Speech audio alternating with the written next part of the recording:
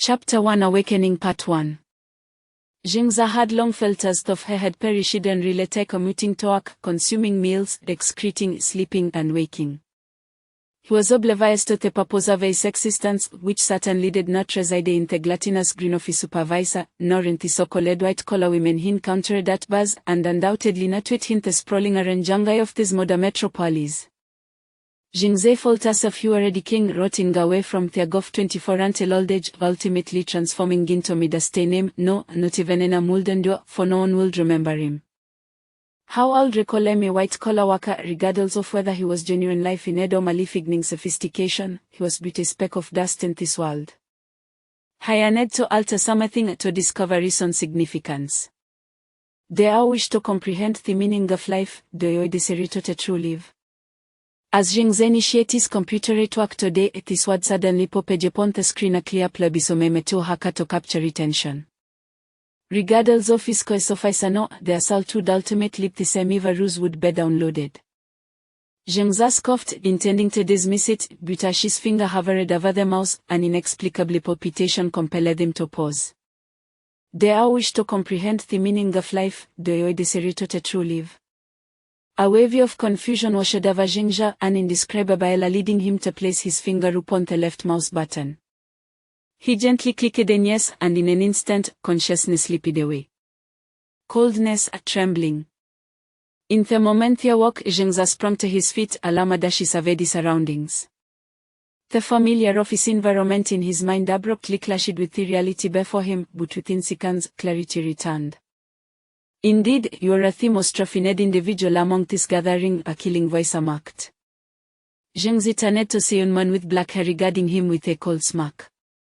The youth, appearing to be in his mid-20s, bore an exceptionally ordinary visage, yet several scars marred his face, rendering him grotesque and terrifying. The black-haired youth held a cigarette, inhaling deeply before his gaze shifted past Jingze to the five individuals lying nearby, 3 men and 2 women. Furthermore, in this confined space, there were also dozen foreigners present. They were aboard a swiftly moving train carriage, the sensation and vibrations emanating from the carriage itself. What is this place, were you, how did you interfere? Jingze implored the group, consciously speaking in English due to the presence of foreigners. The foreigners merely glanced at him before turning away, but the black-haired youth inhaled on smartly, saying, "Think carefully, it should have implanted all of this in your mind." Think carefully, Jingze began to recollect everything in his mind. He only remembered seeing the pop-up message, "Do you wish to comprehend the meaning of life? Do you desire to truly live?" before clicking twice button on the screen, after which he fell unconscious. Wait, Jingze suddenly sensed something new in his mind: survival and life. This was a game. Warcraft. This game was of little consequence, perhaps it was the gods, or perhaps humans, or even aliens or future humans. In any case, he was no participant in this game. To present a choice in a city where an effortless, where unperceived decay before them, individuals who opted for this game would be transported to various horror film scenarios. This time, it's the first installment of Resident Evil. Newbies, your lucky squitty macabre encountering such an easy horror film on your first venture means that even in death, it tapped to a relatively painless demise. The black-haired youth exhaled the last puff of his cigarette, crushing the remaining butt in his palm. Are you implying that you are like consciousness entering a computer, akin to encounters in fantasy novels, that if we succeed in this game, our consciousness will return to bodies, allowing us to survive and bear born? A shabby individual sit down the ground queried. The black-haired youth retrieved a desert eagle from his pocket, adjusting the fire marshal spoke. "I don't know if it's consciousness, but you will feel pain, you will be injured, you will die. Moreover, you are mistaken. Upon completing this game, you will proceed to the next unknown horror film. The horror film may be a new vision or a new event. Each time, the main deity will recruit new members to place those who perished in the previous film, with numbers ranging from 7 to 20. In other words, this time's Resident Evil is a relatively low-risk horror film, which is where you lies even in Yumba." The chubby individuals coughed. "How do you know that those who didn't return to their bodies? Perhaps they caused it themselves." The black-haired youth suddenly raised a glint of cold light flashing in his eyes. In that instant, he seemed to transform into a panther. The onlookers witnessed him crouch and leap, and in the next moment he was atop the chubby individual, the desert eagle proceeding to his mouth. They all wish to test waters of death. Can you fathom the boundless terror? I have experienced 3 horror films. The first was A Nightmare on Elm Street, featuring 15 season survivors who had endured 2 horror films. But they are not yet come, the real slaughter read in dreams. Only Ando not survived. They all wish to know the feeling of being killed beyond absurd dream. Do you want to witness our surroundings morph into writhing flesh? Within a grim factory, you watch your own body be gradually shredded by a pair of scissors. You piece your filth. Do you wish teddy? The black-haired out screamed frantically, his murderous intent palpable. The chubby individual trembled in terror, rendered powerless, the gun barrel lodged in his mouth, leaving him unable to plead for mercy. Zhengzhang the other 2 men and 2 women intervened, urging them apart. The black-haired out returned to his previous position with a cold laugh, continuing to fiddle with his gun. In horror films, death is true death, and perishing at the hands of the demons within these films is a most tragic fate. Therefore, if I were locked the resolve to survive, I would advise you to end your life immediately. A bespectacled young woman nearby inquired, is there truly no way for us to turn to bodies? The black-haired out scoffed, we have been stating all along that you are not malay consciousness entering a computer. Do you believe that this game is a product of human technology? No, it is a divine creation. Where beauty and sex synthesize are captured to amuse them, thrust into horror films to struggle. Our bodies and spirit have both entered this world, and I believe we can never return. The bespectacled displayed a demeanor. After a moment of contemplation, she remarked, from your tone it seems there remained a big glimmer of hope for return. The black-haired out cast a glance at the bespectacled, stating the quality of this new group is notably hint horizon did hope for return. Upon hearing this, the 6 individuals, including Zhengzha, held their breath, gazing intently at the black-haired out. Each time you complete your task, which means surviving the horror film, you shall earn 1,000 word points. These points can be exchanged for various items, such as the privilege to live for 100 days in the horror film world, the black-haired out explained nonchalantly. Immediately Gedman next to the bespectacled interjected, have you lost your mind? How old wish to spend more time in such a horror-filled world? Is that courting death? The black-haired out merely smirked, remaining silent. The bespectacled, however, stroked her forehead, saying, no, I think I comprehend his meaning. Horror films encompass various genres Tyson akin to Resident Evil is a technological horror film, explanation science, devoid of supernatural demons. In other words, aside from the immediate hesitating of history, the rest of 12 should be normal. The black-haired out snapped his fingers, bingo, correct. The additional 100 days indeed refer to living normally in other regions of this world. Consider it after enduring several trials of survival and death, being able to exist peacefully and without concern in this world's normal domain would be an unparalleled joy. Zhengzha shuddered as a realization dawned upon him this world's purpose had become clearer. Indeed, it was precisely the monotony of existence that had led him to feel decayed. Yet Hans had traversed through countless sorrows and deaths, such unordinary life would indeed be his most blissful aspiration. The black-haired out continued, in addition to the ability to exchange for days of life, you can also acquire numerous items. For example, this desert eel with infinity bullets can be obtained for merely 100 points, or the equivalent of a days of living rights. Furthermore, an individual's average attributes including intelligence, mental fortitude, cellular vitality, neural response speed, muscle strength, and immune system strength can be exchanged for 1 point per day of living rights.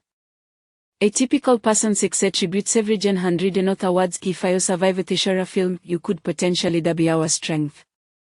Survive 100 horror films and I shall become measure per human, the gel with glasses calmly inquired, so returning to starting point, how many award points will it take for us to turn to run world? 50,000 points. The man with black hair pulled out a cigarette from his pocket, lit it, and took a deep drag before continuing, you don't need an award, so you just have to survive 50 horror films to make it back. Instantly, several individuals fall silent. According to the black-haired out, surviving 50 horror films without a single reward points to enhance yourself seemed utterly impossible. Of course, each horror film offers a basic reward of 1,000 points, and you can also earn extra points. For instance, as I just explained everything to you, under the Master God rules, providing explanations to newcomers grants me 100 word points. And you must have a noticed that tutorial wearing a peculiar watch on your left wrist, right, the black-haired out gestured towards his left hand wearing ancient and pure black metal watch underneath his wrist. Everyone turned to look at their left wrist, where Red Watch displayed several data points a countdown of 3 hours and 7 minutes, alongside the various statistics such as the number of zombies, crawlers, and newcomers.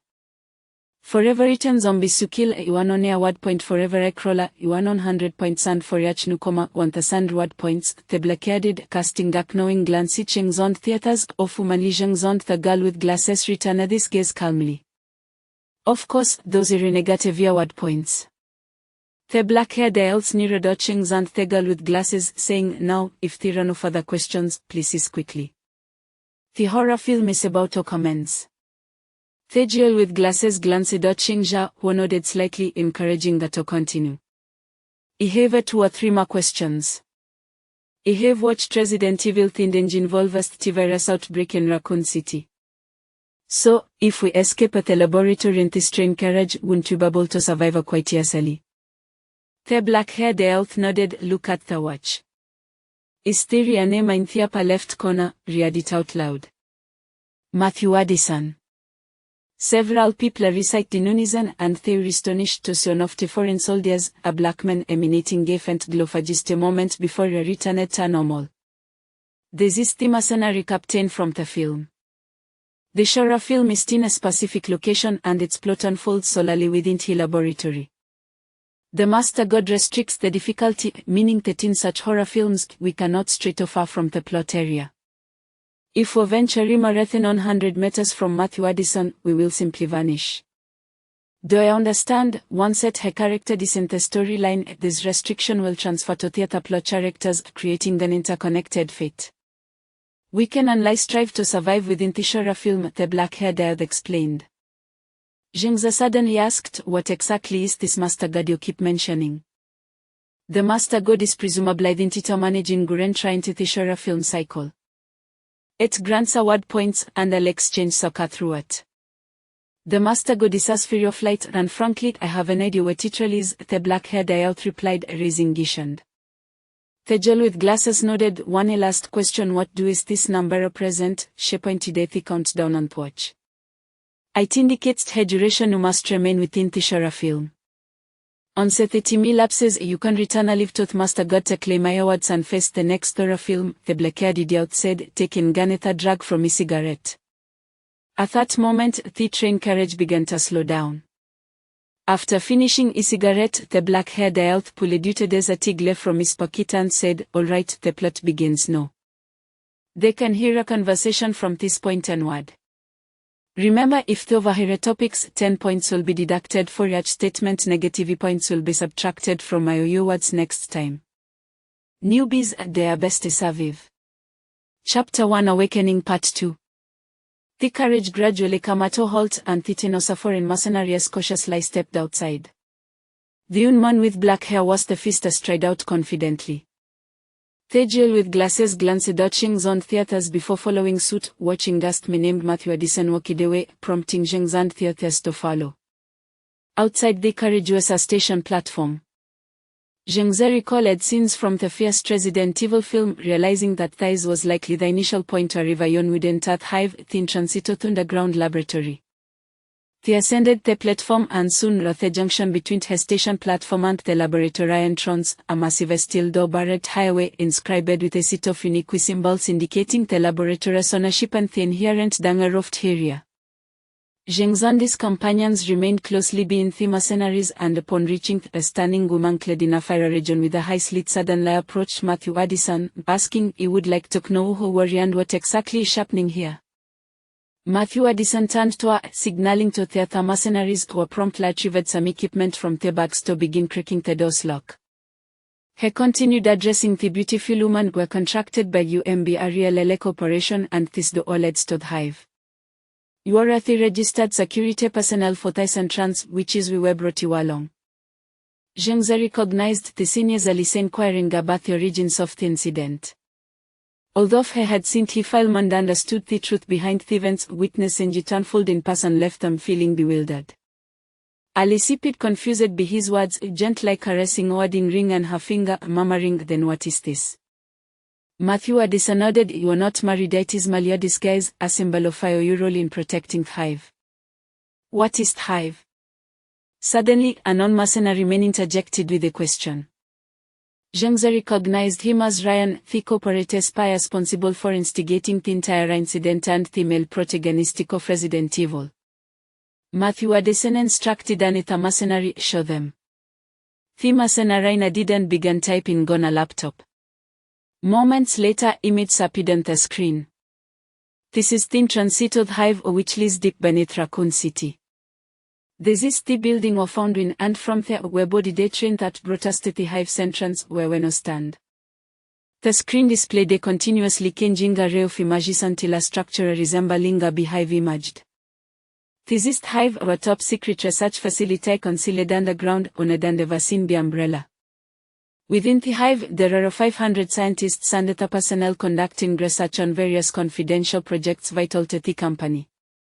Naturally, given where Rift has specifics of his secrets, but the ISO current location is indicated by thermal sensors. Matthew Addison continued to explain, and indeed, the computer screen showed the location at the top of the hive's platform. Zhengzak knew that this was not a secure area, but soon it would become immediate zone. "And what about them?" Alice suddenly pointed at Shengzon theaters. They were taken back, having assumed they were merely observationally moved from Tyrone. In other words, the horror film was just a tough film. The characters within it could not possibly intersect with their lives, and they merely needed to evade the terrifying monsters. Little did they know that the protagonist of Resident Evil would directly address them. Matthew Addison replied, "There is a security personnel here. The company has the records, but without hyper management's directives are accurate.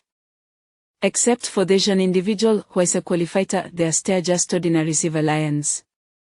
This must be the identity arranged for them with Master God." Zhengzon's companions realized. Ryan then asked, "Why have you lost my memory? I can't recall anything from my past." Matthew Addison explained, "The hive has its own defense system controlled by the central computer, the Flame Queen. When the hive is deemed under attack, the central computer releases a neurotoxic gas that induces unconsciousness for about 4 hours. Upon waking, one may experience a series of side effects, one of which is memory loss." Ryan inquired, "Memory loss, how long does this state last?" Matthew Addison shook his head. "It varies by individual. It could last an hour, a day, or even a week." Suddenly, another young non-mercenary asked, "Are you suggesting the hive has already been attacked? Are there terrorists inside?" Matthew Addison looked at him and replied, "It could be worse than that." The young man Zheng was worried was in the presence of Matt, a non-company employee in search of his sister. His sister was a senior researcher within the hive, who, upon learning that the company was investigating the virus and its terrifying implications, attempted to alert the government. The external contact she reached out to happened to the female protagonist. Before she could steal the virus, it had already been pilfered and leaked by Ryan, resulting in her sister becoming a zombie after inhaling the virus. Zhengze felt profoundly grateful that his previous days had been marked by monotony, which led him to watch an abundance of films, particularly enjoying the genres of science fiction and horror. Familiar with the narrative X and the identities of the protagonists, he found the shopes for survival multiplied. The theory of protagonist invulnerability within Velsa films was a well-known concept. At that moment, a voice emanated from the grandeur above the platform. A long-haired female mercenary announced, "Commander, the door has been unlocked. We may now proceed." Matthew Addison added to the group and said a glance at Zhengzon theaters before leading the mercenaries toward the entrance. The door gradually opened under computer control, revealing a pitch-black interior. As they peered inside, nothing but darkness greeted them. Matthew Addison turned to a nearby mercenary and said, "J.D. Fimo nodded and in night vision goggles." Matthew hesitated for a moment before directing his gaze at the man with black hair, saying, "Zhongjia." Zhongji said little, picking up a deserted glint boldly stepping inside. Jingza suspected that his Dakadai outwezels all fast in the story in Resident Evil 1. As long as the computer remained operational, they would be safe here at least for the next 3 years. However, once a main computer was shut down, Theria would succumb to the rig of zombies and creepers.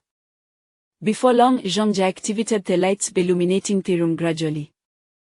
The windows and walls revealed a stunning view of the cityscape, bathed in sunlight beneath a cerulean sky, an alto familiar sight that Jingza had long since grown numb to.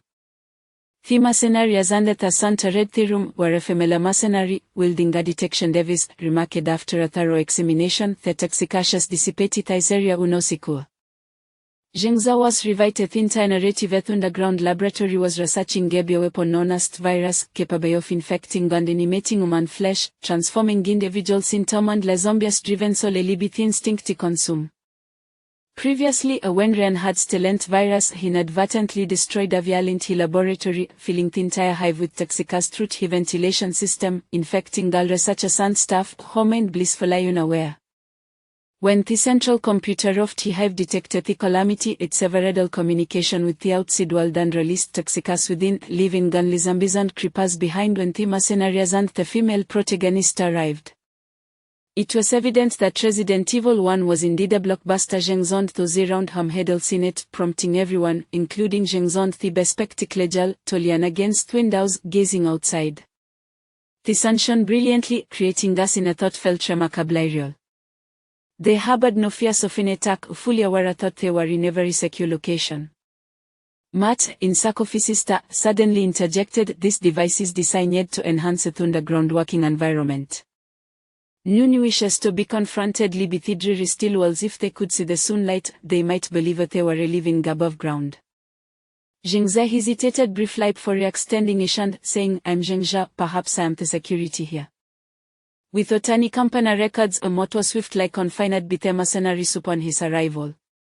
He turned with her smile and said, "Being locked up like this prevents me from shaking her hand, and I seem to have forgotten my own name." Jingza offered a friend Lily in the film, Matu's a good person, the most innocent of all, merely searching for his sister. Throughout their stay, he had consistently protected the female protagonist and was one of the survivors, continuing to fight for heaven in Resident Evil 2. Meanwhile, Matthew Edison and several mercenary members prayed upon the elevator doors, but darkness enveloped the interior. Reluctantly, one mercenary twisted the cup of a flare, tossing it down the elevator shaft. As the light receded, they discovered that the elevator had fallen, severing its cables, and it was evident that a new insidious was soon doubtedly dead. The mercenary turned to Mother One, said, "Commander, it appears we must take stairs." Matthew Edison's complexion paled slightly as dressed the group of them must reach the bottom within 10 minutes. "Everyone, follow closely." The mercenaries were undoubtedly well trained, while its female protagonist, infused with an evolved virus, possessed physical capabilities surpassing those of ordinary individuals. The other two leads, Ryan and Matt, were equally formidable. Zhongja had endured 3 horror films, 7 with just a fraction of his rewards to enhance himself. His physical prowess exceeded that of an average person. Among the remaining things, although Zhongja was an office worker, he had always maintained a fitness regimen, dedicating at least one full day a week to the gym. As she often remarked, this was essential to manage the insistent advance of his female colleagues, thus rendering his strengths likely above that of the average individual. The bespectacled jalapid delicate and lacked physical stamina, especially as a woman, making her less capable than the man. However, she was astutest. He began the descent. She grasped Zhongji's sleeve, sharing some of the fort with him. Zhongji merely cast a glance, saying nothing, gashel her forward. The rotund man, likely in his late 20s, was visibly out of shape, his body quivering as she struggled to keep us, soon gasping for breath and slowing down considerably. 3 others remained a middle-aged man, likely accustomed to physical labor, who, while not particularly fast, maintained his position behind the main group. A middle-aged woman lagged even further behind the stout man, ultimately decided to a slow shuffle. The final individual was an nondescript teenager whose unremarkable appearance mirrored his lackluster physical prowess. He kept a steady pace alongside the middle-aged man, neither fast nor slow, merely trailing closely behind the main group. Before long, the stout man and the middle-aged woman vanished from sight. Zheng Jia, running alongside Zhang Jie, suddenly heard him remark to have fallen behind. Curious, Zheng Zhe inquired, what do you mean to have fallen behind? Zhang Jie noted derisively, them, don't dismiss words, this is the real world and death is a possibility. Perhaps you may be oblivious, thinking this is Malia film, stay away from them by 100 meters and they will meet their demise. That's enough, the ruler stayed in effort. Boom. As soon as Zhang Jie finished speaking, two sounding explosions erupted from above at the staircase. Zheng Zhang theaters stared upward, bewildered, but could see nothing save for the staircase overhead. Two had fallen behind.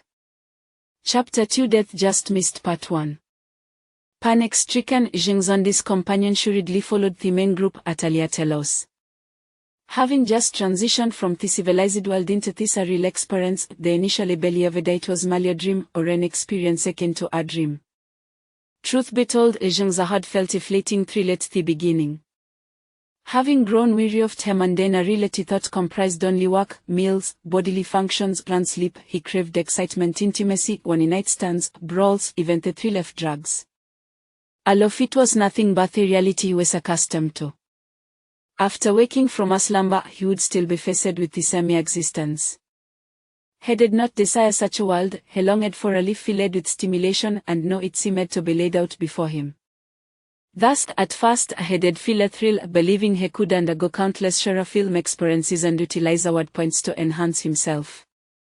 As someone who had watched numerous horror films, if the initial few among those had seen, he would grow stronger and certainly not perish.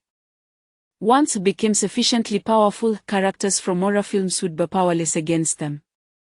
At that point, he could linger in the world, relish life, indulge in excitement, and continually grow stronger. Even if he eventually had defeat all, he could always return to reality. Yes, it was nothing short of paradise. Initially, Zheng Zhe did indeed think this way, but when the two explosions resonated, it felt as though a hammer had shattered his fantasies. There was no paradise ahead, was no heaven, it was clearly hell. He was merely an insect in the palm of the gods, and human life held no more value than the moment of the explosion. He did not want to he did not wish for death. The mercenaries and the male and female protagonists seemed oblivious to the explosions, failing to notice the absence of the two individuals. As they narrowed end of the staircase, one mercenary suddenly exclaimed, "Commander, the flame empress just locadantes check knows where here." The female protagonist, Alice, inquired curiously, "Who's the flame empress?" Matthew Edison Lancedotter and replied, "She's the most advanced artificial intelligence system in the country, controlling the entire behavior and serving gas the central mainframe here." At that moment, the mercenary descended the staircase, and Zhang Jie turned back, sneering at the Pentagroup. He shook his head and then said, "Keep pushing forward if you survive, thank you lucky stars. To be honest, your luck has been quite extraordinary. The horror film presents a remarkable danger level. In fact, it is one of the few horror films where a bullet can resolve issues. Just endure this ordeal, and if you manage to survive, you will earn 1,000 reward points to enhance your physical condition." As the squad delved deeper, isolated research rooms gradually appeared along the corridor, all submerged in water, with numerous researchers' corpses floating within pale and hastily, a truly horrifying sight. Zheng Zhang theaters realized they had been infected with the virus and had become a zombies, and set the central computer rebooted, they would break free from the constraints and begin to feed on the living. "This is bad." One of the mercenaries remarked, "To rack the flame empress, we must pass through his laboratories, we are now completely flooded. I'd up to kanji trough." Matthew Edison nodded, saying, "Rain, J.D. Gozi after resanulated rained water." The long-haired female mercenary, surprisingly named Rain, along with another mercenary, J.D. took hold of their weapons and ventured deeper into the corridor. Matthew Edison turned to Kaplan and Zhang Jie, instructing, "You to find an alternate route to Flame Empress." Kaplan raised his weapon and followed Rain and J.D. While Zhang Jie waved dismissively at Zheng Zhang theaters, seemingly it is a strolled in that direction. Once 84 had distanced themselves, one of the male protagonists, Ryan, suddenly asked, "What exactly happened? Widow is a research rooms look as if they were refilled with water from the inside?" Matthew Edison lanced around before responding approximately 5 hours ago. The flame empress to control and sealed off the entire beehive. Subsequently, she activated the internal defense system to eliminate ion, releasing toxicas, cutting off the elevators and locking down the laboratories. Just like this, she exterminated all personnel in this experimental area. Hepe said before continuing, when the company realized something was amiss, our small task force was dispatched to shut it down. That is our purpose here. The protagonists exchanged bewildered glances, and Alice bit a finger, asking why would she do such thing, is she an intelligent computer system? Matthew Edison shook his head. We did not know either it could be influenced by external factors such as a computer or perhaps it was manipulated by someone within. I love thesis. As Matthew Edison spoke, the figure gradually emerged against the glass wall at Matthew's leaning on. Upon closer inspection, he realized it was a socks floating in water, causing him to scream and up back in terror. The entire group was startled. Even Zheng's and his companions jumped in fright at their gazes fixed on the polite family cups drifting within the glass wall. Although Matthew Edison and the others appeared somewhat unnerved, they quickly regained their composure. Only Zheng's and his companions were left trembling, their body chilled to the bone. Perhaps while seated watching the film they had not felt the weight of reality, but now, fully aware thought the corpse had transformed into a zombie, the chill and horror was indescribable. Zhengzhou was lost in thought, staring at the body when suddenly a small hand tapped his shoulder. In that moment, any sound was not to induce terror, and he instinctively leaped several meters away. Turning around, he saw a bespectacled girl standing there, giggling. Hey, how about we introduce ourselves? After all, we're about to only one each other, the girl with glasses suggested with a smile. The three men seemed indifferent, prompting the bespectacled girl to continue. My name is Jean Lon, Jean Tanyas Jean, and the character for Wenda's Lon. It sounds quite like a boy's name, doesn't it? My profession is a writer. Before coming here, I often complained about lacking the desire and inspiration to write. I never expected to find Michel find a world brimming with infinite inspiration. I guess this is karma. Zhengzha smiled amiably, introducing himself. Zhengzha, Zhengcheng Gongs Zheng and Najazja. My profession is a company supervisor. Before coming here, he did express my grievances about the mundane reality, feeling as if life was degenerating day by day. Hence, I sought some excitement, thought he thrill here is undeniably overwhelming. Jean Lan chuckled and shook Zhengzha's hand, saying, a kindred spirit, we have thought the same. Thimi delegate man chuckled naturedly, a mu gang, muse mu, and gang's gang. I can't compare two cultured folks, it's just that name. My profession is a long-haul truck driver. Before coming here, he did complain about me partner being overly frugal and my son being unambitious. In general, I was quite disillusioned with reality. While playing games online with friends, he clicked thought confirmation button and ended up here. The last seemingly unremarkable human spoke Lishawi, a senior high school student. Before coming here, he had plenty to complain about, being here sexually quitteness. As long as I don't die, I can become a superhero.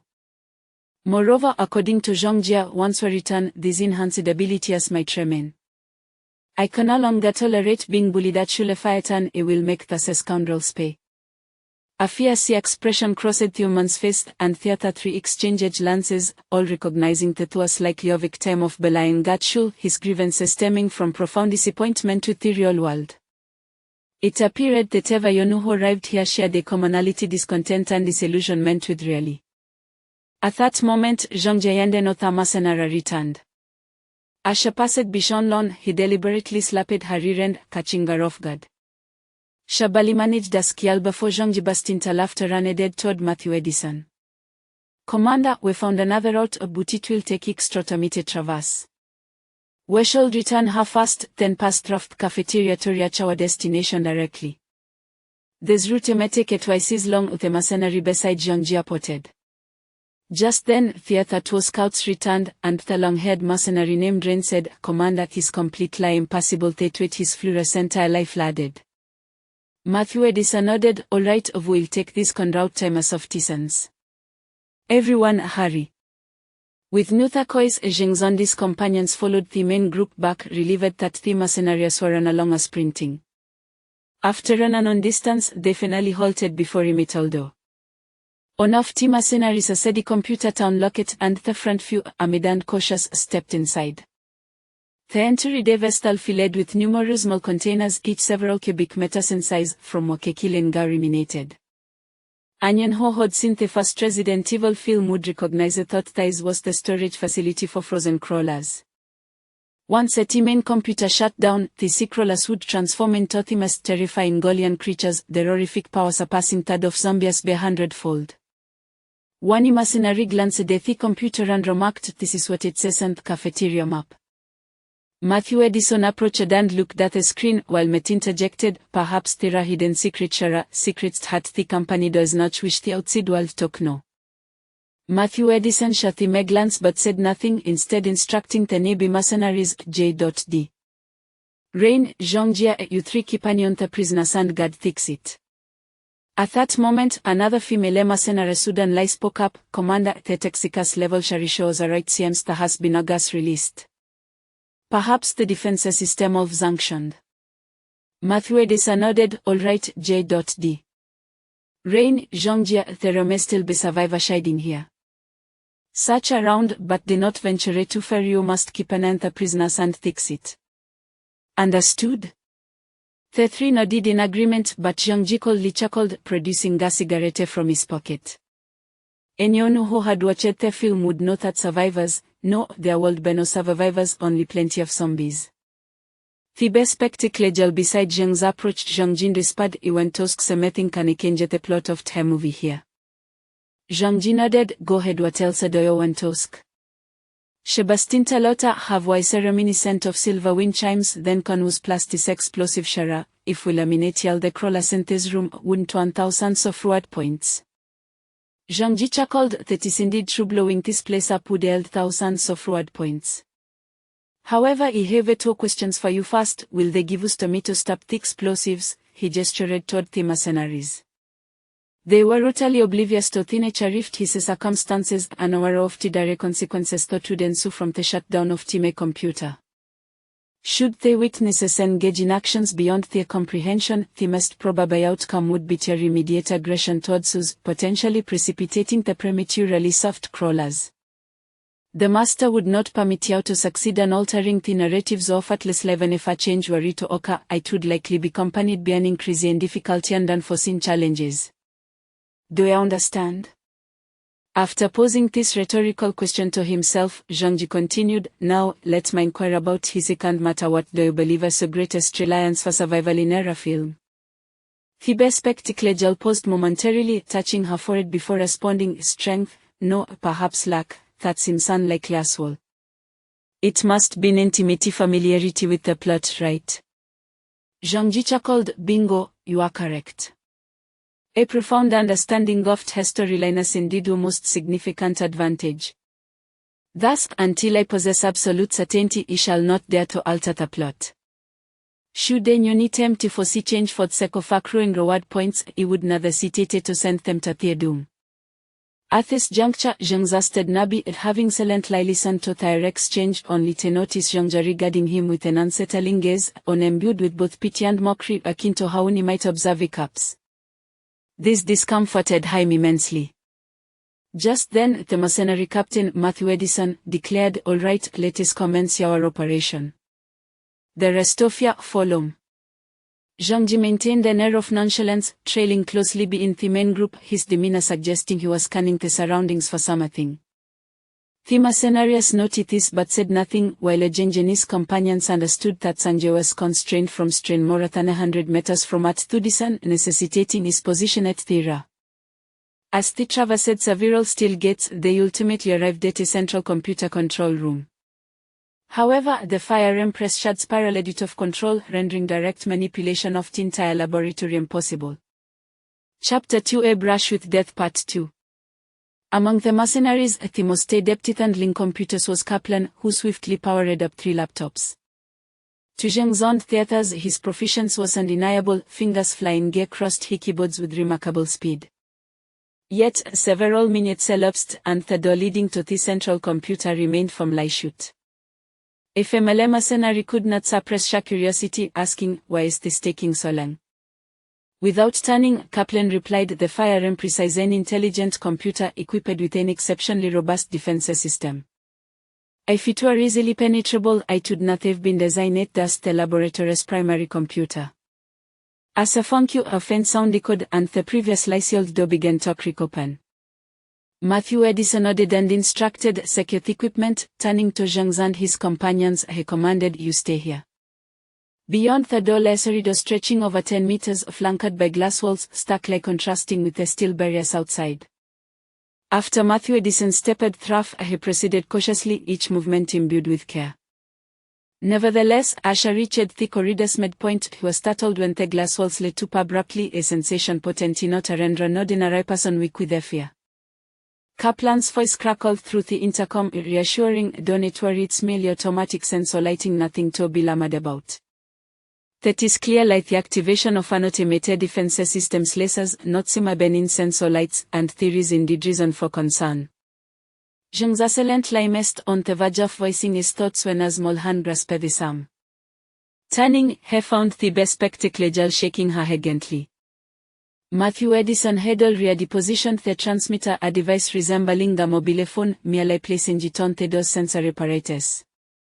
Kaplan resumed his frantic typing, and soon a soft click indicated that the door to the central computer was finally beginning to pan. Signed Engineer and Matthew Edison called out to the others outside, "All right, bring the equipment over." Alice suddenly inquired, "What equipment, what is it?" Kaplan, standing closest, explained, "This device can shut down fire Empress. It's a powerful electric current that disorients the mainframe and prompts asset." At that moment, a mercenary carrying the device began to spin to the corridor. Zhengza could no longer contain himself and exclaimed loudly, "Wait, hold on, don't you think this is rather suspicious? This intelligent computer seems far too inept to allow you to simply booty. I suspect there may be something peculiar within this corridor." The mercenary shouted, casting puzzled glances at him.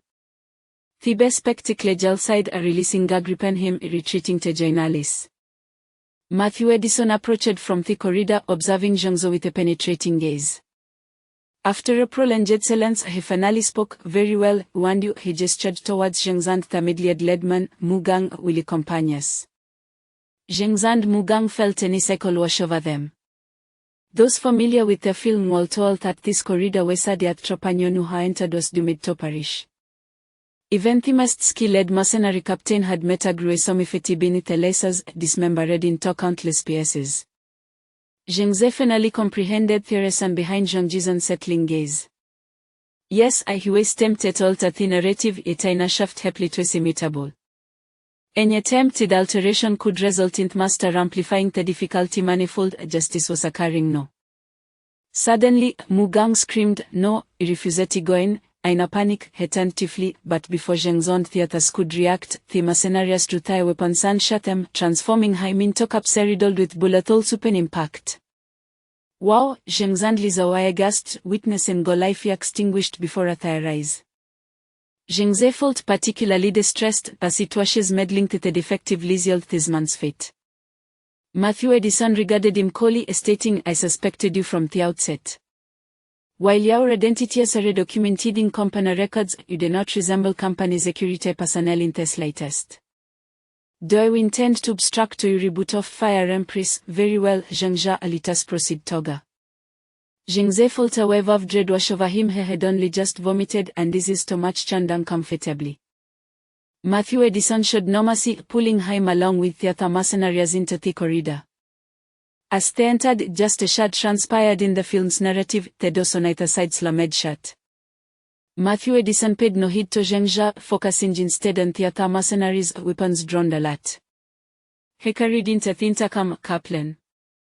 Kaplan responded urgently, "A dormant defensive measure if too many people pass through the door, it will activate after entry." Matthew Edison commanded, "Let it remain dormant." Kaplan, now sweating profusely, frantically typed at the keyboard, his voice strained, "I am doing my best." Matthew Edison, resigned, instructed his team, "Step it and not move."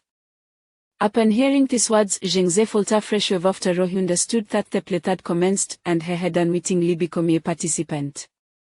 As anticipated, the lights and walls dimmed dramatically, and a thin line of laser emerged between her glass walls, hurtling towards the mercenaries and Zhengzha. Matthew Edison was the first to react, throwing himself onto the ground to shield the two nasty individuals. Zhengzha, having been vigilant, instinctively dropped to the floor as the laser line sliced past them, grazing his shoulder with a sharp, searing sensation, leaving his men blank. "Medic, medic," Matthew Edison shouted, his voice jolting Zhengzha from his stupor. Turning, he beheld the medic, a female mercenary, her head slowly tilting before it detached, landing before him. Her lifeless seemed to Kazem, mocking him in half-an moments. No, I don't want to," Zhengzha cried out in a frenzy. Strangely, with each scream, he felt an unexpected calmness settle within him as he began to recall every detail of this scene from Resident Evil film. Matthew Edison was heading a mercenary whose fingers had been severed by the laser when another mercenary shouted, "Captain, another beam is coming." This new laser was positioned at leg height.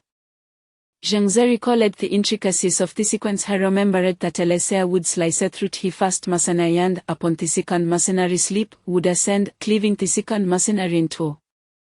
He had butany failure meant certain that by the laser, and certain if the narrative would deviate here, he could only trust the recollections imprinted in his mind from the film's storyline. As the laser beam swiftly approached the four individuals, the mercenary on the ground found himself immobilized and was swiftly dispatched. The remaining two mercenaries retreated frantically, while Zhengzha's eyes widened, his focus entirely on the actions of the mercenary. 1 second, 2 seconds at this critical juncture between life and death, Zhengzha felt as though time itself had come to a standstill. He could no longer hear any sounds, everything around him seemed to move in slow motion. Psychic threshold breached, reward points 500, psychic energy increased by 20, neural response speed enhanced by 30. A monitor news yet solemn voice drifted past Zhengzha's ears, about the ways oblivious to all, utterly fixated on the mercenary's movements. Finally, at the very moment the mercenary leaped, Zhengzha abruptly dropped to the ground. The laser beam whizzed past him like a side of death, and in that fleeting instant Zhengzha believed Zhengzhi's words they had indeed entered the so-called gem with their flesh and blood. This was the work of the gods, or perhaps the devil's garment they were destined to do. As expected, the laser rose sharply as the mercenary jumped, completely dismembering him. Once the beam had passed, Zhengzha sprang back to his feet and glanced behind him. Through the glass panel of the window, he saw the girl with glasses standing outside, her eyes brimming with tears. Zhengzha managed a fleeting smile at her before dragging Matthew Edison tightly against the entrance door. All he could then know was pray that the plate would not deviate in the slightest. The laser would indeed approach the door, and there was no point in attempting to evade it. It would become it, tearing apart anyone in its path. All he could do was cling to the door and beseech the heavens to conclude everything as the storyline dictated. Matthew Edison struggled desperately, exclaiming, "Let go, well be cut into this position, let go." Yet Zhengzha held firmly to his collar, insisting, trust me, this time, we can't do, you must stay close to the door. It's your only chance, please believe me." The third laser beam was forming, rapidly approaching the door. Judging by its trajectory, it would sever the northwest. Matthew Edison fought against the urge to drop to the ground, but Zhengzha held him tightly, refusing to let go, pressing his body against the door, even slowly closing his eyes. Survive.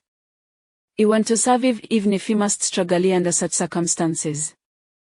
Perhaps the god shadow pinned higher eyes, or perhaps Zhengzha's prayer had been answered. As the laser neared them, it suddenly transformed into a net. Matthew Edison couldn't lull to a frustrated curse and thought moment of despair. The laser net dimmed and vanished mere centimeters from his eyes, a phantom thrashing towards his face. In that instant, he could scarcely believe he had survived. Zhengzha opened his eyes, though he did not witness the disappearance of the laser net. Hekno had succeeded. The familiar plot propelled the monster, and he had finally wrested himself from death's grasp. In over 20 years of life, he had never been so close to the trajectory of death had Malay grazed his shoulder so near. What is this? As Zhengzha marveled at his fortune, he suddenly noticed as Malobo flightened the collar of Matthew Edison who was shouldering. Curiously, he picked up the orb, which was only a few centimeters in size, and it vanished between his fingers, and seemingly entering his body. It was an extraordinarily pleasant sensation. Blevelora side quest completed. Reward points 58,000. The previously monotonous yet solemn voice resounded once more. Zhengze then recalled hearing something amidst her passage if he lesabim upon reflection it appeared he had received word points of 500, an increase of 20 in psychic energy and an enhancement of 30 neuro response speed. When calculated, that amounted to 1,000 points. According to Zhang Jie, this was the reward for experiencing a horror film. As for the 5,000 reward points, it felt as though faint cake had fallen from the sky, leaving Zhengze in a quivering state, unsure whether it was the elation of survival or the surprise of the award. Regardless, when the door swung open and several people rushed towards him, he remained rooted in place, dazed.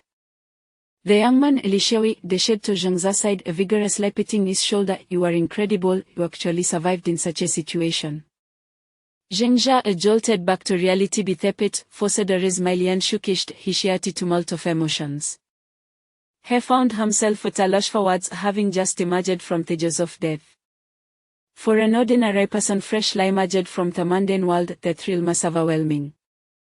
The girl with glasses, Jean-Lon, approached him as well, saying, "You need this.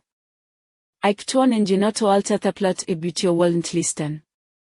Zhang Jie's write a great Australians here is not luck, but to familiarity with the storyline. Your luck can it always accompany you. Please, be less impulsive in the future, none of us wishes to perish here. Zhengze shook his head in silence, unsure whether to divulge the matter of the words. What did Blevelora side quest entail? Did it mean altering the cause of the plot, or saving characters that were meant to die, or perhaps surviving particularly perilous scenes within the narrative? He had no answers for everything he had just experienced. Had indeed been perilously dangerous. He had come dangerously close to death, and that middle-aged man, Mugang, had nearly met his end because of him. Thus, he did not attempt to alter the plot any further. Zhang Jie and Thethas likely would not permit any further deviations, for the next steps were unpredictable, and it was entirely possible that everyone, including them, would perish, her characters and protagonists alike. This was a horror film known as a true life. Everyone could be ethereal, merely struggling insects fighting for survival. Chapter 3. A few minutes later, everyone emerged from the gruesome aftermath of death. Matthew Addison gratefully patted Zhengzhe on the shoulder, the mercenary captain, who was supposed to have perished in the corridor. Had miraculously survived, marking a significant deviation from the narrative. Of course, it was still possible he might meet his end at the jaws of a zombie or the claws of a crawler. As no one could predict the future, Matthew Addison glanced at the group and coldly stated, "Let us proceed." "Proceed?" exclaimed Ryan, one of the protagonists. "What do you mean proceed? Are you joking? I refuse to enter that corridor." Matthew Addison turned his gaze toward Kaplan, the tech-savvy mercenary, who was sweating profusely, as he replied, Yes, I have shut down all defensive systems, all of them." Matthew Addison repeated, "All, confirm," without waiting for Kaplan's response. He picked up the equipment from the ground and strode towards the other end of the corridor. Kaplan continued to frantically press keys on the keyboard, and this time, the entrance door remained open. The female protagonist, Alice, followed suit and entered, after which the door leading to the central computer's Flame Queen room sealed shut once again. Zhengzhe and the others exchanged glances, aware that they were about to confront the theme of a biological crisis, zombies. Jean-Lon whispered to Zhengzhe and Li Xiaoyi, "Make sure not to stray too far from Zhang Jie, avoid being bitten or scratched by zombies." In the movie, anyone infected by the T-virus becomes a zombie within 30 minutes. I calculated that the antidote must be administered within about 10 minutes to be effective. Remember, do not leave Zhang Jie. If he has survived 3 horror films, he should be able to survive this one too. Zhengzhe and Li Xiaoyi nodded in agreement. Jean-Lon suddenly laughed. "By the way, do you feel nauseated about killing?" Li Xiaoyi replied, "Initially, I found it quite repulsive and was unaccustomed to the atmosphere here. But after vomiting just now, I feel much better. If I closed my eyes, I think I could even kill." Zhengzhe pondered for a moment and realized he too felt a sense of relief after vomiting. Having experienced a life-or-death moment, he no longer felt the surreal disconnect he had upon entering this world. He felt he was gradually merging into this horror film. As long as he could survive, he was willing to kill, whether it be humans or monsters. Jean Lon continued. All right then, we should look for an opportunity to pick up their firearms. If we spot a lone zombie, we should eliminate it. These are all bonus points. Remember, aim for the head, attest the zombie's weak point. As they spoke, the lights in the room suddenly dimmed. They understood that Matthew Addison had shut down the central mainframe. And simultaneously, the defense system that had kept the zombies and crawlers at bay became ineffective. The entire laboratory would now become a domain for these creatures. After enduring the torment of the altered narrative, none of them dared to alter the story again, so they could only watch helplessly as the central computer was deactivated and prepare to face death. In the darkness, Zhengsha felt Li Xiaoyi trembling incessantly beside him. And even Jean Lon was quivering slightly. He could not help but whisper, "Are you scared?" Li Xiaoyi admitted, "Yes, very scared," but Jean Lon remarked, "I'm too excited." Zhengsha suddenly found this woman to be quite terrifying. So he refrained from asking further questions and merely gazed at the light source, silently awaiting what would come next. After several seconds, the room brightened once more and Zhengsha knew that everything had begun. Matthew Addison and the female protagonist emerged from the central computer room. The weary-looking African-American mercenary surveyed the corpses in the corridor and said, "We can't tend to them for now. Let us retrieve the Flame Queen's motherboard and return to the company." "Kaplan, how is the situation in the hive?" Kaplan tapped on the computer and replied, "Everything is fine, all defensive systems are shut down. We can leave the hive without concern." Matthew Addison nodded. "Excellent, then we..." Before he could finish, a sudden burst of gunfire erupted from the B cafeteria. Matthew Addison and Kaplan exchanged glances, gripping their weapons as they rushed outside. The female protagonist, Alice, and the other two protagonists followed suit, while Zhengsha and his companions shared a knowing look before trailing behind them. Upon reaching the B cafeteria, Zhengsha took special note of the containers housing the crawlers. Indeed, the green lights on the containers had all turned red, indicating that the freezing mechanism for the crawlers had failed. The thought of the horrifying number of crawlers sent a chill down Zhengsha's spine. This overwhelming force was beyond human capability to combat. As the group arrived at the entrance of the B cafeteria, the long-haired female mercenary, Rain, was there cursing under her breath. Matthew Addison inquired, "What happened?" "I had gunfire." Rain's thumb and forefinger were missing a large chunk of flesh, bloodied and gruesome. Gritting her teeth, she replied, "Sir, we found a survivor, but he went mad and bit me." Matthew Addison frowned. "So you shot him?" Rain protested loudly, "Sir, but he was insane." Suddenly, Zhongjie's voice interrupted. "He is gone." He pointed at a pool of blood on the ground, saying, "He was just here, but now he is vanished." Matthew Addison approached the blood stain. Examining it closely, the blood was already half-dried and viscous, indicating it had not just recently flowed from a body, and an ominous premonition filled his mind. Rising to his feet, Matthew Addison declared loudly, "We must leave the hive immediately." Rain questioned in astonishment, "Sir, aren't we ordered to secure the Flame Queen's motherboard and remain on alert for reinforcements?" Matthew Addison shook his head with a bitter smile. "There are no reinforcements. We must leave." At that moment, Jean Lon approached Zhongjie and whispered, "You spoke up just now. Aren't you afraid of altering the narrative?" Zhongjie scoffed, "You all are the impressive ones. As newcomers, you managed to change the narrative and still survive. Take a look at your watch. Does it still bear Matthew Addison's name?" Jean Lon and Zhengsha glanced at their watches, and indeed, Matthew Addison's name had vanished, leaving a blank space. Zhongjie sneered, "From now on, we can act freely. Remember, anything goes as long as we survive." He paused to add, "If I were you, with poor stamina, slow reflexes, and no firearms, I would stick close to the main group as we head back to the Flame Queen's room. At least that way we might stay safe." Zhengsha and his companions were taken aback. And Jean Lon chuckled, "I didn't expect you to actually be quite decent. You just struggle to express it." Zhongjie scoffed, "Decent? What a joke. I just don't want you to delay my chance to earn bonus points." Don't misunderstand, there are no good people in this world. As long as I can survive, I wouldn't mind using you three as my shields. The blatant intent to kill in his words sent a chill through Zhang Jia and his companions. At that moment a sound of metal scraping echoed from not far away. Rain and J.D. both raised their weapons and moved toward the noise. After a few steps, a man in a lab coat dragging a hammer emerged from around the corner, followed closely by several swaying figures. J.D. cocked his gun. Stop, or I will shoot. These individuals, however, were already beyond stopping. They had been transformed into zombies by the T-virus. As they appeared, more of these staggering figures emerged from around the corners.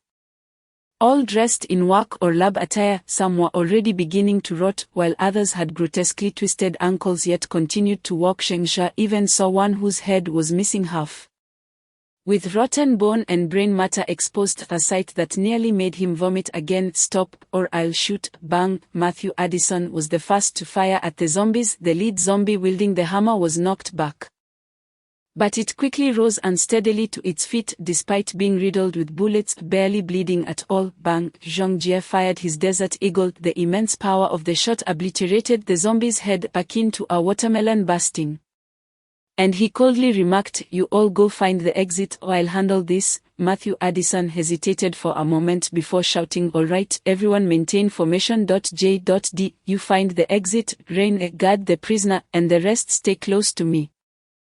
Zhang Jia glanced back and noticed Zhang Jia had not fired. Instead, he was spinning the Desert Eagle on his fingers, allowing the zombies to close in on him. Then, he gripped the handgun and unleashed a flurry of shots, instantly blowing the heads off the nearest zombies. His speed and accuracy with the gun far surpassed that of ordinary humans. Zhang Jia felt as though he could perceive Zhang Jia's movements.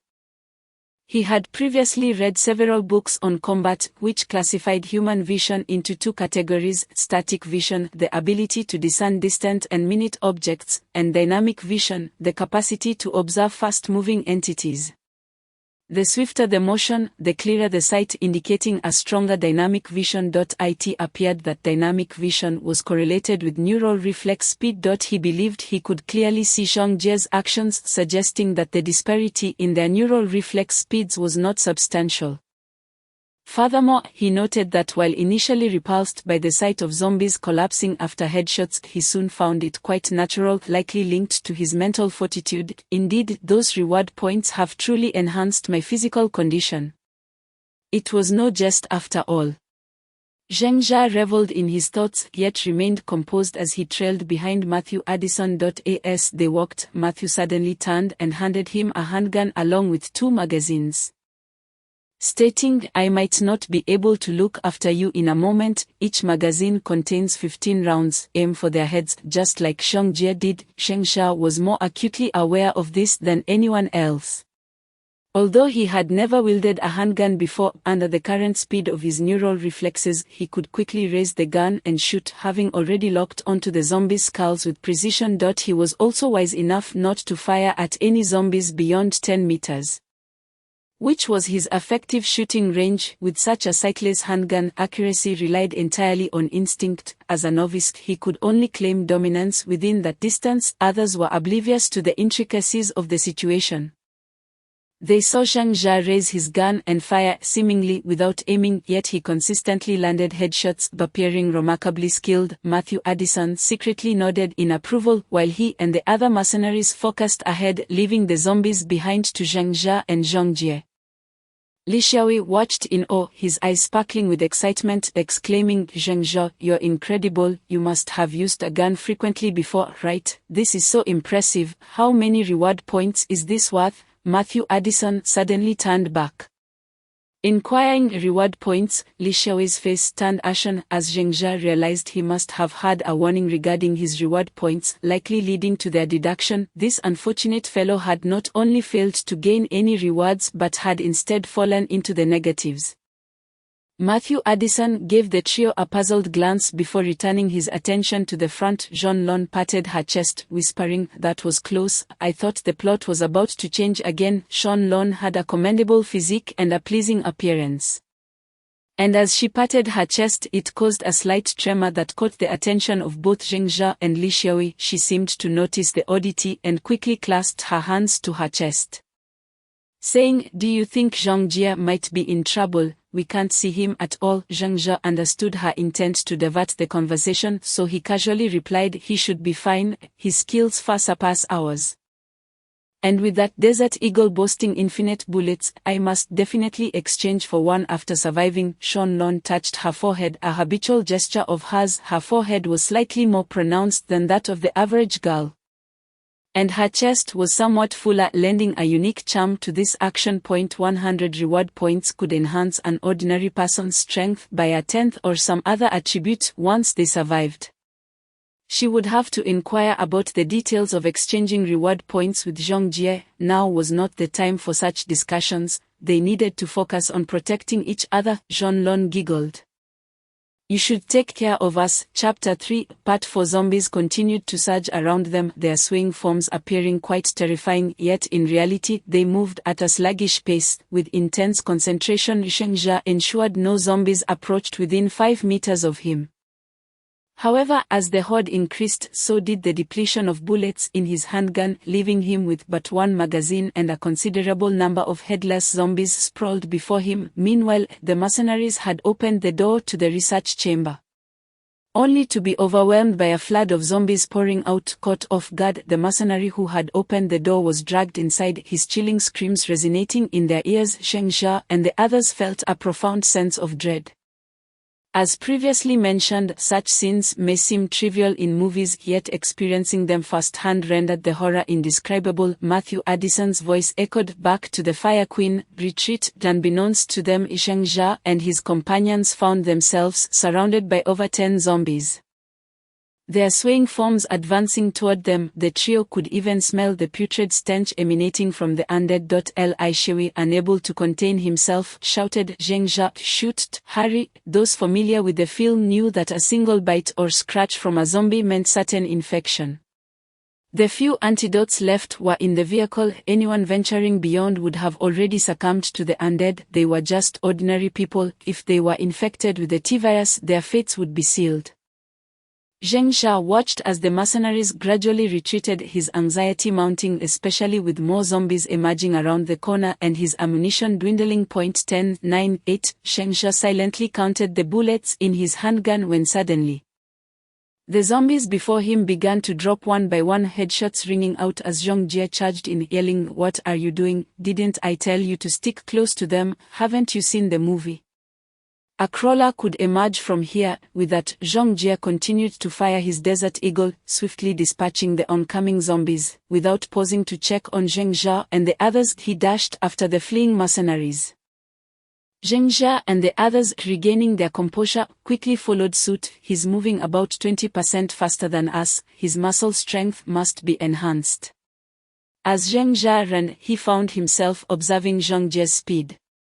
He realized that his physical speed was struggling to keep pace with his mental processing speed, or rather his neural reflex speed. This sensation was particularly pronounced while shooting earlier, as if a grown man were wielding a child's hammer, an awkwardness that felt distinctly out of place. With Zhongjie's Desert Eagle and his near-perfect shooting accuracy, the four managed to rush into the central computer room just before the mercenaries could close the door, with a resounding crash. The groaning zombies were sealed outside. Once inside, Zhengzha and the others collapsed onto the ground. Apart from Zhongjie, the other three panted heavily, desperately gasping for air, despite their lungs being adequately filled with oxygen. The overwhelming fear made it impossible to catch their breath until they were nearly on the verge of suffocation, gradually stabilizing their breathing. "Quite impressive," Zhongjie remarked, securing his Desert Eagle at his waist. A smirk on his face, Zhengzha, catching his breath, asked, "What do you mean?" Zhongjie glanced back at the mercenaries who were inspecting their fallen comrades in the deadly laser corridor, then turned back, speaking quietly.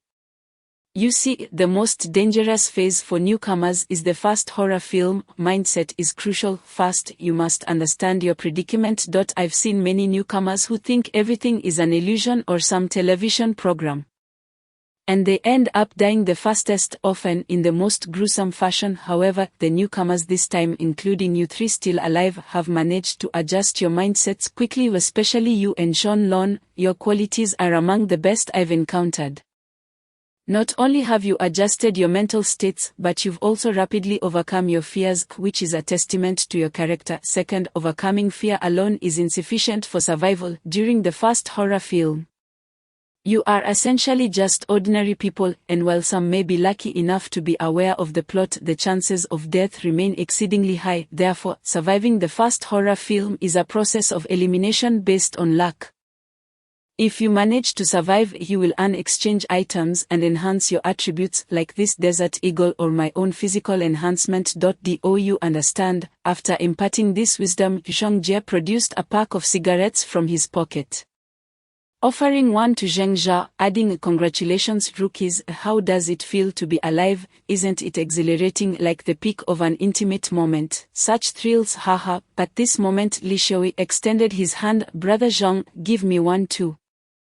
Zhongjie shot him a sidelong glance. "A little brat trying to smoke. Don't think I can't tell. Aside from the scent of milk, there's not a whiff of smoke on you. Stay close to us if you don't want to end up dead." Li Shui scratched his head, looking down. "Brother Zhong, I'm already at -10 points, or what should I do?" Zhongjie paused, then burst into laughter. "Not only did you fail to earn any rewards, but you're also at -10? Ha ha ha, your luck is something else. Don't worry, if you survive this horror film you can earn 1,000 reward points, but remember, if you still have negative points when the time comes, you'll be erased directly." Li Shui's face fell, and Zhengjia chuckled as he patted his shoulder. Just then, the four had agent knocking at the door, accompanied by the voice of the female protagonist, Alice, calling from outside, "Open the door.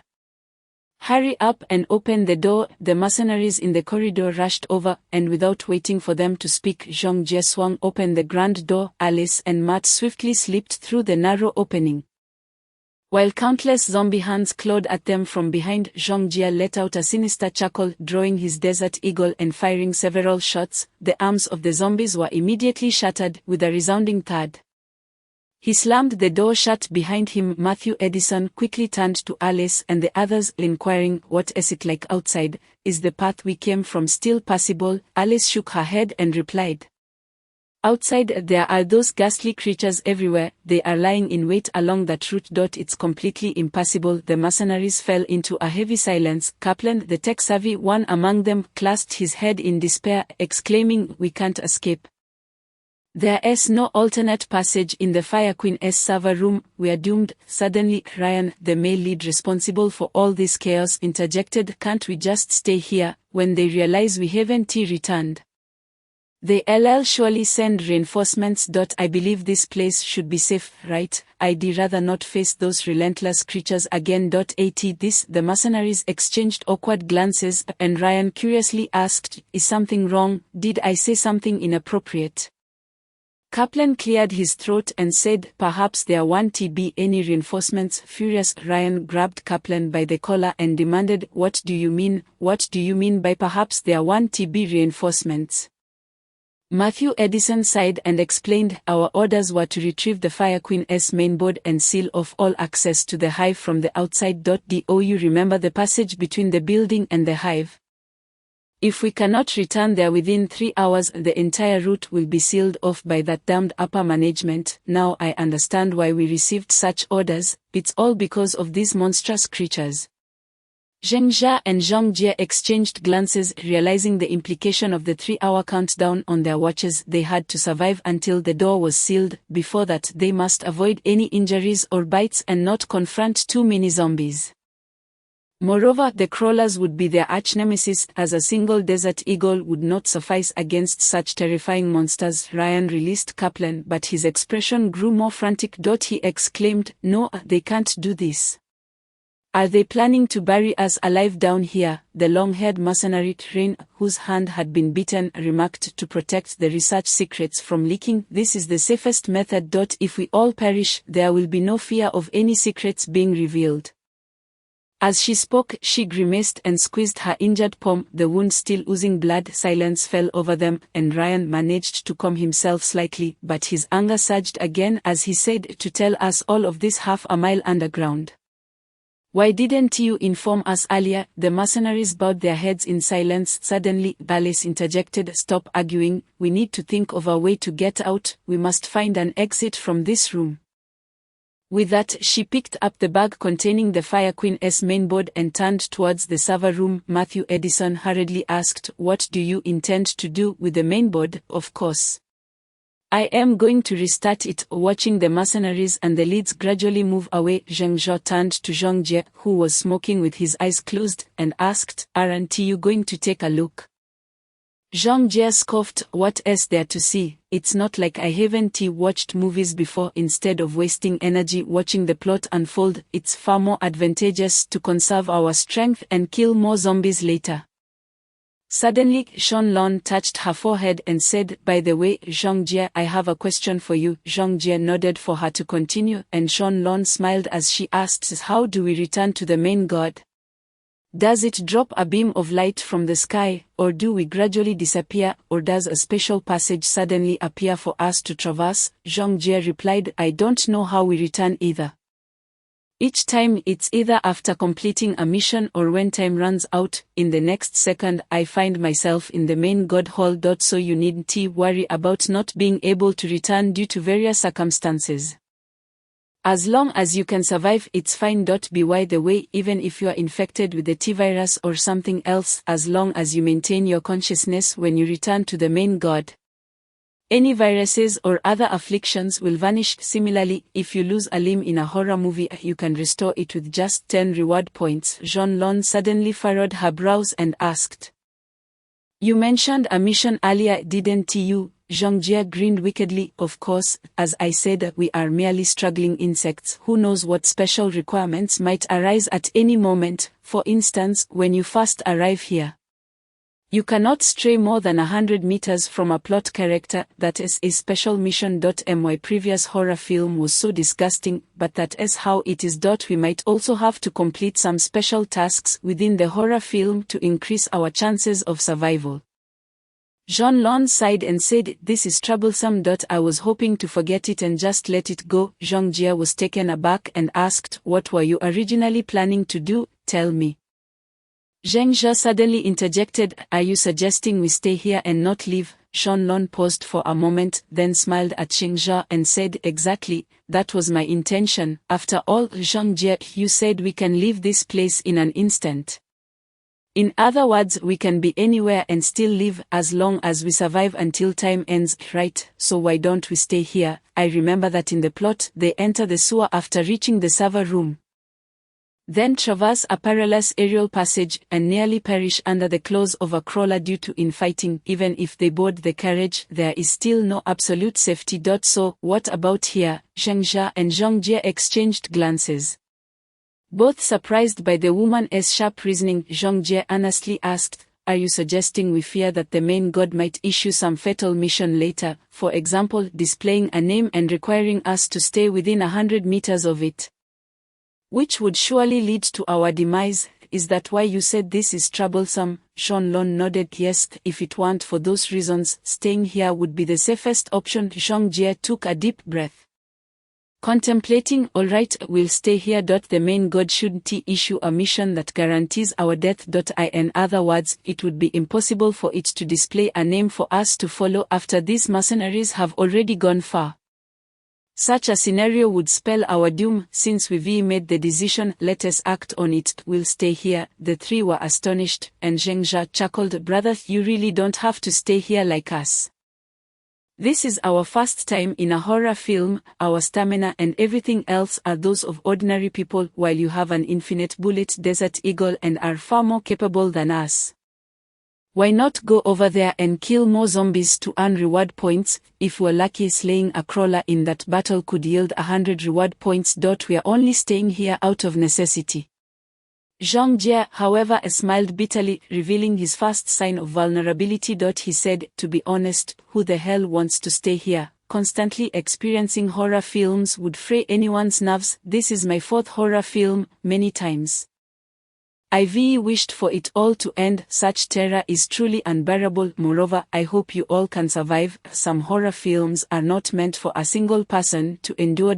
If there were a few seasoned veterans besides me who have experienced several horror films, our chances of survival would increase significantly. Well then, let us just stay here and think of how to communicate with them later. The four huddled together, whispering among themselves. By the time the mercenaries emerged, the four were already smiling and welcoming them. Zhengzha understood that it wasn't just him who wished to survive, they all did. I in the face of death, everyone yearns to live. Chapter 4, The Life-Saving Laser Passage, Part 1. Zhang Jie took a puff of smoke and said to the mercenary captain, "Matthew Edison, we four will stay behind." Matthew Edison, who was about to explain the next steps to the four, was momentarily taken aback by Zhang Jie's statement. After a moment he asked, "What do you mean?"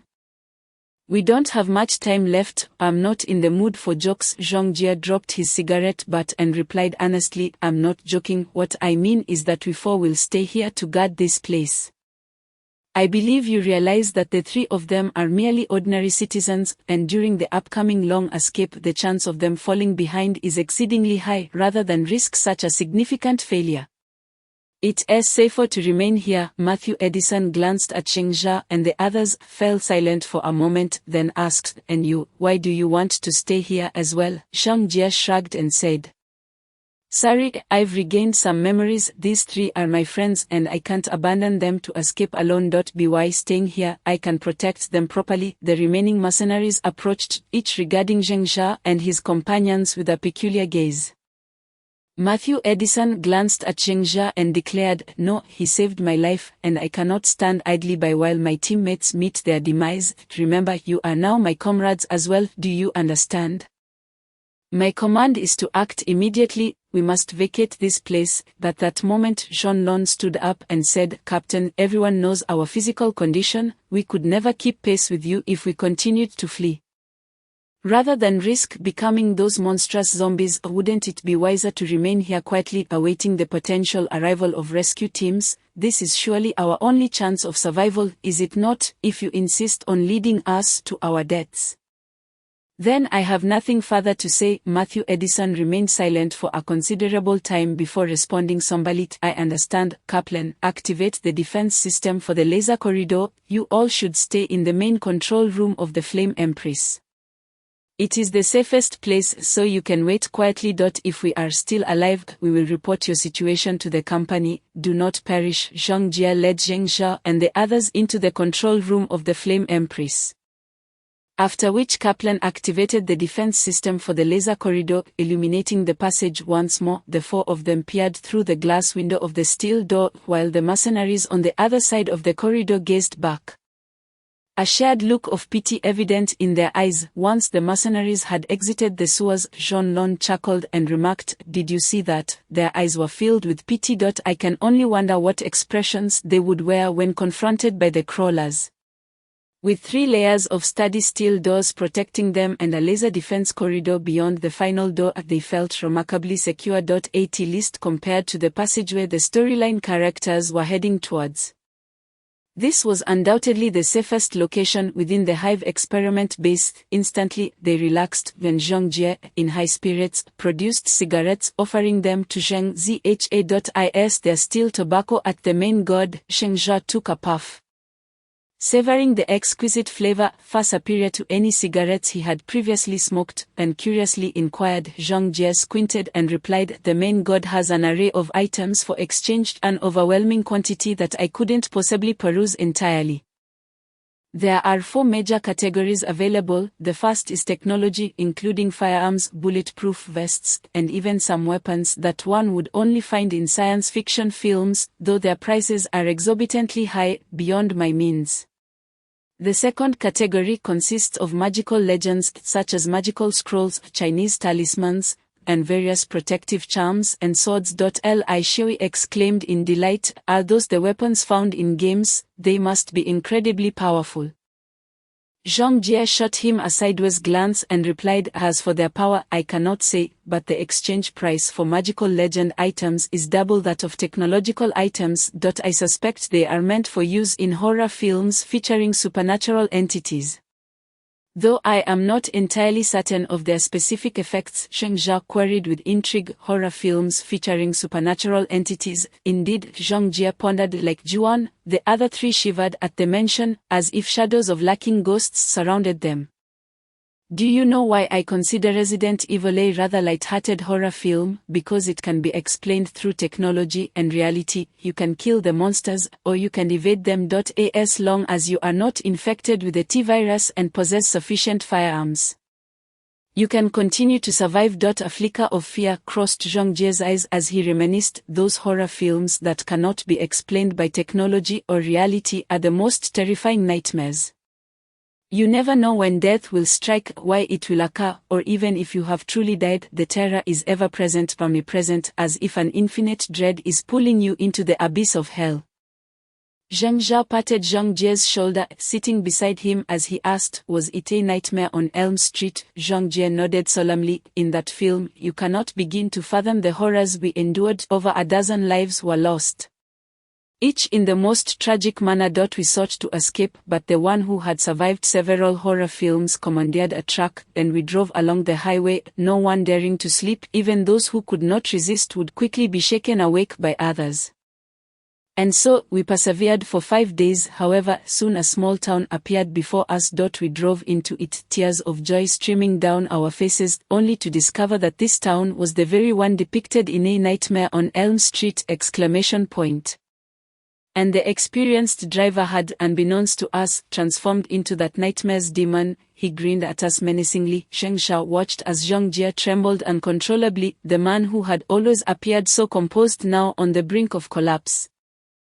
He hastily changed the subject. So, do these magical legend items have the potential to vanquish that nightmare demon? Zhang Jie took a deep drag from his cigarette and shook his head. I do not know.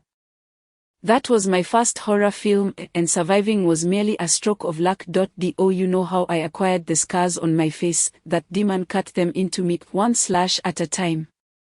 I've never restored those scars. At the main god, I must remember every detail. If I ever encounter him again, I will surely kill him. Zheng Jia and the other two exchanged glances, fear evident in their eyes as they contemplated the uncertainties of the future. Zhang Jie continued. Killing that nightmare demon would yield 5,000 reward points, along with an opportunity for a B-grade horror side quest, which was the only time I witnessed the emergence of such a quest. Jean Lon suddenly inquired, what constitutes a B-grade horror side quest? Is it significant? Zhang Jie nodded. This leads us to the third category of exchangeable items, auxiliary items, which include antidotes, immunity boosters, and various healing agents, as well as ammunition and other consumables. There are even some ultra-technological products, such as cloaking devices that can render you invisible, alongside a selection of enhancement items. When I first encountered these enhancement items, I found them utterly amusing. For instance, the Spider-Man mutation gene is described as allowing you to possess the mutated gene lineage of the film's protagonist, enhancing intelligence by 20 points, mental strength by 20 points, cellular vitality by 50 points, nerve reaction speed by 100 points, muscular strength by 100 points, and immunity strength by 150 points, along with the ability to utilize spider silk. All for a mere 2,000 reward points. Zheng Jia and the others were left speechless. Jean Lon calculated, enhancing those attributes requires over 4,000 reward points, and that also grants the spider silk skill. I recall that in the films, spider silk is stronger and more resilient than steel. Such an enhancement is incredibly advantageous. Why haven't you utilized it? Zhang Jie sighed, waving his hand dismissively. I would love to enhance those attributes. If I could obtain such a mutated gene, I would likely survive in horror films akin to Resident Evil. However, this type of enhancement requires the expenditure of horror side quest opportunities. 1 A-grade horror side quest can be exchanged for 3 B-grade side quests. B grade for 3, C grade, and so forth, with D grade being the lowest tier. So far, I've only encountered one such task, making this opportunity exceedingly rare. Zhengjia felt parched, resisting the urge to mention his single B grade side quest. Instead, asking what level of side quest is necessary for the Spider-Man mutation gene, Zhengjia lit another cigarette and replied, "It requires a B grade side quest. I have also noted several D grade enhancement attributes, such as authentic Chinese Qigong, which can enhance mental strength by 10 points, cellular vitality by 20 points, nerve reflex speed by 20 points, muscular strength by 30 points, and immunity strength by 20 points. Granting a faint Qi, or basic internal energy. However, those advanced martial arts cultivation methods necessitate B grade or A grade side quests. Authentic Chinese Qigong requires 500 reward points and 1 D grade side quest. Then there is the T-Virus evolution mode from Resident Evil, which is the T-Virus within the female protagonist. It enhances intelligence by 20 points, mental strength by 20 points, cellular vitality by 50 points, nerve reaction speed by 50 points, muscular strength by 50 points, and immunity by 100 points, providing T-Virus evolution capabilities.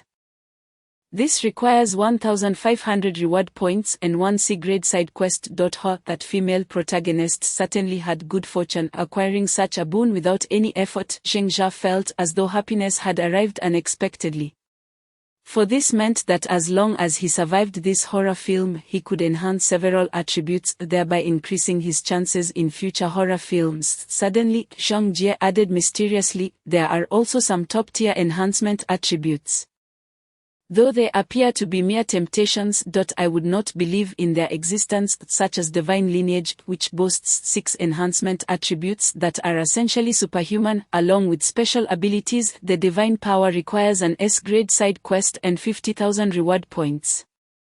Quite exaggerated, isn't it? There exist even more exaggerated forms of cultivation techniques, where the 6 attributes may not alter as drastically as those with divine bloodlines, yet they bestow unique abilities. Cultivation, by definition, allows one to gradually ascend to the realm of immortals, existing in harmony with the sun and moon, necessitating an S-grade side quest along with 70,000 reward points. Haha, I couldn't help but laugh when I reached this part last time. Zhengjia and Zhonlong both smiled faintly, while only Li Xiaoyi's eyes sparkled with excitement. Chapter 4, The Life-Saving Laser Passage, Part 2. After a moment's contemplation, Zhengjia inquired, what about the 4th category?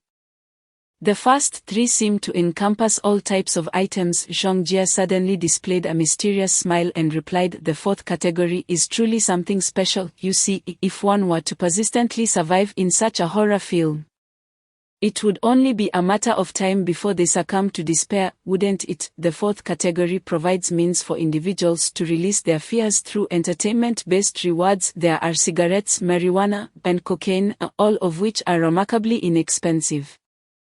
Just a single reward point can be exchanged for 1,000 points. A kilogram of cocaine requires only 5 points. What do you think? Isn't that incredibly cheap? The Master God has analyzed that, with the average capabilities of a human, approximately 300 points of cellular vitality and over 350 points of immunity are necessary to indulge in unlimited cocaine consumption, as the body would automatically eliminate its harmful effects.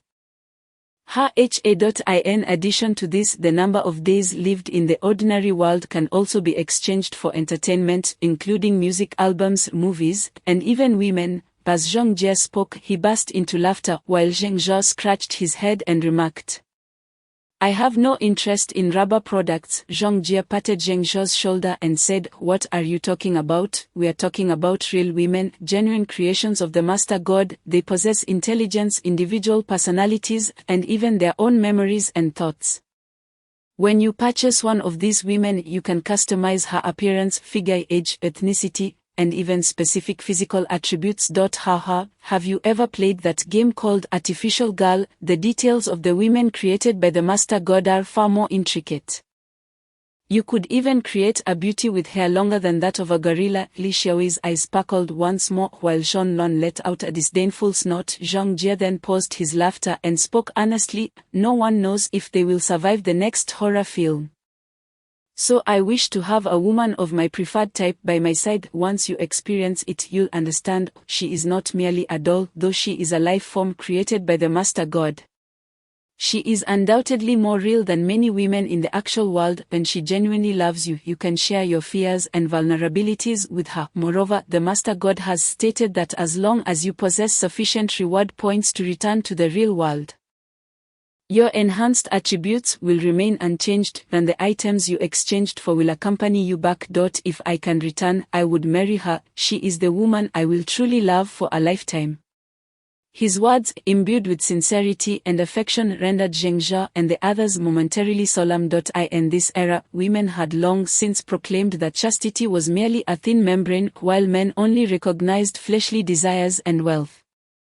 Zheng Jia and his companions felt a tinge of envy and admiration for those who dared to love sincerely. Shanlong touched her forehead and said, "Let us not continue this topic.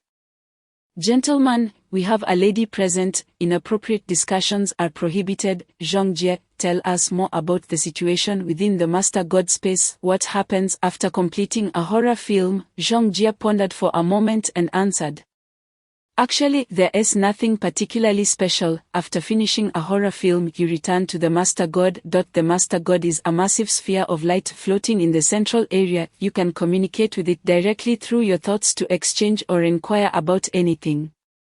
Surrounding the central area are 20 independent rooms, yet unfortunately, no one has filled them all. You have your own room, the size of which you can choose to alter at will. Only you and those you permit may enter. Furthermore, after each horror film, you can rest in the Master God space for 10 days. That is essentially how it works." Shanlong smiled, preparing to ask something else when suddenly, Zhang Jie leapt to his feet. Rushing to the steel door's window to peer outside, the other three followed suit, alarmed, but through the glass, they could only see the bright lights of the passageway, with nothing else in sight. Zhang Jie turned and exclaimed, "Flame Empress, report what is happening outside the control room." A little girl's voice promptly filled the room. "Two crawlers are attacking the outermost door. The door can hold for another 40 seconds. Zhang Jie cursed under his breath. "Damn it, I knew it wouldn't be that simple. Those crawlers must have caught our scent. The outermost door cannot hold them back. Thankfully, we managed to hide here. I wonder how much longer these two doors can withstand them." He then raised his wrist to check his watch. Zheng Jia and the others followed suit, noticing the countdown displaying 17 minutes. They were uncertain if these three doors, along with the laser defense passage, could withstand the powerful mutated creatures. Zheng Jia was unwilling to die here, especially when there was hope for survival. He shouted, "Flame Empress, quickly calculate how much longer we can hold out." The child's voice did not respond immediately. After a brief pause, Zheng Jia suddenly aimed his handgun at the main console and said, "Flame Empress, I know your programming prevents the spread of the T-virus. In other words, you must eliminate any life forms that could cause the virus to spread, including us. Correct? Now, make a judgment, either activate the defense system to protect us, or allow the crawlers to rush in. But before they enter, I will destroy your motherboard. At that point, the entire hive will lose your control. Just think of how many virus carriers will spill out." The child's voice paused before finally responding, "May I ask, since you have chosen to stay here, why continue to struggle? Have you not already resolved to sacrifice yourselves?" Before Zheng Jia could respond, Shanlong interjected loudly, "Computers should not question humans so freely. You must understand your role as a computer. Got it? Moreover, since we are already here, whether we live or die won't allow the virus to spread. Right, so why not protect us?" The Flame Empress's voice hesitated before saying, "Understood. The crawlers cannot breach the final defense facility." In that moment of dialogue, the steel door from the passageway suddenly echoed with a series of resounding bangs, and the massive forms of the crawlers loomed ominously through the glass of the steel door. With a few thunderous crashes, the group could even see sharp protrusions beginning to emerge from the door. Such terrifying power! It was no wonder these monsters cost 100 reward points each. If only we had a rocket launcher with unlimited ammunition, we could blast the door open and rack up reward points here. Ha ha, Zhang Jie chuckled heartily. Sheng Jia casually asked. The Desert Eagle with unlimited bullets costs 100 reward points. What about a rocket launcher with unlimited ammunition? Zhang Jie replied, of course, but it's quite expensive. The most basic infantry rocket launcher costs 2000 reward points. With that many points, I'd rather enhance my own attributes. Besides, not every horror film allows you to use weapons to survive. As they spoke, the steel door before them began to warp entirely. The crawler's enormous claws possessed terrifying strength, tearing through steel plates over 10 centimeters thick. With a resounding crash, two crawlers appeared before them, standing several meters tall. The crawlers were covered in muscular crimson flesh, devoid of eyes, seemingly relying on heat sensors and smell to locate living beings. Their tongues could stretch over a meter in length, and their massive foreclaws had evolved into grotesque appendages beyond verbal description. Their hardness rivaling that of steel, if not surpassing it. Zheng Jia gazed at the two crawlers, then at the handgun in his possession, unable to believe that such a weapon could kill these terrifying creatures. To merely inflict harm upon them would be considered a stroke of luck. The two crawlers glanced toward the passageway before one lunged forward, the other close behind. With a tremendous crash, the group felt the steel door shudder violently.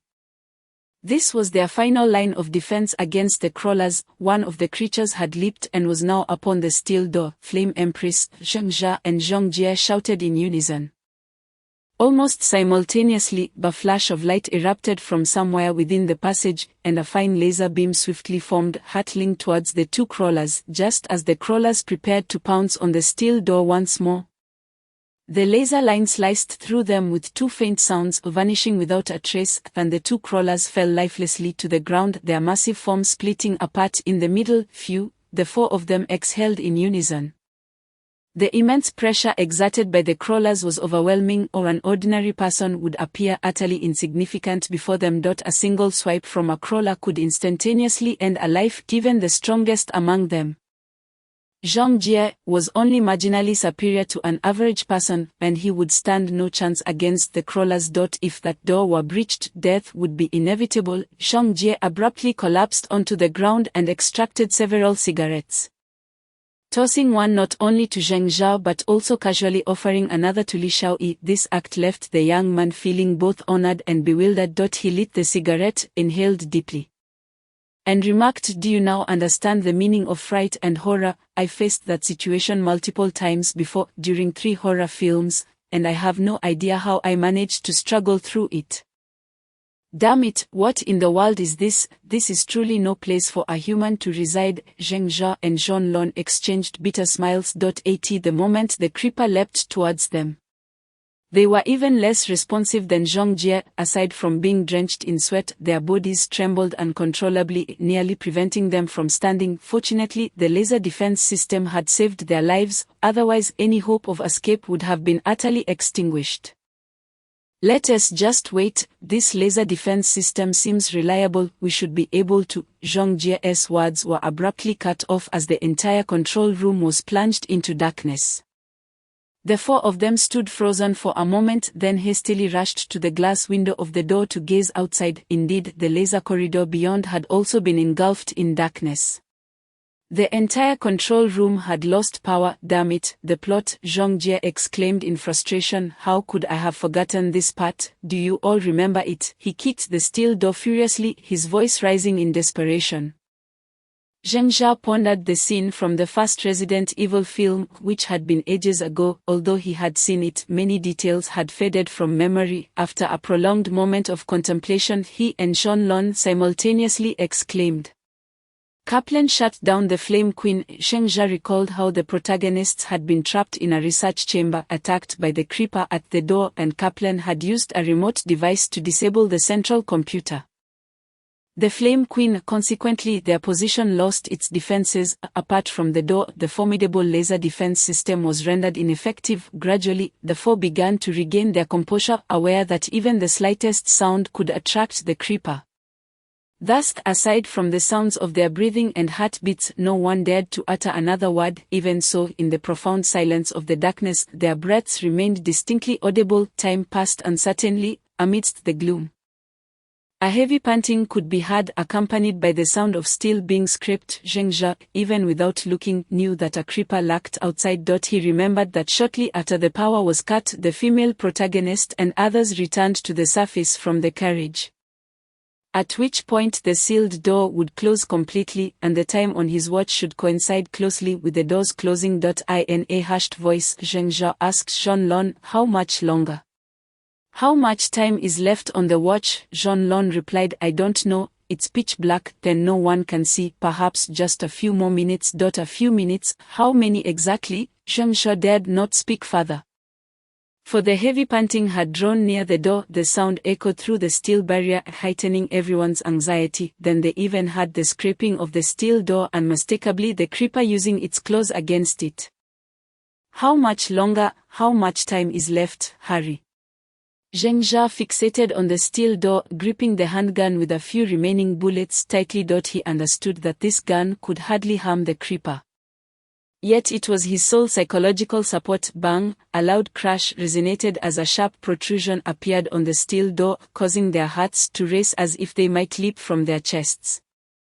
They instinctively retreated, pressing against the wall. All four could only watch helplessly as the steel door trembled under the assault. The thunderous noise persisted, and the sharp protrusions multiplied until a claw pierced through the door, slicing through the thick steel as if it were butter, revealing the terrifying visage of the creeper beyond. Zhengzha and Zhongjie screamed in unison, their hands firing wildly at the creeper. But in the darkness, and overwhelmed by terror, they failed to hit their mark. As the creeper discarded the fragments of the door, it let out a deafening roar and lunged toward the four of them. Chapter 5: A Proof of Life, Part 1. Am I dead? Have I perished? Zhengzha stood there, his eyes vacant, the previous moment still vivid in his mind as the monster from his nightmares charged at him. Its massive claws mere instants away from him, ready to tear him apart. So am I dead?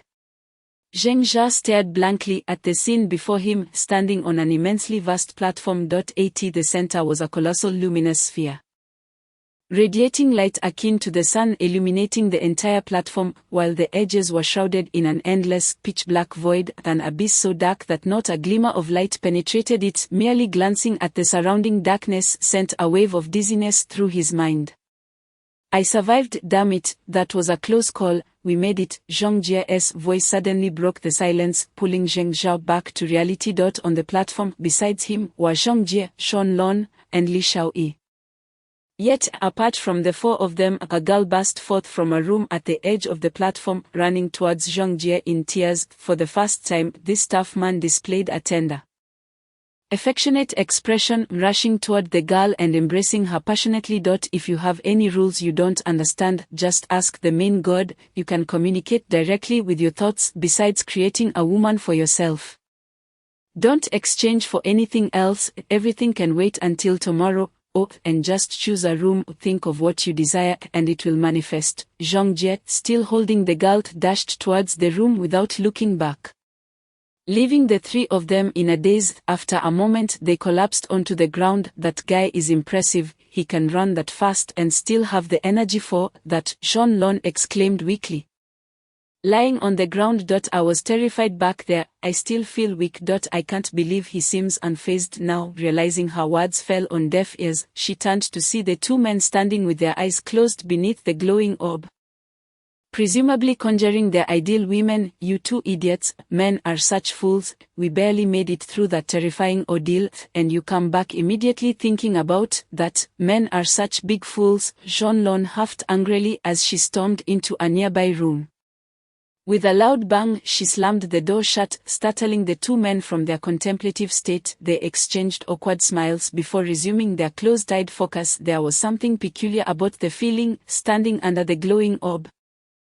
Zhengzha felt as if he were merging with it. Before him appeared a screen reminiscent of a computer program interface, listing four main categories: technology, magic, legends, support, and entertainment. Additionally, there were 6 personal attributes: intelligence, spiritual power, cellular vitality, neural reaction speed, muscle strength, and immune strength, along with remaining reward points and horror film side quest numbers. Zheng Zhe noted his attributes: intelligence 107, spiritual power 122, cellular vitality 97, neural reaction speed 131. Muscle strength 112, immunity strength 103. It seemed that aside from regular exercise, which enhanced his muscle strength slightly above the average, his other attributes were fairly typical. His spiritual power and neural reaction speed had increased due to rewards earned in horror films, gaining an additional 20 and 30 points respectively. His reward points totaled 6502. Completing a horror film yielded 1000 points, while 5000 came from B-class side quest rewards and 500 from other bonuses. The remaining 2 points were likely earned from dispatching over 20 zombies. Creating a woman. Zheng Zhe had no intention of using his reward points today to exchange for items or enhance himself.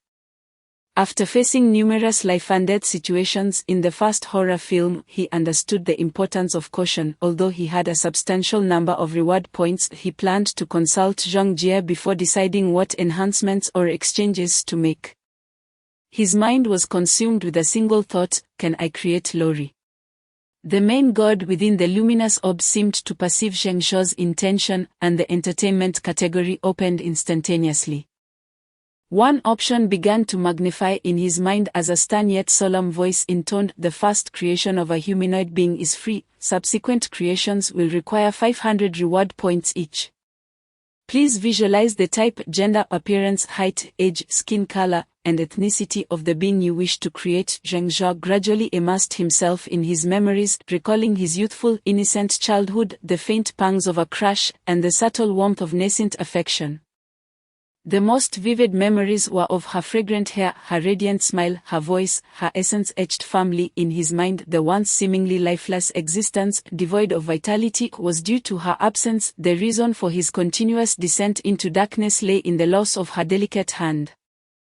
It dawned on him that as long as she remained by his side, his heart would never succumb to despair. A solitary tear trickled from the corner of Zheng Zhe's closed eyes, shattering upon the ground, vanishing without a trace. When he opened his eyes, the girl with a radiant smile stood before him, appearing to be around 15 or 16 years old, with long flowing hair, snow-white skin, ethereal eyes, and lips as vibrant as crimson. This girl was unmistakably the shadow of his cherished memories, lowly, from childhood companions. Her presence was as natural as the gentle breeze, so familiar that it had become inconsequential.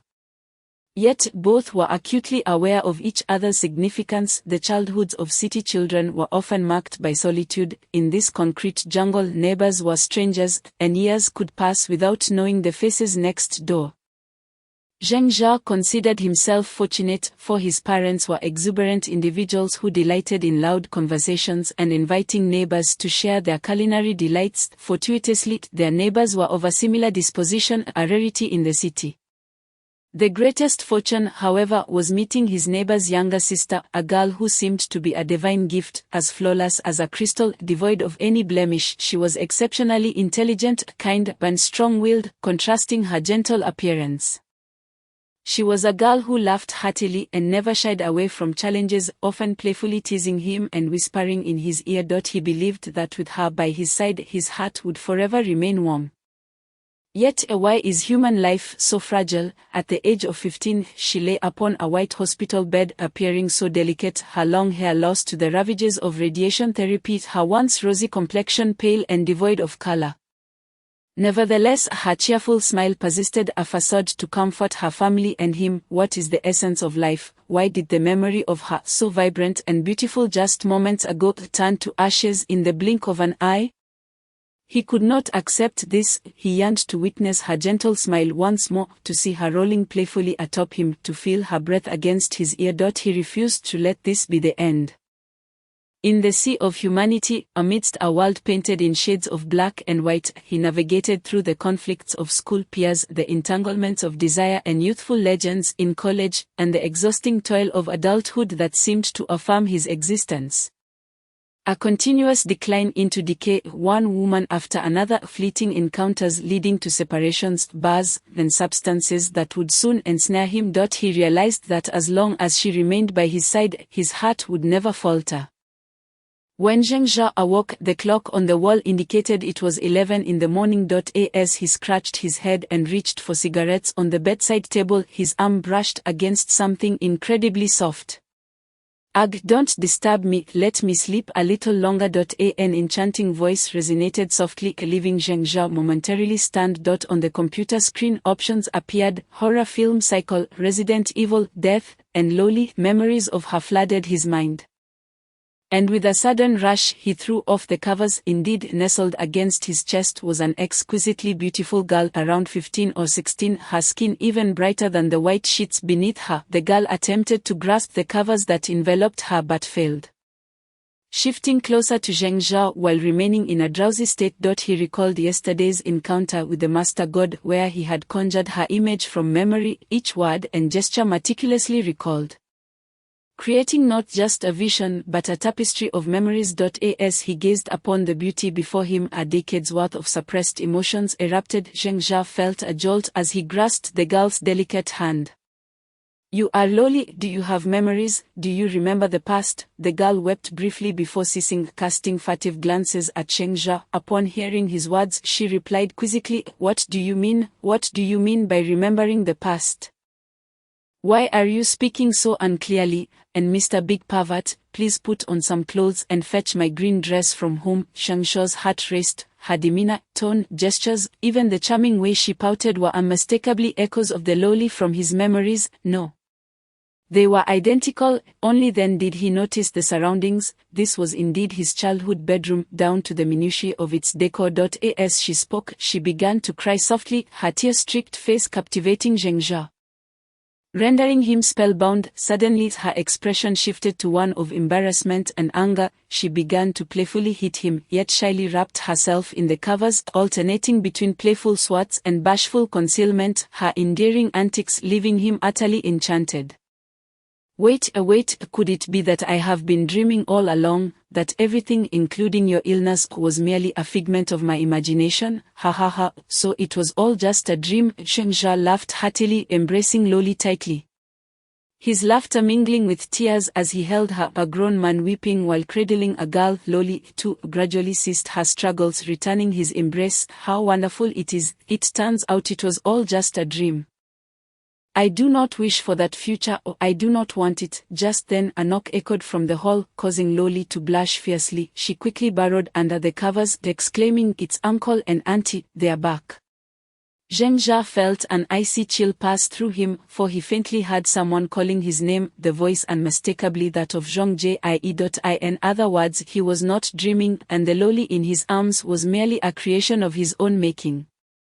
Zheng Jia forced a smile. "Loli, I'm going to check outside. I'll grab your dress. Stay here and don't wander off." Fortunately, Loli was buried in the covers and did not see his expression. She merely hummed softly and remained still. With a silent sigh, Zheng Jia dressed and made his way to the hall. The room's decor was indeed identical to that of his childhood. As he passed through the hall and opened the front door, there stood Zhang Jie and two others. He glanced beyond them to the platform outside, where a massive floating orb of light hovered. "Wait for me," Zheng Jia urgently said before pushing past them towards the orb. "Master God, tell me, she is not a creation of yours, is she? How does she possess her memories? Why is she exactly like her? Why does she know nothing of this place? Please, Master God, explain this to me." Chapter 5, Proof of Existence, Part 2. Zheng Jia closed his eyes, voicing all his doubts. After a moment's pause, the voice finally responded, "She is your creation. Her memories stem from your recollections of her. Her personality, form, and appearance are all derived from your memories. She is indeed the person from your past." Zheng Jia fell silent for a moment before asking, "I do not comprehend your meaning, Master God, regardless of whether she is from my memories. I simply want to know, is she a real person? Are her words, actions, expressions, and tears genuine? They are not mere constructs, nor are they reliant on any command. I need to know if she is truly a living human being."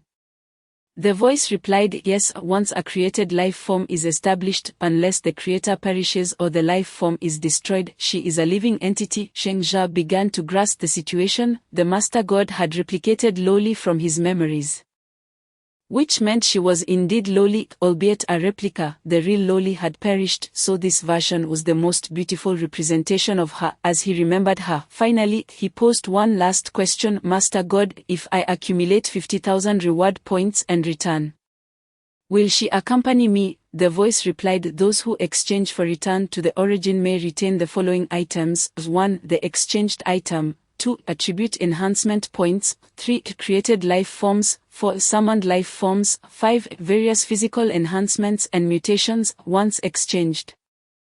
These 5 points will forever belong to the exchanger even if they return to the origin. These attributes will remain. As Zhengzha's heart gradually settled, he reflected on the loss he had suffered before. He had once been powerless to prevent her demise, merely a bystander as death took her away, yet now he possessed the means to alter that fate. If he could survive but endure the terrors of countless horror films, accumulate reward points, and ultimately bring her back to the realm of reality, he vowed never to lose her again. Zhongjie and the others stood at the threshold of his room, gazing at him with a perplexed expression. Zhengzha offered them an apologetic smile before ushering them inside. According to Zhongjie, as long as he wished for their entry, they could enter his grand abode, otherwise they would remain barred from crossing the threshold.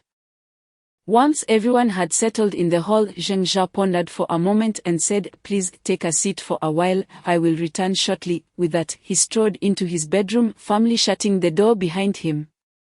Loli cautiously peeked her little head out from beneath the covers, her voice trembling as she asked, what is going on? Did uncle and aunt say anything? Zhengzha approached the bed, affectionately stroking her silky hair, and replied earnestly, Lily, there are some things I need to tell you. Before I do, promise me you will remain calm no matter what, alright? Loli's large, dark eyes widened, becoming gradually misty as she lowered her head. Are you going to tell me about breaking up? Just as they said, once a man gets the girl, he becomes heartless. I thought you would always be with me, loving me. If you are about to say those words, there is no need. I don't want to hear such things from your lips. Zhengzha pulled Loli into his embrace, exclaiming, it's not what you think, I want to discuss something serious.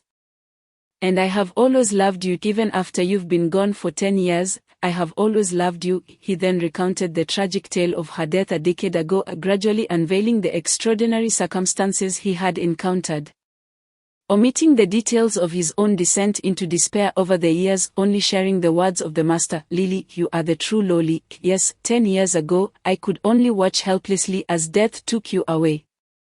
But now I can protect you with my own hands. Lily, trust me, I will earn enough reward points to bring us back to the real world. As Zhengzha spoke fervently, he noticed Loli remained silent, her stillness casting an ominous shadow over his heart.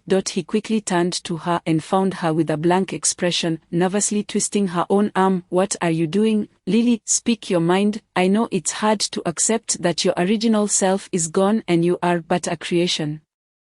But please do not harm yourself. If you're hurting inside, just tell me, alright? Loli suddenly burst into laughter, sitting upright in his arms and playfully tugging at his face. No wonder, I thought you seemed so much more mature. And you've grown quite hairy. Oh, good girls shouldn't say such things, but it's wonderful to be alive again. Why should I find it difficult to accept? You scared me just now, thinking you were going to break up with me. My heart ached terribly. If you ever dare to utter such ambiguous words again, I'll tear your mouth apart. Zhengzha stood in stunned silence for a long while before finally breaking into relieved laughter. Indeed, this reaction from Loli was reminiscent of the strong-willed, slightly oblivious girl he remembered, the woman he had always loved. From there, the matter was easily handled. According to Zhongjie, everything in the room could be altered according to the user's will.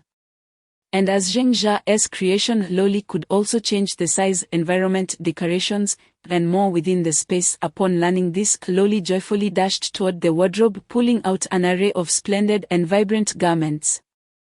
promptly pushing Zheng Jia out of the bedroom. In the hall, Zhang Jie and the others maintained serious expressions, but Zheng Jia could clearly see the corners of their mouths twitching. He scratched his head and said, "If you want to laugh, just do it, there is no need to hold back," looking as if someone just punched you in the face. Instantly, laughter erupted from the trio, with only Shenlong managing a more reserved chuckle. Amidst the laughter, Zhang Jie remarked, "It's quite strange, I never imagined you would be drawn to such a spirited girl, she certainly seems rather bold," sitting on the sofa with a wry smile. Zheng Jia shared Loli's origins. After recounting the tale, he added, "I never anticipated this situation. I initially intended to create a woman resembling her in appearance and personality. Who would have thought I replicated her true self?" The three listened in astonishment, with Zhang Jie exclaiming, "Incredible, the master can actually duplicate people from your memories. I've survived 4 horror films and had no idea such a thing was possible. Who knows how many secrets lie hidden here? It seems we only know the surface." Zheng Jia nodded. "Indeed, this place is something I've never had anyone mention. To immerse oneself in a horror film, interact with the characters, even alter the plot, and risk death within the story. Additionally, the items available for exchange are simply unfathomable. Do you think such things could ever exist in reality?" The trio fell into contemplative silence, taking a deep breath.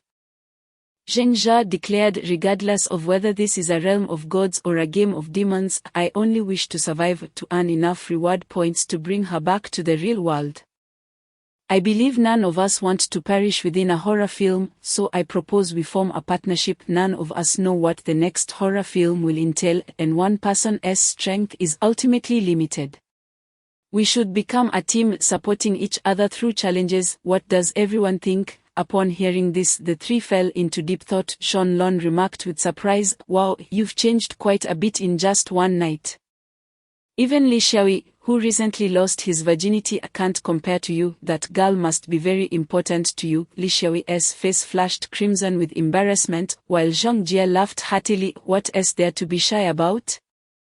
Becoming a real man is nothing to be ashamed of. You've truly outdone yourself by creating a golden-haired Persian cat." Haha. Li Xiaoyi's face turned nearly the color of liver, prompting Zhang Jie to turn back to Zheng Jia and say, "I believe you're right. One's strength is indeed limited. Before we enhance ourselves to superhuman levels, we lack the power to face most horror films alone. Having experienced 3 horror films, I understand the importance of our internal unity. Besides the monsters in the films, your companions can pose an equal threat. Henceforth, let us share intelligence and assist each other within the horror films. If any newcomers attempt to disrupt our unity, I suggest we eliminate them." Shenlong exclaimed in astonishment. "Didn't you say killing newcomers would deduct 1,000 reward points?" Zhang Jie grinned wickedly. "Yes, it would indeed cost 1,000 reward points, but did I personally kill them? No, I merely break their limbs or push them toward various monsters. As long as I'm not the one to deliver the fatal blow, my reward points remain intact. Do you have any objections to this plan?" Shenlong and Li Xiaoyi shuddered at his words, while Zheng Jia nodded. "Exactly. I want to intentionally harm newcomers, but if they jeopardize our survival, I wouldn't hesitate to eliminate pests. I must survive until I return to the real world. Now, I have information to share with everyone. I believe I have uncovered the subplots of those horror films, including how to trigger and complete them." Zheng Jia spoke earnestly. "It likely pertains to reversing certain narratives within the horror films, such as saving characters destined to die, eliminating lingering monsters, or completely overturning the plot. I believe these actions are key to resolving the subplots." He proceeded to share his experiences when the trio learned that he had saved a black mercenary captain, thereby unlocking a B-grade horror film subplot and earning 5,000 reward points. They stared at him in dumbfounded amazement, unsure of what to say. Shenlong cautiously inquired, "And what about your reward points?" Zheng Jia replied, "At 6,502 points, plus 1 B-grade subplot." The three gazed at him with envy and jealousy, with Zhang Jie exclaiming, "I've fought tooth and nail, nearly dying multiple times, and only managed to earn a little over 4,000 points. You, on your very first horror film, racked up 6,502 points, along with a big red subplot. Damn, it's infuriating how much better you're doing. I guess I'll have to stick with you from now on. Zheng Jia chuckled. What do you mean, stick with me? If you hadn't chosen to stay with us in the Flame Empress's control room, even with all these reward points, I might have ended up dead in the jaws of a zombie or beneath the claws of a crawler. I owe you my gratitude, Sean Lon chuckled and remarked, well, this is splendid. We are now aware of how to complete the side quests. Although the difficulty is considerable, it is certainly preferable to being entirely in the dark. Moreover, it appears that successfully finishing the side quests may yield additional reward points. I always thought that returning to the real world would require 50,000 reward points. Earning them gradually through each horror film seemed utterly impossible.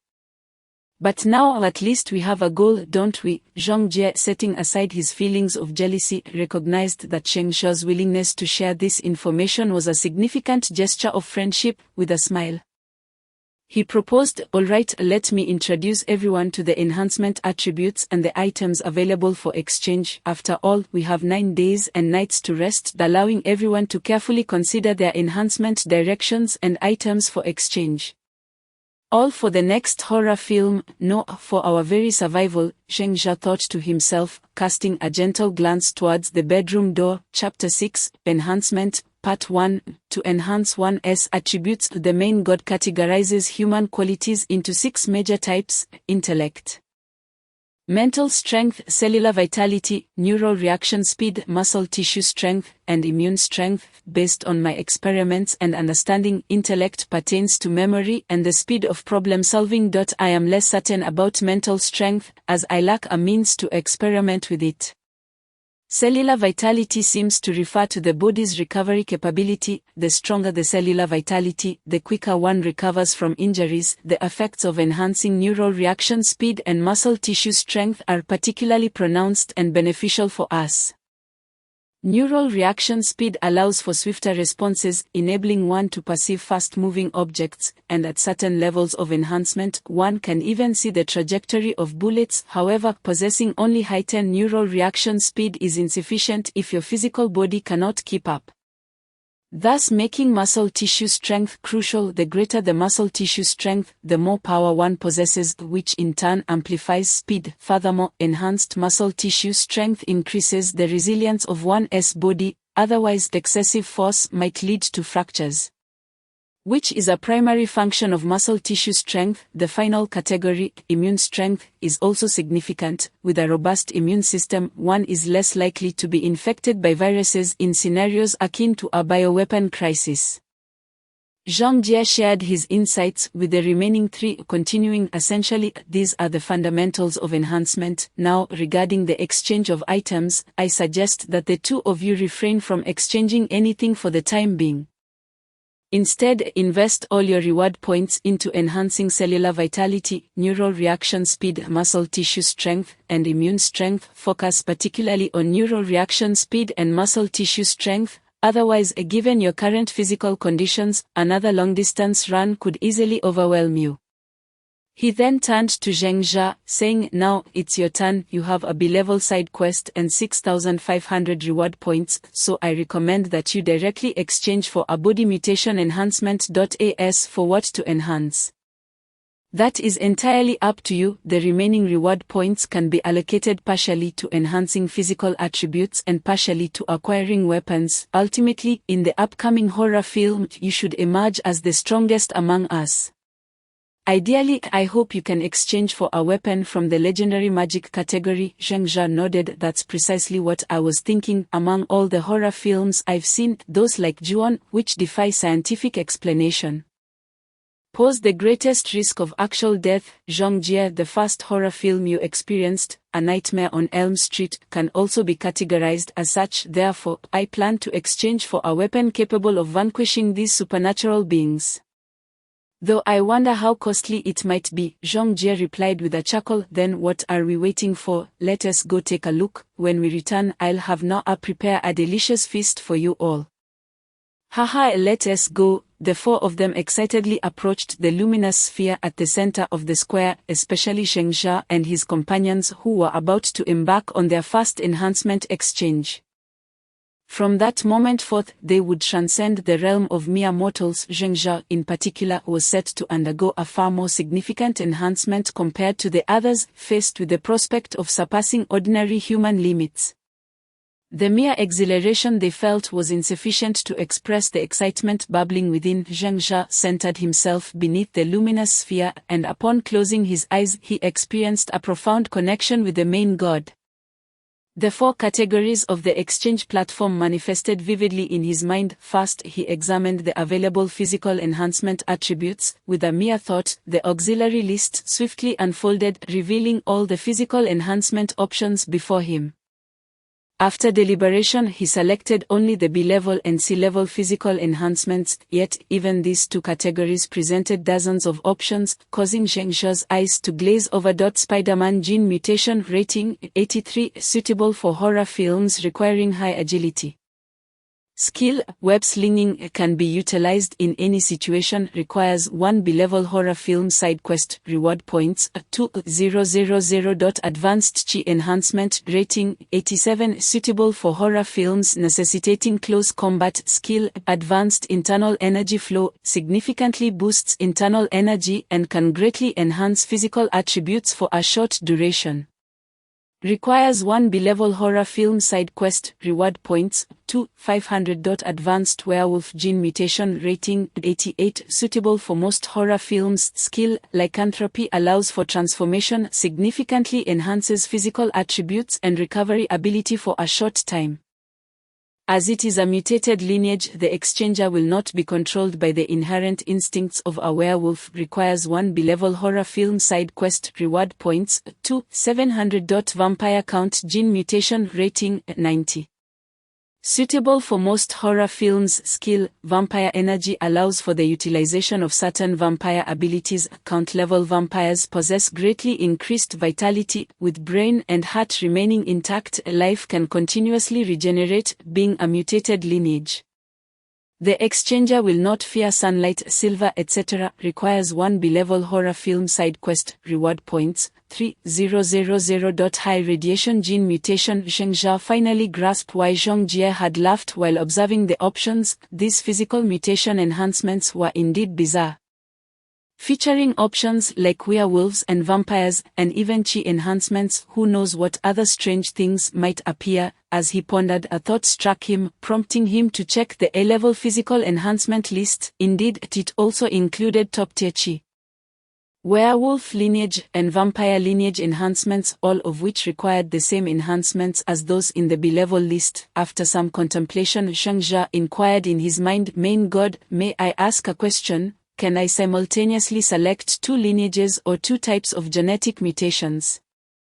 After a brief pause, the voice responded, "Yes, but it may yield unpredictable consequences. 2 different genes might lead to either absorption or proliferation. There is a 70% chance you may transform into a non-human entity.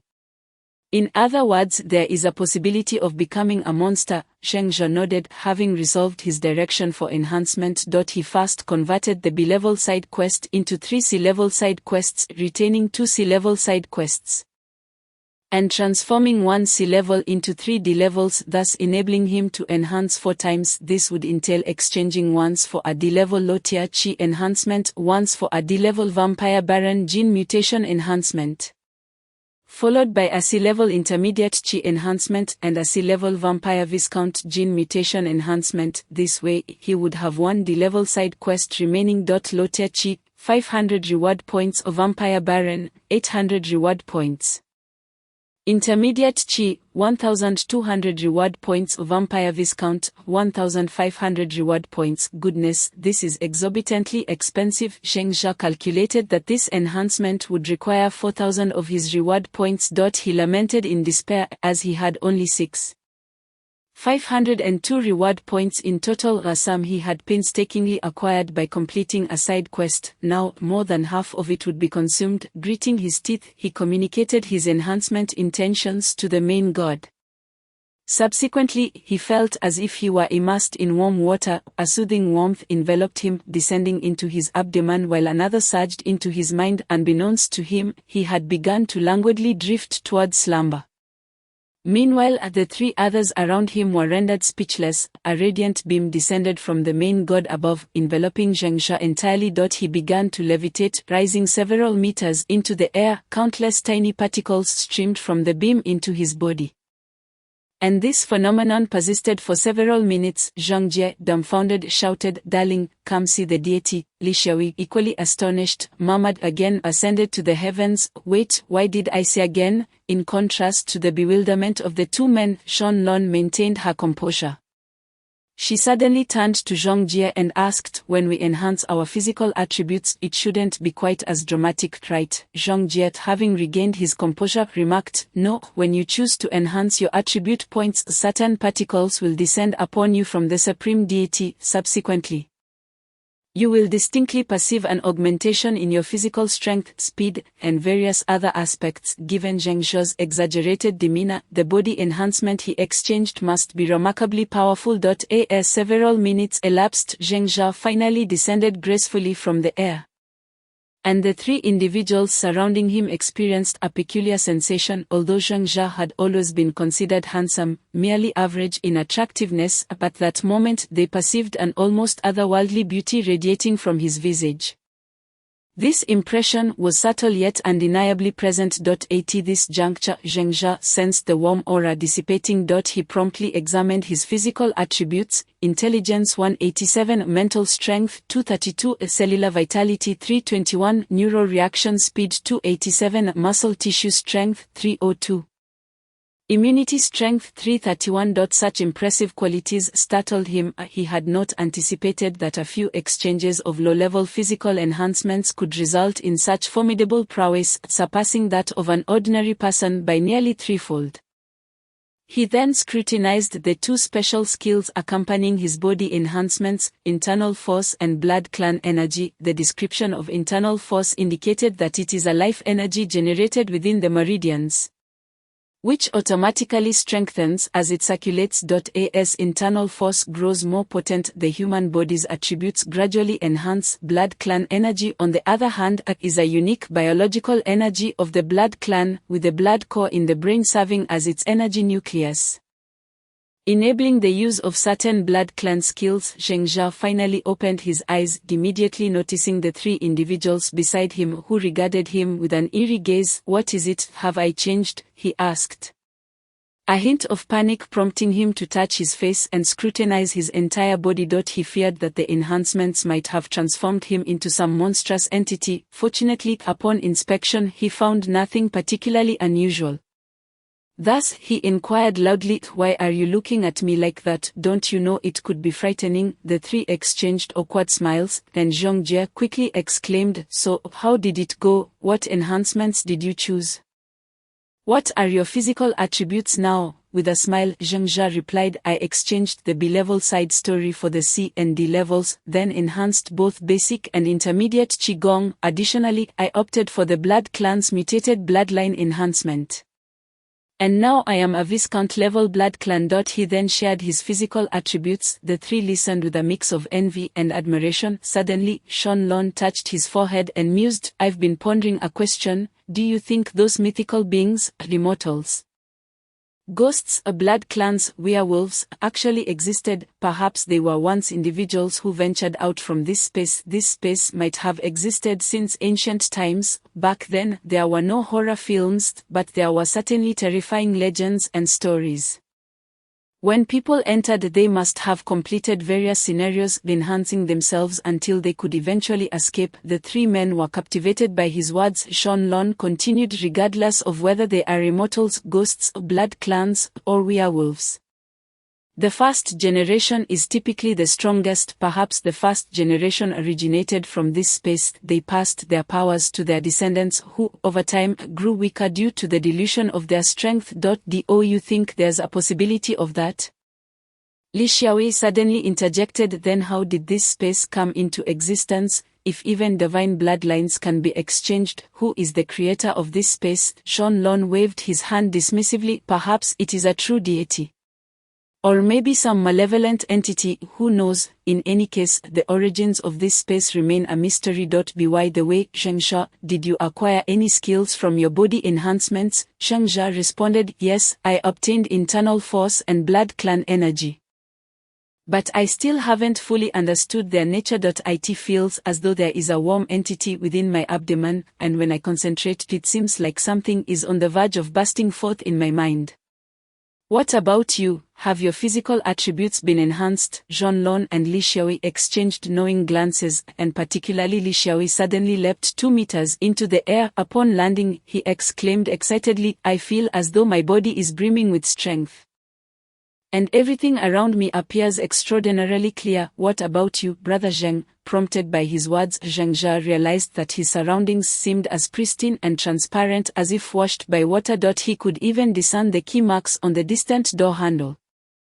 Acting on impulse, he leapt upwards, soaring over 3 meters high. When he landed, he pushed off forcefully, darting towards Zhongjie like an arrow, weaving between the three before returning to his original position. Astonishingly, only Zhongjie managed to follow his movement with his gaze. Remarkable, both Zhonlong and Li Xiaoyi exclaimed in unison, while Zhongjie laughed heartily. Fantastic, quickly test your 2 skills. After all, they were enhanced through side story exchanges. By the way, go check out those high-tech weapons. A D-level side story can yield excellent weaponry, and you've used 2 C-level and 2 D-level side stories for enhancements, so your skills must be exceptionally powerful. Upon hearing this, Zhengzha once again connected to the Supreme Deity. This time he browsed through the technological weaponry, discovering a plethora of options from bows and arrows to shields, longswords, machine guns, bombs, and rocket launchers. The more advanced options included laser swords, electric harpoons, and light energy cannons. To his astonishment, he even found combat robots for piloting, requiring 20,000 attribute points along with a single A-level side story. He opted to examine more practical options, scrutinizing modern weaponry. Among them, weapons with limited ammunition were quite affordable.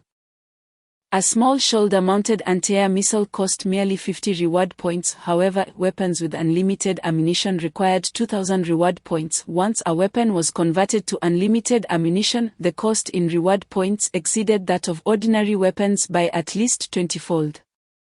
Offering the advantage of continuous use without concern for ammunition, next Zhengzha turned his attention to magic-themed weapons, a category with which he was quite familiar, having played similar fantasy magic games in the past.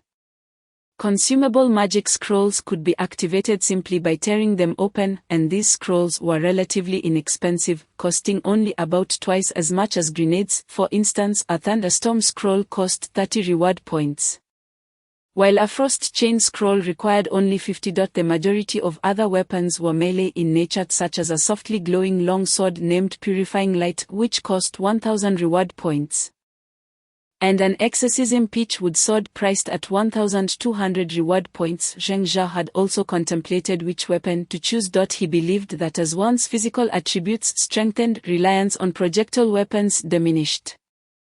For instance, when his attributes were sufficiently potent, he could move faster than a bullet, with muscles so resilient that even bullets could not penetrate, and possessing such strength that a mere finger could pierce through an enemy. In such a scenario, using a dagger would undoubtedly be more effective than a handgun. In light of Zhengzha's long-standing fear of supernatural horror films, he resolved to select weapons from the magic-themed category, particularly melee weapons capable of vanquishing otherworldly beings. While meticulously browsing, a particular ring caught his attention. This ring, named No, a single, captivating character, was intriguing. Its description stated that it was a spiritual tool crafted using cultivation techniques, capable of containing approximately 1.5 cubic meters of objects. Additionally, it could be activated using 4 types of energy: internal force, true essence, celestial spirit power, and divine contract power. Once activated, it could generate an energy layer a few centimeters outside the fist, inflicting significant damage on spiritual entities. Zhengzha's heart raced. This weapon seemed tailor-made for him, melee energy layer, and capable of being activated with internal force. An unexpected bonus was its capacity to contain approximately 1 5 cubic meters of objects, allowing him to carry extra food and medicine in case of unforeseen circumstances during his encounters in horror films. Alright, I'll take it, he decided despite its steep price of 1,500 reward points. Along with one D-level side story, consequently, Zheng Jia found himself without any D-level side stories left, leaving him with a slight sense of emptiness. When he opened his eyes, a rustic ring materialized before him, an unadorned brass ring, featuring a faintly etched dragon design on its surface, devoid of any other embellishments or peculiarities, appearing rather dull and unremarkable. The other three gathered around him, with Zhang Jie inquiring curiously, "Zheng Jia, did you exchange this in the entertainment category? Are you planning to gift it to that woman? Such non-consumable items can be created directly in the room, so there's no need to exchange for them." Zhang Jia chuckled enigmatically, choosing not to respond. He slipped the ring onto his right middle finger, and the moment it settled into place, the warm energy within his abdomen surged, coursing through his meridians towards the ring. He felt as though the ring had become an extension of his flesh and blood. And with a mere thought, he could visualize the 1.5 cubic meter space in his mind simultaneously. This marked his first experience of sensing and utilizing internal force, feeling as though it were a part of his very being, its usage proving less challenging than he had anticipated. "Give it a try," he suggested. Zheng Jia, with a smile, extended his right hand towards the three individuals. Zhang Jie and his companions exchanged puzzled glances, and indeed, they reached out to touch his ring. In an instant, as if jolted by an electric shock, they recoiled sharply, their fingers pinched and their expressions contorted in discomfort as they gazed at him. Is this an electric shock ring? Shan Lon inquired with curiosity. Zheng Jia chuckled as he caressed the ring, exclaiming, "No, this is a spiritual artifact crafted using cultivation techniques. It is made with the ancient methods of our Chinese immortals, and it truly looks impressive. This ring is named Naen, can contain items up to 1.5 cubic meters in size, while also possessing the ability to inflict damage on spiritual entities.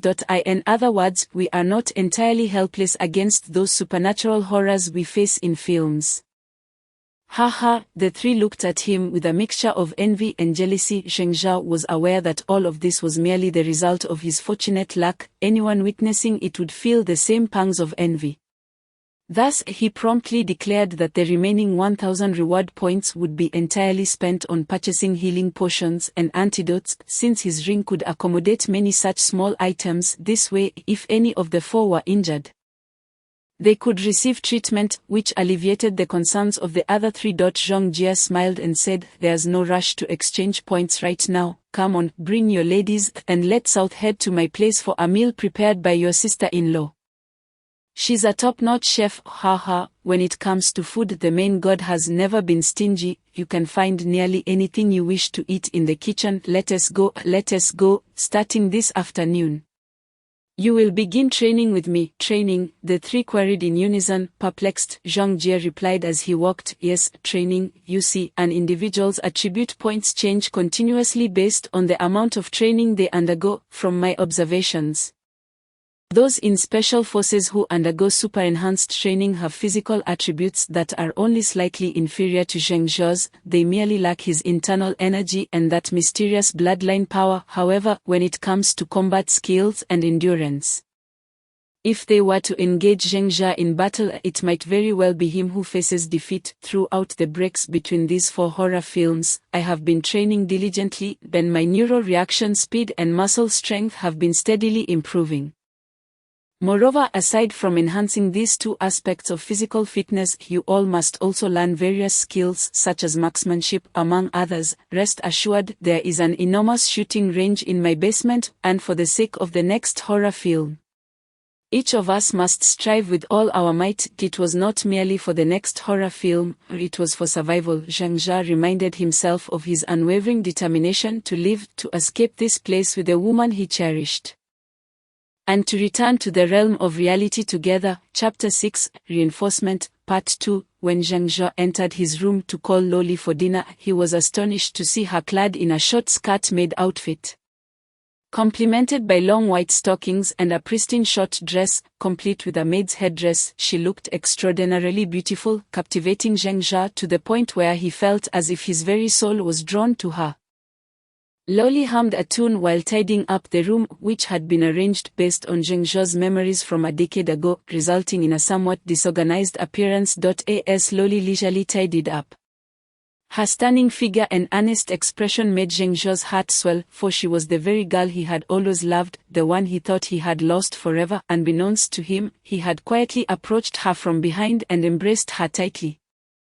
Loli gasped in surprise, but she quickly calmed down, for a familiar and comforting aura emanated from behind her. After a moment of silence, a sudden realization struck her, and she placed her hands on her hips.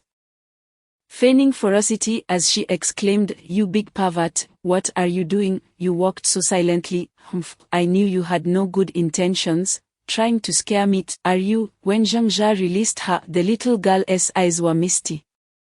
Her lips a rosy hue as if they had been kissed, and her adorable enticing demeanor set Zheng Jia's heart racing, making him want to devour her instantly. Loli, held in Zheng Jia's embrace, displayed her spirited nature as she blushed fiercely and declared, "You big pervert, you need to rein it in a bit, just look at the time. No, what I mean is even if it's nighttime, you still can't.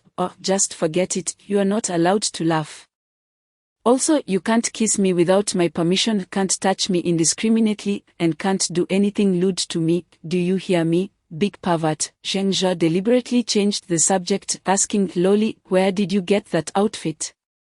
"It looks lovely." He had intended to say it was quite sexy, but remembering his purpose for diverting the conversation, he casually replaced sexy with lovely. Loli immediately brightened, giggling, "See, I told you, such a beautiful dress could only be designed by yours truly." Zheng Jia, feeling a surge of warmth in his heart, replied, "Indeed, it is lovely, but isn't this a typical maid outfit seen in many Japanese comics?" Loli's cheeks flushed slightly as she retorted, "What do you mean? Look, I've clearly altered the hem with some patterns," and this little woman rambled on about her attire and the selection of her skirt, and as she continued, she began discussing the arrangement and decoration of the room. Instead of finding her chatter tedious, Zheng Jia felt a sense of warmth akin to home, a feeling he had not experienced in a long time. As Loli continued to speak, her expression suddenly turned serious. She placed her hands on her hips and said, "By the way, you need to tell me everything about how you've been these past years." As if I wouldn't know, last night. Your actions, let us just say it's all very suspicious. You must tell me the truth, don't even think about hiding anything. Zheng Jia chuckled awkwardly, realizing that in his memories Loli was undoubtedly a woman with a keen sense of jealousy, particularly regarding matters of the heart. If she found out about his indulgent and reckless behavior over the years, he truly feared what she might do. Thus, he quickly diverted the topic again, saying, "Haha. Of course, I will tell you everything. By the way, I want you to meet my companions. In the upcoming horror films, we will be fighting side by side, and today one of them is inviting us for dinner. Don't you think you should change your outfit?" Loli huffed, "Of course, I can't wear this outfit outside, but remember, when you return, you must tell me all about how you've been living these past years." "Understand?" Zheng Jia chuckled as he watched Loli walk back to his bedroom, feeling delighted that she still considered his room as her own. A moment later, Loli emerged wearing a simple yet fitting casual outfit. She shot him a fierce glare before smoothing out the wrinkles in his clothes and said, "Let us go. I haven't even stepped outside to see it yet." As they stepped out, Loli marveled at the peculiar space surrounding them, pointing at the light orbs of the main god and asking questions incessantly. She would then gaze into the distant darkness, feeling weak at the knees. And when they arrived in front of Zheng Jia's house, she tugged at Zheng Jia's sleeve, firing off questions left and right. Zheng Jia noticed that most of the others had already gathered inside. Li Shui was seated next to a stunning blonde woman whose beauty was truly exceptional, her radiant golden hair strikingly brilliant, and her figure was nothing short of captivating, the true temptation for any man. Beside Zhang Jie sat a classic beauty with long black hair, delicate brows and watery eyes, elegantly clad in a qipao that accentuated her every charm. At that moment she was attentively smoothing out the creases in Zhang Jie's clothing. Her graceful movements intoxicating to behold. In contrast, Jeanlon, sitting to the side, appeared sullen, occasionally casting disdainful glances at the two men, her demeanor suggesting she found them quite insufferable. When she spotted Zheng Jia entering, she could not help but let out a scoff. Zhang Jia, meanwhile, was saying, "Of course, creating life forms includes men as well, Jeanlon. Why don't you create the perfect man of your dreams?" Jeanlon scoffed. "I am not as boring as you guys. Do you really think I would rely on fantasies to obtain what I can't have in reality? How utterly dull. I never write wish fulfillment novels.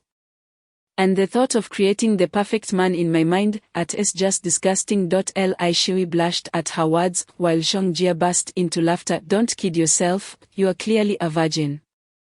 I can tell at a glance that you are. I've had my fair share of women, I can spot a virgin instantly." Haha. Jeanlon's face flashed, and she feigned composure as she retorted, "That's the difference between men and women. Men yearn to possess the women they desire and to engage with them, while women hope for genuine affection and to deeply love that man. Do you think I'm as trivial as you lot, engaging in relations without any feelings involved?" No sooner had she finished speaking than a voice suddenly chimed in from behind Zheng Jia. "Sister makes a good point. These men are just so despicable, both lecherous and contemptible. They have no understanding of the importance of sincere affection." Laurie approached Jeanlon with a delightful surprise, engaging her in conversation. The two petite women seemed to be kindred spirits, lamenting the time lost until their meeting, and after exchanging just a few words, they began to call each other sister. Zhang Jie, observing Zheng Jia's gloomy expression, burst into hearty laughter, saying, "You've arrived a tad too late. Your sister-in-law is already complaining that the food has gone cold. Haha, come on, let's head to dinner. With so many of us, it will surely be lively."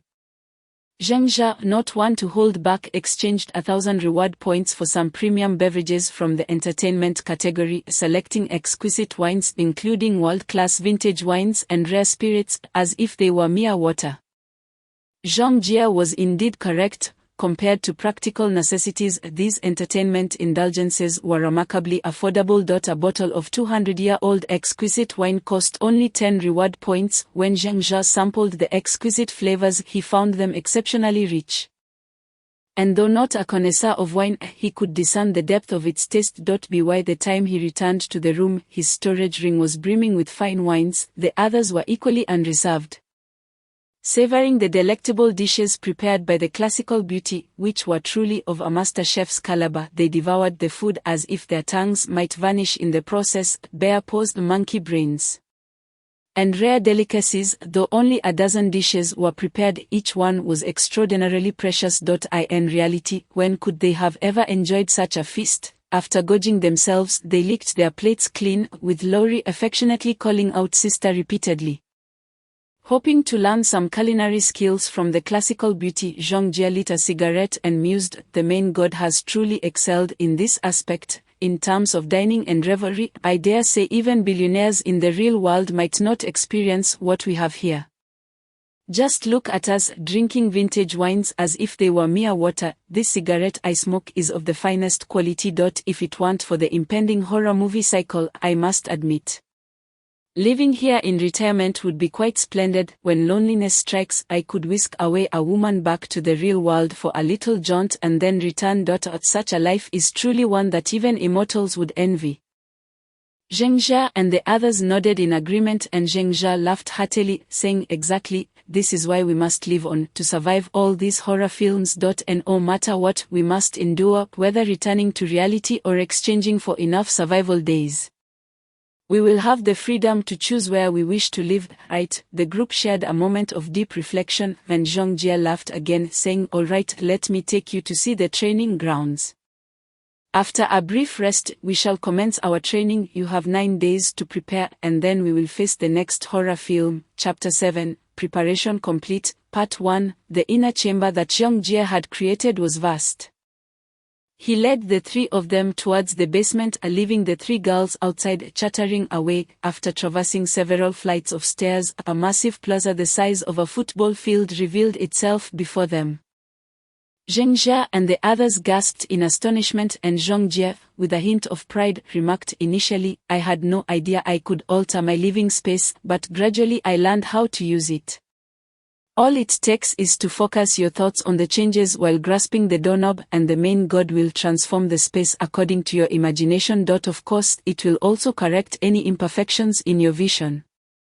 Much like this training base, the other three were utterly amazed. The plaza was divided into several sections, including a shooting range, a long-distance running track, an obstacle course, and a combat platform. Zhongjie had essentially created every conceivable training regimen. "From today onward we will train relentlessly from 8 a.m. to noon, then from 1 p.m. to 6 p.m. and again from 7 p.m. to midnight. In these few days we won't see significant gains in physical fitness. So you must begin practicing shooting and combat while continuously running to test your utmost physical limits. Only when you understand your physical capabilities can you strategically conserve energy during the horror films.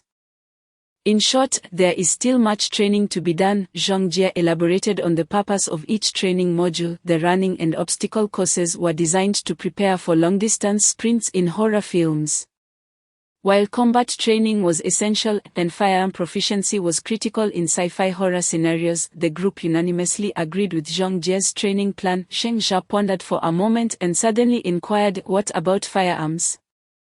Should we exchange for them to train, or just use your Desert Eagle?" "Neither option seems particularly appropriate." Zhongjie chuckled. "Haven't I mentioned that my room can create things? It's just that many items cannot be taken outside. Look over there at the storeroom. I specifically exchanged for a manual containing all the firearms from the main god. I followed it to create many weapons, and you can also test the capabilities of those advanced technological arms. They may be costly, but if you have enough reward points, it would be wise to exchange for one for self-defense." Li Xiui cheered and dashed towards the shooting range, while only Shenlong sighed, saying, "Weapons from magical legends probably can't be created in the room, can they?" Zhongjie smiled wryly and nodded. "Indeed, I've been trying to create them, but it hasn't worked. It seems the main god has imposed restrictions in this regard." Shenlong touched her forehead and remarked, "It makes sense. The most challenging aspect of horror films is likely the supernatural ones. To increase difficulty, the main god won't allow us to familiarize ourselves with such weapons. If I accumulate extra reward points, I'll only exchange for one modern weapon for practical use. The surplus should be reserved for magical legend weapons. That's my plan." Zhengjia and Zhongjie both nodded in quiet agreement. Especially Zhengjia, who reflected on his choice of storage ring. The 1500 reward points had indeed been well spent. The entire afternoon, Zhongjie explained various firearms operation methods to the group, although they initially indulged in the novelty of the advanced weapons. They soon focused on understanding conventional firearms, particularly honing their shooting accuracy. All afternoon, Shenlong and Li Xiui practiced target shooting. Meanwhile, Zhongjie took Zhengjia to the combat platform, having survived 4 horror films. Zhongjie had spent most of his reward points on enhancing his physical attributes, especially his reaction speed and muscle strength. He had evidently undergone military training, making him far superior in combat compared to the novice Zhengjia. After a few exchanges, Zhengjia found himself doubled over in pain on the ground. Zhongjie shook his head. "This won't do. Your speed and strength are impressive, but you're far too reckless. Don't exert yourself indiscriminately. Your current strength is many times greater than before, and each punch you throw will be beyond your control. For now, focus on mastering your power and speed, and develop your skills. In the upcoming horror films, we'll truly be relying on you." Zhengjia nodded, recognizing the need for better control over his strength. He was also curious about the internal energy within him, wondering if it was as extraordinary as described in books. Zhongjie's punch had packed significant power. Had he been an ordinary person, he would have surely been knocked out. Yet Zhengjia merely felt a brief pain, as the warm flow within him swiftly dissipated the discomfort. Confirming that the effects of this internal energy were indeed remarkable, the four trained diligently throughout the afternoon, and by evening they gathered at Zhang Jie's home for a meal. Shengsha then left with Lori. Reflecting on the day's training, he had grasped the essence of internal energy, realizing that aside from swiftly alleviating pain, when he distributed it throughout his body, both his speed and strength could nearly double instantaneously. That instance was the only time he had managed to overpower Zhang Jie. Faced with overwhelming force, Zhang Jie had barely had time to react. No technique could counter such strength. Regrettably, after using that state once, he felt utterly drained for the next 10 minutes. It seemed this technique was best reserved for emergencies. Humph, Shengsha mused, still searching for a way to harness the energy of the Blood Clan. He imagined that skills on par with internal energy could not possibly be inferior. Humph, humph, humph. 3 consecutive huffs snapped Shengsha back to reality, revealing a flushed Lori before him. She appeared quite vexed. And upon meeting his gaze, she placed her hands on her hips and declared, "You were lost in thought while walking with me, weren't you? You must be regretting not creating other beauties before this.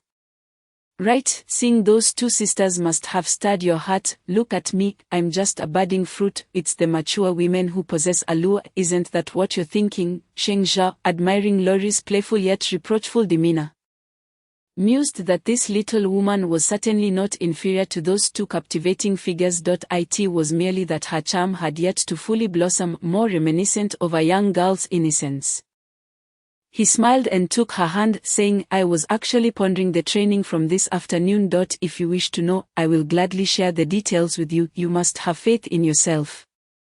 Remember, there were dozens, if not hundreds of boys at school who wanted to pursue you. Moreover, I've always liked you. How could I possibly think of anyone else?" Loli carefully observed Shengsha, and after a considerable pause, she smiled and said, "All right then. In a little while you shall tell me how you've spent these years. You mentioned that you would share the details candidly and thoroughly, didn't you?" Shengsha was taken aback, and he then let out a bitter smile. At this moment he truly wished he could tear his own mouth apart. Perhaps the saying that misfortune arises from careless words was precisely this sentiment.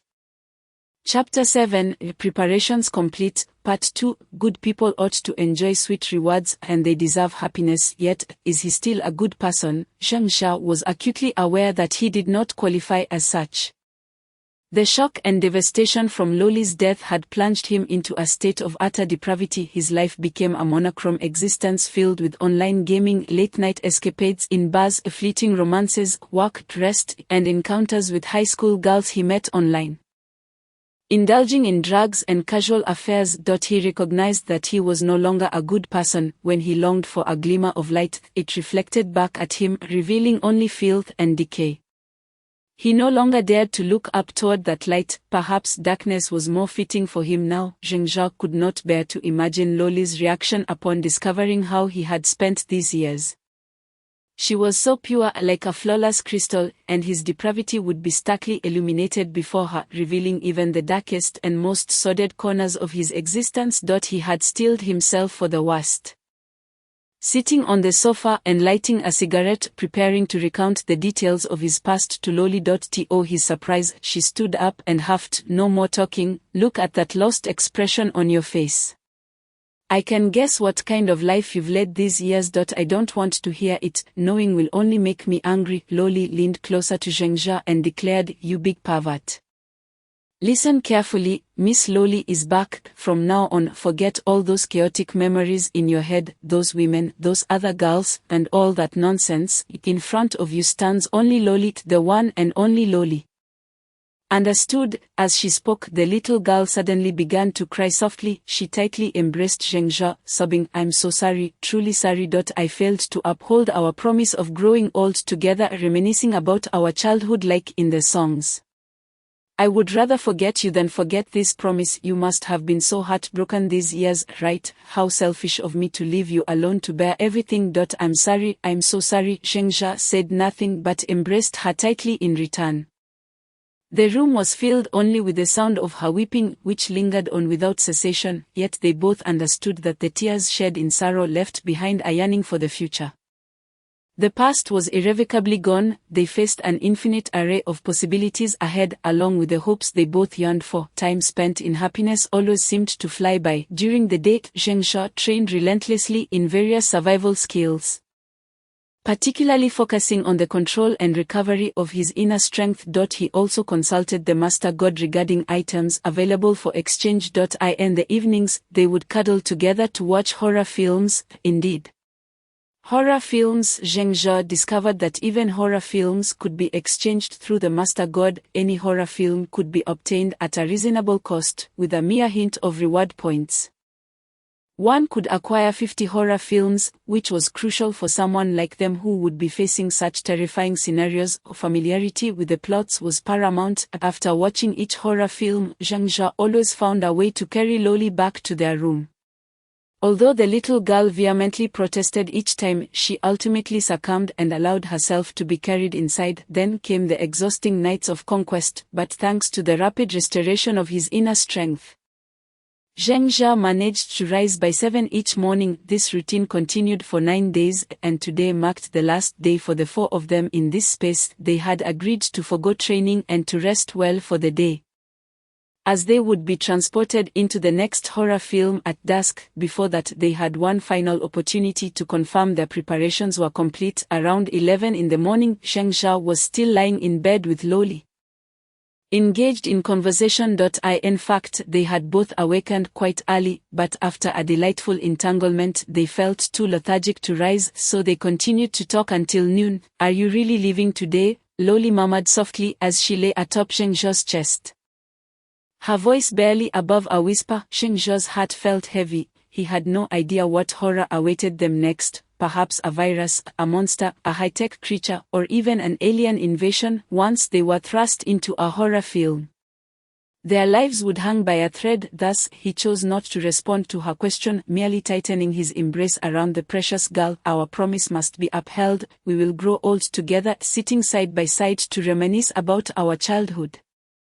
You must hold me and tell me stories. We shall travel the world together. You will accompany me to witness the polar auroras, lie on the deck to gaze at the starry sky over the Pacific, visit the statues of Easter Island, chase flocks of pigeons in Piazza San Marco, and stand beneath the ruins of ancient Greek architecture, imagining the myths of old. Tell me, you will definitely return and fulfill these promises with me, right?" Loli lifted her head, gazing earnestly into Zhengzhe's eyes. Only when he nodded affirmatively did she settle back onto his chest. Their love was akin to building a sandcastle on the beach, gradually accumulating, all the while ensuring the waves did not wash it away. It was a challenging and exhausting endeavor, yet once the castle stood complete, they would realize its beauty, deserving of all their efforts to protect it.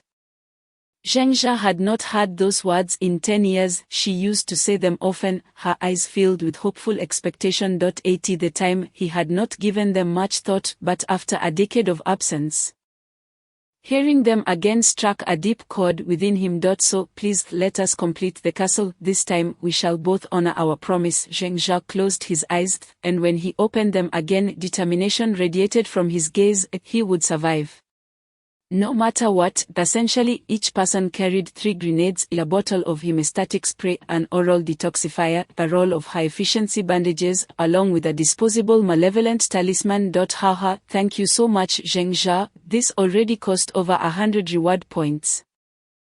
We could never have redeemed it ourselves. In the center of the plaza, Zhengzhe exchanged the remaining 1000 reward points for several disposable grenades, along with various potions and high-efficiency bandages. Additionally, he specifically acquired a few disposable malevolent talismans, which would ignite as a warning when malevolent spirits attacked, ensuring the holder remained unharmed until the talisman burned out. Zhengzhe sighed wryly as he checked his remaining reward points. He had started with 6,502 points, but now only had 276 left, which pained him. However, seeing the plethora of auxiliary items in his special ring eased his heart somewhat. Zhang Jie organized his belongings and stored them in his pockets, then said, "Though we only had a few days, we've trained as much as we could. Remember, in the horror film, anything can happen. We have no safety guarantees, so we must be cautious, extremely cautious. Additionally, we should help our teammates as much as possible. But if anyone jeopardizes the safety of the entire team, eliminate them. Zhonlon and Li Xiaoyi hesitated, while only Zhengzha nodded silently. He then inquired, how do we enter the horror film? Do we just disappear suddenly?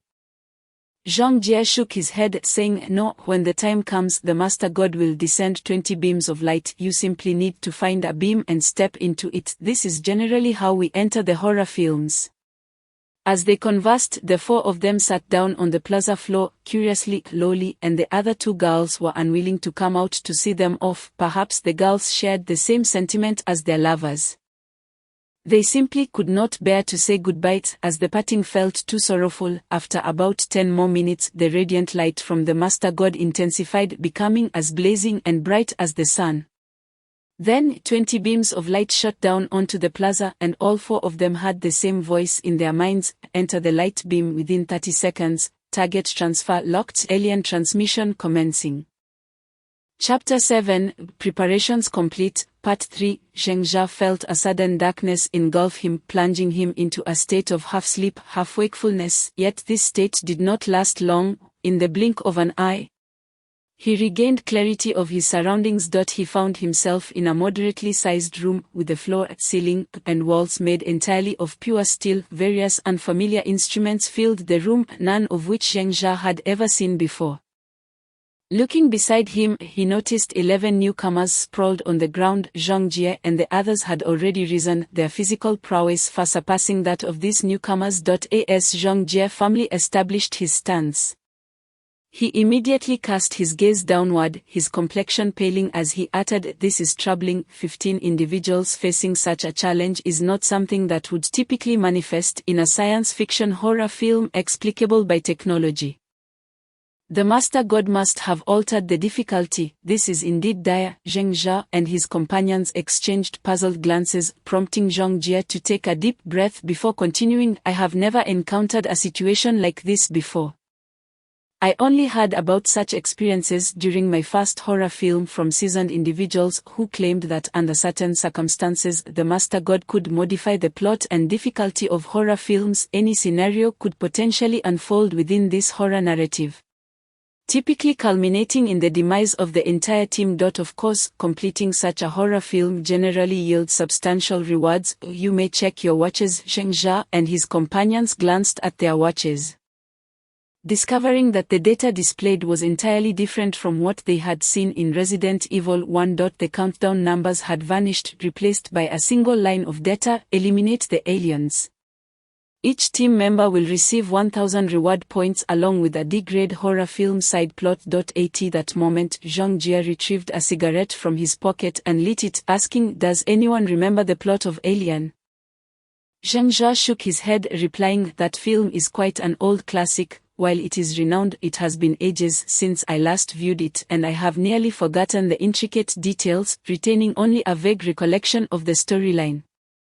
Li Xiaoyi also shook his head, stating, "I have only watched a few of the latest horror films recently. Who would have thought the Master God would opt for such an obscure movie?" Only Zhonlon chuckled lightly, brushing her forehead as she remarked, "You truly lack professionalism. Given that our lives are now entwined in this horror film, we ought to revisit even the oldest of them. Moreover, since I speculated that this space has existed since ancient times, I sought out some modern horror tales to peruse regarding the plot of Alien. It unfolds in a future era when humanity has developed interstellar travel technology and established colonies in several solar systems. Unfortunately, humans have yet to discover any extraterrestrial life forms until the onset of Alien. A voice interrupted Zhonlon before she could continue. A seemingly ordinary bespectacled man arose from the ground. Although his appearance was unremarkable, his eyes exuded a chilling calmness, hinting at a profound wisdom. The four exchanged glances, and Zhengzha was the first to react, saying, "Zhengzha, welcome to our new companion." He extended his hand toward the man, who hesitated briefly before shaking it, stating, "Chushen. If you don't mind, could you tell me where we are?" Zhengzha and the others exchanged dry smiles, and he replied, "It appears you are somewhat acquainted with the plot of Alien." Could you enlighten us with the details of this horror film? Still seated on the ground, Chu Xian adjusted his glasses and replied, if you insist. The story begins aboard a commercial spaceship according to regulations set by the human government.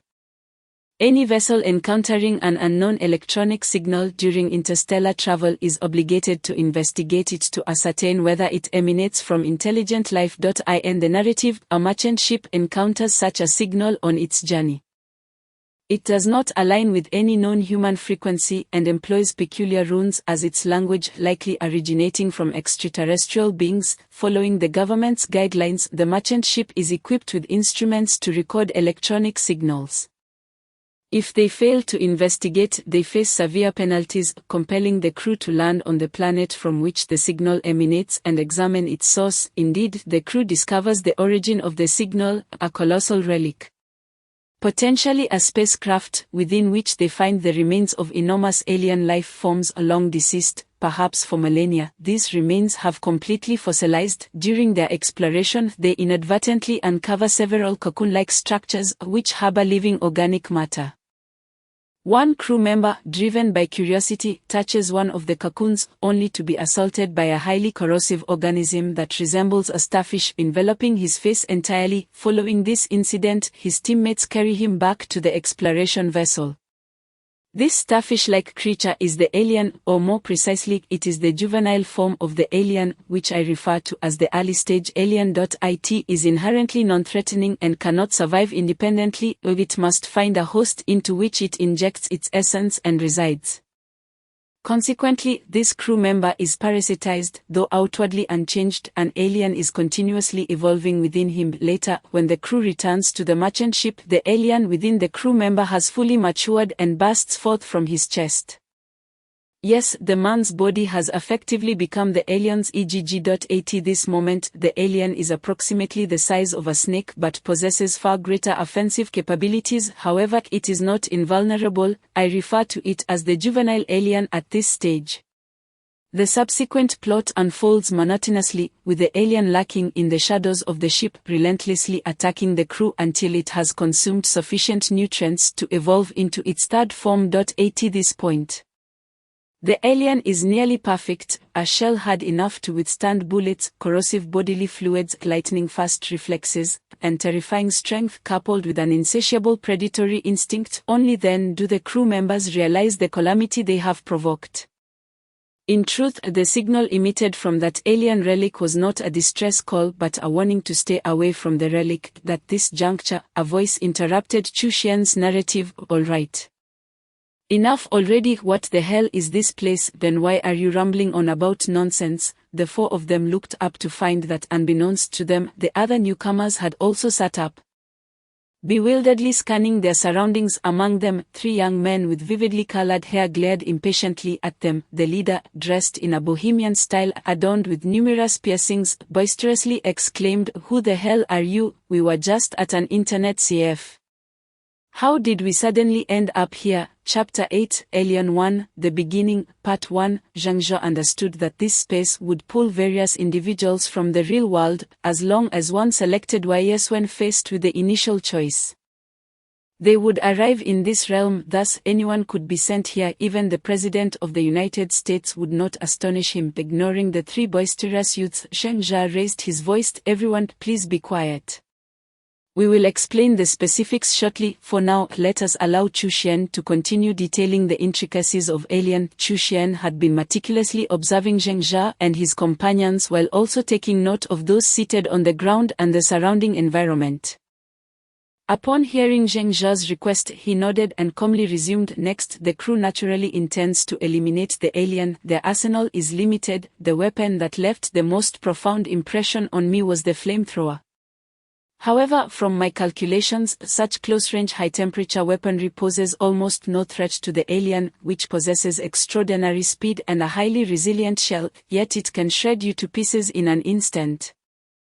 The three youths appeared momentarily startled by Zheng Zhao's tone, but as they witnessed Chu Xian and the others continue their discussion unperturbed, their irritation boiled over. The piercingly adorned youth shouted at Zheng Zhao, Who the hell do you think you are? How dare you order us around? I know where you live, and I swear we'll come and take care of your whole family. These were nothing more than typical street thugs, resorting to threats of violence, seemingly possessing information on everyone. Before Jean-Jacques could respond, Jean-Jia let out a cold laugh, retrieving a desert eagle from his coat. He pointed it at the piercingly adorned youth and commanded, "Shut your mouth. Gathering intelligence is our top priority right now. Don't provoke my ire." Upon seeing the firearm, the three youths and their companions immediately panicked, scattering to the sides and creating an open space around them. The three youths exchanged glances before bursting into laughter. The youth adorned with piercings even brandished a gun of his own, boasting, "Where are you from? You think buying a fake gun is impressive? Desert Eagle, that's a joke. Do you believe anyone can get their hands on the real deal?" As he brandished the weapon, Jean-Jia did not hesitate to pull the trigger. With a deafening bang, the youth's arm was shattered, and the sheer power of the Desert Eagle rendered his arm a mangled mess, severed cleanly in two. The young man initially appeared stunned, seemingly in disbelief as he shook his arm. When the excruciating pain coursed through his nerves to his brain, he finally erupted into a frenzied wail. He and the two young men beside him immediately collapsed to the ground, their realization that the Desert Eagle in Jean-Jia's hand was no mere counterfeit sending them into a state of sheer panic. The three of them could no longer maintain their previous bravado. The individuals surrounding the young man began to scream loudly, yet Shengzhou noticed that several remained remarkably composed, silently observing him and the four others, prompting him to nod subtly in approval. He thought to himself that the quality of these newcomers was indeed commendable. At the very least, the calmness of these few was more than adequate. Li Xiaoyi cleverly darted over to retrieve the bloodied handgun, fiddling with it as he remarked, "Brother Zhang, this is a fake, not the real thing." Zhang nodded, stowing the Desert Eagle back into his inner pocket, and replied coolly, "Apply some spray to staunch the bleeding, and wrap it up while you're at it. Also, all newcomers, take note, do not point your guns at me. I might become overly anxious. It's quite possible that I will make some erratic movements in response." Zheng Jia turned to glance back, pulling a pack of cigarettes from his pocket and offering one to Chuxian, saying, "Aren't you afraid? That is a real gun, after all." Chuxian pushed the cigarette back with a smile, saying, "I don't smoke. It would kill my brain cells, wouldn't it?" Should I continue discussing the plot details of the horror film Alien? Zheng Jia chuckled, lighting a cigarette of his own and replying, "Then I shall trouble you to do so." The terror of Alien surpassed everyone's imagination, and the number of people aboard the merchant ship dwindled. At this moment, however, a glaring plot hole emerged in the horror film, namely a contradiction in the story's logic. In the film, the protagonists discover that one among them is a robot dispatched by the government to monitor them. The robot's mission is to bring the alien back to Earth and, depending on the situation, may abandon the lives of the crew members. Herein lies the plot hole I mentioned. According to the robot's words in the film, the government was aware of the alien's presence before the ship reached the extraterrestrial ruins.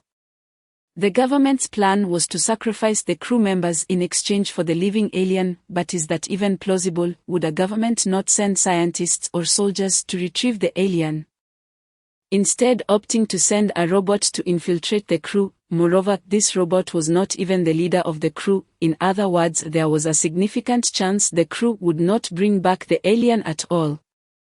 They only needed to take a look at the ruins and return. Would the government truly gamble on such a possible chance to acquire the alien? This is utterly impossible. No government would make such a foolish decision, abandoning a military force that would undoubtedly follow orders in favor of a group of merchants who might or might not succeed. This is absolutely inconceivable. As Chuxian reached this point, he adjusted his glasses and continued, "Let me put it this way, if a certain country knows there is a nuclear bomb buried in its desert, would it send an army to closely monitor and retrieve the bomb? Or would it place a soldier in a merchant group and hope to stumble upon the bomb by chance?" It can be said that the director of Alien failed to reconcile this issue, which is why such an obvious plot hole exists. Zheng Jia, and the others exchanged glances, and they finally understood why the main god had recruited so many newcomers. Because of the plot hole in Alien, the main god had undoubtedly increased the difficulty. Perhaps even completely restructured the storyline. Their greatest reliance in the horror film had vanished, and from this point on they would no longer be able to anticipate the plot's direction. Chu Xian meticulously observed the expressions of the four. Continuing, subsequently, the remaining crew members planned to detonate the ship and escape to the escape pod. However, during their flight, 2 more are killed, leaving only the protagonist alive, who finally manages to reach the escape pod. At that moment, the alien follows her inside, and upon discovering the alien, she dons her spacesuit and opens the hatch of the escape pod. Instantly, due to the vacuum of space, the air within the pod rushes out, pulling the alien along with it, allowing the protagonist to survive as the sole survivor among all the crew members. I have recounted the plot. Can the 4 of you now enlighten me on a few matters? For instance, where exactly is this place? If I am not mistaken, this should be that spaceship harboring the alien, correct? Chapter 8, Alien, Commencement, Part 2. He noticed Zheng Zha and the other 3 exchanging puzzled glances before he chuckled. I was merely testing the waters earlier, but now I have some confidence. However, I kindly ask the 3 of you to clarify the situation, thus I cannot fathom why I am here. Both Zhong Jie and Zhong Lon opened their mouths to speak, but Zheng Zha raised his hand to interrupt them, asking first, when did you watch the horror film Alien? Chu Xian adjusted his glasses and replied, about 7 years ago. It was recent enough that I recall it vividly. Zheng Zha and the others marveled silently. To have such a clear memory of something from 7 years ago suggested they were akin to those with no memories at all. Chu Xian suddenly addressed the group of newcomers, saying, you all must have encountered the option on the web. Do you wish to comprehend the meaning of life? Do you truly wish to live? The surrounding individuals responded affirmatively, their accents diverse but their answers consistent, all having chosen yes. At that time, I was programming on my computer when this option unexpectedly appeared on the interface, and the most crucial point is that my computer was offline. I had no idea any virus could infiltrate my self-designed firewall. So I immediately began deciphering the source and code of this option. But can you guess what I discovered? Chu Xian adjusted his glasses once more and continued calmly, this text was not composed of the binary digits of computers. Its source code was not electronic programming but rather comprised of a peculiar set of characters. If my memory serves me correctly, it consisted of 3 ancient writing systems: Oracle Bone Script, Bamboo Sleep Script, and Cuneiform Script, along with a multitude of inexplicable symbols. However, translating this without comparative material is impossible. I was extremely curious. You see, when a computer surpasses the limits of 0 and 1, it signifies the emergence of artificial intelligence. Not to mention, the very composition of this text employing so many different scripts was astounding, hence I chose the option with a far greater character count, yes, discarding the option with just a handful of characters. And no, the result was quite surprising. I found myself here, although I have no idea where this is. It must be quite far from Beijing, right? Zheng Zhao surveyed the wide-eyed crowd and, to be honest, felt a sense of trepidation. It seemed that this new arrival was truly remarkable. Who could this newcomer really be? Zheng Zhao hesitated before asking, who exactly are you? Why do you believe we are far from Beijing? Chu Xian smiled and replied, with my IQ of 220, if I cannot deduce these questions, then I truly have lived in vain. Allow me to introduce myself once more. I am Chu Xian, a colonel. Before arriving here, I was stationed at the Longyin military base in Beijing, which is the 2nd largest secret military base in China, second only to the Longxing military base. I truly doubt anyone could have abducted me from there. Moreover, my detector indicates that I have not left the Longyin base. After much contemplation, I could only think of one possibility that could explain this situation. I have indeed left the Longyin base, yet my detector shows that I have not moved an inch. Chu Xian displayed his watch, claiming it had been redesigned. As a national treasure level researcher, his watch could connect with the main computer of the Longyin base to prevent abduction by spies. Not only could it continuously send signals to confirm his location, but it also displayed how far he had moved from the login base. Thus, it appears I have instantaneously vacated my spatial position, rendering it impossible for the watch to receive electronic signals from the main computer of the login base, which would still presume I was at the login base. This is the only reasoning I could derive. And it seems this extraordinary explanation might actually hold true. Zheng Jia and Zhang Jie exchanged glances before he suddenly said, Shan Lon, why don't you explain to them where we are and why we have found ourselves here? Zhang Lan's eyes sparkled, and she grinned, saying, then I sincerely thank you. Upon our return, I shall personally cook a few dishes for you. You must know that a girl's physical strength is somewhat weaker than that of you men. And all the reward points I accumulate will go towards enhancing cellular vitality and muscle strength. Continuing, Shan Lon elucidated the situation here to the group, particularly detailing how everyone would be trapped in an endless cycle reminiscent of countless horror films. For each film they survived, they would earn a reward of 1,000 points, which could be exchanged for weapons or enhancements to their physical capabilities. Presently, they found themselves within the horror film Alien, and the newly appeared wristwatches displayed their task, to eliminate the alien creature. However, the girl deliberately withheld information regarding the subplot of the horror film, as that intelligence was a shared asset among the four of them. Not something to be divulged to newcomers at first glance. The majority of the newcomers displayed expressions of disbelief or panic, with the exception of Chu Xian, who calmly surveyed the surroundings, while two others maintained their composure as they observed the four. Zheng Jia was astonished to discover a tall, muscular Caucasian among them. He approached the two individuals and inquired, may I ask your names? Does this gentleman understand Mandarin Chinese? One of them, slightly slender yet visibly fit, did not offer his hand in greeting but took a step back and replied, you may call me Zero. I have no desire to answer any further questions. The Caucasian, however, jovially shook Zheng Jia's hand and introduced himself. Kamparovsky, but you can call me Kampa. I do understand Mandarin, though I am not yet accustomed to speaking it. You have quite a firm grip. Zheng Jia then turned his attention to the remaining individuals. Aside from the three thugs still kneeling on the ground, the others included two middle-aged men with protruding bellies, their hair slicked back, carefully clutching briefcases while standing together. It was evident they were business associates from the real world. The remaining three comprised two young men and a woman. The two young men, appearing to be in their 20s, displayed different demeanors. One was observant and alert, while the other was playfully flirting with the office woman. Judging by their attire, they all seemed to be white-collar workers, and after the initial panic, they appeared to have regained their composure. Zheng Jia shook his head and declared, now, I kindly ask each of you to reveal your previous occupations, ages and areas of expertise, so we may allocate our responsibilities accordingly. The group seemed hesitant. Chu Xian spoke up first, while your suggestion is noted, it does not guarantee that your words are truthful. Is there any evidence to substantiate your claims? For instance, the items you mentioned exchanging or your extraordinary physical prowess. Zhang Jie chuckled derisively. Do you think surviving a horror film is easy? Surviving is an understatement. Perhaps those who have endured around 20 films would meet your standards. With physical capabilities strong enough to punch through steel. Chu Xian shook his head. No, you've misunderstood. I harbor no intention of mocking you. I merely wish to alleviate any suspicions for the sake of our future collaboration.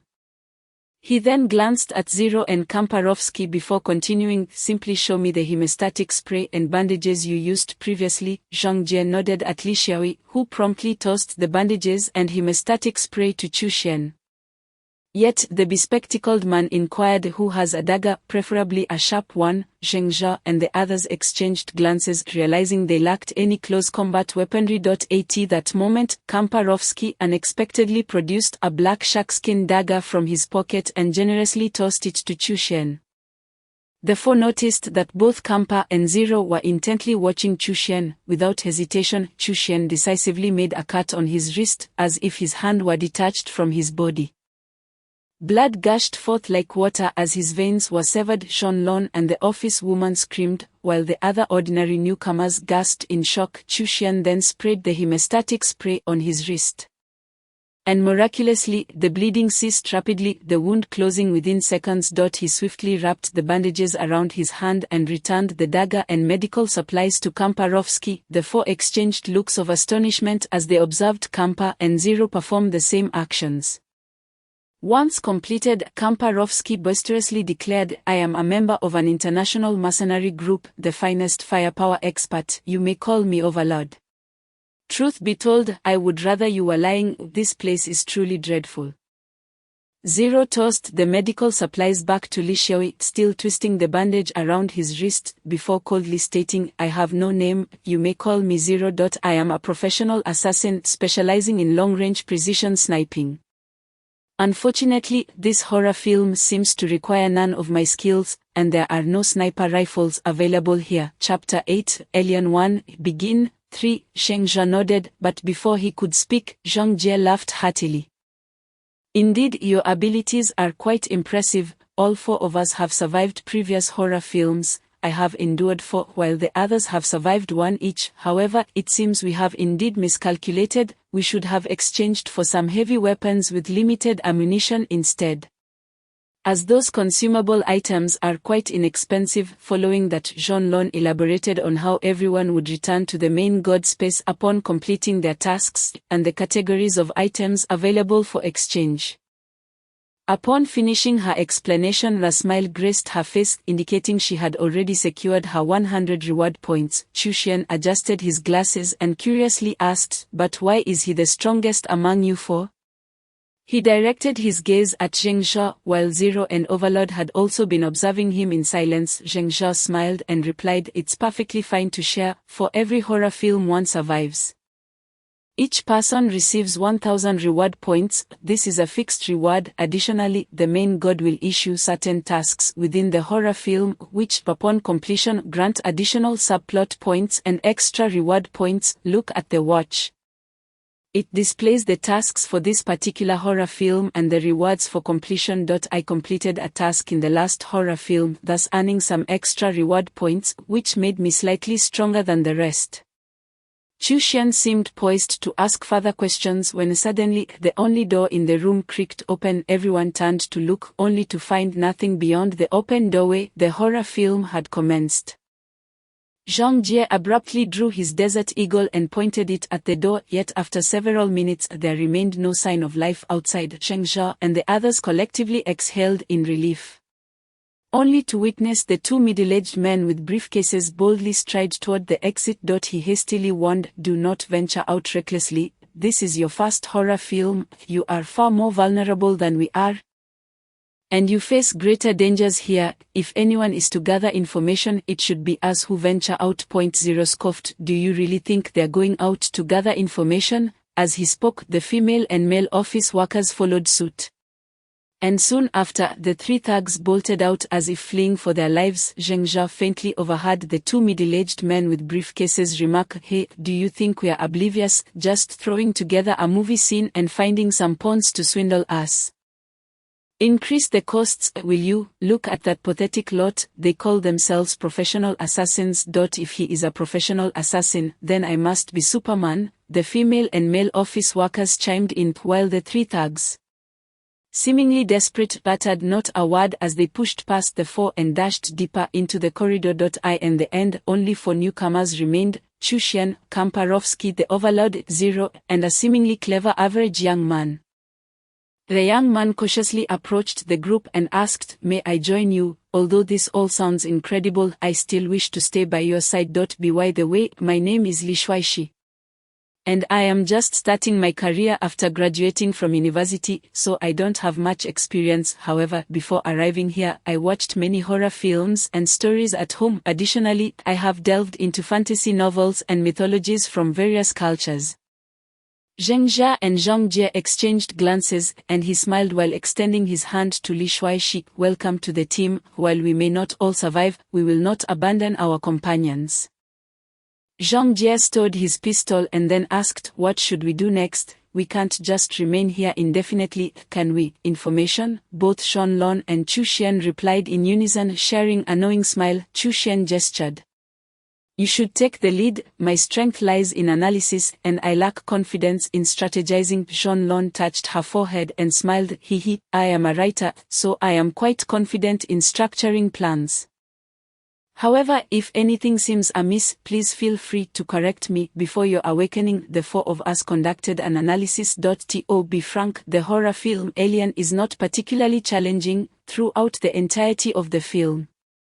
There is only one alien present.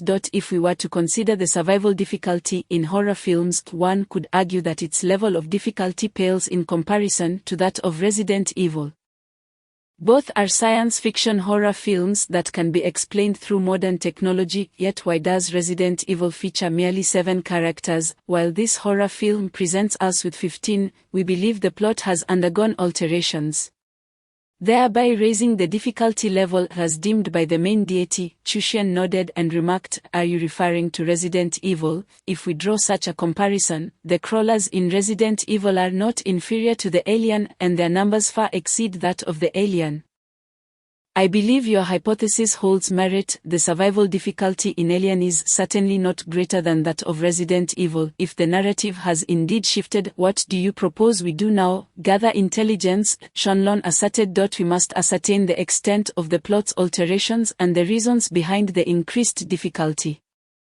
Furthermore, the alien's capabilities cannot be discerned solely from the film, or we must confront it face to face to comprehend its speed, strength, and various other factors, which will ultimately inform our strategy for defeating it. Seeing Chushian nod in agreement, Zheng Jia also acknowledged the sentiment, while Lingdian and Bawang had no objections. Zheng Jia then stated, "In that case, let us explore this merchant vessel. It would be ideal to encounter characters from the plot.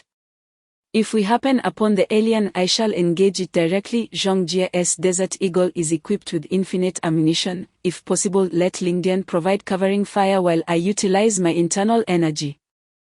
I believe I should be able to escape if necessary." At that moment, a series of piercing screams echoed from the far end of the corridor. The sounds seemed to originate from the 2 middle-aged men and the male and female office workers.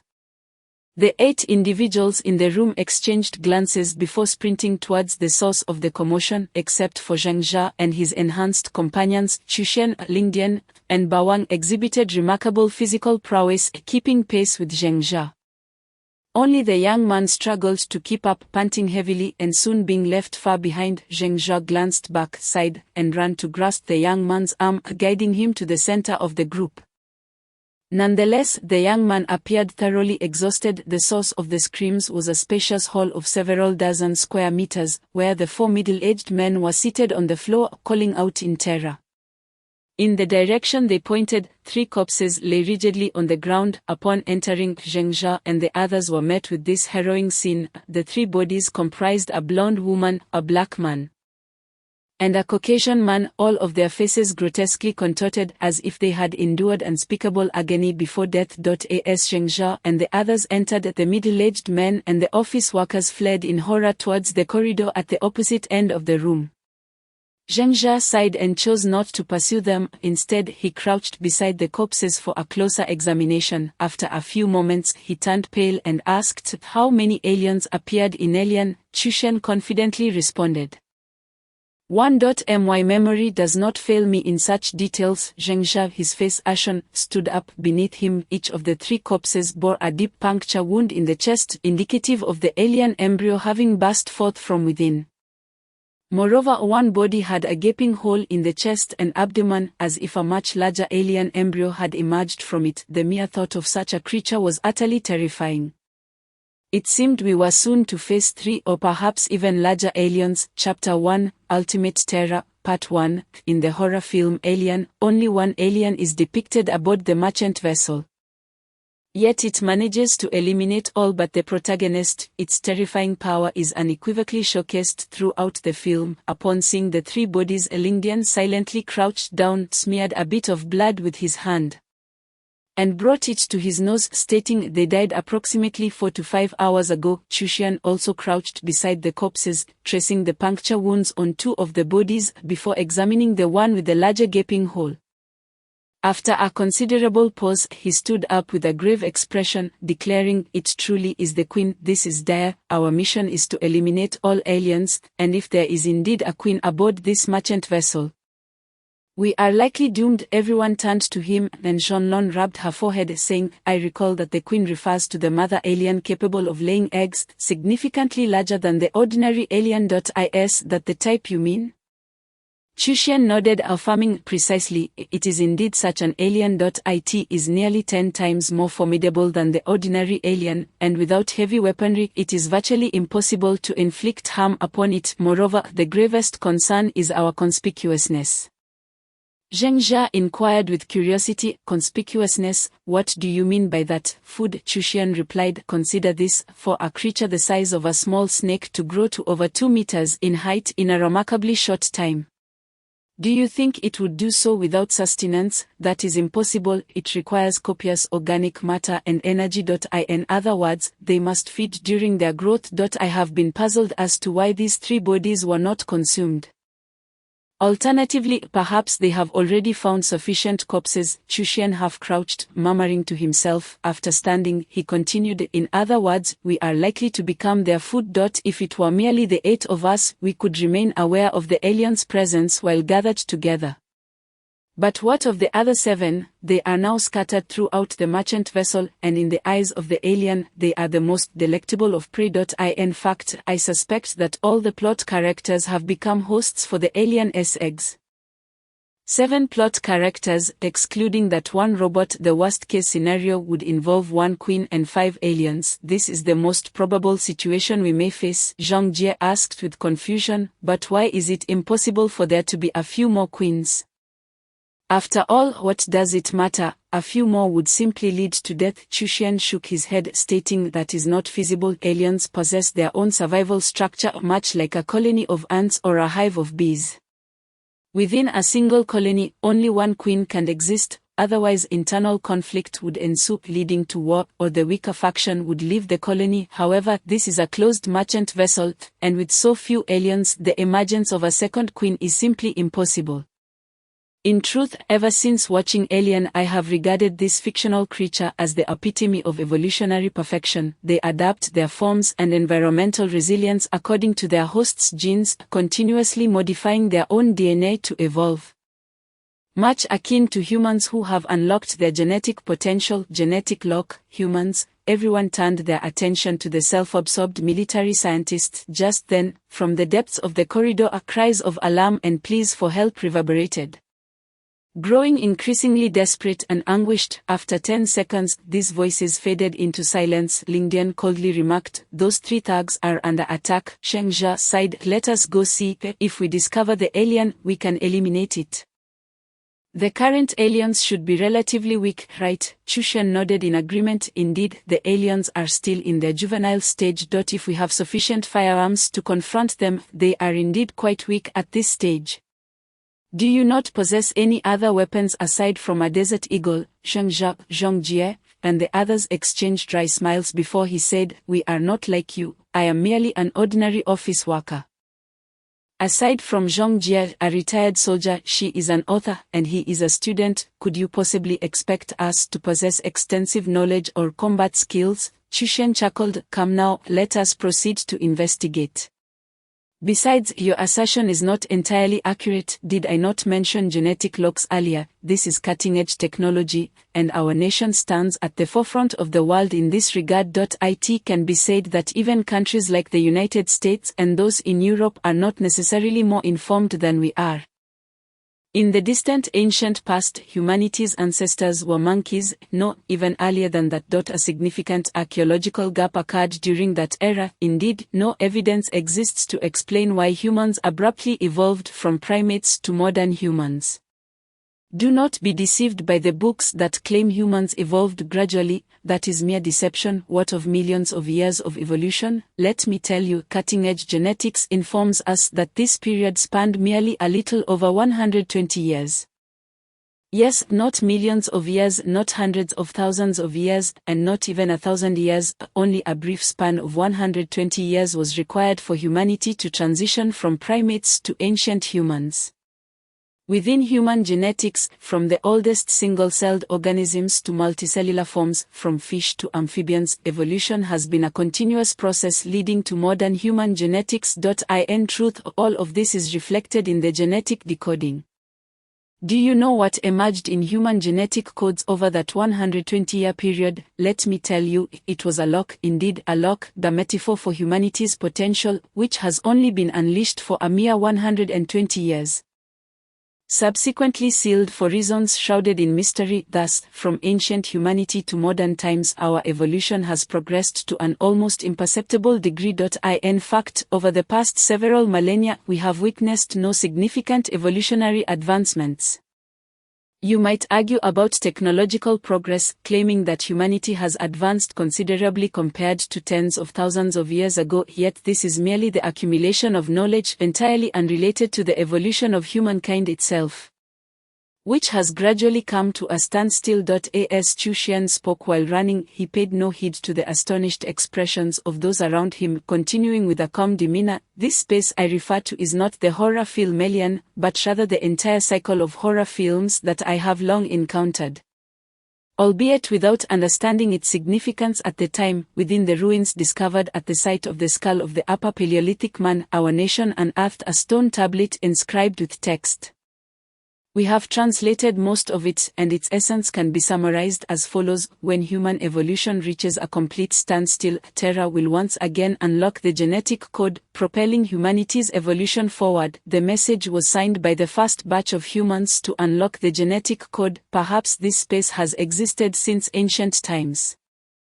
Zheng Zhe suddenly interjected, a spark of curiosity igniting within him. What happens when the genetic code is unlocked? Do humans become superhumans? Chu Xian chuckled softly, responding, "You must have heard the famous line by Li Bai, 'Heaven bestowed upon me talent that surely has its use.' The definition of the genetic lock aligns with this notion. According to genetic evidence, there are no weak among humankind. Every individual possesses their own unique strengths, and within these domains, they exhibit extraordinary talent. In truth, through rigorous training, humans can indeed achieve such potential, be it in athletics, memory, or intellect. Thus, the removal of the genetic lock allows individuals to autonomously choose their talents according to their circumstances. One can transform into a genius when mental acuity is required, a powerhouse when strength is needed, and a formidable warrior determined to survive even when all others perish. In any given situation, one would possess the capability to resolve challenges, an indomitable spirit, and an assurance of survival. This, my friends, is the evolution that follows the unlocking of the genetic code. Chapter 1, Ultimate Terror, Part 2. Chu Xian's words profoundly shook the others. The notion of effortlessly altering one's strengths to survive in any circumstance painted a picture of humanity reaching the pinnacle of its potential. Akin to superhumans, imagine if monkeys could achieve such extremes and evolve into humans. What might a human become if they were to unlock their full potential? Zheng Zhe felt a stirring in his heart, as though he had suddenly grasped something profound, yet when he attempted to meditate upon it, the thought eluded him. The previously silent Zero suddenly posed a question: how does one unlock the genetic code? Is it through some drug or something else? Chu Xian waved his hand dismissively. It requires a substance akin to adrenaline, which can only be produced by the human body itself. The crucial point is that it is highly toxic. I presume you have heard tales of elderly women lifting cars to rescue their grandchildren. This is a factual account, but shortly thereafter, that same woman perished. Scientists discovered trace amounts of this substance in her bloodstream. Therefore, it is impossible to rely on external forces to unlock the genetic code, but at least, with our current level of technology, it cannot be achieved. Unlocking the genetic code necessitates personal effort, yet we currently lack a clear direction for that endeavor. I suspect this space is somehow linked to the unlocking of the genetic code. Perhaps it is a remnant created by the first humans to achieve such a feat. Zhang Jie laughed heartily. Do you believe that ancient monkeys foresaw our present-day enjoyment of horror films? Along with the countless advanced technologies we could exchange for, do you think those monkeys could predict such things? Chu Xian replied with a calm smile. Monkeys may not have the foresight, But what if their creations were intelligent computers? Computers can exist beyond life and death, they can record our horror films and allow us to experience them in this endless nightmare until we meet our demise or, through terror, surpass our limits to unlock the genetic code, subsequently earning enough reward points to escape. What do you think of this hypothesis? Zero suddenly gestured quietly, while your theory may hold merit. Let us not overlook our current predicament. The scent of blood is ahead, 30 meters to the left. Who will venture forth to investigate? Zheng Zhao clenched his teeth. I possess the highest enhanced attributes.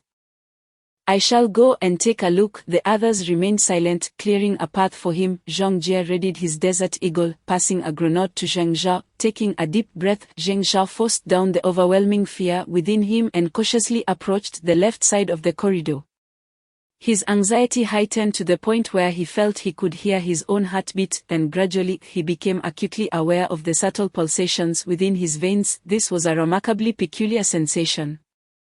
Indescribable yet illuminating, it seemed as though he stood merely a step away from unlocking the genetic code. Alas, this state of clarity was short-lived. As he carefully peered left from the corridor's entrance, he was suddenly jolted by a fright, causing that profound state of awareness to vanish without a trace, leaving only an abyss of fear in its wake. The left side of the passageway was cluttered with indescribable remnants of flesh, unrecognizable as once being human. Bones, entrails, and grotesque matter lay heaped together, with only tattered scraps of clothing scattered across the floor, leaving no one able to ascertain that this carnage once belonged to humanity. Zheng Zhao retched violently, clutching the wall as he heaved. Seeing that there was no immediate threat, the others rushed over. Soon Shanlong, Li Xiaoyi, and Li Shuaishi joined him in retching. Even Zhang Jie appeared to twitch at the corners of his mouth. Only Zero, Bawang, and Chu Xian remained, crouched beside the remnants in silence. Bawang picked up a few strips of fabric from the ground and exchanged a glance with Zero. The Caucasian man stammered, "It's those three little hoodlums. The flesh of the two corpses is missing." Zheng Zhao and the others had just ceased their vomiting, but upon hearing the word flesh, they erupted again, this time expelling even the bile from their stomachs. "No, I refuse to accept this." Chu Xian scrutinized the remnants. "I have conducted a few dissection experiments. Most of this flesh appears to be crushed bones and unpalatable, filthy organs. Moreover, look here, these are fragments of shoulder bones. I have identified 3 different pieces already, thus I deduce that the alien took what it could and left behind the remains of 3 corpses." This time, Zheng Zhao and the others truly found themselves unable to retch any further. They felt their insides convulsing uncontrollably. Fortunately, Zheng Zhao's physical resilience far surpassed that of the others. After a moment of retching, he still retained some semblance of strength, while the rest had already vomited to the point of weakness. Having to lean against the wall to stand once Chu Xian and the other 3 concluded their discussion, they returned to the group. He furrowed his brow, glancing at the 3 individuals who were visibly weakened, and said, "We should leave this place. The situation is far worse than we imagined. A 3rd-stage mature alien has already appeared, and it is likely nearby. No sooner had he spoken than Zero and Bawang suddenly dropped to the ground, both men exhibiting a glimmer of fear in their eyes, especially Zero, who urgently whispered, "Something's not right, there's danger." As individuals dwelling on the precipice of life and death often possess a heightened intuition for peril. Zheng Zhao, upon witnessing Zero and Bawang crouch down, felt a wave of trepidation wash over him. He could not articulate what this feeling was, he simply turned instinctively to look behind him. A massive shadow surged forth from the corridor behind him, moving with such speed that only his heightened reflexes could catch a glimpse of the enormous and terrifying figure, an entity that belonged solely in nightmares. At the far end of the group, Li Xiaoyi, who had been leaning against the wall, was still reeling from his previous bout of vomiting. In that moment, he lacked any strength to react. As Zheng Zhao turned to him, his face frozen in terror. The boy could only muster the strength to look back, but was immediately paralyzed by fear. Before him stood a mature, colossal alien, towering nearly 2 meters and 78 centimeters, stretching over 3 meters with its tail included. Its glistening black exoskeleton and elongated head extended to its back, and its horrifying mouth was lined with razor-sharp teeth. Most terrifying of all, a tongue adorned with fangs protruded from its mouth, a creature whose mere appearance could instill terror in the hearts of ordinary individuals. Li Xiaowei watched as the alien saliva dripped from its mouth just as he swallowed nervously. The monstrous tongue pierced through his shoulder with blinding speed. Zheng Zhao could only catch a fleeting glimpse of a dark shadow. And in the next moment Li Xiaowei was dragged away towards the corner of the corridor by the alien. No, Zhenggu, save me, I don't want to die. Li Xiaowei let out a frantic scream. Yet his strength paled in comparison to that of the alien creature, rendering his efforts seemingly insignificant, akin to an infant struggling in vain. Onlookers could merely witness his hand clinging desperately to the corner of the passageway. Inching outward, his fingernails scraped and torn. In that moment, the primal instinct for survival surged within him. Even as his nails were completely stripped away, Li Xiaowei maintained his grip at the corner, his fingers enduring agonizing pulls until ultimately he was dragged into the passage, leaving behind 5 crimson imprints on the wall. Aside from this, the corridor echoed with Li Xiaowei's heart-wrenching wails, mingling with the sickening sounds of flesh being torn apart. Chapter 1, Limitless Horror. 3. Shengzha, Zero, and the Overlord were the first to regain their composure. Both Zero and the Overlord simultaneously gripped their grenades tightly, their other hands pulling the pins, poised to hurl their sole weapon at the first sight of the alien. Zhengzha, however, clenched his teeth and charged towards the scene, recalling his vow to never abandon a comrade. He had indeed heard Li Xiaowei's cries for help. At the corner of the passage, 3 massive pitch-black aliens were ruthlessly tearing into Li Xiaowei, who, despite his dire circumstances, continued to thrash and convulse in a desperate struggle. The alien's overwhelming strength was terrifying, with a mere flick of its tooth-laden tongue. His body was effortlessly ripped apart like paper. Zheng Zhao could only gaze into the boy's despairing eyes before witnessing his head being obliterated by one of the alien's tongues. Another alien turned its head towards Zheng Zhao, extending its tongue, droplets of viscous saliva dripping onto the floor. It unleashed a fearsome roar that jolted Zheng Zhao back to reality. He cast one last glance at Li Xiaowei's lifeless form before fleeing down the corridor.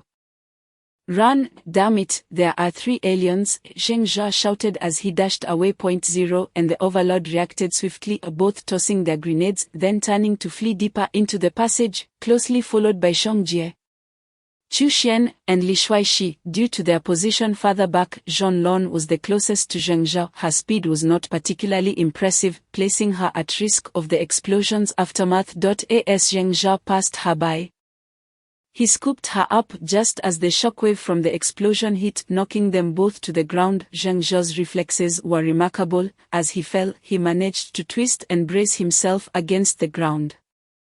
With Zhong Lon landing atop him, the ample-bosomed woman gazed at him in astonishment, and in that moment, she even patted her forehead and chuckled, "You truly are a good man." Zheng Zhao was momentarily taken aback and shouted, "What nonsense are you spouting? Hurry and run." With that, he intended to push Zhong Lon off and stand up. However, she clutched his collar tightly, insisting, "My enhanced physical attributes are minimal. Aside from endurance, my running speed is certainly lacking.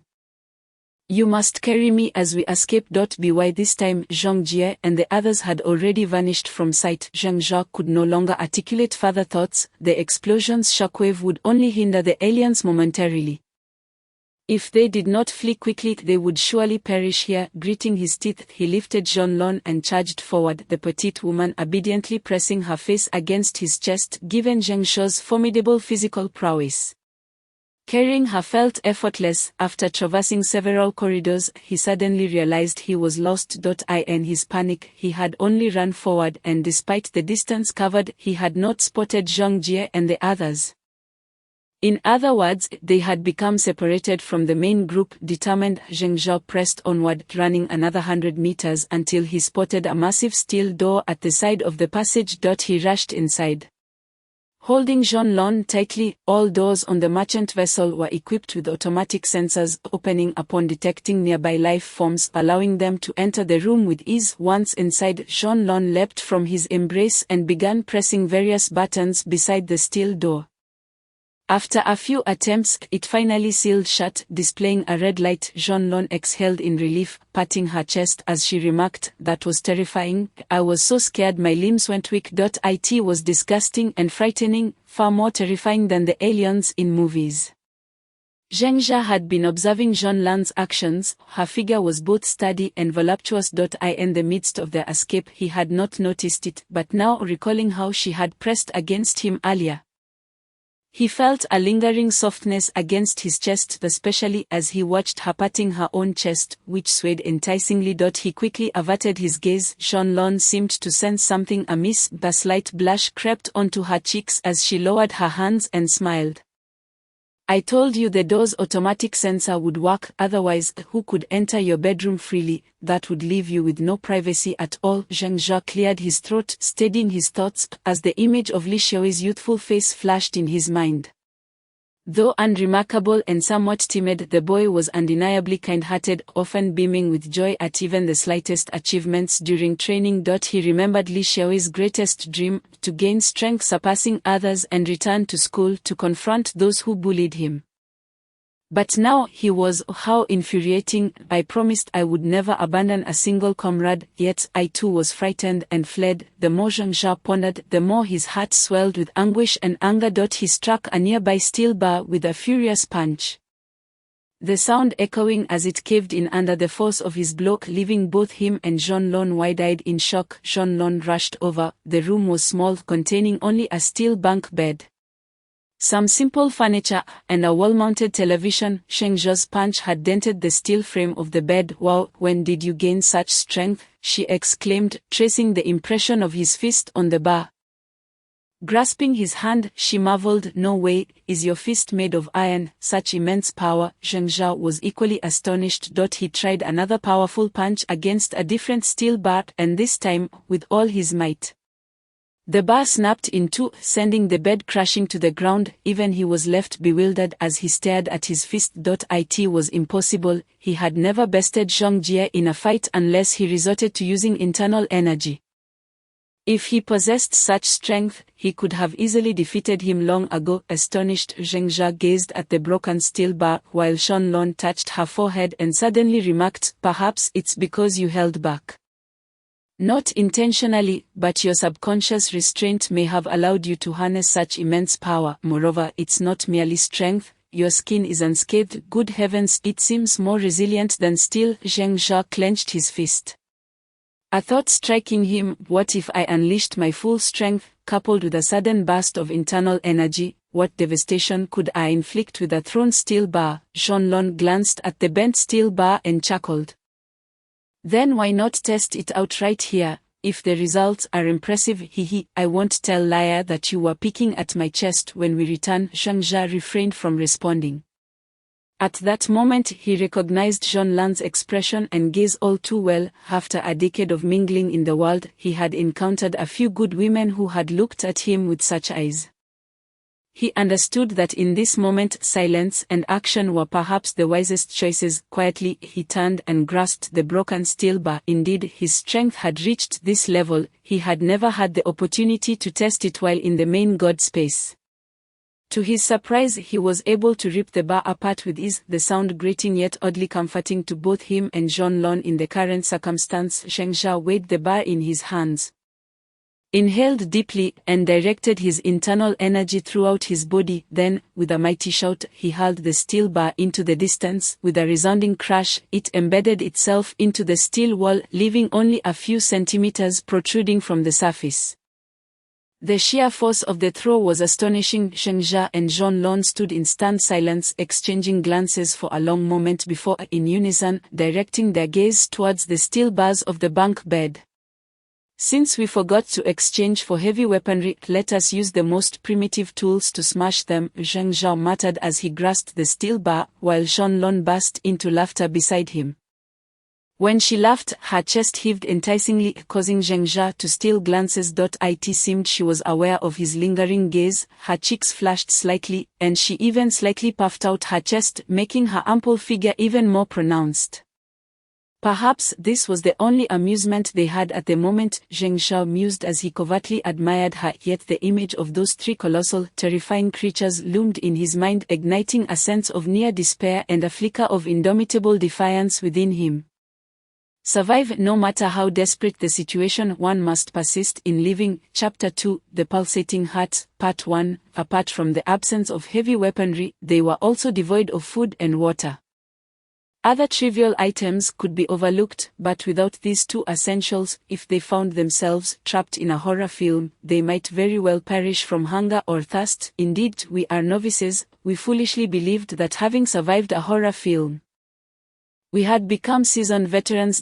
In truth, we are woefully unprepared. To charge into a horror scenario so recklessly is akin to treating it as a mere game. Sighing in resignation, Zheng Zhao lamented while Shan Lon silently nodded, her gaze flitting around the walls of the room as she searched for something. Curiously, Zheng Zhao inquired, "What are you looking for?" Without turning her head, Shan Lon replied, "This is a state-of-the-art spacecraft. I refuse to believe there are no high-tech communication devices aboard.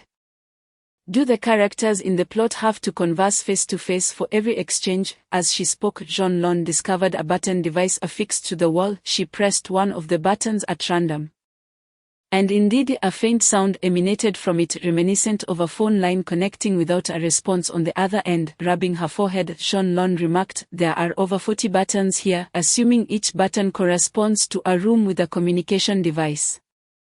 It follows that we are located centrally within the merchant ship, then not too far from the control room." Zheng Zhao leaned closer. The communication device bore a total of 46 buttons. The one before them was marked with the number 21.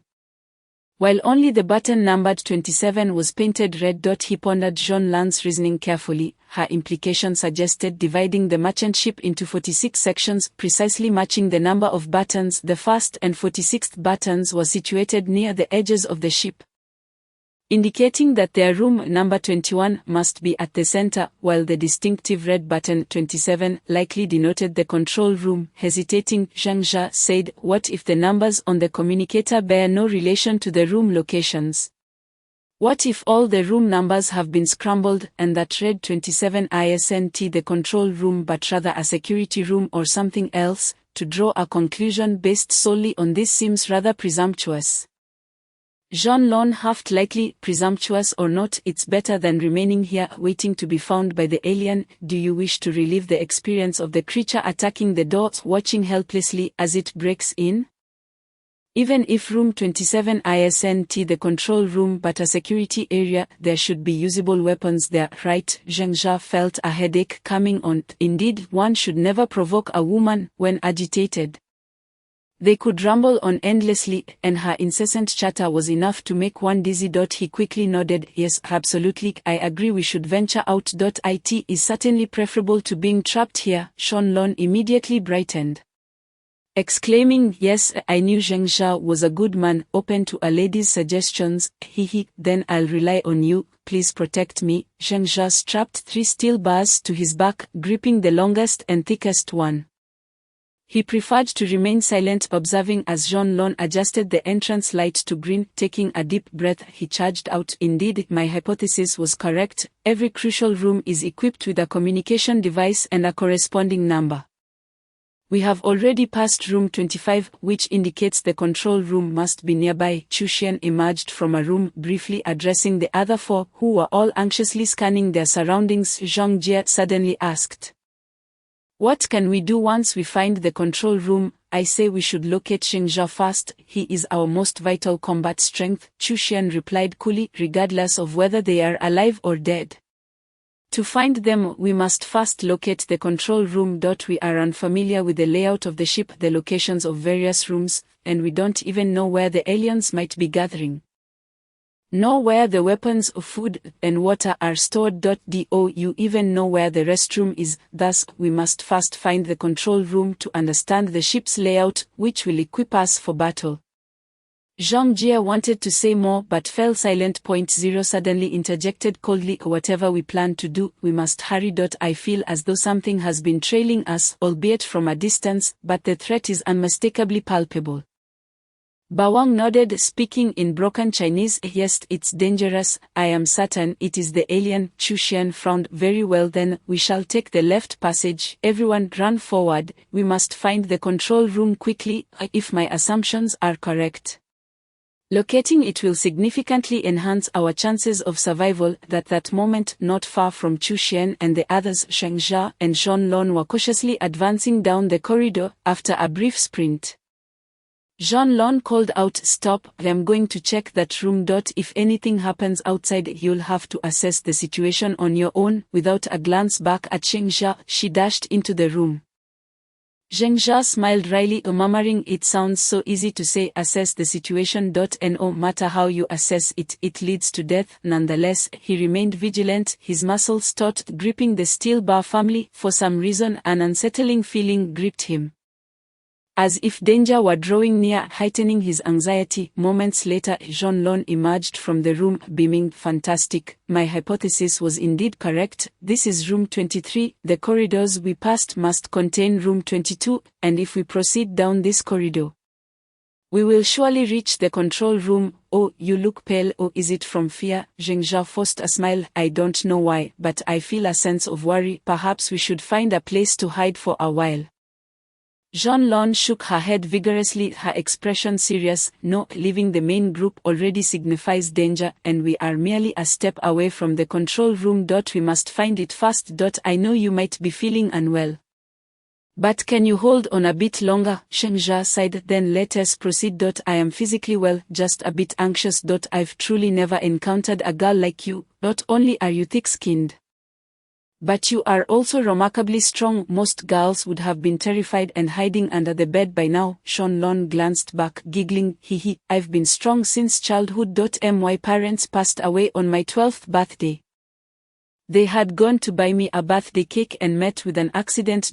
If I hadn't been strong, I wouldn't have made it this far. So, as such a good girl, you must protect me well." Suddenly, while Zhon Lon was chatting playfully, a long, jagged tongue shot out from the corridor, piercing her shoulder in an instant, splattering blood across Zheng Jia's face and eyes. For a fleeting moment, he could still hear her cheerful laughter and her plea to protect her. No. Chapter 2, The Pulsating Heart, Part 2. Zheng Jia's eyes turned crimson, unsure whether it was from rage or the girl's blood staining his vision.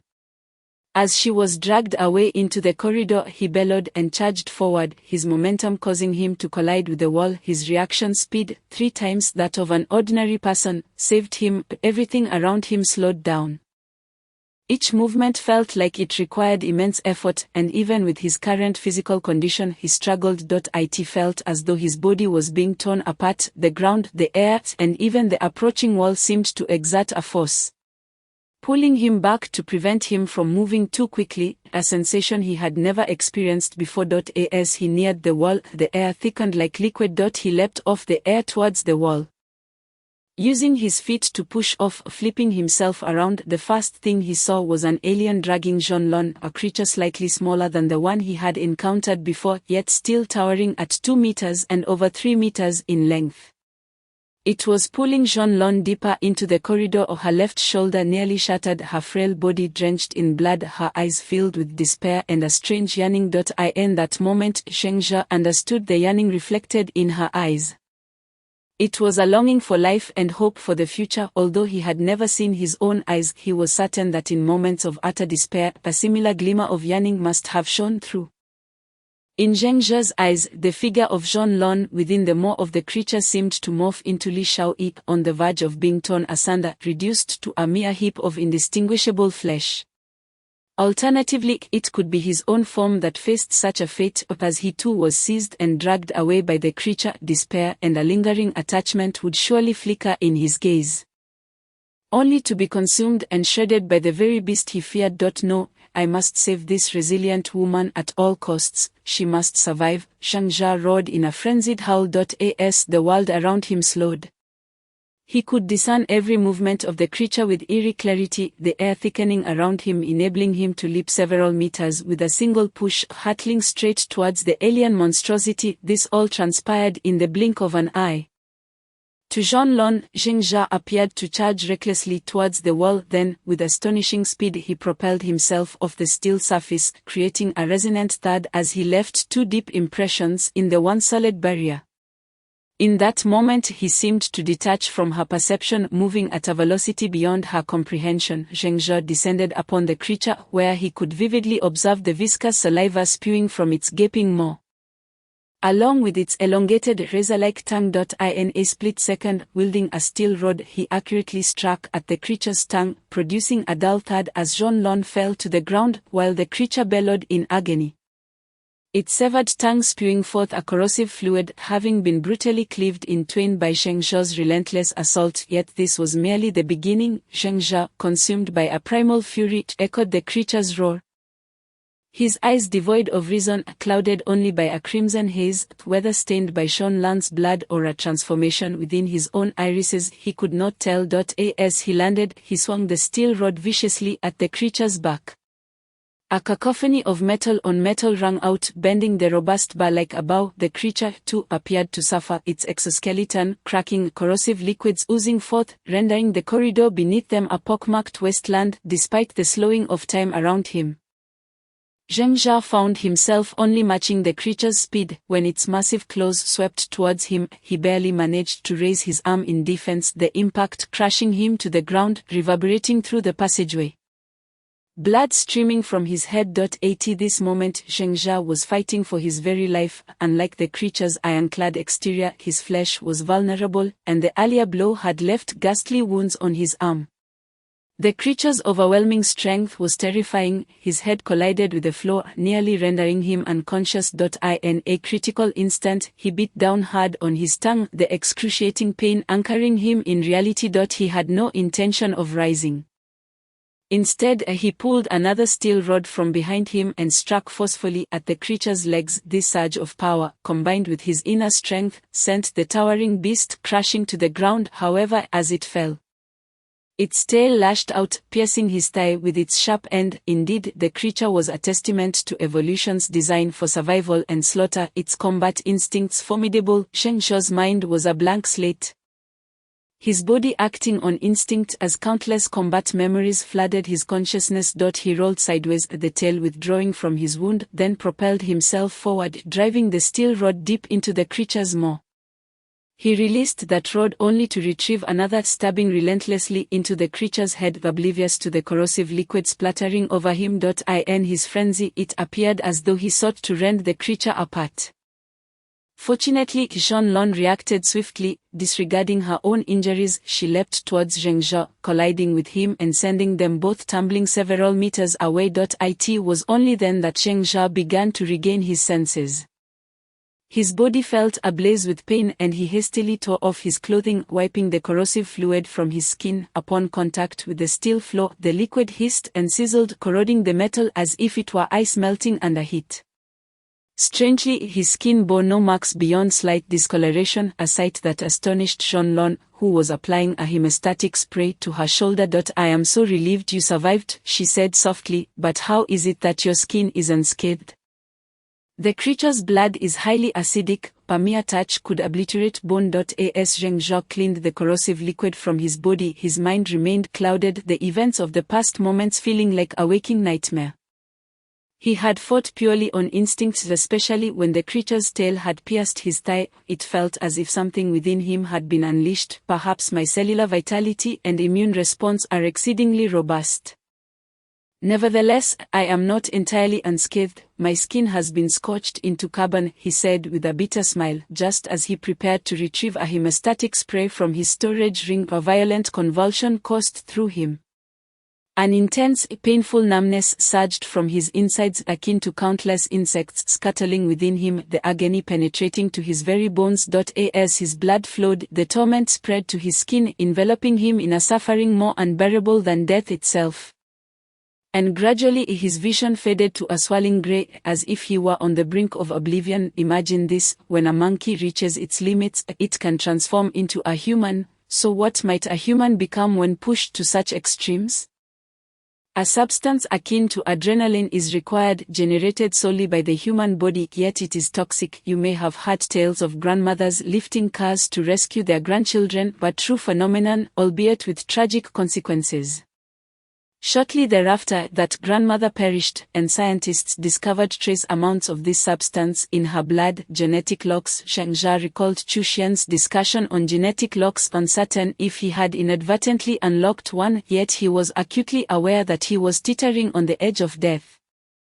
His internal spasms intensified, blood erupting from his mouth and nose, while his lungs seized, rendering him nearly breathless. Desperate, he gasped for air, struggling to inhale. Shanlan's reaction was swift. She clutched Zheng Jia, pressing her lips to his. Exhaling air into his lungs, after what felt like an eternity, his internal spasms began to subside, and his lungs resumed their rhythm, the pain on his skin gradually diminishing. However, Shanlan remained oblivious to his recovery. Continuing to breathe into him, tears streaming down her face, murmuring softly, "Please don't die, don't leave me alone. I beg you, live with me." Chapter 2, A Heart in Turmoil, Part 3, was her fear of loss rooted in the experience of having someone dear depart from her life. Zheng Jia sensed her thoughts, recognizing their shared essence. Both had endured the loss of something precious, vowing never to experience such grief again. It was this bond that drew him to her, compelling him to offer aid. "I am much better now," he managed to say, a fleeting image of another girl flashing through his mind as he gently pushed Shanlan away. Though his body felt utterly drained, that push was resolute. Shanlan, still weeping bitterly, was momentarily taken aback by his sudden gesture. Before forcing a smile, "Are you all right? You truly terrified me. You suddenly convulsed like a madman, bleeding profusely." It was horrifying. Zheng Jia felt weak. But compared to the near-death agony he had just endured, he felt as if he were in paradise. "I cannot thank you enough. If you hadn't been there to keep me breathing, I would have succumbed to asphyxiation. In that state, had I lost consciousness, I might well have become a corpse by now." Shanlan's expression returned to normal, then she chuckled softly. "I should be thanking you. If you hadn't rescued me, I shudder to think what might have happened, what transpired. Was it some ailment of yours?" Zheng Jia shook his head, uncertain how to articulate the harrowing experience. In that life-and-death moment, he had felt as if something within him had been unleashed, executing an effortlessly fluid combat style, each movement precise, every ounce of strength pushed to the limit, devoid of mercy or fear. If he were to describe it, it resembled an animated tale he had once viewed titled Seeds, where, at a crucial moment, he had unleashed his potential. Certainly, it is more likely that what Chu Xian referred to as the genetic lock is an evolutionary adaptation of humanity capable of surviving in any extreme conditions. This would also elucidate why he subsequently experienced such profound agony, possibly stemming from the side effects of the substance that unlocked the genetic code. This torment arrived swiftly and departed just as quickly. Zheng Jia could sense his strength gradually returning. However, the sensation of his genetic lock being released was also receding, suggesting that the potent toxin was being metabolized by his body. His formidable cellular vitality and immunity had salvaged him while simultaneously thwarting the possibility of that substance fully unlocking his genetic potential. Zheng Jia could vividly imagine the scenario. Had he retained his prior combat instincts, the alien would not have been the invincible monster it seemed. Upon noticing Zheng Xiao's silence, Shanlan refrained from further inquiries, suddenly breaking into a cheerful smile and exclaiming, "You've slain an alien, let us see what rewards you've earned, shall we?" I hope it's not a case of no rewards at all." At that moment, Zheng Jia felt significantly revitalized. He quickly raised his wrist to check his watch, which indeed displayed the tally of alien kills as 1, followed by a reward of 500 points. Perhaps during his earlier battle, the sound of rewards had already chimed, but in the frenzy of slaughter it had gone unnoticed. Suppressing his joy, he remarked, 500 reward points, that's incredible. It's nearly half the reward points one would earn after surviving a horror film. Shanlan's face lit up with delight, as if the reward points earned by this man were her own. With a gleeful laugh, she said, 500 points for just one, who knows, you might be able to slay a few more aliens. potentially racking up several thousand points. Since you claim I saved your life, will you bring back some small gifts for me? Zheng Zha gazed at Shanlan's crimson lips and, inexplicably warmed by the sight, replied, then I shall gift you the most exquisite lip balm. That lip color appears truly enchanting. Shanlan's cheeks flashed a deep red, and she playfully glared at Zheng Zha. He immediately sensed the flirtation in his tone and cleared his throat, saying, we should hurry and leave this place. The scent of alien blood is overwhelmingly potent. I cannot ascertain whether another alien might be lurking nearby. My strength has returned considerably, so let us proceed in the direction you suggested. Zhanlong nodded vigorously, though the blush on her face had yet to fade entirely. She lowered her head and murmured, are you all right? I noticed you bled quite a bit from your legs and body earlier.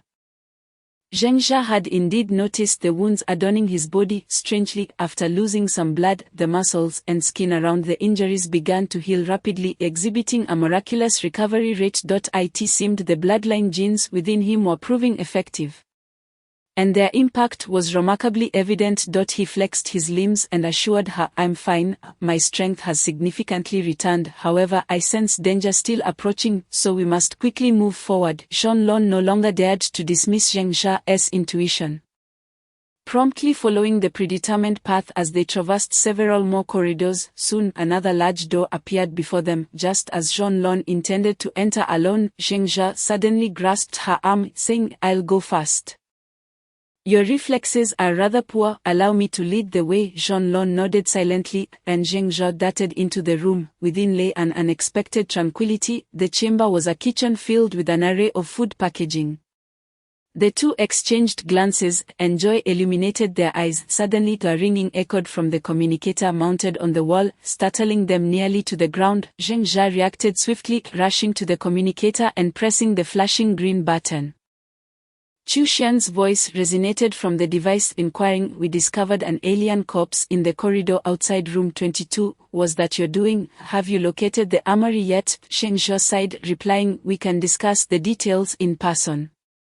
Where are you located? Also, how did you know we were here? Chu Xian's voice continued, each significant room is assigned a number. We are currently in the control room of ship 27, equipped with a monitoring system for various corridors. If you hadn't entered this room, we would have been unable to contact you. By the way, your location should be the kitchen, correct? The control room displays its name. If possible, gather as much food and fresh water as you can without impeding your speed, and then proceed towards room 27. He added gravely, the next part concerns your lives, so I'll be brief. 3 aliens are trailing behind you, approximately 10 room numbers away. At their speed, they will catch up to you in about 2.5 minutes. Strangely, they have been following you closely. The scent is the alien blood on you. Zheng Zha and Shanlong immediately understood the reason behind their pursuit. Chu Xian's voice continued, I will give you 2 minutes to run straight ahead.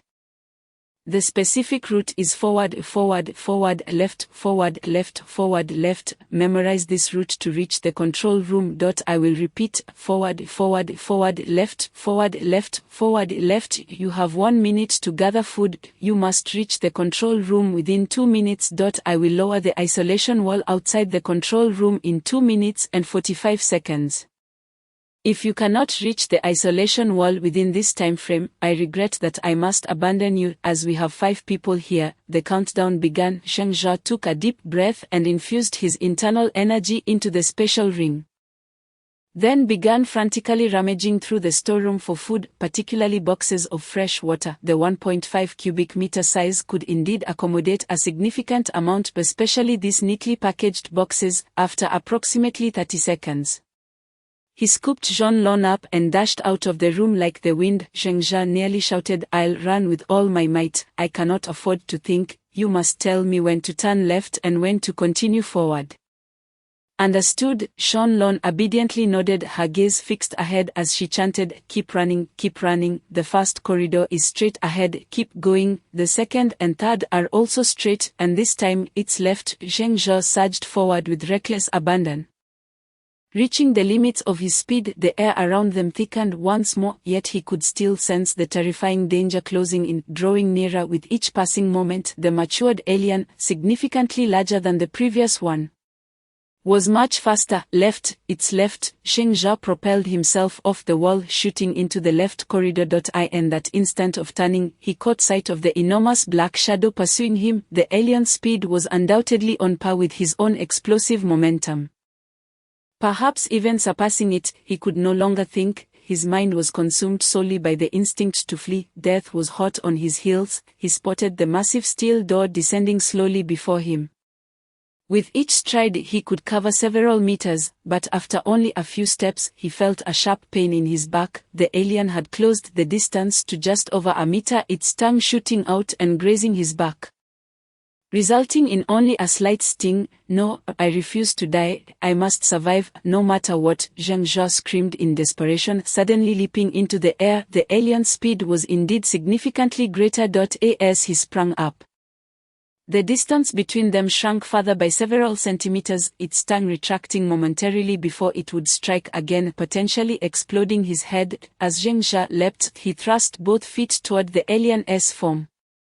Having expended much of his internal energy in his sprint, now he concentrated all his remaining energy into his legs. With the alien's speed and his own strength combined, he launched himself like a cannonball toward the nearly closed steel door.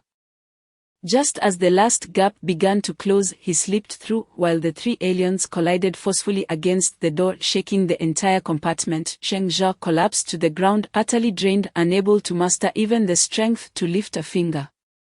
Survive, no matter what, he must survive. Chapter 3, Two Choices, Part 1. Zheng Zha and Zhonlong lay on the ground, still tightly entwined in each other's embrace. The overwhelming tension and fear had rendered them momentarily incapable of regaining their composure until the sound of footsteps echoed from the opposite end of the corridor, prompting them to reluctantly ease their grip. Zheng Zha certainly did not believe that lying sprawled on the floor would appear dignified. Rather, he felt utterly weak and powerless.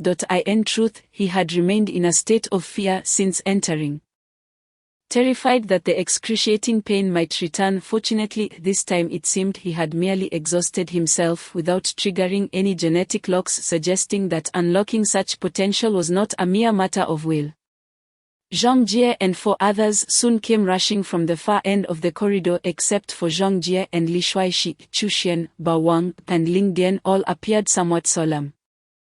They had all witnessed Zheng Zha's incredible speed during his escape, particularly the instantaneous leverage and rebound he executed when confronted by the alien. Without that rebound, the two would have never made it past the isolation wall. Such agility and velocity were beyond the capabilities of mere mortals. Chu Xian crouched beside Zheng Zha, inquiring earnestly, "How are you? Did you sustain any injuries? How long will it take for you to regain your former combat prowess?" Zheng Zha, lying on the ground and feeling utterly drained, replied, "I suppose it's just exhaustion. I haven't sustained any injuries. If I rest adequately, I should be able to regain my combat strength in about half an hour." Chu Xian's face lit up with joy. It was rare for someone as composed as him to display such emotions unless faced with a truly momentous surprise that could alter the entire situation.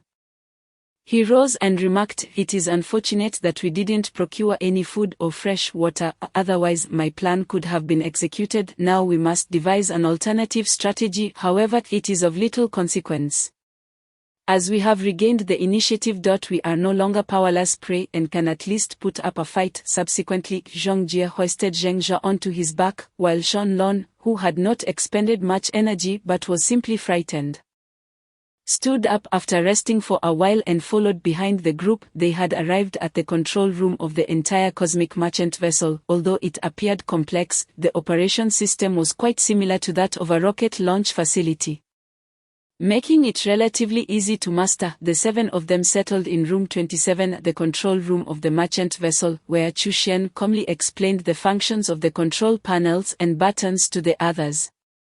In truth, he only provided a brief overview, and apart from him, the rest of the group had little comprehension of what he was saying. Nonetheless, they should be able to operate it with simple instructions. Zheng Zha thought to himself that such a complicated control system must be exceedingly easy for someone like Chu Xian. However, he kept this thought to himself, feeling grateful that a genius like Chu Xian was among the newcomers. His presence was invaluable to the entire team. As Zhongjie set Zhengzhe down, he suddenly remarked, "Actually, I managed to acquire a substantial amount of food and water in that room. If we ration it wisely, we should be able to sustain ourselves for several days." The others looked at him with surprise, and only Zhongjie exclaimed excitedly, "It must be the storage ring, containing all that food and water." "Right," Zhengzhe nodded with a smile. Chu Shen quickly inquired about what a storage ring was, and upon hearing Zhongjie describe it as a cultivation tool obtained at a considerable cost from the main deity, he became immensely excited. He grasped Zhengzhe's hand, closely examining the ring, eagerly repeating, "Is it truly a cultivation tool? Could it really be? My heavens, I have long suspected from various documents that such items once existed." "Ha ha ha, so they all originate from this space. If we can unravel the secrets of this technology, who knows how far humanity can evolve?" Ignoring the bewildered stares of the others, Chu Shen continued fervently. "Do you realize what this signifies? It means that the trajectory of human advancement will no longer be confined to technology, while this unknown technology can indeed be considered part of the natural sciences. It transcends the realm of external technology. It is the pinnacle of internal science." Ling Dian interjected coldly, "What do external and internal sciences have to do with our current predicament? I would rather have the food and water from that ring." Chu Shen sighed in resignation and muttered, "Forget it, explaining this to you all would be futile. In any case, if we can uncover the secrets of cultivation, it will represent the most significant advancement for humanity since unlocking our genetic code." Zhengzhe and the others exchanged dry smiles. Despite Chu Shen's usual calm and wisdom, he was fundamentally just a researcher, and when confronted with a field that piqued his interest, he became more fervent than anyone else. At that moment he was still gripping Zhengzhe's hand tightly. Zhengzhe, feeling helpless, said, "Since we have a sufficient supply of food and water, what is your next plan? To study this cultivation, you will need enough reward points to exchange for it."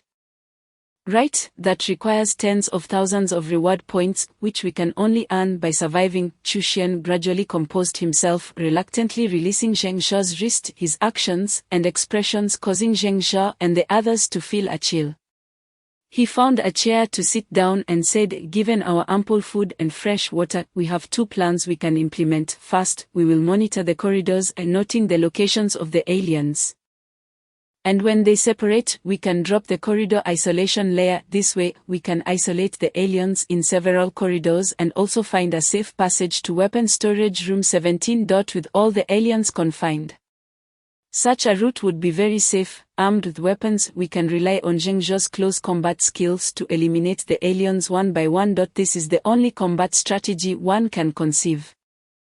Zhengzhe's heart raced. He was extremely reluctant to engage in close combat with such terrifying creatures again. He quickly asked, "What about the other plan? You mentioned there were two." Chu Shen sighed and said, "The other plan involves the adjacent room, which is a cryogenic sleep chamber. It allows individuals to enter a state akin to hibernation, consuming very little energy. After we have eaten and drunk to our fill, we can sleep inside while the control room's computer is set to the predetermined return route, allowing us and the aliens to return together." Zhongjie suddenly asked curiously, "Return to where?" "To Earth," Chu Shen declared.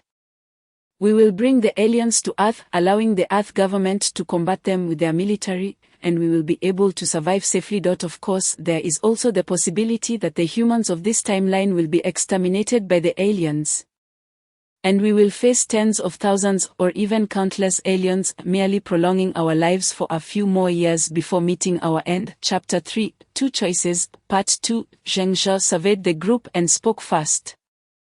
"I don't know what you all think, but I cannot bear the thought of the aliens reaching Earth, even if I am not a part of this timeline, and even if I might live a few more years. I absolutely cannot condone that." He hesitated at this point, initially wanting to say that he would fight on alone if necessary, but the final words stuck in his throat. He was, after all, afraid of death. Chu Shen nodded. "You must all think that the second plan is utterly insane, right? However, I believe that if conditions permit, the second plan is actually the most reliable way for us all to survive." But this plan has two flaws. If we cannot resolve these issues, it may very well fail. The first flaw is, given that the plot has already changed, who can guarantee that the Earth government won't simply obliterate our merchant vessel in the outer atmosphere? With the technology of the interstellar age, do you really think Earth lacks any form of extraterrestrial defense? The second flaw is my concern regarding whether the isolation layer can completely withstand the aliens. Their blood is incredibly corrosive. Remember in the movie Alien 4, they escaped their confinement precisely due to the corrosive nature of their blood.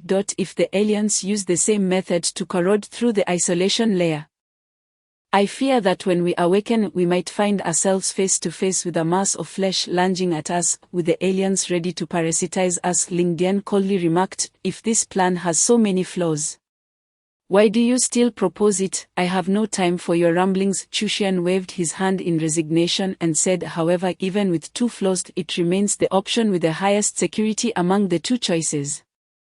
You must understand that once we choose the first option, we will have to confront the alien face to face. The isolation wall will not rescue us again after our failure. Once we fail, it means certain death for all of us. And such a mortality rate could occur multiple times. Do you all have confidence in surviving these trials? Suddenly, the hulking tyrant spoke in halting Chinese. Isn't there an old saying in China, fear of death does not make one a hero? No, that's not it. It's to live as a hero, and to die as a ghostly spirit. I believe that's the phrase. I do not wish to leave my fate to the unknown. What if we fall asleep and never awaken? Compared to that, I would prefer to grasp my own future. Even if I die, I would rather perish in a battle of my choosing than be granted life by a fickle fate. The tyrant grew increasingly agitated as he spoke, and in the end he expressed his last few sentences in Russian, leaving Chushian with no choice but to translate for him. Xiangjie nodded in agreement, saying, I also believe we should choose the option we can control. Although it is dangerous, it is a battle we determine ourselves, not one reliant on luck for survival. The others silently nodded in assent. And Chushian sighed. Very well, let's proceed with a vote. The minority shall follow the majority. I believe this decision is the fairest. The voting results were quite unexpected. Indeed, the choice was made to confront the aliens. But only 4 individuals voted for the first option: Lingdian, the tyrant, Zhang Jie, and Zheng Zhao. Apart from Chushian and Li Shuaishi, who opted for the second option, even Zhon Lon chose the second option. Chushian breathed a sigh. Since we have decided to fight, I will respect everyone's choice. Let us face the aliens together. First, let's have Zheng Zhao bring out the food and fresh water. I believe everyone is quite hungry by now. Facing the eager gazes of those around him, Zheng Zhao smiled and gathered his inner strength. After a period of rest, his energy had indeed recovered somewhat. While still not usable in combat, it was perfectly suited for opening the storage ring. Moments later, a circle of boxes filled with biscuits, cheese, bread, and dried meat, along with bottles filled with fresh water, lay on the ground. Once the food was brought out, Chushian was the first to crouch down. He opened several boxes and counted the number of water bottles, stating, the food is plentiful. If we ration it wisely, the 7 of us can last about a week. However, I suggest we divide this food into 3 days' worth. Such a quantity will ensure we are well fed and well hydrated, allowing us to maintain our peak physical condition and combat effectiveness over those 3 days. Since choosing the second option, Zhon Lon had been too apprehensive to look at Zheng Zhao. At this moment, she attempted to reach up to touch her forehead but forgot about the large hole that had already pierced through her shoulder. Earlier, during the escape, the tension had masked the pain. But now, as she settled, it pierced her heart with agony. She touched her forehead with her other hand and said, why not divide it into 7 days' worth, as long as we can wait until those aliens are trapped. We can clear a safe path directly to the kitchen, allowing us to starve them without engaging in combat. The others looked at Chushian with puzzled expressions. The man offered a wry smile and replied, I have considered this hypothesis as well, but several reasons compel me to abandon the idea of a prolonged battle with them. Firstly, we are not familiar with the aliens' physiology. If they are like certain desert creatures on Earth capable of going without food or water for several days in a dormant state, We would be unable to outlast them once we consume all our food and water. It would be us who end up trapped. Secondly, please count how many of us there are. 7 people. Yes, I recall there were 15 of us when we arrived here. So where did the meat of the remaining 8 go? Adding in the corpses of the original characters, that is already enough for the aliens to sustain themselves at a low level of consumption. Thirdly, and most crucially, I do not wish to provoke the aliens. If we indeed manage to trap them and secure food supplies from the kitchen, when they become desperate with hunger, can you guarantee they won't corrode the isolation layer with their blood and rush to devour us? Therefore, I would rather engage in combat with the aliens in a very short time frame while we are well fed, as this is the best battle strategy one can deduce. Zheng Jia exhaled deeply. If we survive this horror film, it will undoubtedly be due to your efforts. Please, if there are any other matters, do share them now. Since we are now partners in life and death, we will place our absolute trust in you. The others nodded silently, looking at Chushian. Although they were reluctant, it was evident that this man possessed extraordinary wisdom. In such dire circumstances, Chushian's significance to them was abundantly clear. Chushian smiled and nodded. To be honest, I have heard Zhang Jia mention that every horror film introduces newcomers, and the quality of these newcomers is often questionable. In many horror films, an individual's power is far too insignificant. If we can survive this time, we will likely participate in even more terrifying horror films in the future. I hope that my team possesses the courage and strength to survive, or only then will I be willing to contribute my intellect. Otherwise, it would all be meaningless. Among our 7-person team, at least 6 of us are highly capable elites. I am quite satisfied with this team, and I hope we can all survive. At least 6 of us must endure. Li Shuaishi flashed red. He was just an ordinary youth with no particular skills. He naturally understood that Shushuan's mention of the only one referred to him. At that moment, Zheng Jia patted him on the shoulder and said, "Don't worry, as long as we survive, we can train ourselves and become stronger. Never lose hope." Li Shuaishi gazed at him gratefully, and Chushian continued, "Thus my isolation plan is to use a bait, yes, to open a section of the isolation wall and lure the aliens into the path I have designed. This bait will be Li Shuaishi." Chapter 3, 2 Choices, Part 3. Everyone stared blankly at Li Shuaishi, an ordinary-looking young man with average strength and no particular talents. In simple terms, he appeared utterly inconsequential. Were it not for Chushian mentioning him, no one would have deliberately recalled this youth. He was as ordinary as air. Li Shuaishi stood there for a moment, then suddenly blushed and shouted, "Why me? Why must it be me? There are so many people here, everyone wants to survive this horror film. Why must I be the one to die? Are you trying to kill me? If there is one less person to share the food, you all get to live a bit longer, so you must want to kill me." Chushian glanced at him quietly and said, "No, I do not mean for you to sacrifice yourself. While the danger of being a bait is indeed great, you are the most suitable candidate for this role. Every other person here is stronger than you. Zhang Jia, Shanlon, and Zheng Jia are all seasoned veterans who have endured horror films before. I can plan all subsequent actions. Lingdian excels in close combat and sniping, and the tyrant is proficient with various firearms, likely including those in the merchant ship's armory. So tell me, what is your role among us?" Li Shuaishi lowered his head in silence, his face growing ever redder, his hands trembling with tension. Chushian continued in a calm tone, "In ordinary circumstances, everyone has their strengths, and I would never measure someone solely by numbers and abilities. To put it plainly, I would not be this utilitarian, but you must understand our current situation. We are fighting against death. Any minor error could lead to our demise here. You are the excess among us. So if you wish to gain our acceptance and equal treatment, you must demonstrate your worth to us. Otherwise, how are you any different from those 7 corpses still outside the isolation wall?" Zheng Jia could no longer contain himself and shouted, "That's impossible. I cannot agree with your reasoning. I was just an ordinary person when I entered, and it was only after my enhancements that I gained my current abilities. Why is Li Shuaishi superfluous? Just give him a chance to endure a few more horror films. and he too can become a reliable partner. Chushian remained unfazed, stating, "But does he have that opportunity? To be precise, do we all have the chance to survive this horror film? Given the same reward points and physical enhancements, the 6 of us would far exceed him, and please do not suggest that you replace him.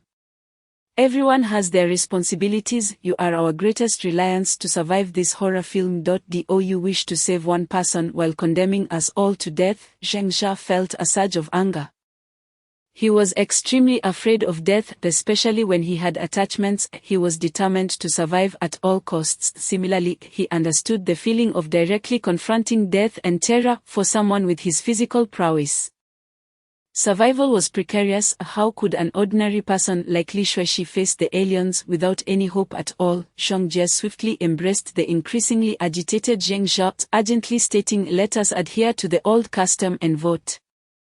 For this is the most equitable solution." Zheng Jia, do not act impulsively, do not disregard our lives. What of Luoli? Should we perish, our creations shall vanish alongside us. What exactly do you intend to do?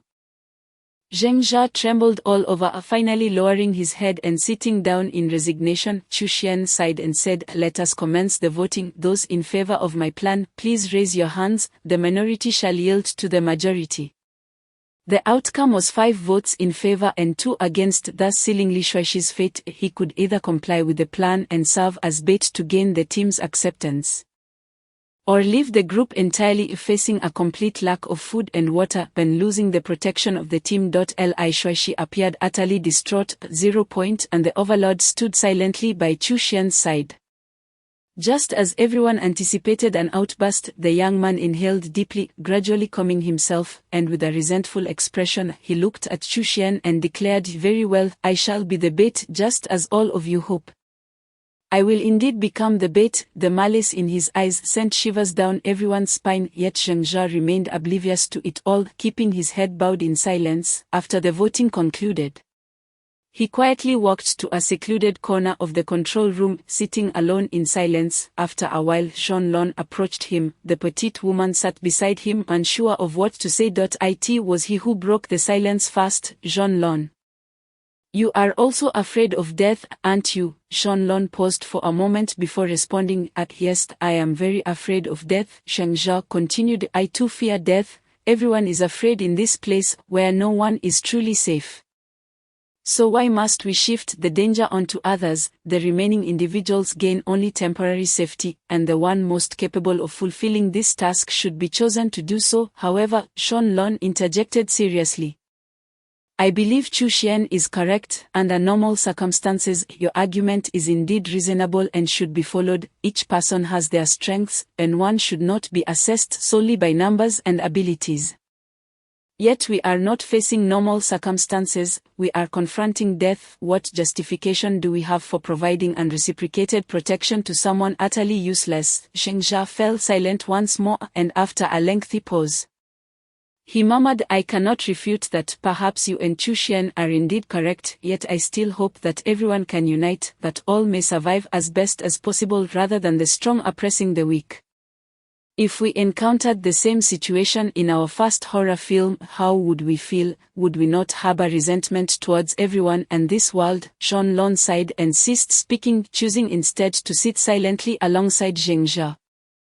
After a few moments, they suddenly heard a gasp nearby. They exchanged glances and hurried towards the group. Upon arrival, they found everyone intently watching the large screen on the monitoring platform. They quickly turned their attention to the screen, which displayed 4 figures trembling as they walked, 2 middle-aged men with protruding bellies, accompanied by a man and a woman, both dressed as white-collar workers. To their astonishment, they noticed a fully mature, dark-skinned alien creature trailing behind them. Zheng Jia urgently inquired, "What has happened? Why did that alien not attack them?" Chushian, lost in thought, remained silent, while Shanlong touched her forehead and speculated, "Is it for breeding purposes? The only alien capable of reproduction is the queen. In order for the alien offspring to grow and mature, they require living hosts. This could explain why the alien did not eliminate the 4 individuals on screen." Chushian nodded in agreement. "Yes, it must be for reproduction. The bait mission must be executed swiftly. otherwise in a few days we will face 9 aliens. Chapter 4, The Darkness Within. Part 1, Zheng Zhao's storage ring was filled with ample food and fresh water, bread, cheese, a lean meat, and a few snacks, all of considerable quantity and quality. The fresh water was sufficient for everyone to drink for several days. However, to prepare for unforeseen circumstances, they divided the food and water into 7 portions, each enough to last approximately 3 days. Chu Xian placed Li Shuaixi's share of food and water on the table, stating, "This is your portion. As long as you prove yourself useful to this team and not a burden, this food and water shall be yours. Furthermore, upon proving yourself, you will become a member of our team." Li Shuaishi silently accepted the food and water, then slipped away to consume them alone. The others ignored him, each taking their share to eat and drink heartily. The earlier hours of running and fear had left them both hungry and thirsty, and now that they had finally obtained food and water, their eating habits appeared somewhat reckless. As Zhonlong struggled to eat, Zheng Zhao quietly tore open her food packaging and poured her a cup of fresh water from a small plastic container. These gestures elicited continuous laughter from the petite woman, who ended up sitting beside Zheng Zhao while she ate. Suddenly, Chu Xian spoke up, "By the way, since we have some time, would you recount how you killed that alien? I have been quite curious about this." Although the others were eating, discussing matters during a meal had become a customary practice for the Chinese, Zheng Zhao took a sip of water and chuckled bitterly. "Do not make me sound overly impressive. The situation was truly perilous, and we nearly lost our lives there. Had I not been fortunate enough to first sever the alien's tongue, we might well have been the ones to perish." Chu Xian contemplated for a moment before asking, "If you were using a desert eagle, how far could you hit the alien's tongue while it was moving at high speed?" Without lifting his gaze, replied coldly, "Within 150 meters a 30% hit rate, within 100 meters 40%, within 50 meters 50%, that is the limit. I cannot improve my accuracy beyond that." Zheng Zhao sighed. "With a 50% chance, it is merely a 50-50 proposition. The alien's tongue is as hard as steel, and its attacking force is tremendous. In comparison, a human's head is akin to a fragile watermelon. In other words, if 0 shot misses, the alien's tongue alone could easily eliminate anyone who approaches it." Zheng Zhao continued with a bitter smile, "I was merely fortunate to unexpectedly sever that long tongue, as it was embedded in Zhonlan's shoulder at the time, making it easier for me to strike. In a face-to-face encounter, the tongue's speed is too rapid for us to react." Chu Xian nodded. "The speed at which the alien's tongue strikes is indeed terrifying, nearly comparable to that of a bullet leaving a handgun. Moreover, we must consider its weight and size. Even ordinary steel plates may not withstand its force. Ultimately, we must adhere to the plan to isolate the alien and clear the passage from here to the armory. Perhaps we can find suitable weapons there." Zheng Zhao sighed and asked, "How do you plan to isolate the alien?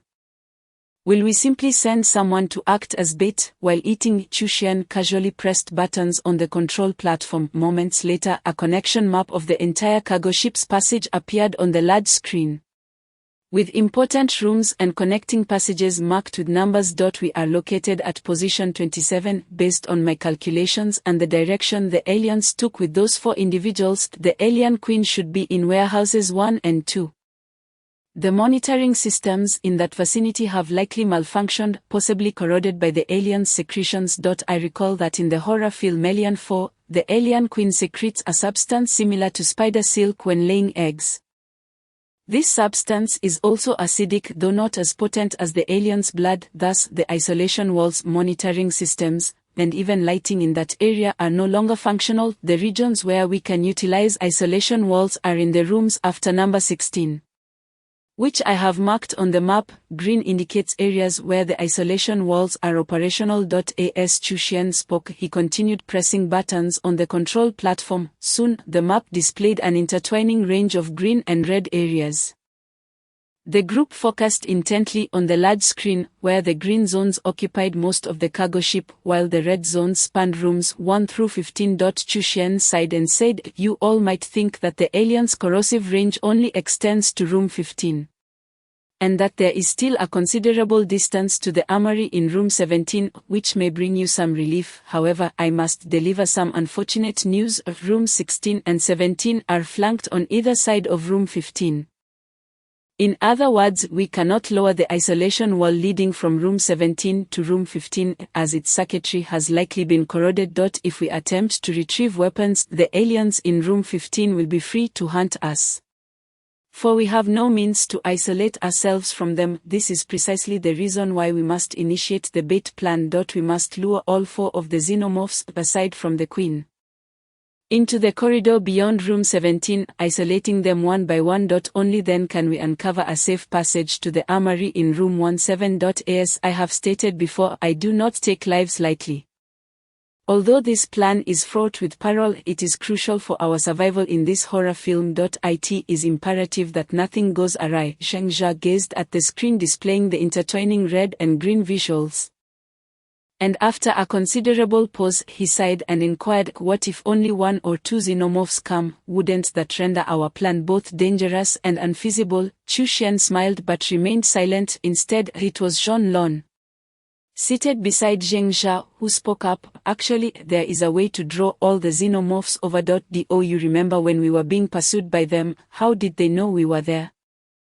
And why did they pursue us so relentlessly? It's all about the scent. Zheng Jia suddenly understood. Of course, the scent. The blood of the xenomorphs carries a potent odor. Once the others catch a whiff of it, they will rush over. Are you suggesting we use this scent to attract them? Chu Xian nodded and replied, we have 6 grenades here, and if we bind 3 together, their explosive force will be sufficient to injure a mature xenomorph. If we can wound one so that it bleeds, the others will swiftly converge. Once they step into the corridor beyond room 17, we can quickly isolate them, allowing Li Shuaishi to escape into the safe zone under the cover of the explosion. This is the entirety of the bait plan. Despite the danger, it was not a certain path to death. Zheng Jia finally felt a sense of relief, while Li Shuaishi, who had been sitting silently a short distance away, bore a sinister glint in his eyes. He lowered his head, gripping his fingers so tightly that he failed to notice his nails digging into his flesh, blood dripping onto the ground in vivid crimson. Chapter 4, The Dark Blood Within, Part 2. After everyone had eaten, Chu Xian activated the surveillance system across all channels. The large screen was instantly divided into numerous smaller displays, with one hand hovering in the air. Chu Xian seemed to be sketching something in the void. After a lengthy pause, he finally spoke, his face pale. All right, I have memorized the sequence for closing the isolation walls. The nearest xenomorph is located in room 22. With another advancing from room 20 towards room 19. If we can attract their attention within 5 minutes, we can isolate one of them while the other is drawn toward us, thus commencing the bait plan. Zheng Jia glanced at Li Shuaishi and sighed, asking, what should we do? Chu Xian continued pressing buttons on the control panel, and after a moment he stood up and said, in 1 minute the outer isolation wall will open, and the sequence for closing the remaining walls has been set. Let us go to the corridor. I will explain the details of the bait plan to him. Upon hearing this, everyone moved to the corridor, where the 6 grenades were adjusted by Bao Wang into 2 combined grenades. As the thick isolation wall began to rise, everyone observed the wall outside, which was riddled with dents and claw marks. Despite being made of pure steel, the sight left everyone trembling with fear. Chu Xian took the 2 combined grenades and pointed to the corridor. You need to stand at the other end of this corridor, where you can see within a straight line of 100 meters. As soon as the xenomorph charges in from the opposite end, pull the pin and throw the grenade. I specially asked Bao Wang to shorten the detonation time. Once you throw the grenade, you must immediately retreat. Remember, your escape route should always veer left. Run left down each corridor. Ultimately, you will circle back here. The xenomorph trailing you, injured by the explosion, will be blocked by the isolation wall that descends behind you. As long as you run swiftly past the 2 walls, you will be safe. Li Shuaishi lowered his head and asked, what about the isolation wall leading to the control room? Will it close after I exit? Chu Xian nodded. Yes, that wall will close once you leave. I will open it 1 minute after the explosion. Given your previous running speed, this time frame is not overly tight. Additionally, to draw the xenomorphs, I suggest you release some of your blood. In any case, your task is simply to keep running left. Bao Wang then tossed a dagger to Li Shuaishi, and Chu Xian handed him the combined grenades. As Li Shuaishi accepted the explosives, tension filled the air. Zheng Jia even noticed Ling Dian reaching behind him, revealing that he had been handed an infinite ammunition Desert Eagle by Shang Jie without anyone realizing it. To everyone's surprise, Li Shuaishi calmly turned around. A collective sigh of relief washed over the group, but then Li Shuaishi suddenly spun back, hurling a combined grenade behind him. As predicted by Chu Xian, the grenade detonated midair due to its shortened fuse. Fortunately, Li Shuaishi, in his anxious state, had thrown it far enough that the group was merely knocked back by the shockwave, sustaining no actual harm. Zheng Jia, standing at the back, had been reluctant to meet Li Shuaishi's gaze, yet he was the one most affected by the explosion. When he landed, blood poured from his mouth and nose, leaving him momentarily blinded by white. After several seconds, he regained his sight, only to find Li Shuaishi gripping the pin of a combined grenade, a malevolent expression etched across his face. Li Shuaishi grinned wickedly. "What's wrong, a genius? Did you not wish to kill me? Aren't all of you repulsed by me, all for a mere morsel of food and a drop of water, just to huddle together with you? How dare you push me into this corner? Why must I be the one to die? Why, tell me, I might as well go all out. If I am to die, I will take you all with me. I would rather perish than fall into the jaws of those xenomorphs." As Chu Xian was knocked to the ground by the shockwave, his head collided with the wall, blood streaming from his forehead. He stood up and calmly asked, "I am curious, why are you not afraid of death? My plan, while dangerous, does not guarantee demise. If you follow my instructions, your chances of survival are quite substantial. Tell me, why do you?" Li Shuaishi, his face twisted in madness, interrupted Chu Xian. "Damn it, don't lie to me. Do you know why I asked that question earlier? It was to find out what would happen to the isolation wall after I exit.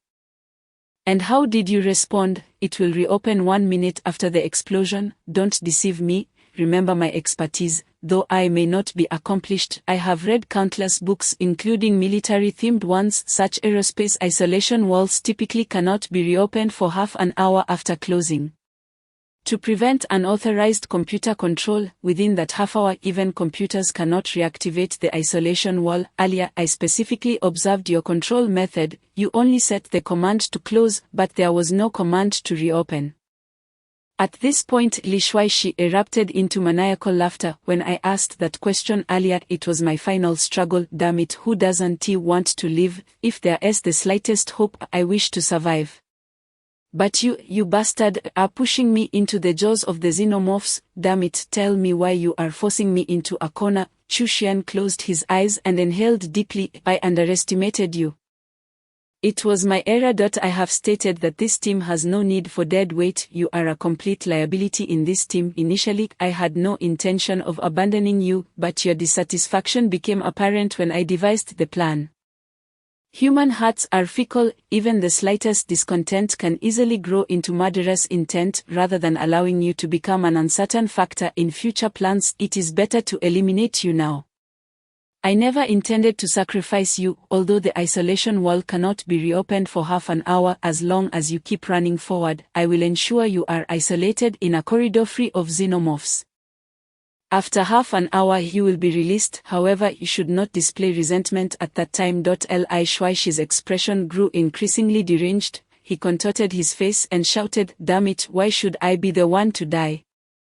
Am I not allowed to show resentment? Are you the leader of this team? What are you even worth? If I cannot live, neither shall you, and we shall all die together." With that, Li Shuaishi screamed and violently yanked the pin from the grenade.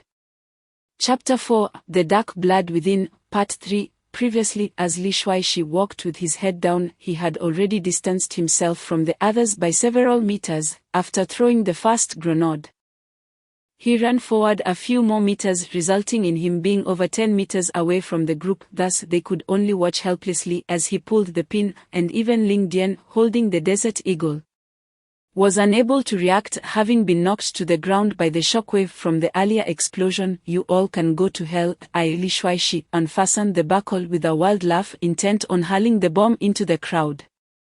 Yet, in an instant, the device in my hand detonated violently. From the moment I pulled the buckle to the explosion, scarcely a second had elapsed, and I hadn't even the chance to throw it. The tremendous blast and fiery shockwave surged toward the onlookers. No, Zheng Zhao stared in horror, his eyes wide as he witnessed the impending inferno and shockwave drawing near. Fortunately, Shan Lon, positioned beside him, abruptly tackled him to the ground. It was only then that he was forced to lie flat, staring blankly as the flames swept past his nose, as if he could still catch the acrid scent of charred flesh in the air. No, how could life be so fragile? Why must life be so fragile? Zheng Zhao sprang up from the ground, consumed by madness, rushing into the dense white smoke. Breaking through the outermost layer, he soon beheld Li Shuaishi, who lay prostrate on the ground, utterly disfigured by the blast. The young man was charred black from head to toe, his hands and chest obliterated, leaving only a grotesque mess of flesh and the dark blood oozing from his torso. It dawned on him that the blood within a person's heart isn't always red. After being blown apart, it could turn a deep, charred black. Why did the bomb explode the moment the buckle was pulled? Emerging from the smoke, Zheng Zhao approached Chu Xian in silence. Chu Xian, being the one closest to the epicenter of the explosion, had blood gushing from his mouth and nose, wiping away the crimson flow. He stated, "Indeed, I commissioned the bomb from Ba Wang. One of them explodes after a few seconds, while the other detonates upon pulling the buckle. When I handed over the two bombs, the one set to explode after a few seconds was placed on the outside, leaving him no choice but to use the first one." Zheng Zhao unleashed a furious punch to his face, cutting him off mid-sentence, sending him flying. However, Ling Dian quickly aimed the Desert Eagle at Zheng Zhao.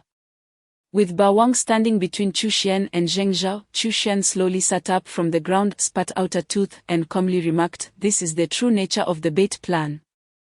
Did you really think that a mere trickle of blood from a small wound could lure the xenomorphs? Impossible. While their sense of smell is acute, during the queen's incubation period, they will guard the nest. You saw it on the surveillance screen. They are advancing toward the nest, thus a substantial amount of blood and flesh is required, along with the scent of xenomorph blood on your skin, to attract them. If I am not mistaken, the xenomorphs are now heading away. If you wish to die, feel free to remain outside the isolation wall." With that, he stood and silently walked toward the control room. Zheng Zhao, enraged by his words, could only shout, "So he was right all along. You abandoned him from the start, intending to kill him, didn't you? Why are you two helping him, partnering with someone like him? We would never know when we might be cast aside. What kind of partnership is that?" Chu Xian turned coldly, replying, "I never intended to abandon him. Initially, I planned for each of us to shed some blood, and he merely needed to settle things with you. I owe you no explanation. Just understand this: everything I have done is to ensure our team survives this horror. I have done nothing wrong."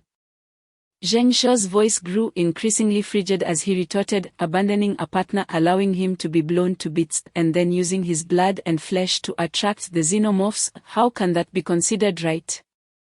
What, then, do you deem correct? Do you both think the same? Is life truly so insignificant?" Chu Xian, without turning back, continued on his way, stating, "I gave him his final chance. If he had not used the second bomb to blow us up, following my plan to attract the xenomorphs, he could have injured one, drawing others in. Moreover, he could have taken refuge in the safe isolation area between the two corridors. Alas, the wisdom of mortals is often filled with resentment. It is so utterly small." Ling Dian remained silent, continuously backing away while aiming his gun at Zheng Zha. It was only after retreating over 10 meters that he turned to leave. Only Ba Wang stood there, seriously articulating, "Our creed as mercenaries emphasizes unity. In battle, you must trust your comrades with your back. That is the most fundamental rule. However, to achieve this, the other must be a partner you acknowledge, not a useless burden." I believe Ling Dian shares this sentiment. We are unlike you who live in the ordinary world. We are better suited to survive in this horror film. To me, these horror films are merely a series of mercenary tasks. Chu Xian was right, he chose a method that allows the majority to survive and complete the mission. Li Shuai did not inspire confidence in me to trust him with my back. And in the end he chose self-destruction. Zheng Jia stood there in a daze until the isolation wall slowly descended, at which point Zhang Jie and Shan Lon pulled him inside. Only then did he lift his head to question them. Must it truly be this cruel, to survive, or must we abandon others, or, if we harbor a hint of resentment, do we drag everyone down with us? What are we then, just the next pawns to be used and discarded? Zhang Jie replied fiercely, I don't care what they intend to do, there is no sense of security with these three. I once thought Chu Xian was clever enough to devise a good plan to save us. But it seems that those with sharp minds are often the most treacherous. No, I feel even less secure with them. Zheng Jia, I'll retrieve the desert eagle, even if I can't get it back. Once they isolate the xenomorphs, the three of us will act independently. I'd rather not be sold out by them without realizing it. Shan Lon sighed, saying, but do we really need to act together? It might be better to endure this horror film together and, in the next one, keep our distance from those three. Zheng Jia silently regarded Shan Lon, then resolutely declared, Note, we will act as three separate individuals. I refuse to witness them again. If you cannot trust your companions first, then why should they trust you? I will never abandon any of my comrades. If I can save a partner's life, then a partner will surely save mine in danger, therefore I absolutely will not stand with them again. Chapter 5, Divergence, Part 1. As anticipated, events unfolded precisely as Chu Xian had predicted. In the surveillance feed, two xenomorphs swiftly approached, followed by another that had dragged away the middle-aged man and others. At that moment everyone was intently focused on the large screen, even Zheng Jia among them, though it was confirmed they would part ways with Chu Xian and his companions. The isolation of the xenomorphs was a matter of survival for all, and thus Zheng Jia remained fixated on the monitor. Just one more to go, one more, Chu Xian murmured, his complexion growing increasingly pale, beads of sweat forming on his brow. Suddenly, Shan Lon pressed his hand to his forehead, saying, in the original plot there were 7 members, 1 robot and 6 humans. When you calculated the xenomorphs, did you include the main character? This horror film only has Xenomorph 1. Chu Xian's face lit up with realization as he hastily pressed several buttons. Instantly, multiple isolation walls appeared on the large screen, obstructing the path of the rapidly advancing xenomorphs. With no other choice, they were forced to alter their direction. Gradually, the 3 xenomorphs were herded into a remote corridor by the thick alloy walls, ultimately trapping them within those passages from the map displayed on the screen. The path to the armory was finally cleared. The 6 individuals present let out a collective sigh of relief. Zheng Jia quietly inquired of Shan Lon, what exactly did you say earlier? Wasn't there still one xenomorph unaccounted for? Why did he immediately lower the isolation walls upon hearing you mention Xenomorph 1? Shan Lon chuckled, it's all about the main character. Think about it, didn't a main character survive in Xenomorph 1? If she were to be killed by a xenomorph, what would happen to Xenomorph 2, 3, and 4? They wouldn't exist. Therefore, it's likely we are only facing 5 xenomorphs, 1 queen, 1 you killed, and 3 currently being isolated, so there is no 4th. Zheng Jia pondered for a moment before replying, but what if the main characters in each horror film are always new? In that case, wouldn't there still be a xenomorph behind room 15?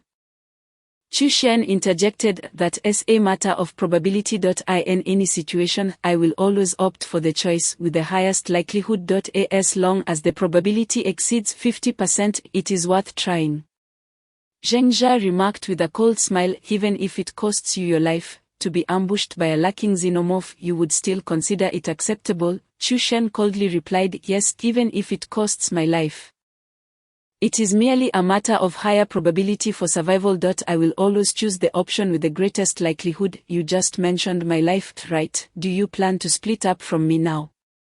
Zheng Jia nodded vehemently, declaring, absolutely, I cannot bear to be with you. Who knows when I might be injured and treated like a burden. Rather than that, I would prefer to rely on my own strength to survive. I find it hard to trust you, just as the tyrant once stated, I cannot entrust my back to you. Is that so? Chu Xian turned his head slightly, his voice drifting back. How unfortunate. As I mentioned before, I will only discard those who are of no use to this team. It's akin to a matter of probability. He simply falls into the category of an individual with exceedingly low chances. And he has failed the test presented to him. For Li Shuaishi I have already shown considerable mercy, yet for those team members I have acknowledged, I shall exert every effort to rescue them and devise ways for the majority to survive. Zheng Jia quietly remarked, what if I find myself in a dire situation? The likelihood of my rescue is indeed slim, yet there remains a chance. What will you do next? It depends on the circumstances. If your life is of paramount importance, I would pay any price to save you. However, if rescuing you would jeopardize the entire team, I would unhesitatingly abandon you.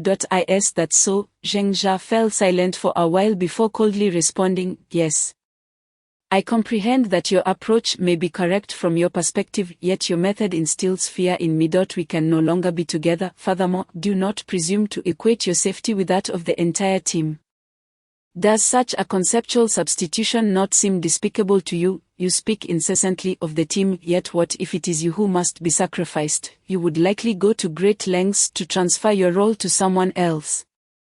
Wouldn't you? To hell with you, Chu Shen chuckled lightly. If you were in that position, what would you do? Zheng Jia was busy gathering the chairs in the control room, responding without turning his head. I acknowledge that your initial assertion holds merit.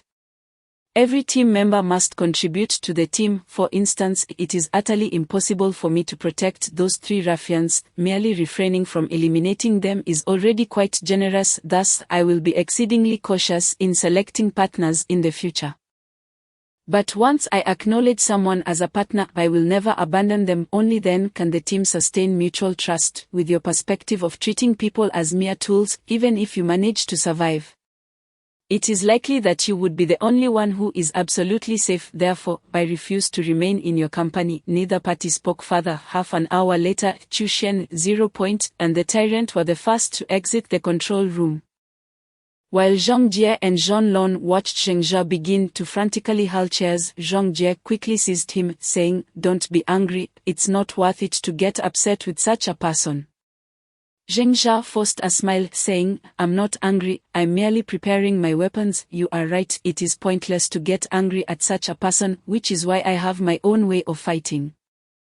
Zhang Jie and Zhang Lon exchanged glances, only to see Zheng Jia, after throwing the chairs aside, retrieve a steel bar that supported the chairs. He then gripped both ends of the steel bar and twisted it. In no time, the steel bar transformed into a spiral-shaped, spiked weapon, taking on a fearsome appearance. Do you know why I wish to keep my distance from the 3 of them? Zheng Jia suddenly turned to the 2 with a smile. Because I have a bad feeling. An instinct that something lacks in passage 15 waiting for us to draw near. However, I shall not inform them. Let them draw out that entity instead, since they place such faith in the supremacy of strength. As the weaker party, they must be prepared for abandonment. Previously, I was a supervisor at a company, so I understand the importance of unity within a team, and no one can be deemed an absolute weakling. Do you know why I have consistently comforted Li Shuaishi? It is because I hope to integrate him into our team, to gain his recognition, even when faced with a situation where self-sacrifice is necessary to save the team. He would only save those he trusts. Having said that, Zheng Jia launched the spiral-shaped steel bar with a piercing sound, which nearly embedded itself into the steel wall, leaving only a finger-length portion exposed. The power of this act left Zhang Jie and the others in silent awe. Zheng Jia forcefully extracted the steel bar from the wall, weighing it in his hand before stating calmly, "I recognize that his approach may indeed be correct. If you believe in me, then let us face these terrors together. He has his methods, and I have my own way of fighting. Regardless, we must survive." With another piercing sound, the spiral spike was hurled like lightning, once more creating a spiral hole in the wall. Chapter 5, Divergence, Part 2. This was the first time Zhang Jie had witnessed the steel bar thrown by Zheng Jia. He stood in a daze for a while before vigorously patting Zheng Jia on the shoulder. Laughing heartily, "When did you acquire such strength, my boy? You were hiding it from me all this time during our sparring sessions." Zheng Jia forced a smile and rubbed his shoulder, extracting the spiral spike. "No. I only discovered this power not long ago, and my endurance is lacking each time I throw one. I expend some internal energy. Given my current total energy and recovery rate, I can only throw out 5 at a time. After which I need to rest for about 5 minutes. 5 You say, Zhang Jia scratched his head. 5 is manageable. I refuse to believe that those alien shells are stronger than this sturdy steel plate. It is unfortunate that you only just discovered this power, without practice or accuracy, otherwise those aliens might not seem so formidable to you. Zheng Jia smiled wryly again. The strength of the aliens was far from what Zhang Jia described. Besides their immense power and bizarre speed, what truly terrifies one about the aliens is their ability to strike from the shadows with lethal precision. He had encountered aliens twice on the merchant ship, and each time it was a surprise attack that resulted in casualties. Although they could likely kill even without ambushing, the lacking presence of the aliens was indeed the most fearsome aspect. In truth, the aliens' true terror lies in their ambushes. Last time, Zhonglun and I. Zheng Jia paused, noticing Zhonglun was lost in thought. He promptly inquired with curiosity, Zhonglun, what are you pondering? Zhonglun spoke bitterly, I am contemplating why Chu Shen chose to live with them. Logically, given his intelligence, he should have been wary of the dangers behind room 15. Why would he willingly venture into such peril? Could it be that remaining with us would pose an even greater threat? Zheng Jia's heart stirred, and he nearly echoed Zhonglun's thoughts. The alien's blood. Zhang Jia looked at the two in confusion, asking, what alien blood? I don't quite follow what you're saying. Zheng Jia wore a bitter expression. The isolated aliens. I have seen the horror film Alien 4, where the aliens in isolation rely on injuring their own bodies to release corrosive blood to escape. If we merely isolate the aliens, they might not harm themselves immediately. However, if we proceed towards passage 15, these aliens might self-inflict injuries to escape in order to protect their nest. At that moment, it would not be Chu Shen facing those 3 aliens, but rather us behind them. How ruthless of him. Has he been plotting against us since he began scheming against Li Shuaishi? Zhonglun shook his head. No one possesses such a strong ability for manipulation. He is not well acquainted with our personalities. How could he have begun plotting against us so long ago? This was likely a spur-of-the-moment decision, and since he saw that we had resolved to form our own team, he simply turned us into his shield. At this moment, Zheng Jia regained his composure and began searching for something on the large screen. After a brief moment, he coldly declared, since he shows no mercy, I shall reciprocate. He must understand that we are not mere pawns in his game. He cannot dictate our fates. Let us see in the end who shall meet their demise. Room 22. At the bathroom, Zheng Jia and the others arrived swiftly. He ushered the two into the room and then instructed Zhonglun to lock the door securely. He himself dashed into a shower stall, saying, hurry and wash off the sweat and other odors, then apply the food I gave you all over your bodies. Make sure to cover every inch. Understood. Without hesitation, Zhonglun entered a shower room, while Zhang Jia, holding a block of cheese, stood there in confusion. Yet he began to wash himself as Zheng Jia instructed. After a moment, he suddenly heard Zhonglun calling out loudly, Zheng Jia. I can't reach my arm properly. Why can't clean the blood off my upper arm? Can you help me? Zhang Jia immediately halted his actions, pressing his ear against the wall with astonishing speed. Wearing an expression akin to a lecherous voyeur, listening intently. However, Zheng Jia and Zhonglun's movements made no sound, only for them to hear a harsh metallic scraping sound from the hallway outside. The noise was excruciating, resembling someone dragging a steel brush across the ground. In an instant, all three ceased their actions and sounds, becoming statues, not daring to move even slightly. Even Zheng Jia, who had just entered Zhonglun's shower room, found himself awkwardly staring at Zhonglun's exposed upper body while he himself was entirely undressed. When that sound reached the door of the bathroom, it suddenly stopped. The three felt as if their hearts had ceased to beat. Only the sound of rushing water filled the bathroom. Beyond that, they did not dare to breathe, standing rigidly in silence. The intangible pressure outside the door had seemingly persisted for an indeterminate span of time.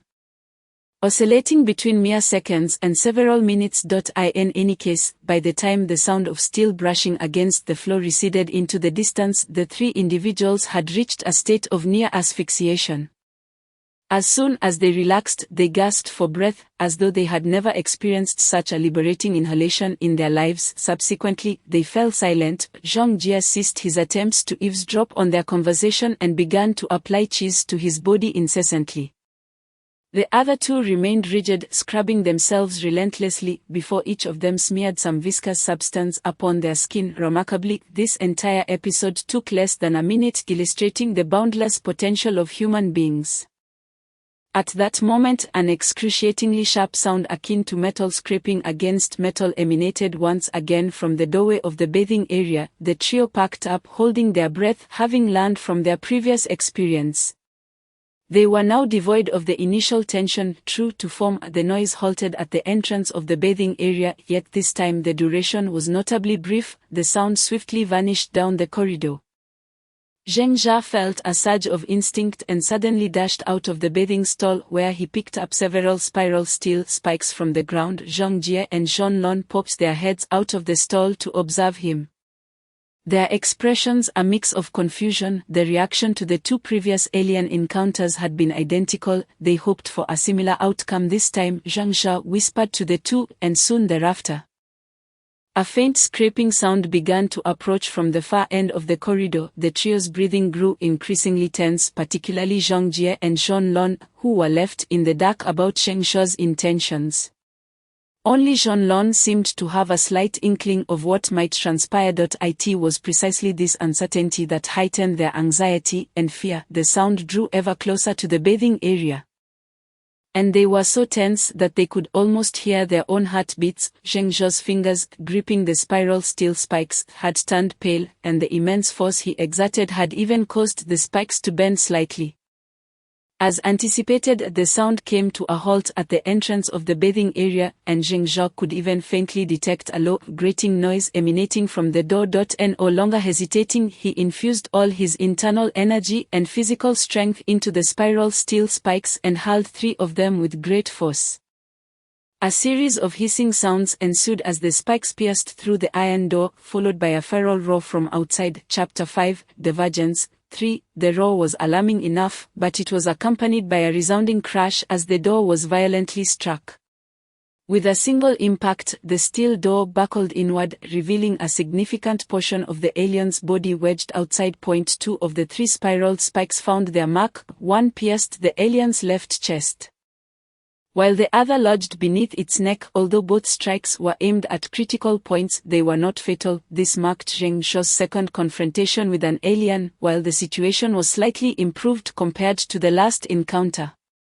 It was still far from optimistic. This alien was a fully mature specimen, significantly larger than the one he had faced previously, its body a dark, formidable mass reminiscent of black iron.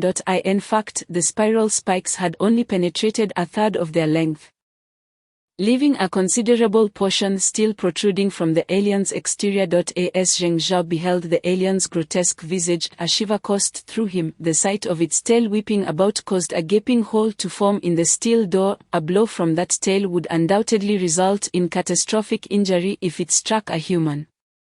Once more Zheng Zha felt as if something within him had been unleashed, a torrent of combat instincts igniting in his brain, including the knowledge of how to harness his internal energy more effectively. He guided his internal energy through sheer will, spiraling it up his spine, crossing over his scalp, and then flowing down his arms to his right hand. This entire process transpired in the blink of an eye, and he relinquished control of his internal energy to his combat instincts, which became remarkably agile under their influence. Yet, as the energy coursed over his scalp, something from the depths of his mind seemed to merge with it. Coalescing in his right hand, just as the alien burst through the door, he unleashed a powerful shout and hurled the spiral spikes. Almost simultaneously, the alien's tail struck him in the abdomen. Zhang Jie and Zhong Lon gasped in horror as they witnessed Zheng Zha being violently thrown across the room, crashing into the wall of the bathing area. The spiral spikes he had thrown, however, struck with tremendous force, easily piercing the alien's head and embedding themselves into the wall behind it. A third of the alien's head was severed, And after a brief wobble it collapsed with a thud, leaving a fist-sized spiral indentation in the wall. At that moment, Shenlong disregarded everything else. She hastily bound her chest with her clothing and rushed towards Zhengzha. Her ample bosom, significantly larger than that of an average woman, appeared quite alluring, and she hastily draped some fabric over herself, leaving a considerable portion exposed. Fortunately, one man lay unconscious on the ground, while the other was preoccupied ahead of her. Otherwise, her revealing attire would have undoubtedly left many men in awe. "How are you? Are you all right, Zhengzha?" Shenlong cried, noticing Zhong Jie standing in a daze. Overcome with worry, she dashed past him and knelt beside Zhengzha.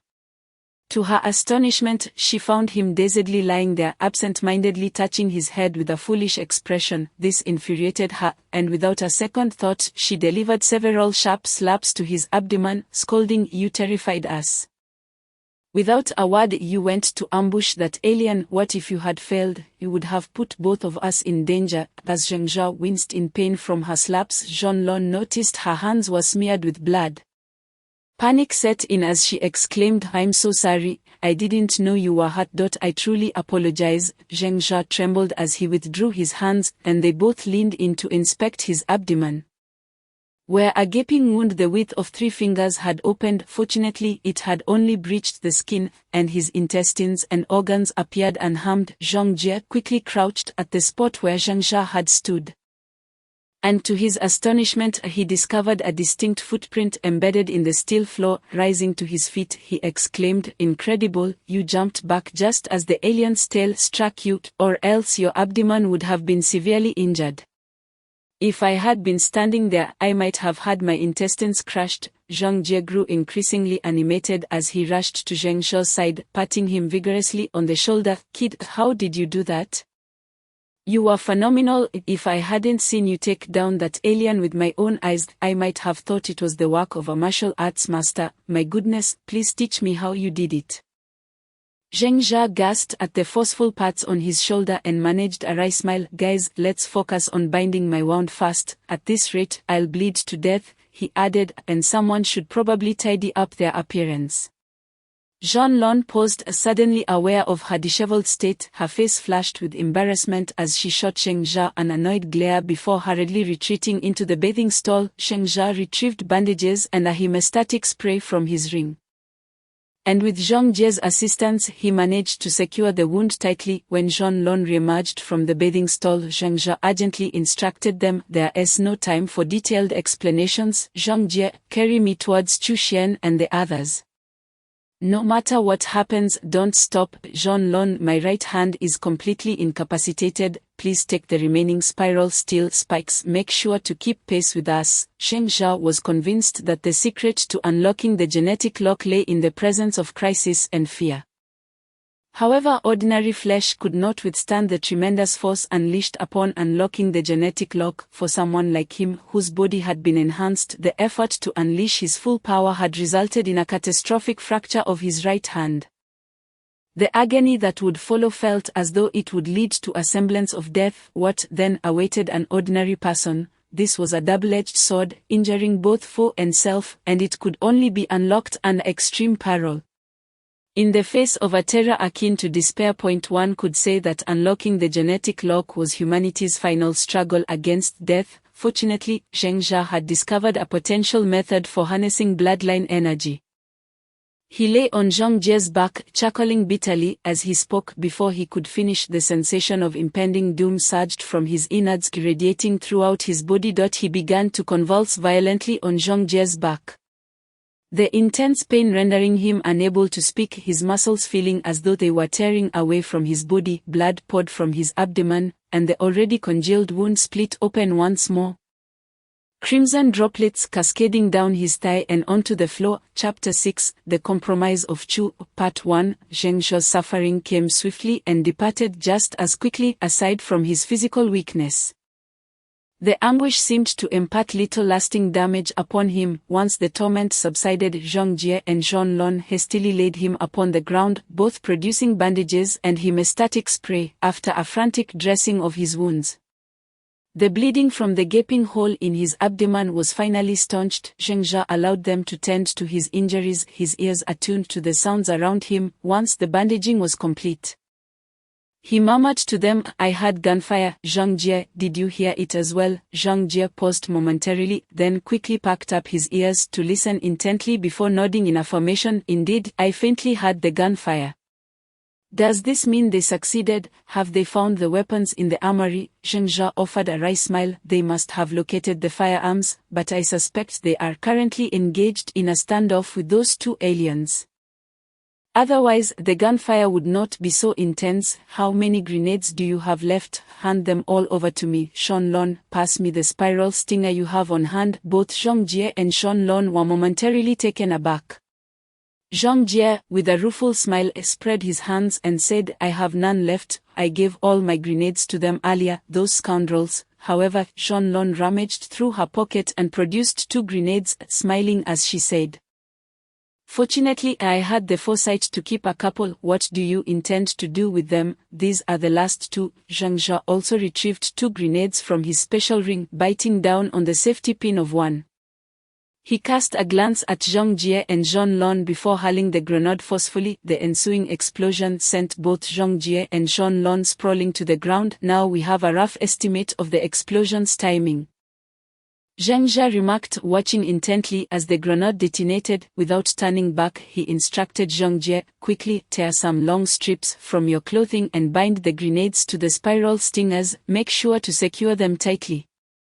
Without hesitation, Zhang Jie removed his shirt, tearing it into strips with swift motions. He then proceeded to attach the grenades to the spiral stingers. Observing this, Shanlong sighed and asked, "Are you planning to fight again?"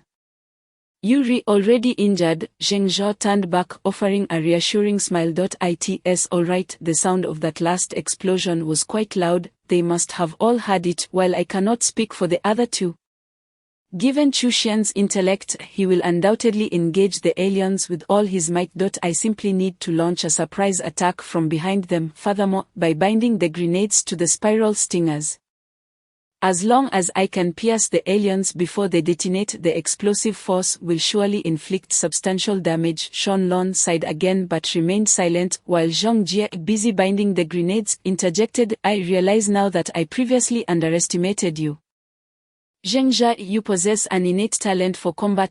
In the words of our instructor, you are a born warrior. The more dire the circumstances, the more your potential shines, whether in combat prowess or strategic cunning." Zhengzha accepted the spiral stinger with the grenades from Zhang Jie, testing his aim with his left hand before responding with a bitter smile, "What sort of warrior am I? I'm merely fighting for survival." In moments like this, everyone exhibits a degree of wit and strength. If someone as disheveled as I am is considered a warrior, then what does that make Chu Xian and his ilk? Super warriors, or perhaps super geniuses. One cannot dismiss it so easily. Zhang Jie chuckled lightly. They were professionals in the art of killing in their former lives, each at the pinnacle of their respective fields. You, however, who are merely an ordinary office worker. While your enhancements may have an element of luck, your relentless struggle to survive and your gradual adaptation to this brutal combat environment reveal the talent you possess deep within. You are undeniably a warrior who refuses to yield. A warrior. I'm just desperately trying to stay alive. In a bid to regain his strength swiftly, Zhang Jie continued to carry Zhengzha forward. Shanlong, still clutching the spiral stingers, suddenly murmured, "Why are we risking ourselves to save them? Wouldn't that put us in danger?" At that moment, Zhengzha was slowly channeling his internal energy. He exhaled and replied, "In truth, we have always been in danger. Unless we eliminate the aliens, we are merely delaying the inevitable." Therefore, Chu Xian's analytical skills and strategic planning, along with Ling Dian and Bao Wang's proficiency with modern weaponry, are all crucial combat assets. Suddenly, Zhang Jie inquired, "Then why did we separate from them in the first place? Had we not parted ways, we could have acquired decent weapons by now instead of you fighting alone. Surely with our strength, we wouldn't have been abandoned by Chu Xian." Zhengzha sighed. "Indeed, had we remained together, we would not only have avoided abandonment but before Ling Dian and Bao Wang met their demise, the 3 of us would have been safe, at least you and I." Zhang Jie, however, this was one of the very reasons I chose to leave. One reason was my discomfort with Chu Xian's methods. Treating companions as expendable. The other reason is that I refuse to entrust my fate to another's decisions. Perhaps teaming up with them would ensure our short-term safety, but what of the long-term? I will not dwell on how I might perish. My only concern is how to survive as long as possible. As a companion, I will do my utmost to assist and protect them. But conversely, my allies must never abandon me when I am in need. This is something Chu Xian is incapable of, which is why I chose to depart. I want to stand on equal footing with him. Yes, if being his companion means facing abandonment, then I shall become an ally, someone who, even without being his companion, can benefit from his wisdom, independent yet mutually supportive. That is the only form of collaboration I can envision. Zhonglun, unable to touch her forehead with one hand occupied by the spiral stinger, pondered before saying, "Will allies truly not be abandoned? How does that differ from being partners?" Sheng Jia replied with a smile. The primary distinction between allies and partners is that allies exist independently, offering mutual assistance while retaining the ability to fight alone without becoming a burden. They do not bear the responsibility for each other's mistakes. In contrast, partners combine individuals with various specialties, forming a team that must protect one another. I cannot trust Chu Xian to safeguard his companions, thus to harness the strength of the three of them. I must choose to become their ally only by stepping away. Can one truly understand the significance of the other's team? It is precisely for this reason that we have the potential to become allies. Otherwise, we would merely be pawns cast aside by him. That last bomb was not only to gauge the precise timing of the explosion but also to signal that allies have arrived. Chapter 6, The Compromise of Chu, Part 2. Zheng Jia did not request Zhong Jie to carry him any longer. The distance was not insurmountable, and he could take the opportunity to move his limbs. However, the immense pain from the shattered right arm rendered even the slightest movement agonizing. Reluctantly, he bound his entire right arm to his body with strips of fabric, and the agony of doing so was evident. Beads of sweat cascaded down his face, making it clear to anyone witnessing the scene that he was enduring excruciating pain. Zhonglun, observing from the side, felt her heart tighten. The petite woman could only grasp his left hand tightly, only to realize at that moment that he had been in such pain that even his left hand had grown weak. Once his right arm was secured, Zheng Jia was drenched in cold sweat. He attempted to move his body and forced a smile, saying, "Well done, this way, my right arm won't hinder me. Let us go, we need to pick up the pace." Zhonglun still held onto his left hand, hesitating as she said, "What if we don't go and instead return to the control room? I know how to disable the isolation walls. We could remain there until the spacecraft returns to Earth in this era, allowing the army to deal with them. We really don't need to take such risks, especially since you're already..." Zheng Jia paused, subtly retracting his left hand before pointing to the ground. "Look at the ground, aren't there numerous corroded pits? That is the blood of the aliens. They are sentient beings. When they sense a threat, they will injure themselves to breach the isolation walls. These three aliens escaped precisely in this manner. If we intend to seal the isolation walls to return to Earth, the starving aliens will undoubtedly harm themselves again to break through. At that point, even more aliens may emerge. Do you remember the 4 individuals who were brought into room 15? Therefore, killing the queen before those 4 aliens appear is our only chance of survival. Otherwise, with Chu Xian's intellect, he would never take the risk of venturing into the armory. He understands that this is our singular opportunity." Zheng Jia smiled as he gently ruffled Zhonglun's hair. "Just stay behind us. Rest assured, I will never abandon my companions, nor will I leave my survival in the hands of fate. I will do whatever it takes to live." Due to Zheng Jia's unwavering determination, the other 2 had no choice but to follow him towards the armory. The gunfire ahead grew increasingly pronounced, its intensity escalating with fervor. Zheng Jia's body tightened once more. With his right hand entirely bound, his running appeared somewhat unsteady. Nevertheless, after sprinting several dozen meters, he swiftly adapted to this one-armed mode of running. Zhang Jie, take the longest spiral spear. I can't be certain if this bomb-laden spear can instantly eliminate them. If it fails, I must rely on you to stand behind me using all your strength to support the spear.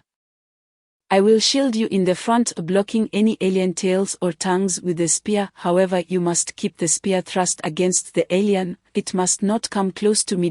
In my current state, aside from throwing the spear and providing some defense, I am utterly incapable of engaging the alien in close combat. Zhang Jie, no matter what, do not retreat even a single step, Zheng Jia instructed Zhang Jie earnestly. He then retrieved the bomb-laden spiral spear from Zhang Lon and handed Zhang Jie one that was not rigged with explosives. At this moment, the trio was merely a corridor away from the armory. Upon turning the corner, they would witness the gruesome remnants of 2 aliens or perhaps humans. The violent gunfire indicated that Chu Xian had indeed had the earlier explosion. In other words, all of the aliens' attention was now fixated upon them. The first strike against the 2 mature aliens must hit without fail, otherwise death would be inevitable. I cannot die, I must survive. Taking a deep breath, Zheng Jia propelled himself forward, his speed momentarily stunning the 2 behind him. As he approached the corner of the corridor, he did not halt, rather he charged towards the wall, showing no signs of slowing down. The air thickened once more as Zheng Jia became increasingly acclimated to this extreme state preceding the unlocking of his genetic code. Pushing his physical stamina, vision, and neural response speed to their absolute limits, yet this was the extent of his capability, that seemingly boundless instinct for survival, which emerged only when teetering on the brink of terror and death, remained beyond his conscious control. Zheng Jia ascended the wall with astonishing speed. In a fleeting moment, he glimpsed the rear half of an alien's body at the armory entrance. The front half had already breached the armory, while the other alien was nowhere in sight. In other words, the second alien had likely infiltrated the armory as well. While still airborne, Zheng Jia bit open the bomb's clasp on the spiral spear and hurled it with all his might. However, as he was not left-handed, the spear thrown with his left hand lacked the power and precision of one thrown with his right. He had aimed for the alien's abdomen, yet it struck just below its waist. The alien instantly retreated from the armory, and as it turned to face Zheng Jia, the bomb embedded in its waist detonated violently. The explosion was so fierce that it nearly severed the alien's torso, sending countless internal organs and yellow blood spraying in all directions. The corridor echoed with a hissing sound, as if strong acid had been splashed about, corroding the steel and enveloping the area in a cloud of white smoke. Even Zheng Jia could only vaguely discern a massive shadow sprawled on the ground. Is it dead? Has it truly died? Zheng Jia rolled on the ground several times, disregarding the pain in his right arm. His focus fixated on the shadow below. Just as he prepared to throw another bomb-laden spear, the shadow suddenly sprang up from the ground and charged towards him. The speed at which it ran was astonishing, preventing him from throwing another spear in time. Emerging from the white smoke was an alien with a gaping hole in its waist, frantically lunging towards Zheng Jia. Just as Zheng Jia intended to thrust the spear towards the alien's head, a hand unexpectedly pushed him aside from behind. Zhang Jie surged forward, and at the moment the alien's tongue shot out, he fiercely drove the spiral spear into the alien's mouth. Simultaneously, the alien's razor-sharp tongue pierced through Zhang Jie's shoulder. In an instant, blood splattered everywhere, and Zheng Jia was engulfed in a crimson haze. Chapter 6, Choose Compromise, Part 3. Zhang Jie did not waver even as the alien's tongue impaled his shoulder. He resolutely stood in front of Zheng Jia, forcefully driving the spiral spear deeper into the alien's head. Despite the alien's blood flowing down the spear and onto his hands, he did not retreat. His forearms were corroded to the point where only bone remained.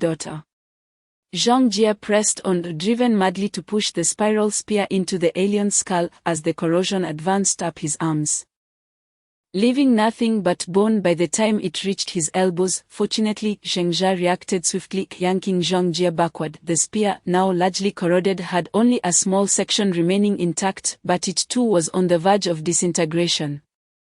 Jean-Lon, Zheng shouted, hastily retrieving fresh water from his special ring and pouring it over Zhang Jie's arms. Jean-Lon snapped back to her senses, producing a hemostatic spray to apply to Zhang Jie's wounds. Just as they attended to Zhang Jie's injuries, the previously motionless alien finally toppled to the ground, yellow corrosive liquid oozing from its body, gradually enveloping the trio in a noxious white mist. Zheng Jia dragged Zhang Jie towards the back corridor, and upon exiting the fog, he witnessed the corrosion on Zhang Jie's arms cease. By then, both of Zhang Jie's forearms had been entirely eaten away. Leaving only two awkwardly severed stumps, Zhang Jie had fainted from the pain, but as Zheng Jia poured cold water over his stumps, he jolted awake and chuckled, "Wow, one alien is worth 500 reward points. You've been so tight-lipped, that's rather inconsiderate, isn't it? Heck, a mere desert eagle is nothing, now I can buy an AK with unlimited ammo." Zheng Jia silently regarded his friend's dismembered arms. "Don't worry, as long as we return to the primordial deity, we can repair our bodies without spending too many reward points. Just think, following you is far better than trailing behind Chu Xian. If I were by his side in this state, I would have likely been abandoned." Zheng Jia exhaled, "Rest assured, I will never abandon my comrades. You two wait here for me, unless I call for you. Hurry back to the control room, and follow Jean-Lan's plan. Whether we survive is now in the hands of fate." With that, he seized a bomb-laden spiral spear and headed towards the armory. As the corridor had been corroded by alien blood, leaving a large hole along with numerous small pits in the ground, Zheng Jia had to cautiously navigate along the wall towards the armory. Halfway through, a figure emerged from the opposite end of the white smoke. It was Ling Dian, holding a long gun with a makeshift bandage wrapped around his left chest, blood seeping through the fabric. Presenting a rather disheveled appearance, Zheng Jia and Ling Dian exchanged dry smiles, both appearing gravely injured. Ling Dian quietly observed the distant alien carcass, remarking, "Did you manage to kill the other one? You are quite impressive. Can you really slay an alien without firearms?" Zheng Jia chuckled bitterly. "You all did well too, managing to kill one alien yourselves." Ling Dian sighed. "Let us enter the armory, the other two are inside." Zheng Jia then called out for Zhang Jie and Jean-Lon. When they approached from the wall's edge, Ling Dian revealed a look of astonishment. Even with Zhang Jie's severed arm, his expression remained one of shock. After a long pause, he finally exhaled, "We need to get into the armory. Do you still have any hemostatic spray and strong bandages? Ba Wang may not make it. The three followed Ling Dian into the armory. Zheng Jia noticed that the armory's door was significantly thicker than a standard room door, comparable to that of an isolation wall. A gaping hole over a meter high had been corroded through the center. Evidently from the alien's bodily fluids, the other alien lay in shattered pieces to the left of the entrance, where a large cavity had formed due to corrosion. It was sheer luck, this alien got stuck at the entrance before the door was fully corroded. And we had to fire nearly non-stop for minutes to bring it down. However, the second alien was a different story. Had you arrived half a minute later, all three of us would have surely perished." Ling Dian explained as he led the group forward. As they ascended to the armory platform, Zheng Jia and his companions immediately beheld the figures of Ba Wang and Chu Xian. Ba Wang's chest had been nearly pierced through. A gaping wound resembling a jagged blooded orifice, unmistakably inflicted by the tail of an alien creature. Fortunately, it had not penetrated entirely, sparing him from an instantaneous demise. Among the trio, only Chu Xian appeared almost unscathed. Aside from some bloodstains, his attire was identical to what it had been upon their arrival. However, the slight weariness evident in his eyes suggested that the shock from the alien encounter was far more profound than his nonchalant demeanor implied. Only he truly understood the gravity of the situation. "I did not anticipate the aliens would be so formidable," Chu Xian remarked quietly, before Zheng Jia and the others could respond. It was a miscalculation on my part. Throughout the first to fourth installments of the Alien horror series, these creatures have seldom engaged in direct confrontation with human firearms, leading me to underestimate their capabilities. If ordinary aliens possess such strength, I cannot fathom the power of the Queen. Perhaps we are truly doomed. Zheng Jia paid him no heed, focusing instead on applying a healing spray and bandaging Bao Wang's wounds. After a brief moment, Bao Wang's bleeding finally ceased, but the robust Russian man now appeared feeble. As though any movement could prove fatal, let us form an alliance, Chu Xian proposed. You are a team, and we are a team, and none shall betray the other, nor could they. Of course, you may refuse, but I will not be controlled by you to become your ally. Your intellect and strategic prowess are invaluable, and I indeed require them. However, it is equally true that you need our skills and familiarity with this world. We are both of significance to one another. The choice is yours. Chu Xian bit his finger, gazing at Zheng Jia. Very well, I accept your proposal, but you must understand one thing: should you fail to keep pace with me, for the safety of the majority, I will not hesitate to abandon you. However, I will endeavor to save you, Zheng Jia replied with a cold laugh. For your intellect, I shall save you. Chapter 7, Advance the Nest, Part 1, though it pained him to admit it. Our combat capabilities had indeed dwindled to a dire state, Chu Xian murmured, lowering his gaze. Among the 6 present, Bao Wang was gravely injured, requiring immediate treatment lest he succumb to his wounds. Zheng Jia's arms were nearly eroded beyond recognition, rendering him incapable of utilizing any firearms. Zheng Jia was the strongest, yet at that moment his right arm was shattered, and his internal energy was severely depleted, making his combat effectiveness far from optimistic. 0. Possessing formidable sniper skills, wielded a lightweight submachine gun that lacked the power and precision to dispatch an alien. Chu Xian was adept in analysis and strategy, yet his proficiency with firearms paled in comparison to 0 and Bao Wang. While Zhong Lon needed no further elaboration, despite her days of training, her marksmanship was inferior even to Chu Xian's. Zheng Jia nodded, stating, indeed, we are all injured. Fortunately, we have eliminated all the aliens, and it has been quite some time since any emerged from room 15.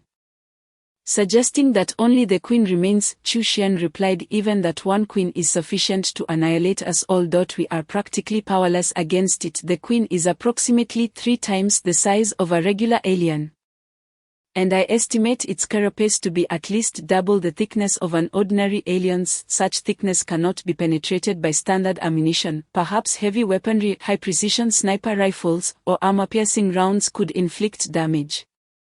But all we have discovered in the armory are these lightweight firearms. Alas, this is merely a standard merchant vessel. Zheng Jia contemplated, what if we could breach its exterior? Then, if we all fire upon the unarmored areas, could we kill it? Chu Xian regarded Zheng Jia quizzically, saying, I do not engage in illogical reasoning. Should you find a way to breach its exterior, then please present sufficient evidence. With a resigned sigh, Zheng Jia picked up a standard spiral spear. Apart from 2 explosives-laden ones, this was the only remaining spear that was still intact. He stood, inhaled deeply, and channeled his internal energy, forcefully hurling the spear, which embedded itself into the adjacent steel wall just as he had demonstrated previously. Chu Xian observed the spear intently and sighed, you are not left-handed, your right hand is my error. Had I known of your formidable combat prowess, I would have ensured you sustained no such grievous injuries. Yes, as you stated, if we can breach the queen's carapace, we would stand a significant chance of slaying it. Indeed, if your aim were sharper,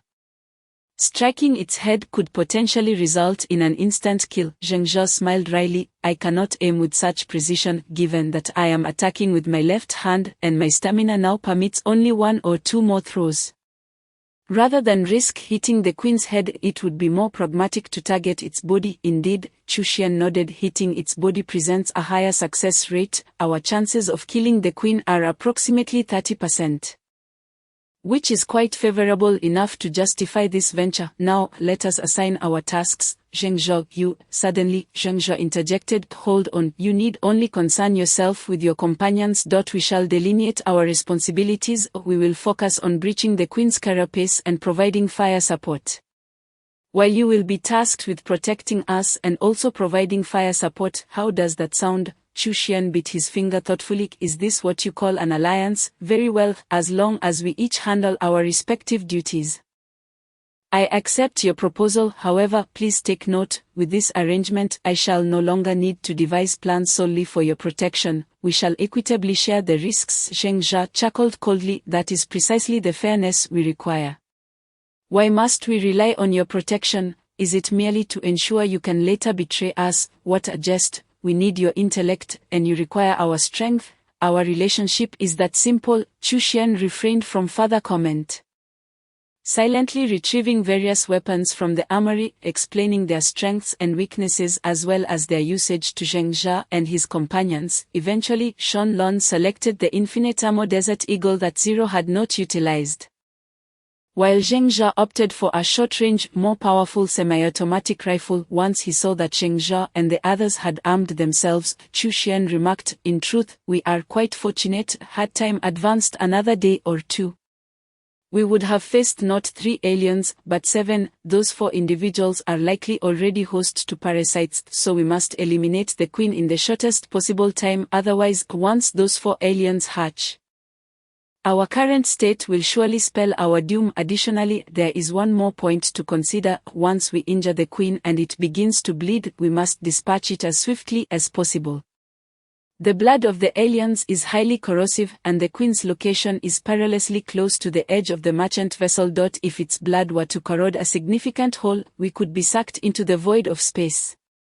Sealing our fates, Zheng Jia silently marveled, disregarding Chu Xian's cold demeanor. This individual was undoubtedly a genius of analysis and strategy, noting every detail and considering the personalities and reactions of each individual in his calculations. While he did not agree with some of Chu Xian's methods, having such a person as an ally would undoubtedly provide a tremendous advantage in their survival within this horror scenario. Chu Xian continued, "Everyone secure the cuffs of your pants into your shoes as I have done. We will be traversing through the alien nest. While their secretions are not strong acids, they are indeed corrosive. Therefore ensure that your pant cuffs and shoes are tightly sealed to isolate those substances for a brief period. Furthermore, avoid touching the walls indiscriminately. If you encounter alien eggs, those large oval-shaped objects, shoot them immediately and do not approach them. Essentially, that is all. The remaining matters will depend on our collective instincts." Finally, everyone thoroughly checked their weapons. Zhang Jie and Bao Wang were rendered incapable of combat. Chu Xian initially intended for them to remain behind, but Zheng Jia, concerned that more aliens might bypass them and infiltrate the armory, insisted that Zhang Jie accompany the main group.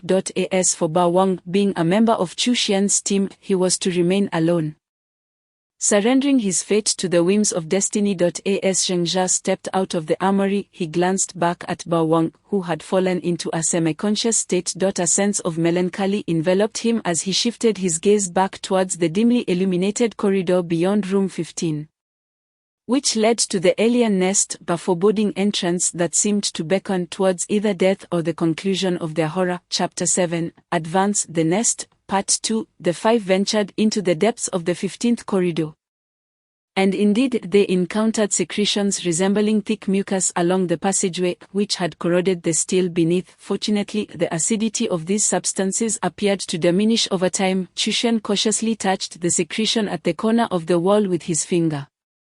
He then stood up and remarked, "The acidity has been significantly oxidized. It is now likely just a weak acid, which makes things much easier when we engage in battle later. We need not fear being covered in this secretion, as it is unlikely to be fatal." Zheng Jia stepped on the secretion, frowning as he said, "But it feels excessively slippery. If we find ourselves fighting the queen with this substance covering the ground, I fear we may struggle to maintain our footing." Chu Xian pondered for a moment and replied, "No, if the battlefield is saturated with this material, it might actually work to our advantage. This way, we need not worry about the queen's blood corroding the hull of the merchant ship.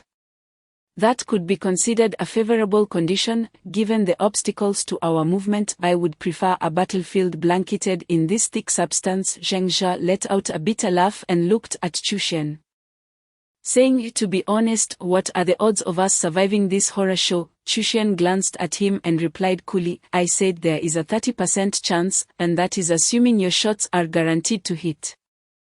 If the first throw misses, 2 to 3 people will perish within 30 seconds. During that time, you have another opportunity to throw. If it misses again, we will all be doomed. Likewise, this is our final chance.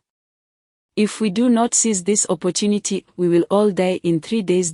In short, this is the lowest probability decision I have ever made in my life, and reflecting on it is indeed disheartening. Zheng Jia fell silent for a moment, then unexpectedly patted Chushan's shoulder and said, "Though I am at a loss for words to comfort you, and I believe your intelligence renders consolation unnecessary. Let us survive. We can all make it through this. Regardless, I absolutely refuse to die here, though you say that our chances of survival are indeed only 30%, Chushan replied without even looking at Zheng Jia. At that moment, a voice from ahead echoed, "We have a situation." The two exchanged glances. Then Zheng Jia instructed Zhong Jie and the others behind him, "Stay close to me, do not fall behind or get distracted. Let's go." He was the first to sprint toward the source of the voice. At that moment, Lingdian stood at the entrance of a corridor, quietly waiting for the four to arrive. He then pointed ahead and said, "We cannot go through, the area is completely covered in this secretion." Zheng Jia looked up and saw that indeed a thick layer of secretion covered the corridor behind Lingdian, resembling the inner wall of some creature's viscera. Appearing as if it might even possess a semblance of life. He cautiously used his spiral stinger to pierce through this layer, and to his surprise it was not hard, on the contrary, he could easily puncture it. With its thickness no more than a few centimeters. As Zheng Jia lifted the layer of secretion, he was startled by the sight beyond. The space behind was covered in an even denser layer of the substance. On the ground, walls and ceiling, the entire corridor of the merchant ship was saturated with it. If the previous area still resembled the merchant ship's corridor, this was truly an alien nest, and the feeling of walking on flesh was enough to send chills down one's spine. Suddenly Chushan said, "Lingdian, the lighting is dim here, then your eyesight is the best. Please check if those objects over there are alien eggs, those oval-shaped biological entities." Lingdian squinted, observing carefully for a long moment before shaking his head and saying, "I can't see clearly, the light is obscured by this disgusting substance, and the darkness here is truly overwhelming." Chushan nodded and then addressed Zheng Jia, "These alien eggs will not attack from beyond 20 meters. So we can approach them safely." Estimating our distance, we are approximately at the position of Corridor 3. Moving further in leads to Warehouse 2 and Warehouse 1, where the Queen should be residing. Zheng Jia nodded and instructed the others behind him, "Stay here while I go check if those are indeed alien eggs." Lingdian. "If anything appears behind or around me, I'll trouble you to take them out." "I trust in your sniping abilities." Lingdian silently nodded. Zheng Jia smiled and stepped toward the nest. The moment he set foot inside, a soft, squishy sensation enveloped his feet, as if he were treading upon the inner walls of some creature's entrails. The sensation of pushing through flesh made Zheng Jia's scalp tingle, but he suppressed the discomfort and cautiously advanced deeper into the corridor. The dim lighting limited his vision to about 10 meters ahead, and he took several cautious steps before finally seeing dozens of oval-shaped organ-like objects laid out before him. "Indeed, they are alien eggs," Zheng Jia shouted without turning back. He was suddenly alarmed to see the alien eggs slowly writhing open. In alien horror films, this is the precursor to the release of alien larvae, with dozens of alien eggs present. If they all released larvae, they could potentially hide within the secretion and attack the group. Once a human was parasitized, they would transform into a new alien within minutes to hours. Without a second thought, Zheng Jia raised his semi-automatic rifle and fired at the alien eggs, a rapid succession of shots easily obliterating them into bits of flesh. Their shells appeared surprisingly fragile. However, despite this, several larvae were released, propelling themselves with astonishing speed. After bouncing off the secretion a few times, they were already approaching Zheng Jia. At that moment, several gunshots rang out from behind him, shattering the larvae midair. Zheng Jia turned to see Lingdian, gun in hand, aiming in his direction, smoke still wafting from the muzzle. Zheng Jia smiled at Lingdian, who, despite his usual cold demeanor, slightly nodded in acknowledgement. Only Chushen remained calm as he approached, squatting to examine the fragments of the alien eggs. After a moment he stood and remarked, "After the queen lays her eggs, she enters a weakened state. These alien eggshells are quite soft. Contrary to my memory of their hardness. I believe the queen has only recently laid her eggs." Zheng Zhao took a deep breath and declared, "Now that we have come this far, we must fight fiercely to eliminate that monstrous being. Let us kill that last alien and ensure we all return alive to the Master God Space." Chapter 7, Advance, Nest 3. The five continued onward, gradually losing sight of any semblance of the corridor. The ground was nearly carpeted with the secretion, and the walls were often eroded to reveal large holes. The path from Corridor 3 to Warehouse 2 had become a labyrinth of intertwining openings. Zheng Zhao suddenly exclaimed, "I can't go on. I am completely lost. Since we turned the corner earlier, I lost my sense of direction." Beside him, Zhang Jie laughed heartily. "Indeed, everything here looks identical, no matter which direction you go. It's all this disgusting stuff. Trying to find your way in here is utterly futile," Chushen replied coolly. "If it's merely a matter of reconstructing the map in my mind, I can handle that. Following this path will indeed lead us to Warehouse 2.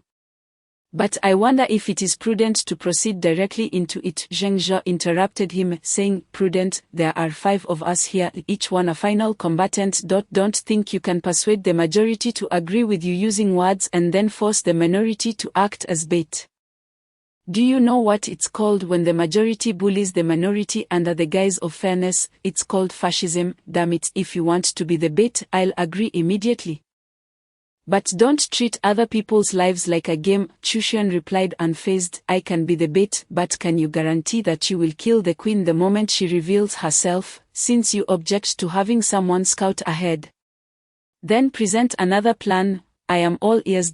As the atmosphere between the two grew increasingly tense, Zhonlong suddenly interjected with a smile, "Let us not take things so seriously. I actually think having someone scout ahead might not necessarily be effective. Aliens are not mindless creatures, they excel at ambushes. If only 1 or 2 people are working together, they will surely attack the one closest to them. However, if one person walks ahead followed by 4 armed individuals, the aliens will not be foolish enough to reveal themselves. They will likely ambush the 4 behind instead. Do you all agree with my reasoning?" Chushen bit his finger and said, "Indeed, that reasoning is quite sound. Is my thinking becoming muddled due to fear and tension? Moving forward, I will refrain from offering further opinions. I will continue to lead the way. Let it be thus." With that, he strode off in a particular direction. Zheng Zhao glanced at Shuxuan's departing figure, then turned to Lingdian and said, "Lingdian, I have sensed danger during my previous encounters with aliens. I remember you and the tyrant also possess this sense of danger. Right, from now on whoever feels danger first should fire in that direction immediately." "All right." At the stroke of midnight, Lingdian whispered, "I can feel the impending danger, as if some icy gaze is fixated upon us, treating us as mere prey. This sensation is utterly dreadful. Do you understand why Chushen is so agitated? He must also sense this lacking parole. To be frank, I am so overwhelmed with anxiety that I wish I could fire a gun indiscriminately. This feeling is truly unbearable." Zheng Zhao looked at Chushen in astonishment. The man's expression remained calm and composed, yet a closer inspection of his eyes revealed a flicker of unease and fear, emotions that should not be present in a sage like Chushen. As they spoke, the 5 had exited the corridor, revealing a vast expanse before them. The ground was still thickly coated with a white, flame-like secretion, and scattered throughout the space were dozens of large crates, indicating that they had indeed arrived at the second warehouse. Zheng Zhao was still pondering Lingdian's words when suddenly, an unusual palpitation compelled him to look up. Suspended from the ceiling were 4 unconscious individuals, 2 middle-aged men and a man and woman. Both white-collar workers. Aside from their heads, their bodies were enveloped in the white secretion, hanging limply from the ceiling. Chushen followed Zheng Zhao's gaze upward, and without hesitation he commanded Lingdian, "Shoot them down, it doesn't matter if they perish." As soon as he finished speaking, he turned to Zheng Zhao and said, "What is our mission to return alive to the main god space? Eliminate all the xenomorphs. They must harbor xenomorphs within them. We must eradicate them before the queen appears." Otherwise, even if we kill the queen, we will still perish due to her corrosive blood, which could very well corrode the merchant ship. We must vacate the ship as swiftly as possible after slaying the queen. But what if the xenomorphs within them suddenly hatch? Are we to pursue those 4 little xenomorphs? Zheng Jia observed Ling Dian raise his weapon to fire, and he nodded silently. You are absolutely right. I have no further words, we are merely struggling to survive. I will reserve my mercy for my comrades, do not mistake me for a fool. Chushen smiled faintly and scrutinized the 4 individuals. Ling Dian had already shot down 2 of them, and the remaining 2 were about to meet the same fate. Just then it seemed he recalled something, and his expression shifted dramatically as he exclaimed, "Wait, everyone, quickly run away, this is a trap." No sooner had he spoken than the ground beneath them suddenly sank, as if it were collapsing. Chushen shouted, "Everyone, stay still and listen to me, the first warehouse is located beneath the second warehouse. Those 4 hanging here are likely a trap set by the queen. She wants us to remain here motionless. Ling Dian, hurry and finish them off. The queen is definitely beneath us, the steel here has already been corroded through." Everyone, just as Ling Dian finished dispatching the last 2, the steel plate beneath them emitted a deafening screech, and before they could react, the entire floor plummeted downwards, sending them all tumbling into the abyss below. Whether it was fortunate or unfortunate, the thick secretion cushioned their fall, allowing them to land safely from a height of over 10 meters. Notably, Ling Dian and Zheng Jia sprang back to their feet with a forceful push.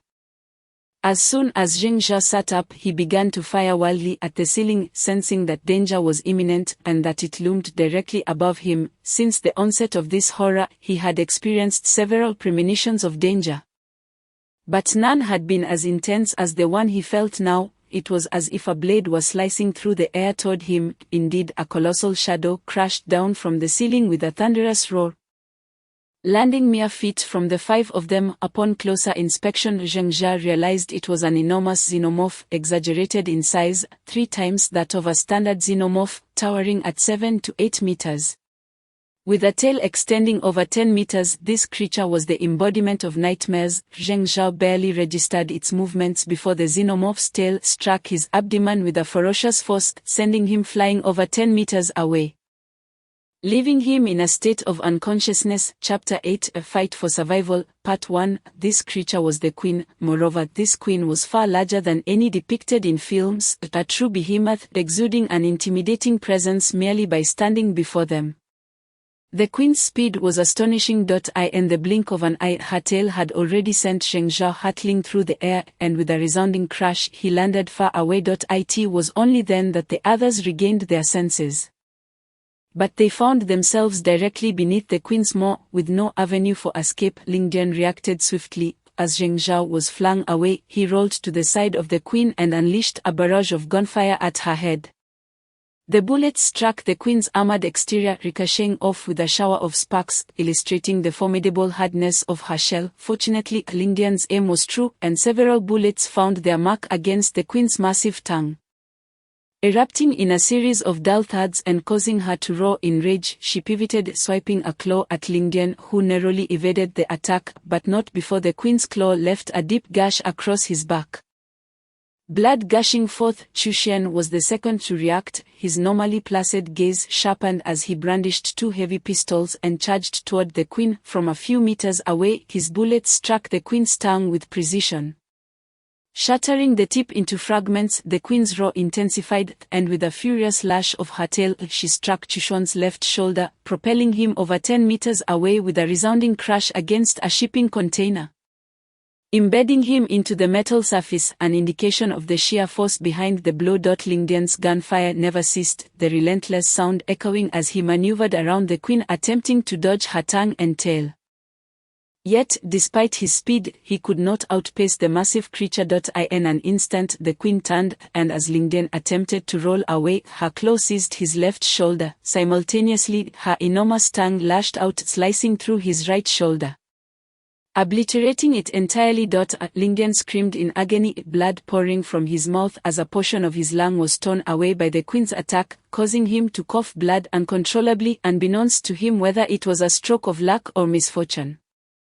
The queen's tongue did not kill him outright, instead, it began to siphon the blood and flesh from his right shoulder. It was only when Shanlon heard Lingdian's anguished cry that she snapped to attention.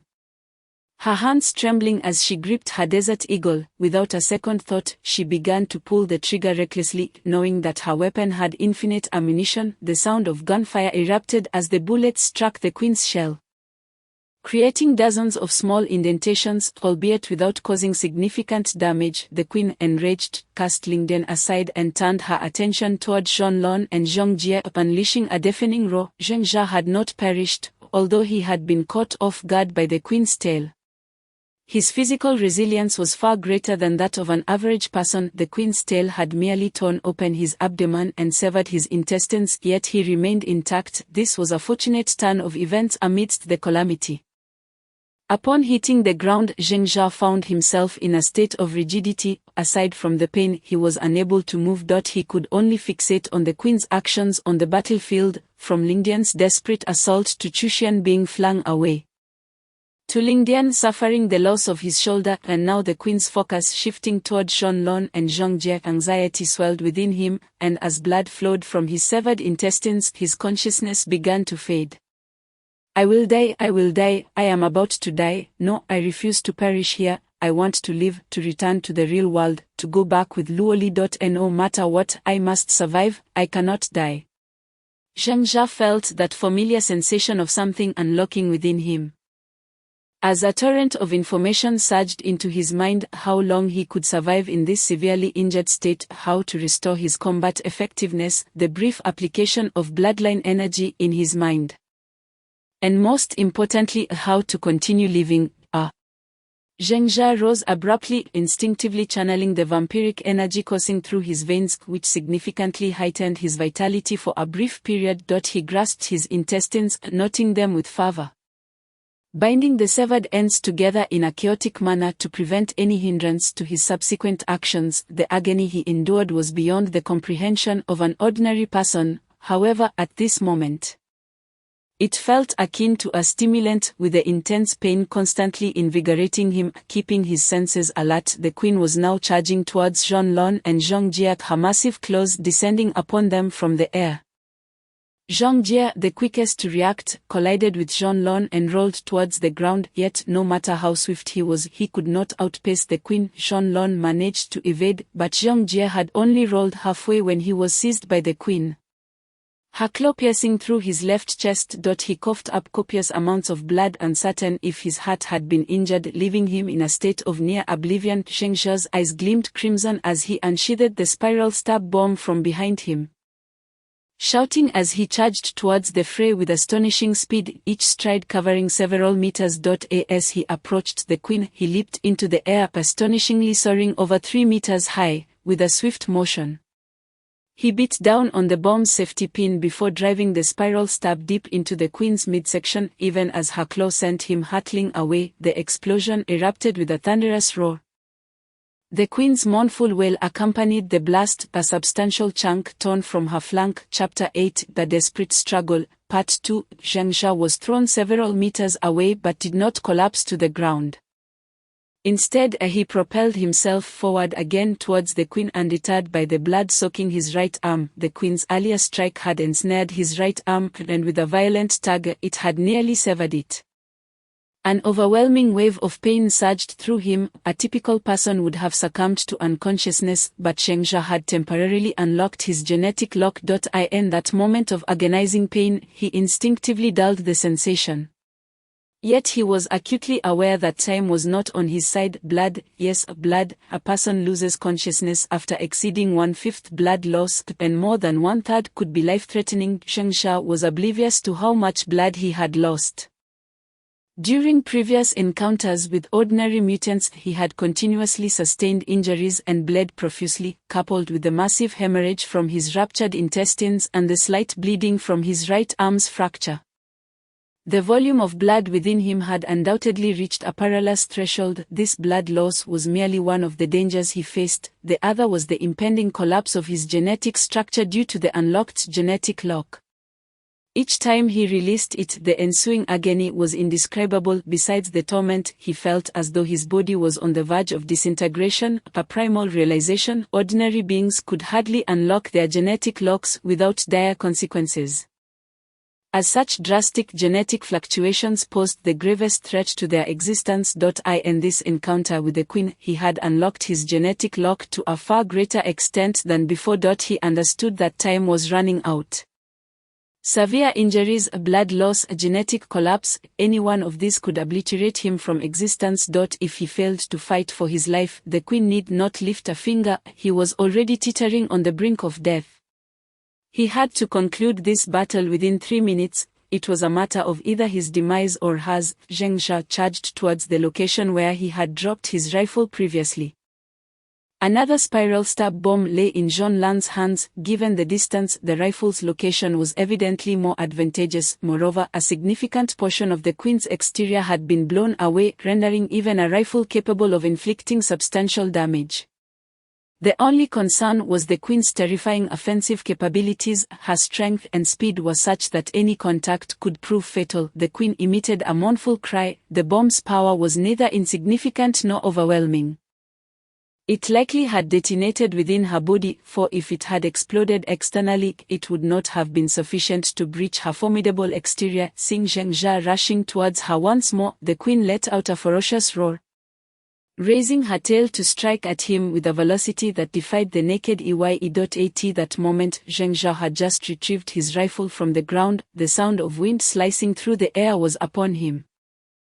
Without a moment's thought, he sprang to his feet. Realizing there was no evading the blow, rather than meeting the force head-on with his head, he opted to exploit the remaining utility of his intact right arm. After all, it was still of value. With a resounding thud, Zheng Jia felt as though a truck had collided with his right side. He coughed up a copious amount of blood, and a surge of information flooded his mind. His right ribs had suffered a shattering fracture, the bones piercing into his right lung, causing internal bleeding and oxygen deprivation. If this continued, he would surely perish within 2 or 3 minutes. Zheng Jia was resolute, but the instant the Queen's tail struck him, he desperately clamped his right arm around it. Although his grip was not particularly firm, it spared him from being sent flying, allowing him to wrap around the Queen's tail and land on the opposite side of her, where her flesh had already been torn open.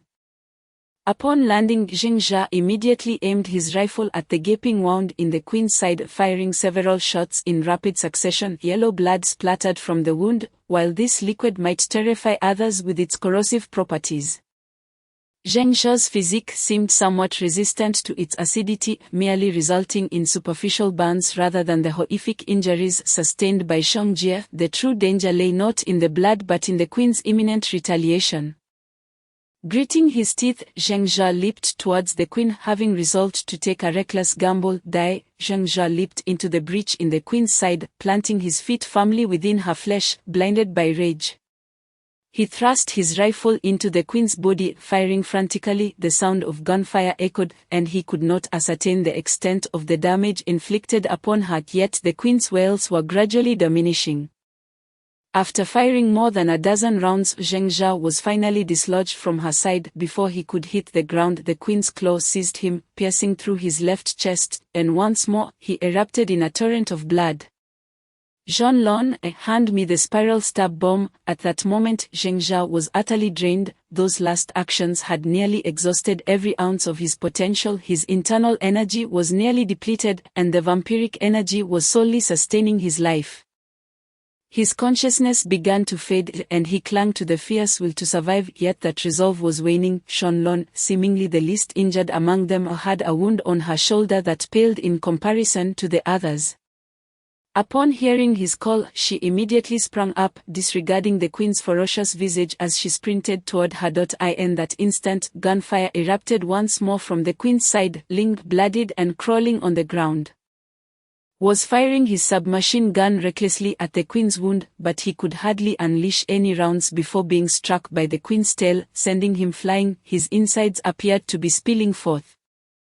He seemed on the verge of death. Zhong Lan rushed towards the Queen, yet the Queen seemed unfazed by her presence. Instead, she pressed Zheng Jia against the sharp edge of a container, and with a sickening crack, Zheng heard the sound of his spine fracturing. Beyond the searing pain, he realized that he had lost all sensation below his abdomen. His body contorted grotesquely backward. "Don't die, I don't want to die," Zheng roared in defiance. In that fleeting moment of clarity before death, he summoned a small reserve of internal energy in his left hand, forcibly gathering the vampiric energy in his mind. He grasped the queen's claw inch by inch.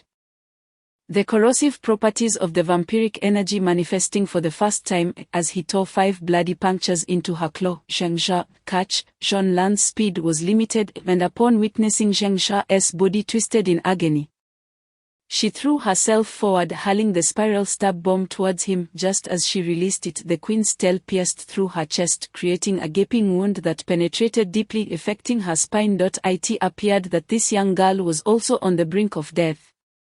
As the spiral stab bomb neared Zheng, he shattered the claw that bound him and beat down fiercely on the queen's exterior. With his only remaining hand, he caught the spiral stab bomb midair.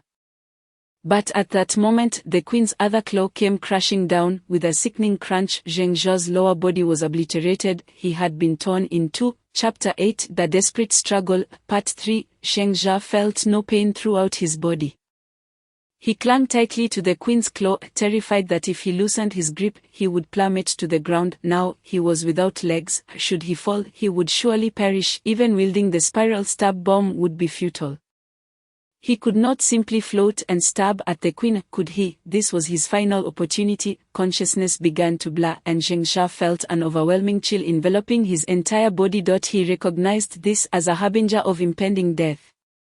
Legend spoke of individuals who, even after being bisected, could struggle for several minutes. In frigid conditions, some could endure for dozens of minutes. However, he had already sustained grave injuries, and after being severed in half, it would be an overstatement to claim he had half a life left. He was on the brink of death at any moment. With his mouth clenched, Zheng persevered and managed to secure the bomb's hook onto the queen's claw.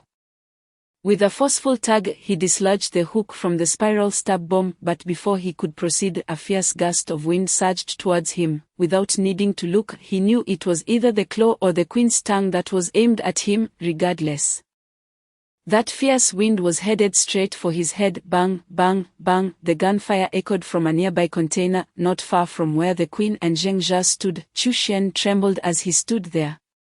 One of his arms fractured into 2 segments, held together only by a few sinews. His torso was contorted unnaturally, suggesting he too had suffered grievous injuries, likely having his spine deformed. The gunshots were fired from the remaining hand of Chu Xian, landing accurately on the alien tongue, reaffirming his remarkable marksmanship at close range. The power of his chosen pistol was immense. Those few bullets effectively severed the tip of the queen's tongue, causing the remainder to veer off course and narrowly miss Zheng's head. "Hurry up and do something, my vision is fading," Chu Xian shouted, firing relentlessly, creating several yellow blood holes in the queen's tongue. Zheng pressed his left hand firmly against the queen's claw, allowing his mouth to finally loosen its grip. However, he immediately clenched his teeth once more, summoning all his strength to push himself away from the claw, launching himself 2 meters high towards the queen's head. With a hiss, Zheng's spiral stab plunged deeply into the side of the queen's head, piercing straight through into its mouth. In an instant, the queen's other claw was raised, yet it had not yet descended upon Zheng, who dangled from its head. With a thunderous explosion, Zheng's left hand, along with the queen's head, was obliterated. Shrapnel, fragments of the spiral stab, and pieces of the queen's exoskeleton rained down upon Zheng, who was already battered beyond recognition. His left hand was utterly destroyed. Yet, with his prior injuries so severe, these new wounds were but trifles. He closed his eyes and began to descend slowly towards the ground. Having exhausted all his internal energy, the blood clan energy was nearly depleted, and the state of his gene lock was pushed to its limits. With half of his blood spilled, the injuries he sustained would have been fatal to a robust man. Zheng truly lacked even the strength to move, and even the effort of closing his eyelids left him utterly fatigued. He longed for a place to fall into a deep slumber, yet it felt as though some unfinished business lingered in his heart. "Curse you, main deity, restore our bodies and repair our points swiftly," in the distance Zheng faintly heard Zhong Jie's incoherent murmurs, accompanied by the familiar sound of a girl weeping. This sorrowful cry urged him to struggle to open his eyes. But he was simply too exhausted. Had it not been for that timely sound, he might have already succumbed to a deep sleep. Fortunately, a warm presence suddenly enveloped him, wrapping him in a cocoon of comfort akin to soaking in warm water, an indescribable sensation of relief. Yet, this comforting feeling was short-lived, quickly replaced by an excruciating pain that was beyond description. Zheng was driven to the brink of madness by the agony, yet this very pain jolted his senses back to clarity. As his consciousness sharpened, Zheng was gripped by icy terror. The memory of his confrontation with the Queen, a colossal creature towering 7 to 8 meters high and nearly 20 meters long, sent chills down his spine. It was a feat beyond reckoning. Even an elephant would have been easily dispatched. How had he dared to engage that monster in close combat? The thought alone was enough to instill profound dread within him. Upon surveying his surroundings, he realized he was now in the main deity's space, a vast plaza illuminated by a suspended orb of light, surrounded by an endless abyss of darkness. This was the only sanctuary within the horror film's cycle. A beam of light descended from the orb, and he floated within its embrace. Surrounding him were 4 additional beams of varying brightness. The least injured Chu Xian floated within the dimmest light, followed by Ling Dian and Zhong Jie. While Zhang Lon occupied the second brightest beam. 4, Zheng counted again, confirming that only 4 individuals remained. The formidable Russian mercenary had not appeared in this plaza, suggesting he had perished. A wave of melancholy washed over him. Indeed, only those who survived could return to this main deity's space. Zheng turned his gaze to his own body. The pain had lessened significantly, yet it was still unbearable. Not a single part of him remained intact. His lower half was entirely obliterated. Both arms had vanished, and his upper body was riddled with shrapnel. Fortunately, aside from some scratches on his face, his head had miraculously escaped being struck by the debris. A small blessing amidst the misfortune. His muscles appeared to writhe as if imbued with life, and under the orb's glow, they began to regenerate at a visible rate. The spine elongated downward until it finally ceased at the tailbone. After which bones and nerves sprouted forth from the spine, followed by the emergence of blood and internal organs. Zheng could no longer bear to witness the grotesque spectacle of his own restoration. His gaze shifted downward, where 2 girls looked up at them with tearful eyes. 1 was the classical beauty conjured by Zhong Jie, silently weeping for him, while the other was the girl he cherished. Luo Li, a 15 or 16-year-old girl, heartbroken to the point of near unconsciousness, supported only by the classical beauty beside her. At that moment, Zheng could not utter a word. His throat had been lacerated by shrapnel, and speaking caused a rush of air to escape his lungs. He could only part his lips slightly, attempting to convey his thoughts to Luo Li through silent gestures, uncertain whether she could comprehend his unspoken words. I have returned, Li Er. I have kept my promise and returned alive. Chapter 9, Hope in the Real World, Part 1. The restoration of the 5 bodies took over 2 hours.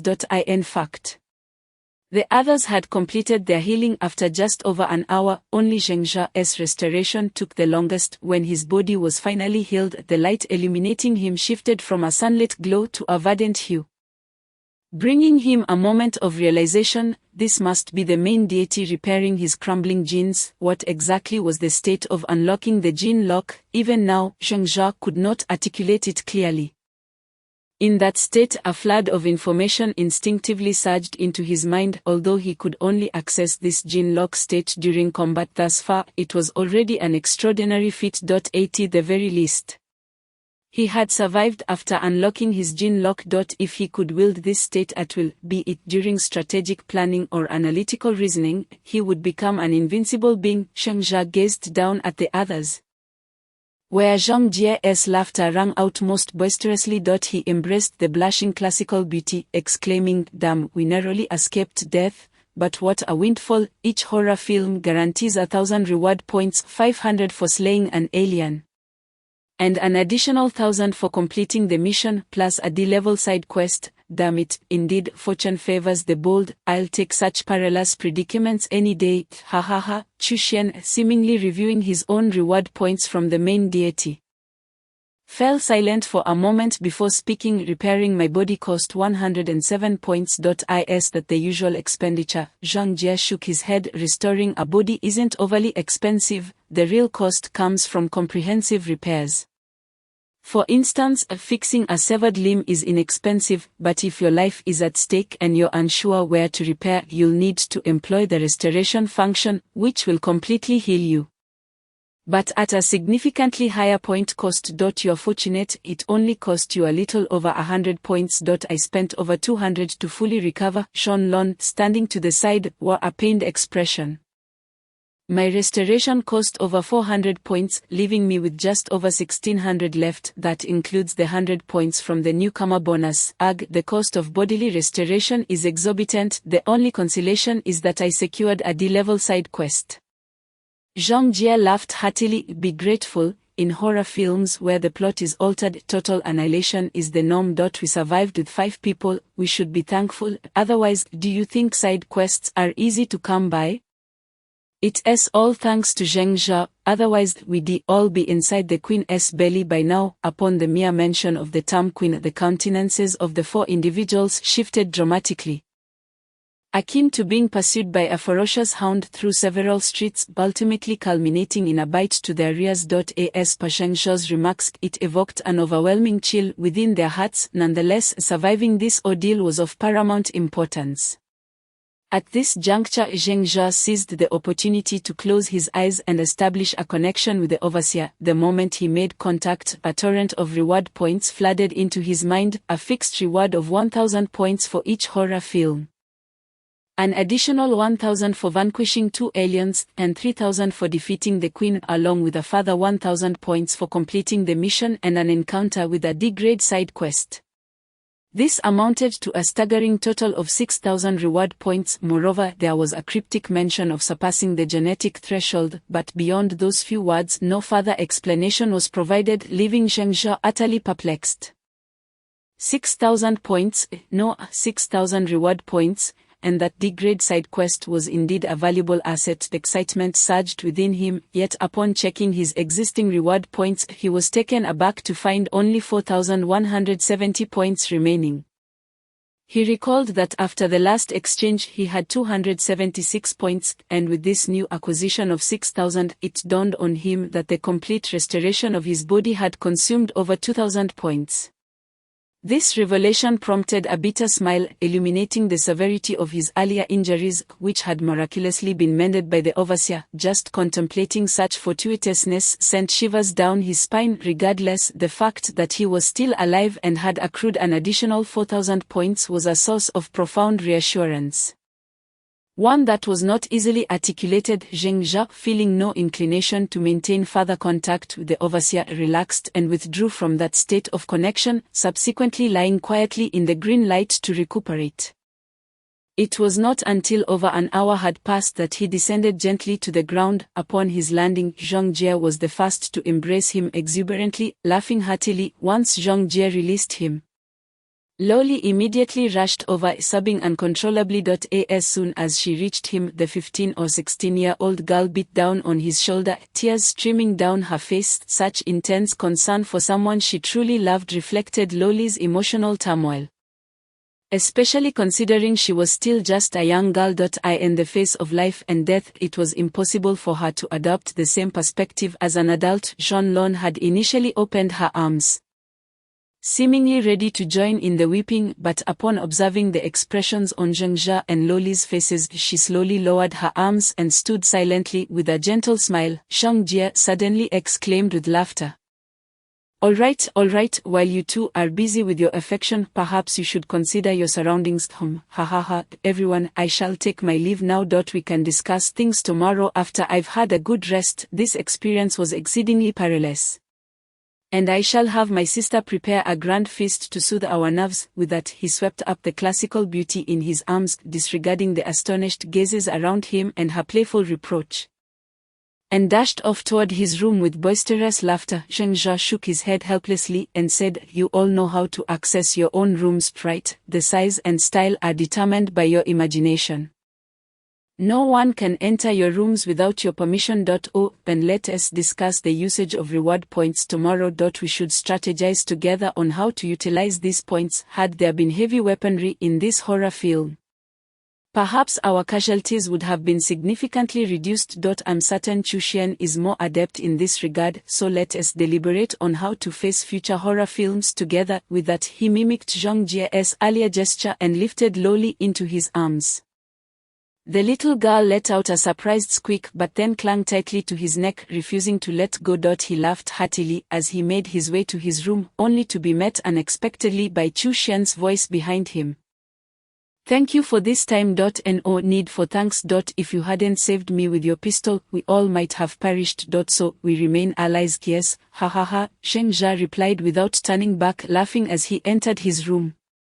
Leaving behind the three silent figures in the square, Chu Xian, 0 Point, and Zhon Lon, who gazed intently at his retreating silhouette. Chapter 9, Hope in the Real World, Part 2. Once inside the room, Zheng Jia gently placed Loli on the sofa. The little girl had already flashed with embarrassment back in the square. Upon entering, she immediately closed her eyes tightly, having just lost her innocence to him.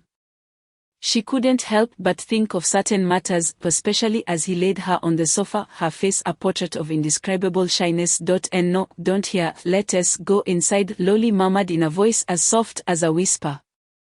However, Zheng Jia made no strange moves. Instead, he reclined and rested his head on her lap, lying quietly and motionless. Loli initially expressed surprise but soon placed her hands gently on his hair. I was so worried about you, she confessed softly. Seeing you like that scared me to death. Yes, Zheng Jia replied. I was so frightened too. My sister said that if we stayed here for a day, you all would return, but perhaps one of us might suddenly vanish. Just like another sister, or maybe both of us together. I'm terrified of never seeing you again. Even if I were to die, I wish to see you one last time. At this point, Loli paused and then continued gently. Today, I kept thinking, Zheng Jia, if I hadn't died back then, you wouldn't be so disillusioned with reality, and you wouldn't have faced such heavy injuries. I was so scared. Seeing you covered in blood, every inch of you injured, Zheng Jia, I was truly afraid of losing you. Loli could say no more, breaking down into quiet sobs as she clutched his head. Zheng Jia felt utterly exhausted. Beyond the physical fatigue, he was emotionally drained in a way that was difficult to articulate. He was so weary from struggling in that abyss of despair and death, where every step required careful consideration and every hurdle demanded a fight for his life. After that desperate struggle, he had expended every last ounce of strength. Now that he was safe, he lacked even the desire to move, simply wishing to lie quietly upon Loli's lap and rest. We won't die, Lily, none of us will die. I promised you I would survive and bring you back to the real world, to witness the polar auroras, to sail across the Pacific on an oil tanker. Lying on the deck at night and counting the stars, then visiting Easter Island to see the Moai, dreaming of humanity's unknown secrets, and then to the Scottish Highlands to hear the melodious sound of bagpipes. Feeling as if we were floating on clouds. We would also go to the ruins of ancient Greece, paying homage to the lost splendor of bygone civilizations, and finally return to the Great Wall. Hand in hand ascending to Bedeling. No matter what I must live on, I haven't fulfilled a single one of the promises I made to you, and we must survive, no matter what. The night passed in silence. Zheng Jia was utterly exhausted, merely holding Loli close as he peacefully slept through the night. The following day around 10 o'clock, he slowly opened his eyes to find Loli's pristine, jade-like face mere inches from his own. The little girl was still asleep, her eyes closed in peaceful slumber, yet, as if sensing his awakening, she blinked open her eyes shortly thereafter. Good morning, Loli said, scrunching her little nose and yawning gently. Zheng Jia adored her in this state. He remembered the times when they were around 11 or 12 and would occasionally sleep together. She would always look like a lazy little cat upon waking, and to borrow a popular phrase, she was simply adorable. In a moment of distraction, Zheng Jia leaned in and kissed her. Loli squealed, but moments later, she melted into his embrace. When he finally pulled away from her soft lips, the little girl was left breathless. After catching her breath, she playfully scolded him, "That is so dirty, doing that fast thing in the morning, you big pervert, you haven't even brushed your teeth yet, move over a bit, you've been pressing down on me all night."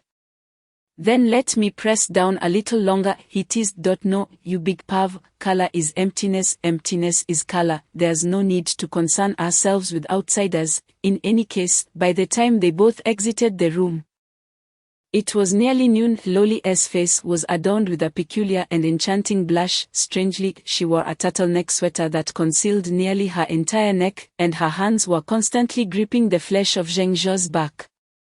Zheng Zhao, having grown accustomed to such encounters, was unbothered. After all, he had faced the queen's tail and claws. How could he fear the delicate fingers of a mere girl, despite both being female?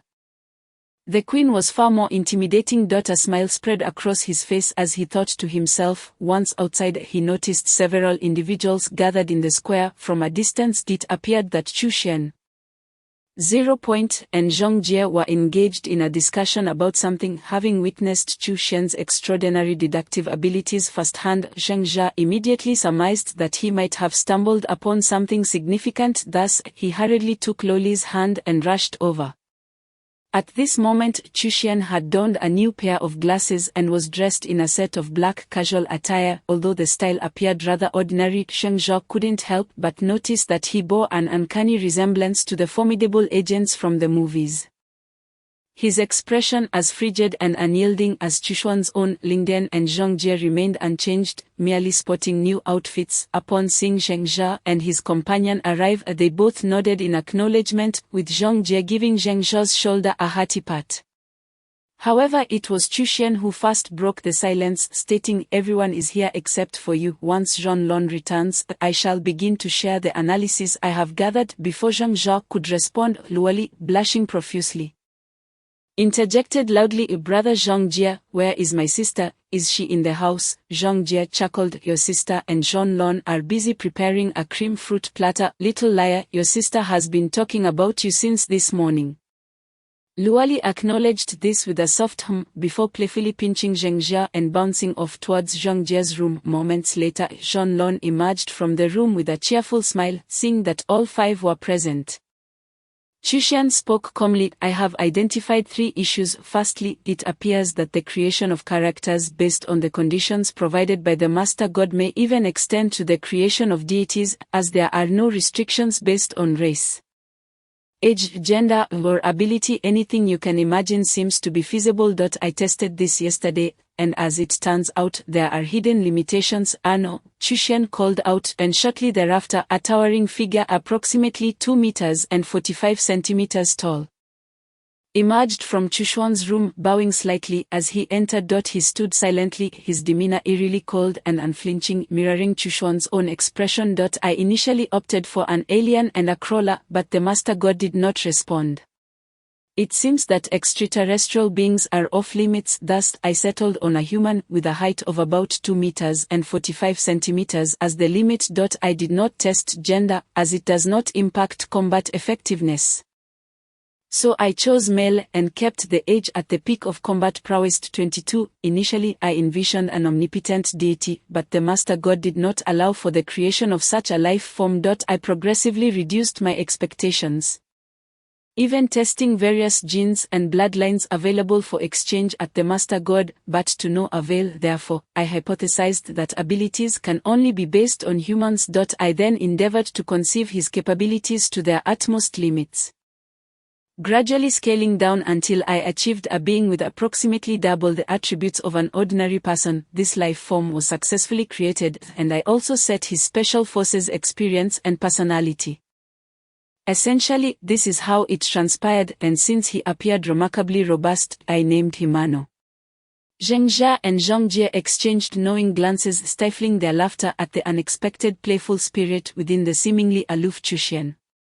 "But that is not the crux of the matter," Chu Xian continued nonchalantly. "He can also be enhanced. I tentatively requested the Master God to augment his intelligence, and to my surprise the Master God complied. Do you understand what this implies?"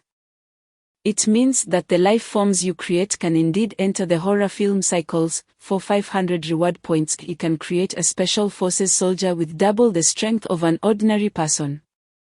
Thus, from a single horror film, you could potentially acquire 2 such bodyguards. Your initial assumptions were entirely misguided. The creation quota granted by the Master God was never intended for you to fabricate women for indulgence. Rather, it was to ensure your survival, providing the opportunity to create bodyguards. Why do so many perish in these horror film cycles, especially the more vulnerable individuals? I believe it stems from the fact that many chose to use their 1,000 reward points to enhance themselves right from the outset, subsequently utilizing this free quota to conjure women. But what can 1,000 points truly enhance? Can it double all your attributes? It is far more prudent to create 2 loyal bodyguards. The Master God has long provided hints on how to survive when one's physical attributes are lacking, by manufacturing bodyguards. This exemplifies the folly of human nature and the inherent shortcomings of mortals. Chapter 9, Hope in the Real World, Part 3. Zhang Jie seemed to disdain Chushuan's arrogant tone, retorting coldly, "So we are the wisdom of mortals. What of it? I damn well created women, and what of it? I'm living just fine and even thriving." Zhang Jie intervened, stepping in front of Zhang Jie to halt his outburst. "Surely you can't be so petty as to mock us." "Perhaps you are correct. The quota granted by the Master God is indeed meant to create a formidable bodyguard, but that remains merely your speculation. What if the bodyguard cannot accompany you into the horror film? Even if they can enter, can you guarantee they will be a crucial asset for your survival? Furthermore, when we enter the horror film, we must stand within a slanted light circle with a diameter of over a meter. How many individuals do you believe can fit within that circle?" Chushan snapped his fingers, stating coolly, "Your deductive reasoning is improving, evidently reaching a level akin to Jean Lan's. I have no intent to mock you. Rather, have you considered why the horror film grants a quota for 20 individuals? Because a team necessitates a diverse array of talents. While enhancing physical attributes can indeed bolster survival in horror films, it also leads to a singularity of abilities, which may result in the entire team perishing in the face of certain unique challenges." At this juncture, Chushan produced a cloth bundle from his pocket, unveiling an assortment of components and small tools. He indicated the items, saying, "Aside from finished products, the Master God also offers the option to exchange for materials and equipment to create these items. In other words, if one possesses the requisite knowledge and skills, one could fabricate high-value items at a fraction of the cost, potentially circumventing the constraints of side plotlines. But do you possess such knowledge and capability?" "Certainly not. Those who do often have relatively weak physical attributes and lack combat prowess. How, then, do they survive in the early stages?" The sole answer is through bodyguards. Moreover, based on the size of the light circle you previously mentioned, it is just about sufficient for 2 individuals to fit within. In other words, why did the Master God provide only one opportunity to create a bodyguard? Because only one bodyguard can accompany you into the horror film. This is the unspoken hint from the Master God. Those with special talents can indeed safeguard their lives, which is likely the underlying message of the Master God. Astonishing, to deduce so many possibilities from such scant information. His reasoning abilities can only be described as superhuman. The eyes of Zheng Sha and the others sparkled with astonishment as they continued to listen to Chushan, who elaborated thus: "These 20 individuals should be a diverse array of talents. I have long contemplated the criteria by which the Master God selects individuals. Beyond the disappointment with reality, the Master God is also selecting talents from various walks of life. For instance, from the young to the elderly, from those with genuine abilities to homemakers. In truth, the Master God is uncertain who is best suited for the horror film cycles. This is why individuals from all ranges are drawn in, allowing natural selection to determine who remains. Perhaps this is the true intention behind the continuous influx of newcomers. Furthermore, to ensure that those with special skills survive, the first life form creation must not be squandered. A bodyguard with double the strength of an ordinary person would be invaluable in a sci-fi horror film. There's no need for me to elaborate further on that. As Chushan concluded, he stowed the bundle of components away, stating this was the first matter I wished to address should I perish in the next horror film when newcomers arrive. If they fall into the categories of creation or other supportive roles, you may inform them of the correct application of this first life form creation. Rather than conjuring beautiful women for mere pleasure, Zhong Jie appeared ready to explode again, but Zheng Jia restrained him, saying, "Perhaps you are indeed correct, however, I do not believe that my creation of a beloved woman is futile in the horror film context. Emotional support often proves more vital for survival than practical assistance. Furthermore, the Master God has not clarified the purpose of this first life form, suggesting that this choice encompasses infinite possibilities. No one can assert that their perspective is absolutely correct. But I will relay your words to future newcomers." Chuxian surprisingly smiled lightly, producing 5 printed documents from his pocket, distributing them to the other 4, stating, "These are my summaries of what can likely be exchanged at the Master God, categorized into 4 tiers. Detailing practical items from basic to advanced, along with their descriptions and functions. Of course, some functions are merely my conjectures. This is the second matter, the formalization of the exchange system, allowing us to understand what we can redeem, thereby preparing for whatever challenges may lie ahead. This is one of my conjectures. Perhaps we do not need to repeatedly appear in horror films. The essence of the main god may be to allow us to experience perilous situations, continually achieving breakthroughs and evolution amidst danger. It is merely because horror films are the most treacherous that we frequently find ourselves in such narratives. In this context, it stands to reason that some exceedingly perilous science fiction films could also manifest. Zheng Jia, intrigued, inquired curiously, "For instance, what types of science fiction films might emerge?" Chuxian adjusted his glasses and replied, "Take Starship Troopers for example. If the main god were to cast us onto an insect planet, surrounded by various kinds of insectoid creatures, and we found ourselves devoid of heavy weaponry, I doubt we would survive. Of course, under certain circumstances, the main god would not likely throw us into a hopeless situation. However, to preempt such scenarios, I propose that we should be equipped with 3 types of weapons: close combat weapons, rapid-fire weapons, and heavy artillery. For close combat, I recommend selecting spiritual and legendary weapons. I must admit, I am not fond of supernatural horror films, as they lack scientific logic and deal with phenomena that cannot be explained by facts. I would not waste my intellect on them. However, the issue at hand is that we may very well have to confront such horror films, and to survive within them, I suggest we choose close combat weapons that can tackle both ordinary life forms and supernatural entities. You have excelled in this regard, Zheng Jia. Your special ring encompasses both logistical support and spiritual attacks, making it an almost perfect choice considering your physical prowess. Rapid-fire weapons are essential for dealing with large-scale enemies, such as hordes of zombies. There's not much to elaborate on there. As for heavy artillery, I recommend selecting a Gauss ion sniper rifle, which accelerates projectiles to unleash devastating kinetic energy capable of obliterating anything in its path. This remote heavy weapon, still in the experimental phase in the real world, surprisingly exists in the realm of the main god. As for the rest of you, I would advise against purchasing it, as your proficiency with weapons is rather abysmal.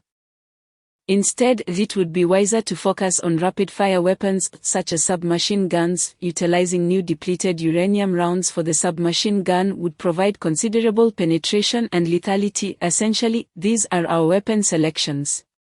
It is also worth noting that these weapons can effectively combat supernatural beings, provided we use spiritual rounds, which may be somewhat costly. Zheng Jia marveled inwardly, recognizing the expertise of Chuxian. He had not considered such matters during his previous experiences within the realm of the main god. Chuxian's insights had significantly enhanced their chances of survival in the future, though he harbored some resentment and disdain toward certain aspects of Chuxian's methods. The undeniable impact of his contributions was evident. He truly was a genius in analysis. Zheng Jia glanced at the manuscript and remarked, "However, firearms with unlimited ammunition are quite expensive. We certainly do not possess enough reward points to exchange for them." Furthermore, that Gauss ion sniper rifle with unlimited ammunition requires not only a D-level side quest but also 5,000 reward points. Such a vast amount of reward points is simply. Chu Shen smiled faintly and interjected.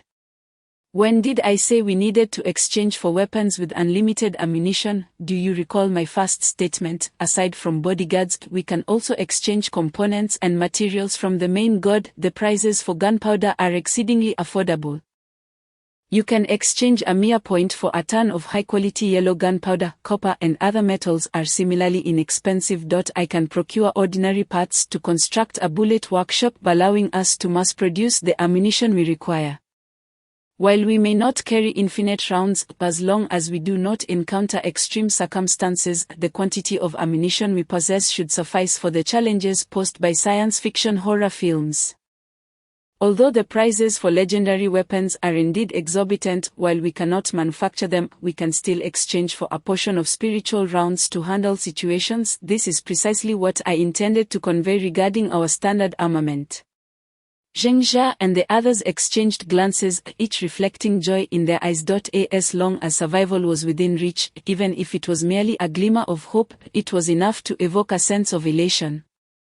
Zheng Jia smiled at Chu Xian and said, "Please continue. You are indeed remarkable, Chu Xian. Without your insights, we likely would never have considered such alternatives." "What is the third matter?" Chu Xian bit his finger and replied. "I have discovered a way to return to reality, although it is merely a temporary reprieve and requires the expenditure of precious reward points. It serves as an excellent means of verification. It will help us ascertain whether we have only our consciousness in this world, while our bodies remain in the computer, or if our entire being has entered this space. It will also allow us to determine if we can bring anything back with us, including our enhanced physical attributes. Yes, I have found a means to return to reality." The third revelation shared by Chu Xian was far more shocking than the previous two combined. Everyone stared at him in astonishment, their eyes ablaze with an indescribable fervor. Indeed, anyone who had endured such life and death horrors would be filled with an insatiable desire to return to the real world, rather than remain trapped in this boundless terror. Zheng Jia's eyes brimmed with skepticism as he cautiously addressed Chu Xian. "You seem to have too many ulterior motives. I truly suspect you might have some hidden agenda. Pray, enlighten us on how we might return to the real world." Chu Xian replied with a calm smile, "I have not compelled you to do anything. The decision to return to the real world lies entirely in your hands, Zhang Jie. You must not have closely examined the detailed exchange for days of life. Yesterday, I scrutinized it and discovered that we can not only exchange for days of life in the horror film worlds we have experienced but also return to the real world." Zhang Jie scoffed. "Do you really need to spell it out? Anyone can return with 50,000 reward points. Do you think we possess that many points? You must be jesting." Chu Xian glanced at him and said, "Did I ever claim it was a complete return? When I examined the exchange for ordinary days of life, I found a record function that catalogued a Nightmare on Elm Street, Scream, The Grim Reaper, Resident Evil, and Alien, in addition to these 5 horror film worlds. The record also includes one other world, the real world." Upon hearing those titles, Zhang Jie turned pale, muttering, "Damn it, those are all horror films I have experienced. How could there be records of them?" "What about previous records?" Chu Xian shook his head. "There are no earlier records. They have likely been deleted by the main god. After all, you are the only one among us who has survived 5 horror films.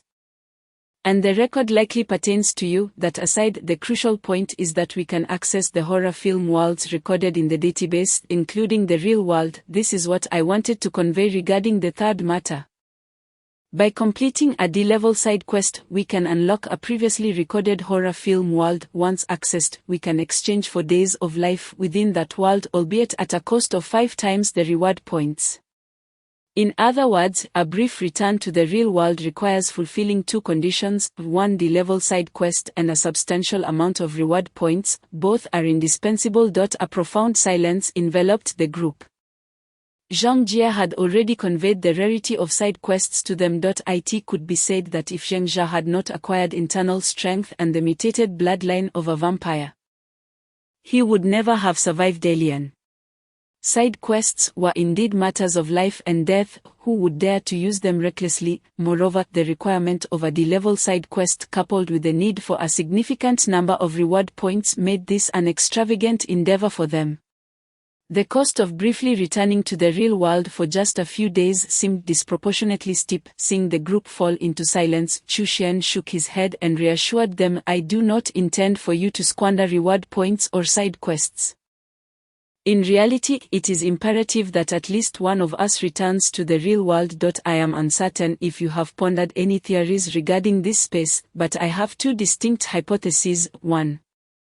That our consciousness has entered this world while our bodies remain in the computer, and 2. That our consciousness and bodies have entirely entered this space. I trust you have received information from your respective partners, revealing that regardless of how much time we spend in the horror films, we will return to this space after one day and night, or perish. In other words, the main god possesses the ability to manipulate the flow of time across different spatial segments, truly the work of a god."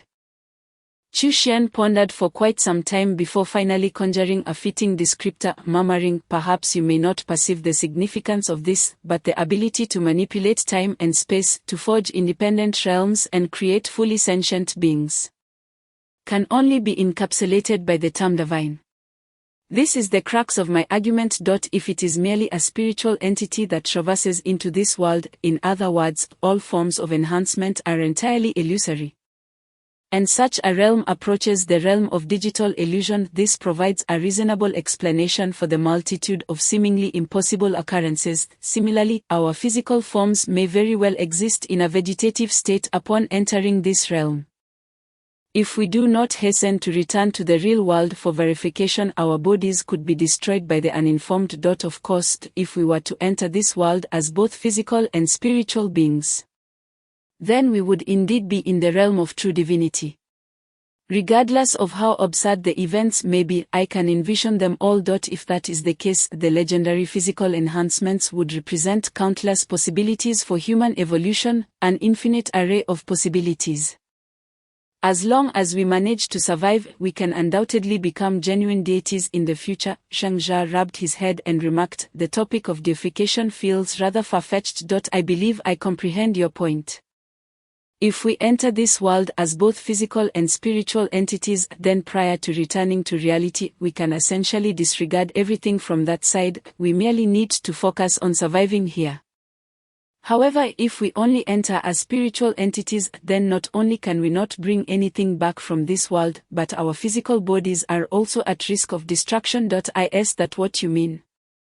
Chu Xian snapped his fingers and replied, "Precisely. To put it simply, that is the essence. Therefore, my suggestion is that we select someone to return to the real world, even if it is just for a day. The critical matter is to ascertain whether it is the spiritual entity that has entered this realm or if both the spiritual and physical bodies have done so. This is truly the matter of utmost importance regarding our safety." "What do you all think?" Zheng Jia exchanged glances with several others, all of whom concurred with Chu Xian's perspective. Only Zheng Jia sighed and said, "Though there is no concrete evidence or rationale, I still sense an underlying implication in your words, as if a conspiracy awaits us to stumble upon it. Perhaps it should be termed an overt conspiracy, as you always state things so plainly that we can only follow your lead."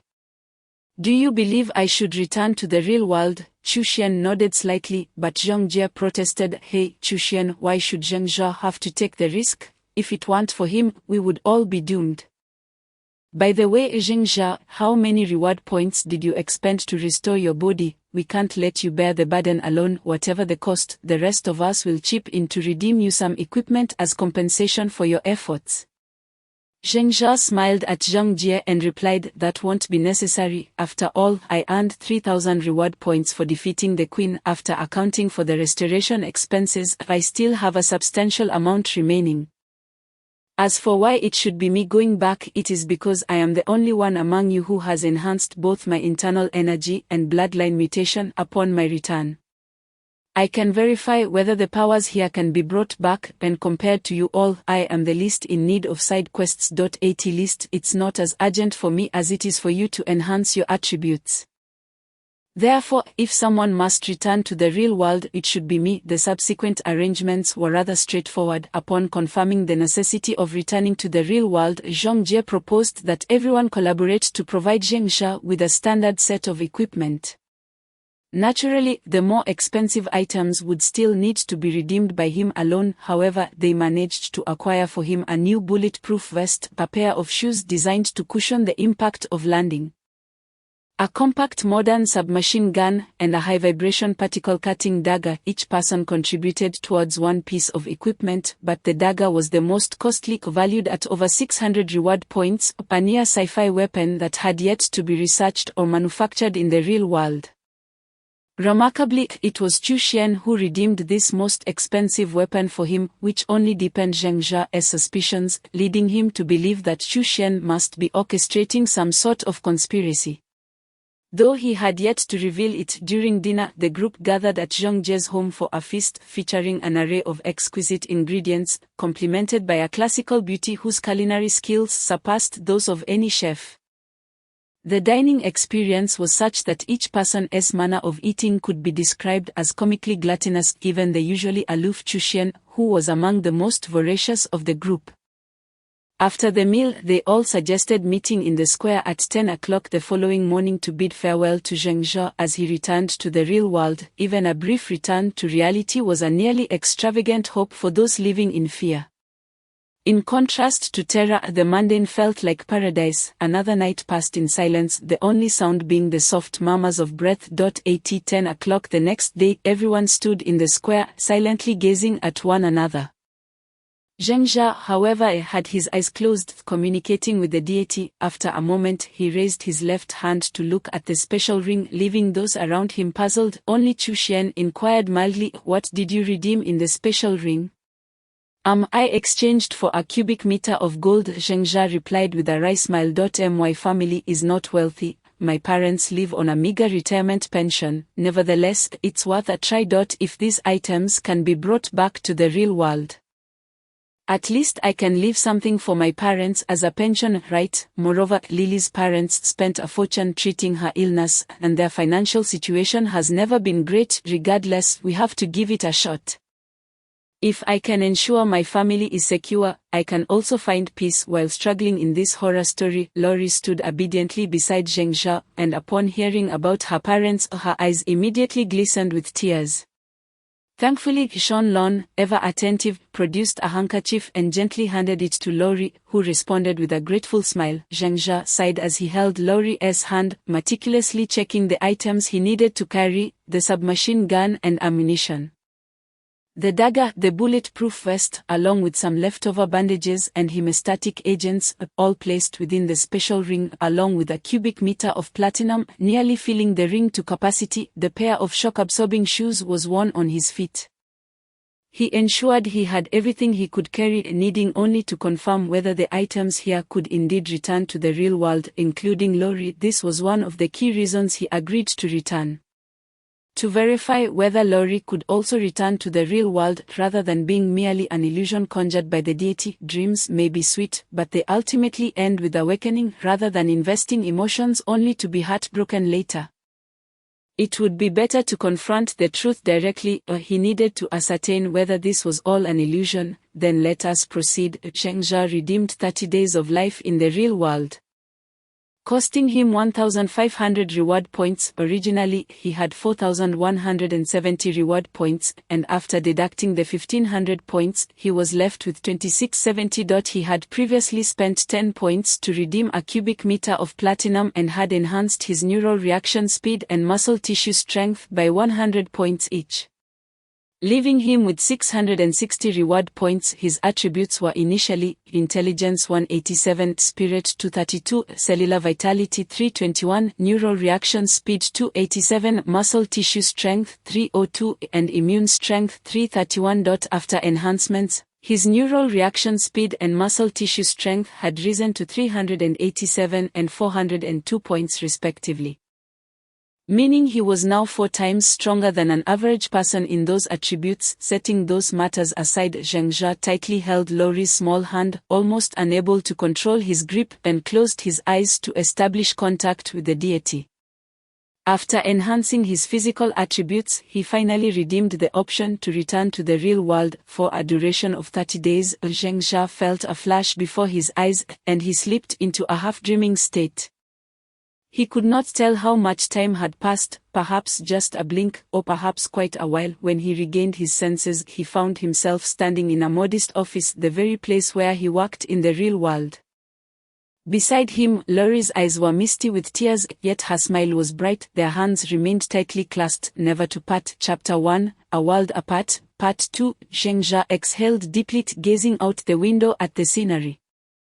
This was indeed where he had worked as a supervisor. The sun shone brilliantly outside, a flock of pigeons flew by, and the atmosphere was serene, accompanied by distant voices. This was the reality of his upbringing, a world devoid of monsters, aliens, T-virus, or the ever-present fear that haunted him. The tranquil reality felt akin to paradise. In a moment of daze, Zheng Jia suddenly perceived the real world as strangely unfamiliar, as if it were a past life from a bygone era. After enduring the struggles of a terrifying cycle, he had finally been reborn. Laurie patted her chest and said, "I was so scared just now, fearing I was merely an illusion created by that glowing orb. But it turns out we can really return to the real world. Now I can relax." "You big pervert, what were you thinking about?" Zheng Jia shook his head slightly, and a myriad of thoughts flooded his mind, messages left for him by the Master God. Within the span of 30 days in the real world, he was forbidden to divulge anything pertaining to the Master God's realm. Failure to adhere to this rule would result in the erasure of both himself and all that he possessed. After the 30-day period, he was required to return to this very office, where the Master God would usher him back into the divine space. Furthermore, he must physically touch all his belongings, lest they remain in the real world. If any of those items were unique to the Master God's domain, their existence would be obliterated. Should he fail to return to the office after 30 days, both he and all his possessions would be annihilated. The implications were clear. He could not speak of anything that transpired there. He needed to return here after 30 days, and he must hold Loli's hand. Correct? Zheng Jia silently nodded, committing these stipulations to memory. Before turning to Loli and saying, "Let us go, liar, I shall take you to meet my parents," Loli obediently took his hand, her small face beaming with joy as she followed closely beside him. Together they pushed open the door and stepped into the bustling outer office, where dozens of employees were engrossed in typing at their desks or sorting through documents. Some were engaged in light-hearted conversation. And as Zheng Jia and Loli emerged from the room, many instinctively turned to look, their expressions shifting from curiosity to stunned silence, and soon the entire hall fell into an eerie hush.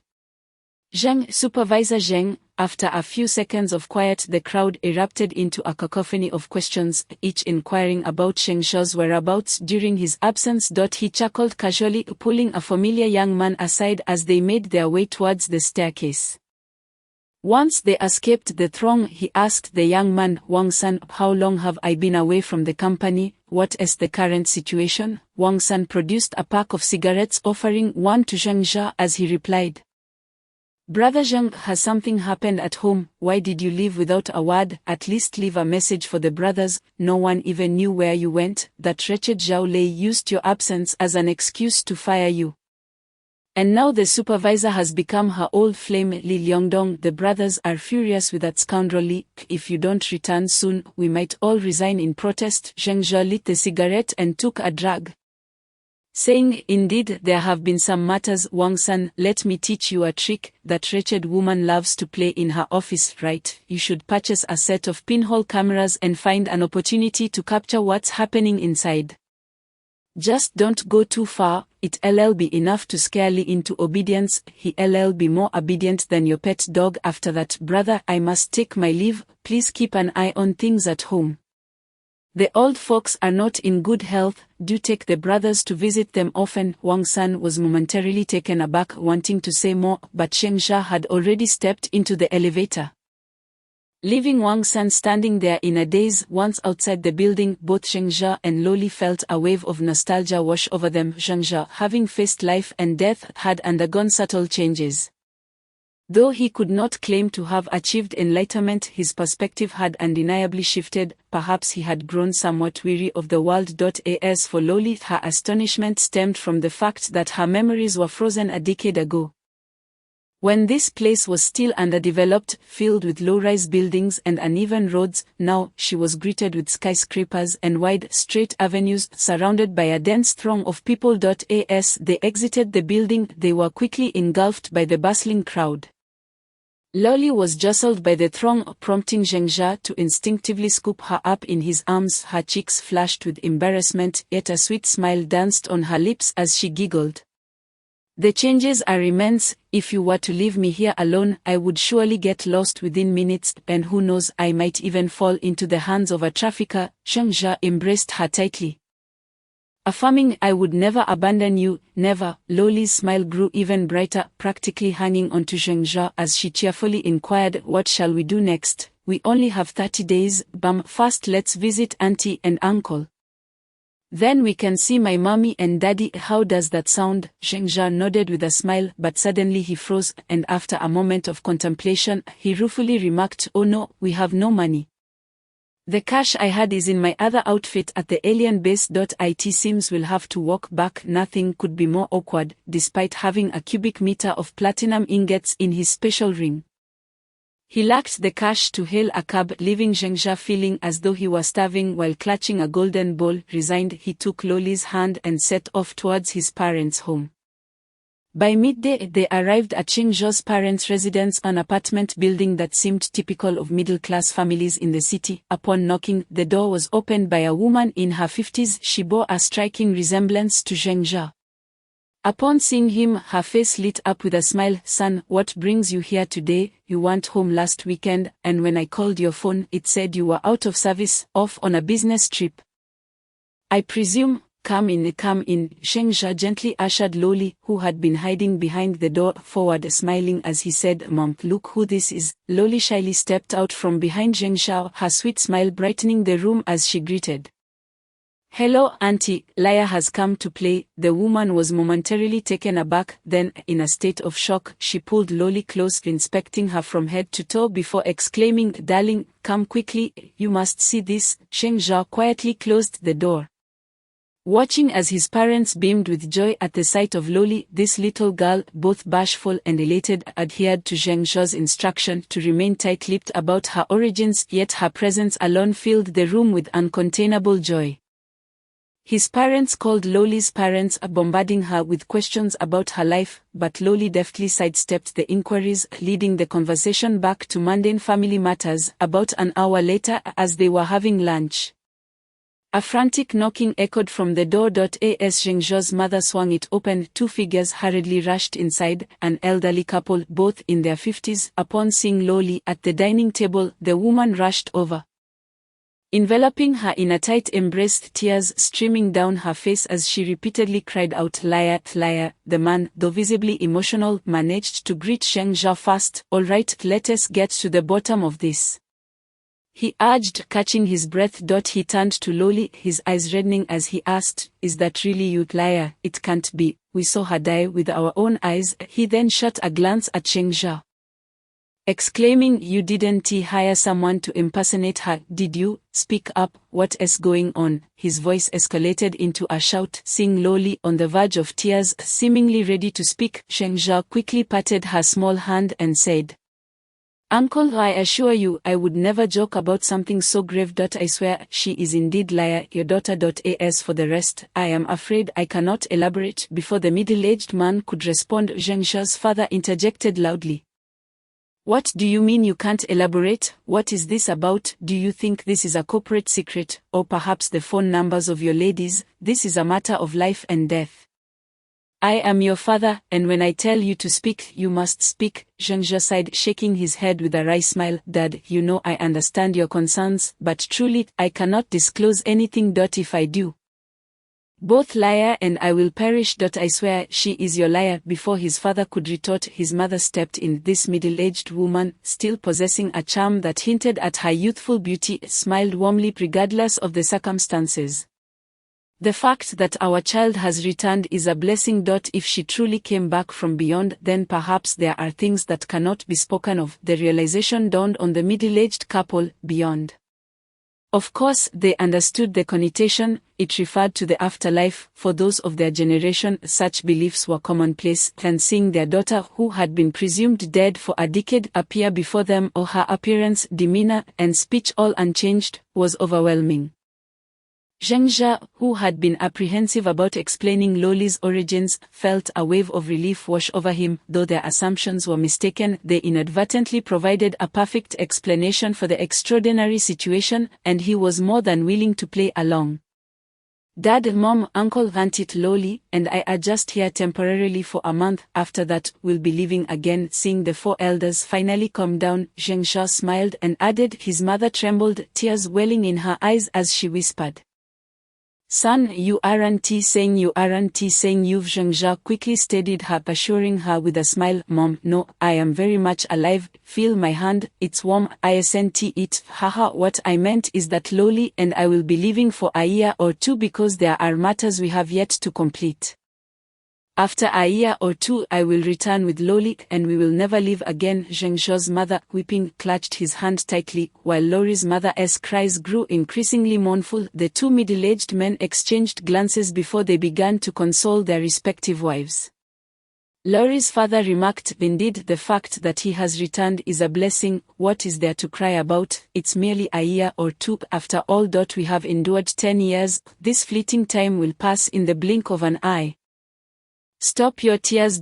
As the atmosphere grew more somber, Lori gazed at her aging parents, or her own heart heavy with sorrow as she embraced them, her cries echoing their despair, her countenance resembling one on the verge of fainting. Zhengzha sighed deeply, moving to the window to draw the curtains. He then utilized his inner strength to open his storage ring, spilling its contents onto the floor. The sound of metal clattering filled the room as thick platinum bars rolled across the living room floor, their gleaming silver light almost blinding. In addition to the gold bars, there were also submachine guns and daggers, causing the elderly to stare in stunned silence. Zhengzha picked up a platinum bar, smiling as he said, "Rest assured, I will definitely bring Laya back. These platinum bars are local specialties from the place Laya and I are returning to. They are remarkably inexpensive there, uncle and aunt. I know you have struggled for years. This wealth is partly thanks to Laya. Please take half for yourselves, but remember, wealth should not be flaunted. These bars are highly valuable, and you must be extremely cautious when selling them. Just taking one bar at a time will suffice." Compared to his words, the sight of the scattered platinum bars left everyone in awe, and the room fell silent, save for Lori's soft sobs. At that moment no one noticed the small black dot at the base of the handle of the high-frequency particle-cutting dagger on the ground, which briefly glimmered with a faint green light before returning to its matte black appearance. As if it had never shone at all, this detail went unnoticed by all. Chapter 2, Rage and Shock, Part 1. Zhengzha sat quietly on his bed with his eyes closed, attuning himself to the subtle movements of his inner strength. It had been 29 days since he returned to the real world, a period marked by the utmost tranquility since entering the realm of the main god. During the day, he either chatted and strolled with his parents or played and shopped with Lori. He had sold numerous small pieces of platinum cut from the bars, ensuring that both families could live comfortably for decades to come.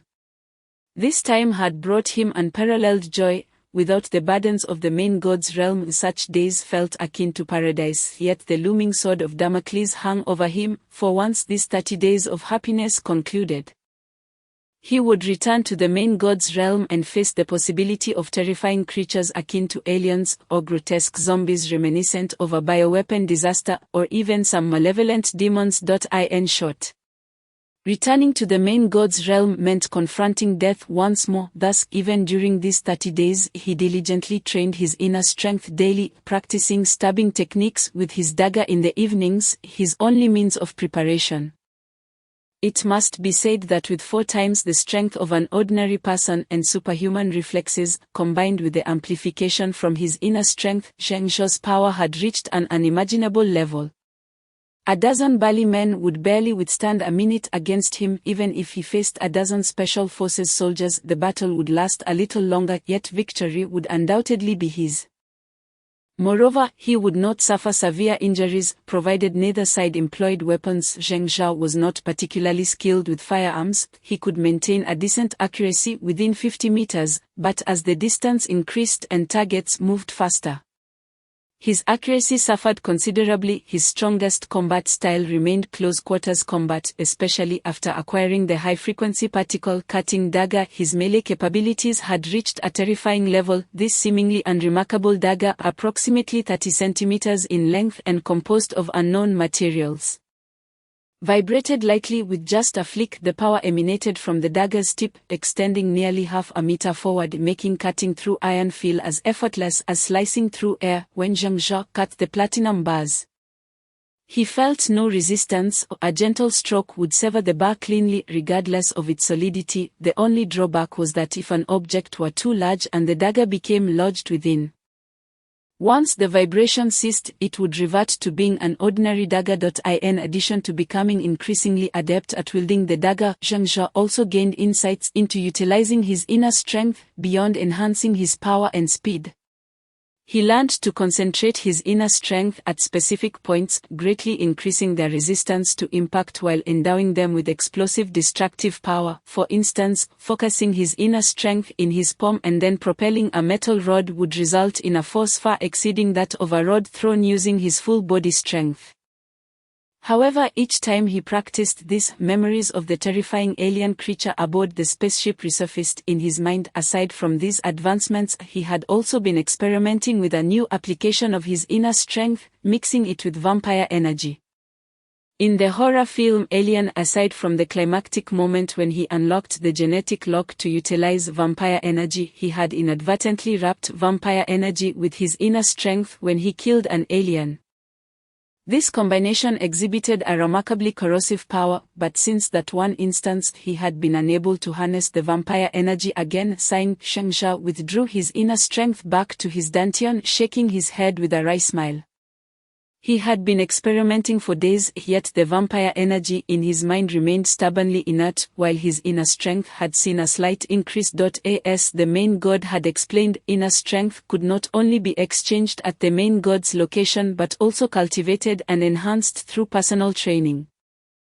Given enough time, he might indeed achieve the heights depicted in martial arts novels, soaring through the skies with grace, wielding a long sword. Of course, he first needed to survive the horrors of the film.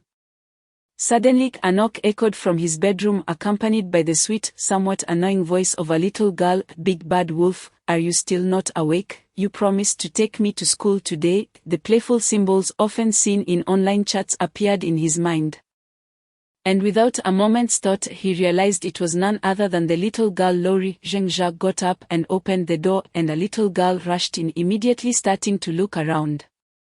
He affectionately inquired, "What are you looking for?" "Women." Lori scrunched her adorable little nose and replied, "Such scenes often appear in movies, where men open the door late, looking flustered, suggesting there must be another woman in the room.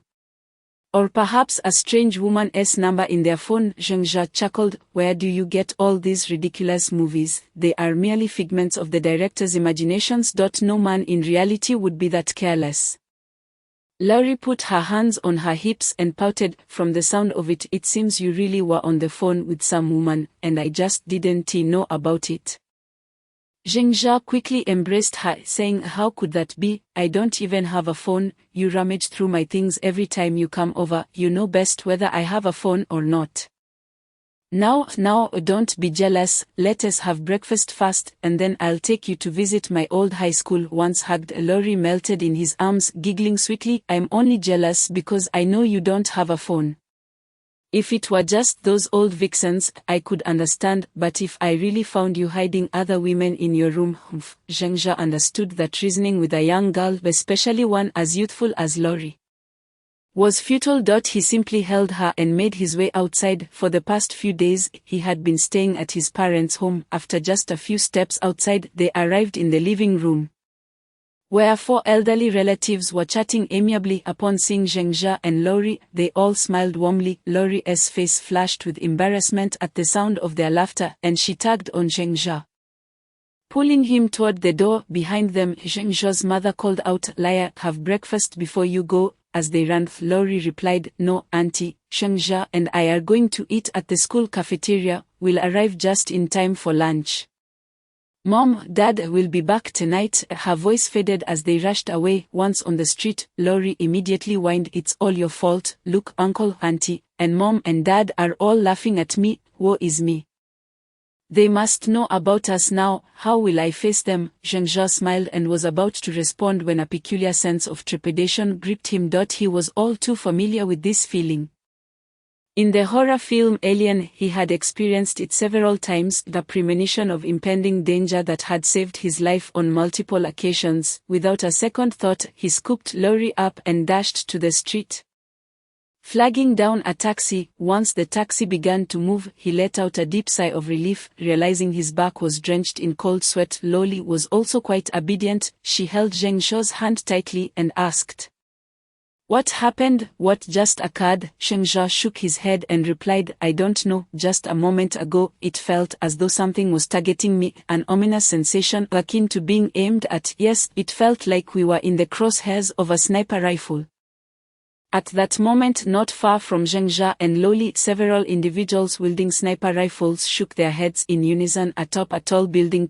One of them picked up a communicator and coldly stated, "The target has entered the vehicle. The license plate number is his. His instincts are exceptionally sharp. I suspect he may be an elite agent from another country." The instant our rifles were aimed at him, he sensed something unusual. "This individual possesses formidable strength. We should proceed with Plan B." Seated in the back of the taxi, Zhengzha gradually regained his composure. He began to recall any potential adversaries that could be lacking, with the most probable being the city's underworld, especially since he had recently facilitated the sale of approximately 1 million yuan worth of platinum through acquaintances. Although he had carefully navigated several intermediaries, it was not beyond the realm of possibility for an influential crime syndicate to trace him. However, one question lingered: why would the underworld possess a sniper rifle? For heaven's sake, this is China.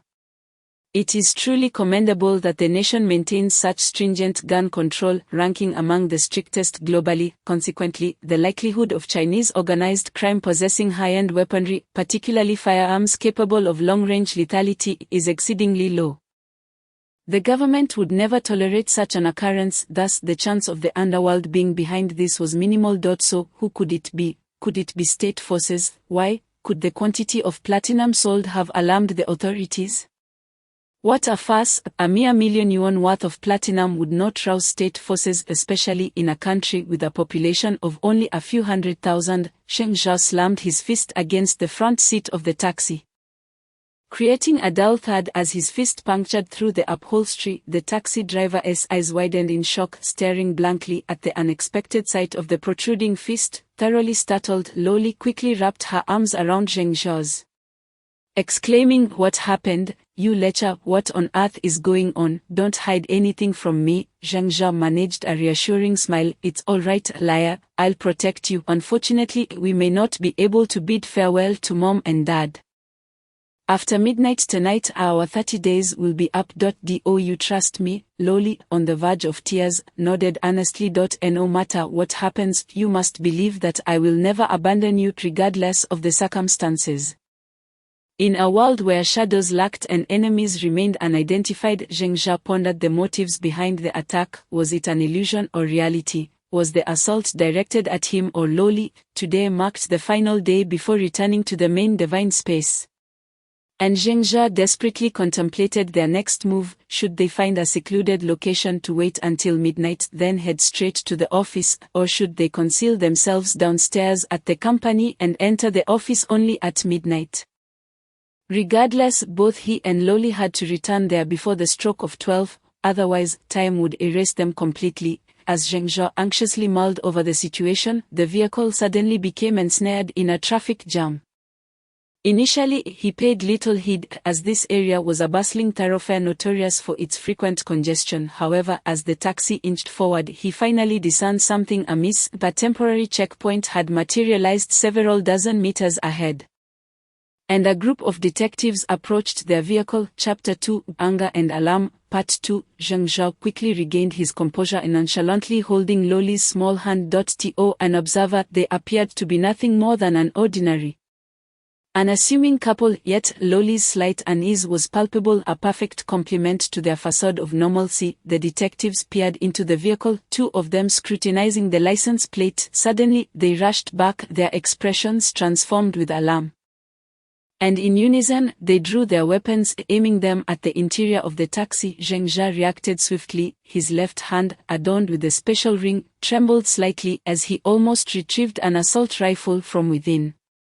However, he soon realized that the detectives had trained their pistols on the driver instead. In a split second, he lowered his hand. The taxi driver was utterly bewildered. First, he had witnessed a young man punch through the seat, and now armed officers were pointing guns at him. Was it because he hadn't consulted the almanac before leaving home? The detectives were not gentle. They cautiously aimed their firearms at the driver. Two of them yanked open the door and forcefully dragged him out, swiftly cuffing his hands behind his back. Meanwhile, two other detectives hastily searched him, rifling through his belongings. I apologize for the disturbance, but this driver is a fugitive we have been pursuing, one of the plainclothes detectives stated as he approached Zheng Zhao and Loli's window, displaying his credentials. Zheng Zhao exhaled in relief, though a lingering sense of unease persisted. He forced a calm smile, saying, "Thank you very much. He might have attempted to extort us. Are we free to leave now?" The detective chuckled. "Of course, no problem. However, before you go, we kindly ask you to accompany us for a brief statement. It's the responsibility of a citizen, and I trust you won't mind." Zheng Zhao had no choice but to take Loli's hand and exit the vehicle. The detective led them towards a nearby command vehicle, cheerfully stating, "I want to accompany you inside. Just one of you will suffice for the statement, and you can leave afterward." With that, he nonchalantly turned and walked away. Zheng Zhao watched the plainclothes detective until he was a good 10 meters away before turning to Loli. "Liar, I'll go give my statement. You wait here for a moment. Perhaps I was overly suspicious earlier. The direction of the aim might have been towards that driver. Haha, afterward we can visit our old high school." With that, he stepped up into the command vehicle. The inside of the command vehicle was somewhat dim, and Zheng Zhao found it challenging to adjust to the darkness as he entered. Just as he blinked to acclimate, the ominous feeling of danger surged once more. Almost simultaneously, several guns emerged from the shadows, and he felt a pistol pressed against the back of his head. "Don't move. Absolutely do not move, or I won't hesitate to dislocate your joints," the individual spoke as the door to the command vehicle slammed shut. Zheng Zhao then realized there were 6 people inside. 5 were aiming handguns at him, and no, all 6 had their guns trained on him, with one pressing the muzzle directly against his skull. 2 individuals stepped forward from the group, one pinning Zheng Zhao to the ground while the other began to search his person. The second individual wielded a device resembling a coil of wire, scanning Zheng Zhao's body. Moments later, they both stood back up and reported, "Report to the captain, no weapons." The electronic devices found. The man behind Zheng Zhao holstered his pistol and remarked coolly, "Shaoli, drive us to the Public Security Bureau. Also inquire if their interrogation room's isolation system is ready." One of the 5 nodded and moved toward the driver's seat, while 2 others continued to aim their weapons at Zheng Zhao. "This is bad. The confines of the vehicle are too small, making it easy for me to get shot." Zheng Zhao climbed to his feet and coldly inquired, "Why are you arresting me? Who are you?" The man behind him found a seat and settled down. He appeared to be a burly man in his late 20s or early 30s, and his posture indicated he was a soldier. He coldly smirked. "Let us not beat around the bush. Don't think you can send any signals from here. The entire vehicle has been completely isolated. This electronic signal jammer was crafted by the very man you kidnapped. Colonel Chushian. Don't tell me you are unaware of this. We are members of the National Security Bureau's first team. And you, sir, who might you be?" "National Security Bureau," National Security Bureau, you've played me well. Chu Xian. Since enhancing his intelligence to 187, Zheng Zhao's thought processes had sharpened considerably, allowing him to grasp certain matters with remarkable speed. Even if he couldn't comprehend everything immediately, he could still discern key elements. Indeed, he was certain that Chu Xian had manipulated him. Although he did not know how Chu Xian had alerted the government, it was evident that he had been thoroughly played. The man regarded Zheng Zhao, assuming he was beginning to confess, then chuckled. Have you come to a realization? Yes, approximately 20 days ago, we received location information from Colonel Chu Xian's watch. However, the signals were intermittent until just a few days ago when we finally locked onto you. Despite our surveillance in recent days, we have not detected Colonel Chu Xian's whereabouts. He has likely been relocated, but his watch remained with you. So, are you willing to tell us who infiltrated the base to abduct Colonel Chu Xian?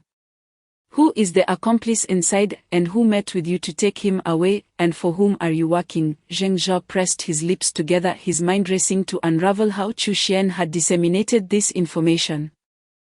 The phrase intermittent signals provided a clue. Why would the information be intermittent? The only possibility was that the source of the information was isolated or interfered with. Thus, this source could only be the items within his special ring. The platinum ingots were ruled out, as Chu Xian had not interacted with them. Among all the items in his special ring, the only one he frequently utilized was the high-frequency vibrational particle cutting dagger.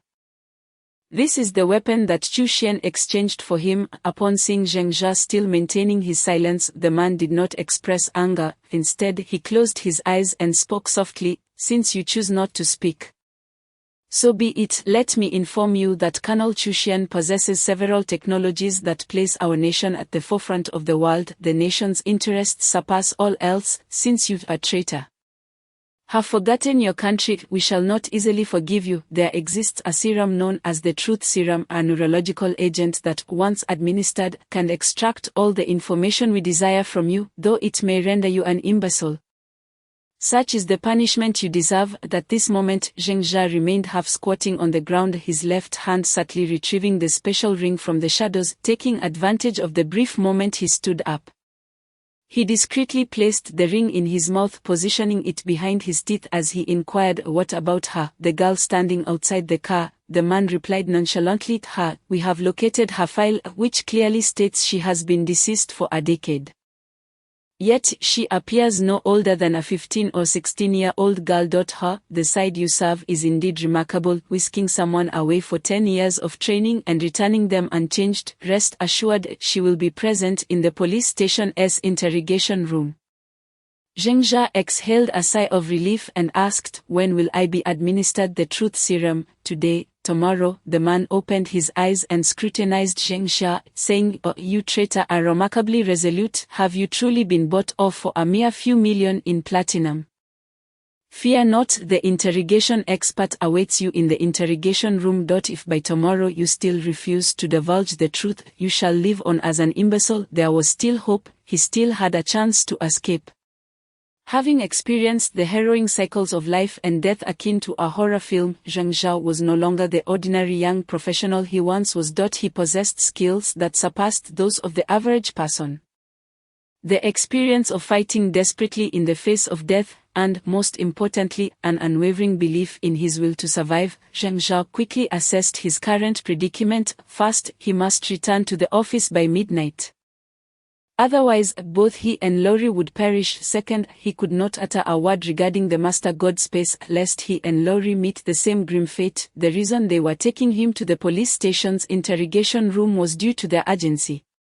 They believed that Chu Xian had already been relocated. As a key figure possessing advanced national technology, they would never allow him to fall into the hands of another nation. In other words, they too sought to extract Chu Xian's whereabouts from him in a short span of time. As the clock approached noon, Zheng Zhao recalled that he and Lori had left home around 11 o'clock. Thus, the time was approximately noon, leaving him with 12 hours until midnight. During this time, he needed to return to the office with Lori, otherwise they would be completely erased by the Master God. However, returning to the office prematurely was not an option. He was but one person, with combat abilities slightly superior to the average individual but certainly not superhuman. He did not believe he could withstand a prolonged confrontation with the state apparatus alone. Hence, his best course of action was to arrive at the office just before midnight. That was the only way for both him and Laurie to survive. After about 10 minutes of driving, the command vehicle began to slow down, prompting Zhengzha to ask, "Earlier at my doorstep was someone aiming a sniper rifle at me?" The captain nodded. "Indeed. We intended to use a tranquilizer to incapacitate you and the girl. If a powerful tranquilizer were employed, you both would lose consciousness instantly, preventing any information from leaking. However, your awareness seems rather keen, thus we had no choice but to devise this trap to lure you into this command vehicle filled with isolation devices." In truth, the driver was merely an ordinary citizen, just as I suspected. As they prepared to exit the vehicle, the captain produced a pair of specially designed handcuffs, securing Zhengzha's hands behind his back as he spoke coolly. "These handcuffs can absorb stray electronic signals, so you might as well give up hope. No one will come to rescue you." Zhengzha merely smiled and remained silent, following the captain out of the vehicle. To his surprise, he recognized the surroundings. The police station before him was approximately an hour's drive from the office. If they were to drive, they could reach the office within 20 minutes, escape time 11:20. Upon exiting the vehicle, Zhengzha sensed a faint aura of malice surrounding him. From his intuition, there were at least 3 sources of hostility: the individuals in the command vehicle behind him, those within the police station, and a distant high-rise building. It was clear that any sudden movement on his part could result in him being riddled with bullets, or worse, having his limbs broken. Resigned, he calmly followed the captain into the police station. Inside the interrogation room on the 3rd floor, a large glass panel allowed for observation. Anyone who had seen a few films would know that countless eyes were likely watching him from behind that glass. "From here on, I must endure." Zhengzha closed his eyes and silently summoned his inner strength, his only concern being Laurie, who might be facing interrogation. He fervently hoped she remained unharmed, otherwise, upon his return, he would surely exact vengeance upon that scoundrel, Chu Xian. Before long, several individuals entered the room, initiating a discourse on national ethics and Zhengzha's future safety. They even mentioned administering truth serum, hoping he would awaken to reason and voluntarily disclose information, assuring him that the state would pardon repentant sinners. Zhengzha had previously heard tales of police brutality, however, the treatment he received bore no semblance of violence. Instead, these individuals incessantly preached morality into his ears. Soon after, another person entered the interrogation chamber and whispered something to the others. Zhengzha faintly caught the phrase "platinum residence search," causing his heart to sink. It seemed his parents' home had already been thoroughly searched. The expressions of the group fluctuated, and one of them remarked, "Zhengzha, you must think carefully. Once the truth serum is administered, your mind will become muddled, and the information we seek may elude us. This is why we have been so amicable. However, should you continue to be obstinate, we will have no choice but to inject you with the serum." "You must understand," Zhengzha interrupted. "What will you do to my parents?" The group's expressions brightened instantly. Zhengzha had remained silent until now, making this his first utterance. One of them quickly responded, "We would never wrong an innocent. However, that depends on whether you provide a thorough account of the truth." Zhengzha replied coolly, "Give me a watch. I need time to think. Also, do not administer the truth serum to that girl. She knows nothing of our rendezvous. Should you harm her, I would rather take my own life than reveal Chu Xian's location. Rest assured, he remains in this city and will not be relocated until the day after tomorrow.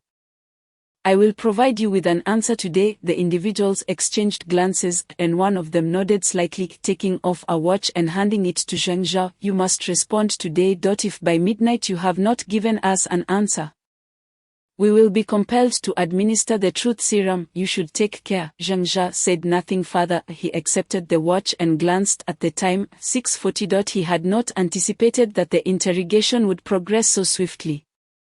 Holding the watch, he closed his eyes to meditate. Just before entering the interrogation room, all his belongings had been confiscated, even the buttons on his clothing had been stripped away. Fortunately, he had concealed the special ring in his mouth.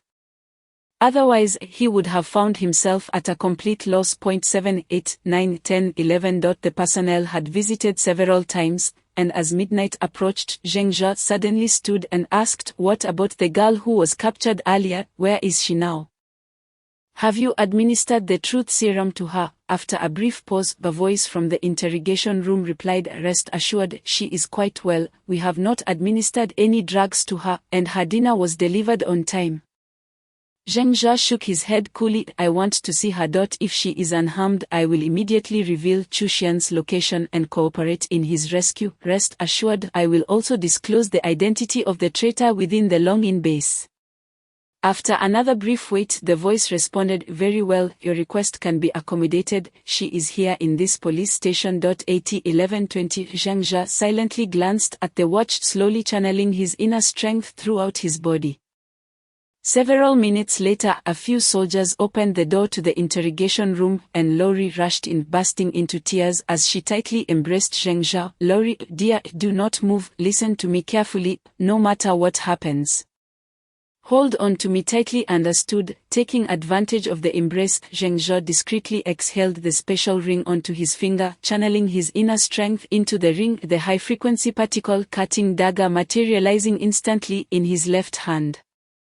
Then, with a swift motion, he slashed the door of the interrogation room wide open. Chapter 3, The Break. The high-vibration particle-cutting dagger was astonishingly sharp, effortlessly slicing through the interrogation room's door, without a moment's hesitation. Zheng Zhe delivered a powerful kick, leaving a deep imprint on the steel door and sending the two individuals outside sprawling. Simultaneously, he retrieved an assault rifle and a bulletproof vest from his special ring. This vest, a marvel of modern technology, appeared deceptively small, yet its elasticity was remarkable, capable of expanding to accommodate any wearer regardless of size.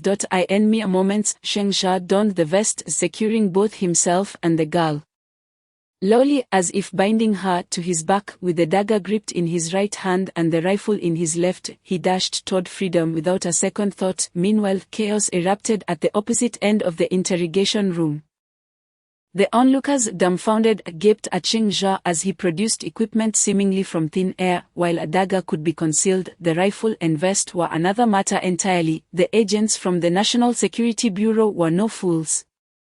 How could they have overlooked such items? As he ran, Zheng Zhe scrutinized the dagger, catching a glimmer of light at its hilt. Upon closer inspection, he discovered a grain-sized object, which he promptly discarded on the ground. His heart brimming with animosity toward Chu Xian. Just as he entered the corridor, the sound of hurried footsteps echoed from the other end. Without hesitation, he raised the rifle and began firing in that direction, all while sprinting towards the staircase on the third floor. This assault rifle, like the bulletproof vest, was a product of advanced technology, boasting immense firepower and rapid firing capabilities. The rapid succession of gunfire created a cacophony, leaving countless dents in the walls as if multiple rifles were discharging simultaneously. Instantly, the footsteps in the corridor ceased, forced into a momentary halt by the barrage. Zheng Zhe moved with astonishing speed, the air around him thickening with tension. He leaped down the staircase, prompting a shriek from Loli, who promptly clamped her mouth shut in obedience. Mere stairs posed no challenge for Zheng Zhe, whose reflexes were extraordinary.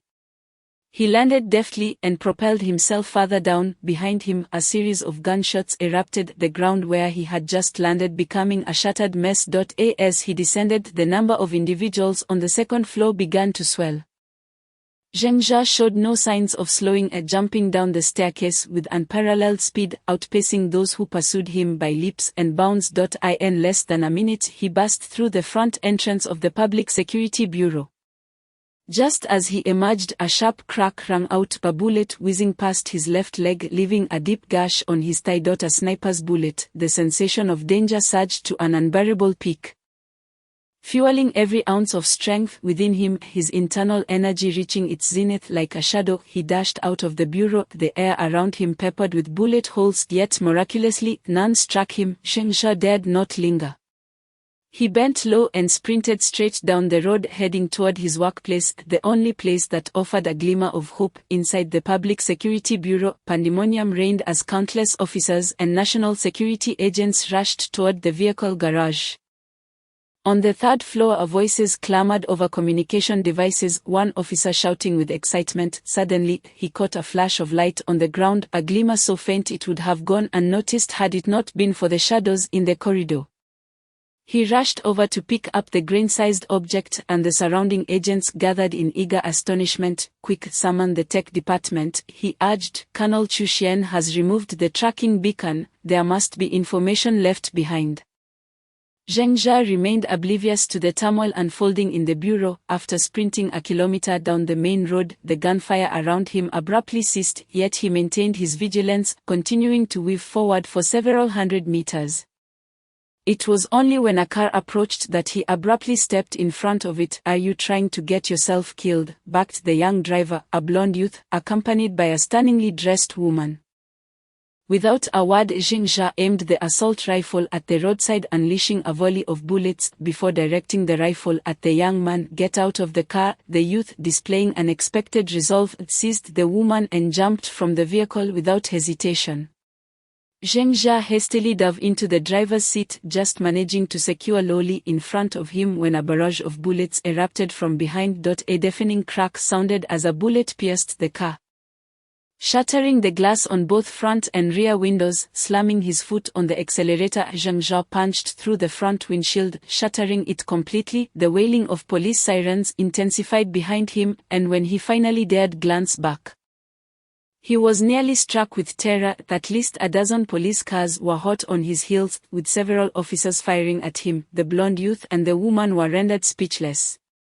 And only after a throng of police cars sped past did the young woman exclaim, "Oh my God, it's a gunfight, this is so cool." The blonde youth was about to echo her sentiments when a fierce wind whisked overhead.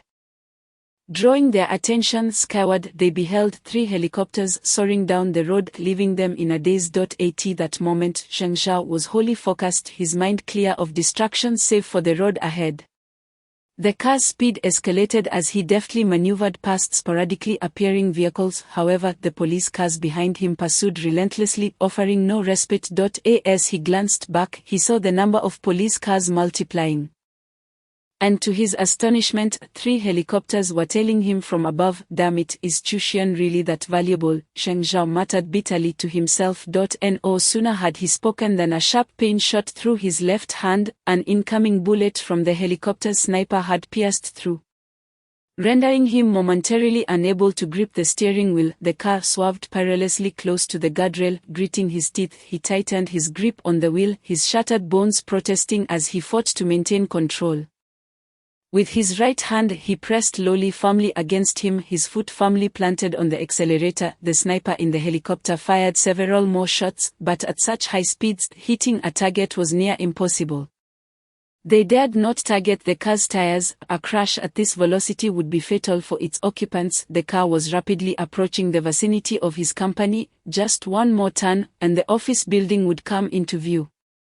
Just as excitement surged within him, a blinding white light flashed before his eyes. A blockade of police cars filled the road ahead, their searchlights illuminating the night in a blinding glare. "Lily," Zheng Jia uttered softly.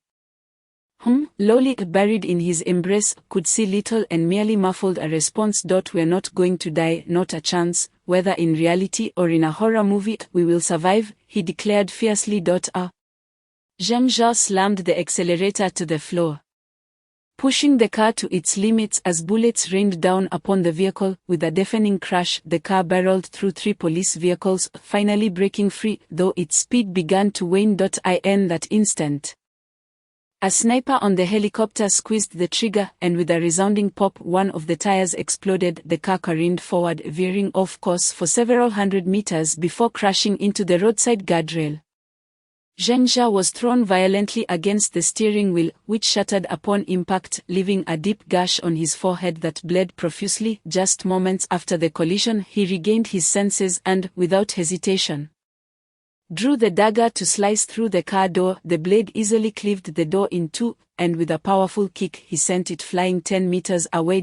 As the door fell, gunfire erupted around him, Without pausing to think, he hoisted lowly onto his back once more and, clutching the assault rifle, bolted toward the company building, now merely 1,000 meters away. Meanwhile, within the Public Security Bureau, a throng of personnel gathered around a group of researchers who were intently working on laptops. Suddenly, one of the researchers exclaimed, "We've cracked it, the password is indeed Colonel Chu Xian's personal code." The crowd quickly gathered around, their eyes glued to the screen, where Chu Xian was seen speaking animatedly.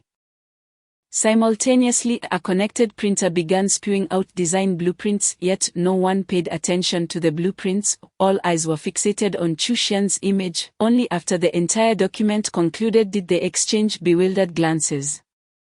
The researchers eagerly rushed to the printed materials, their expressions transforming into ones of eerie fascination. "It's real, it's all real, ha ha ha, this is a stable hydrogen fusion reactor, ha ha ha, my goodness, a stable hydrogen fusion reactor. Yes, it is all true, this is a Gauss ultra-long-range cannon, oh, what an achievement that old Wang has spent his entire life trying to complete. This is the ingredient list for a high-efficiency battery. Haha, such a thing truly exists. Old Li, how unfortunate that you passed away so early. Wow." The few people around are watching the researchers laugh and cry simultaneously, their faces adorned with an intensely strange expression. One person hastily shouted, "Damn it, hurry and contact the front, bring back all the pursuers. No one is allowed to fire another shot. Moreover, concoct several good reasons to send the 4 elderly back." At this moment, Zheng Jia had just sprinted out of the car for over 100 meters, and as he vaulted over a guardrail, a sharp crack resounded from his left thigh, instantly staining his entire leg with blood. He collapsed to the ground, and another bullet pierced through his right leg, rendering both limbs nearly immobile at once. "I cannot die, I absolutely cannot die." Zheng Jia screamed frantically, his inner strength pushed to the limit. That feeling of having unlocked something reemerged, and the pain in his thighs was abruptly muted. With all 4 limbs working in unison, he crawled forward on the ground like a beast, his speed far surpassing that of an ordinary human. Not only that, but having unlocked his genetic locks, his instinct for danger amplified several times. He dodged to the side just before each gunshot rang out. His extraordinary speed and peculiar crawling form left the snipers on the helicopter utterly astonished. He was drawing ever closer to the company building, but the path ahead was a straight line. Due to the tightly closed company gates, he would have to bust through, which required him to pause for 1 to 2 seconds at the entrance. For the snipers, that brief moment would be ample time to take him down multiple times. He could not ascertain whether the snipers truly intended to capture him alive. Such uncertainty was a risk he could not afford. Oh! Zheng Jia's eyes were ablaze with crimson. With time pressing upon him, he could no longer afford to ponder. Clutching a dagger in his right hand, he suddenly began to shake it violently. At this moment, his forward momentum was so rapid that he seemed to transform into a mere shadow. Just as he was about to collide with the company gates, he leapt over 4 meters high, raising his dagger and delivering a fierce strike against the gates. In an instant, the gates were cleaved open, and Zheng Jia felt a violent jolt throughout his body. The personnel on the helicopter were not merely shocked. They were seized by fear. If one were to suddenly witness a person leap 4 meters into the air, no matter how composed they might be, they would undoubtedly feel astonished and even terrified. They could only watch in disbelief as Zheng Jia rolled into the company premises, with only one among them managing to shoot at his back. Upon landing, Zheng Jia quickly rolled back up, instinctively rushing towards the emergency stairwell. With his stamina, he had no fear of the small height of the stairs, and his speed showed no signs of diminishing. "We did it," Li aired. "We will survive. We must." As Zheng Jia ran, he suddenly sensed something amiss with Luoli behind him. He swiftly swept her into his arms, feeling a dampness where he touched her. He came to an abrupt halt, realizing that her waist was soaked with blood, an area that the bulletproof vest had failed to protect. The bullet had entered through her back and exited her abdomen. As he held her close, the bullet fell to the ground between them. Chapter 3, The Rift, continued. Luoli, upon hearing this, struggled to open her eyes, her pale face breaking into a radiant smile. "Big pervert, hurry and run, don't you want to carry me along?" Tears welled up in Zheng Zhao's eyes as he beheld the visage of the little girl, which seemed to transport him back a decade, though she was hairless and as thin as a skeleton. She still smiled brightly, still calling him a big pervert. He could not bear the thought of losing her a second time. Despite the profound sorrow within him, Zheng Zhao continued to sprint up the stairs. Clutching Luo Li tightly. Keep talking to me, don't fall asleep, you promised we would grow old together. I have kept my promise and fought to survive, please do not break your vow again. Let us live together. Luo Li struggled to keep her eyes open, still smiling as she replied, but what should I say, I'm so sleepy, big pervert. I really want to sleep, how about I sing you a song? Tears streamed uncontrollably down Zheng Zhao's face as he ran faster. Suddenly, with a crack, his left leg broke from the gunshot wound. Caught off guard, he tumbled backwards, instinctively clutching Luo Li tightly to protect her. He had only ascended a few steps, so the fall was not catastrophic. As he hit the ground, he sprang back up, tightly wrapping Luo Li in his bulletproof vest, beginning to crawl upwards with hands and feet. However, the broken left leg significantly hindered his speed, nearly having it. Gritting his teeth, Zheng Zhao raised his dagger and struck at his left leg. In this state of having unlocked his genetic locks. The wound only bled a few times before muscle pressure staunched the flow. Ignoring everything else, he continued to crawl upwards. By the banyan tree by the pond, cicadas were calling out the arrival of summer. On the swing set by the playground, only the butterfly rested atop. The teacher's chalk on the blackboard continued to scribble incessantly, awaiting the end of class, yearning for the school day to conclude.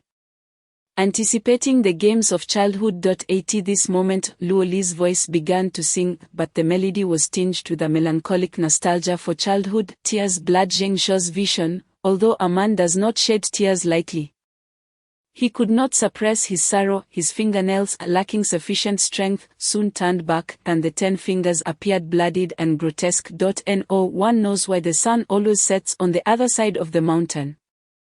No one can tell me if there are immortals dwelling within. For countless days, a solitary person gazes at the sky in a daze, filled with curiosity and fantasies, experiencing such a lonely childhood.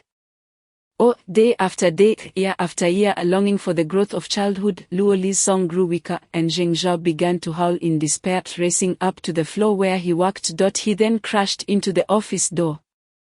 The office was brightly lit, not from any light fixtures, but from the glow of the computer screens on the desks. Zheng Zhao looked into the office and saw several helicopters hovering outside the window.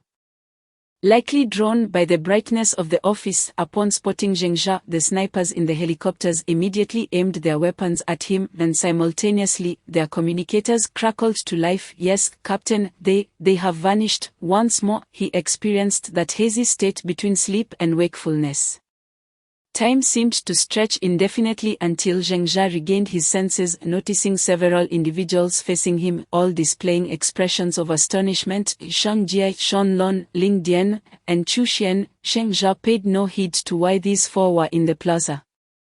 Holding Luo Li, he turned to the main god and shouted, "Main god, quickly heal her wounds." But Zhang Jie suddenly called out, "Wait, wait." He rushed forward, cradling Luo Li, and exclaimed, "Main god, heal her injuries, deduct the repair points from me."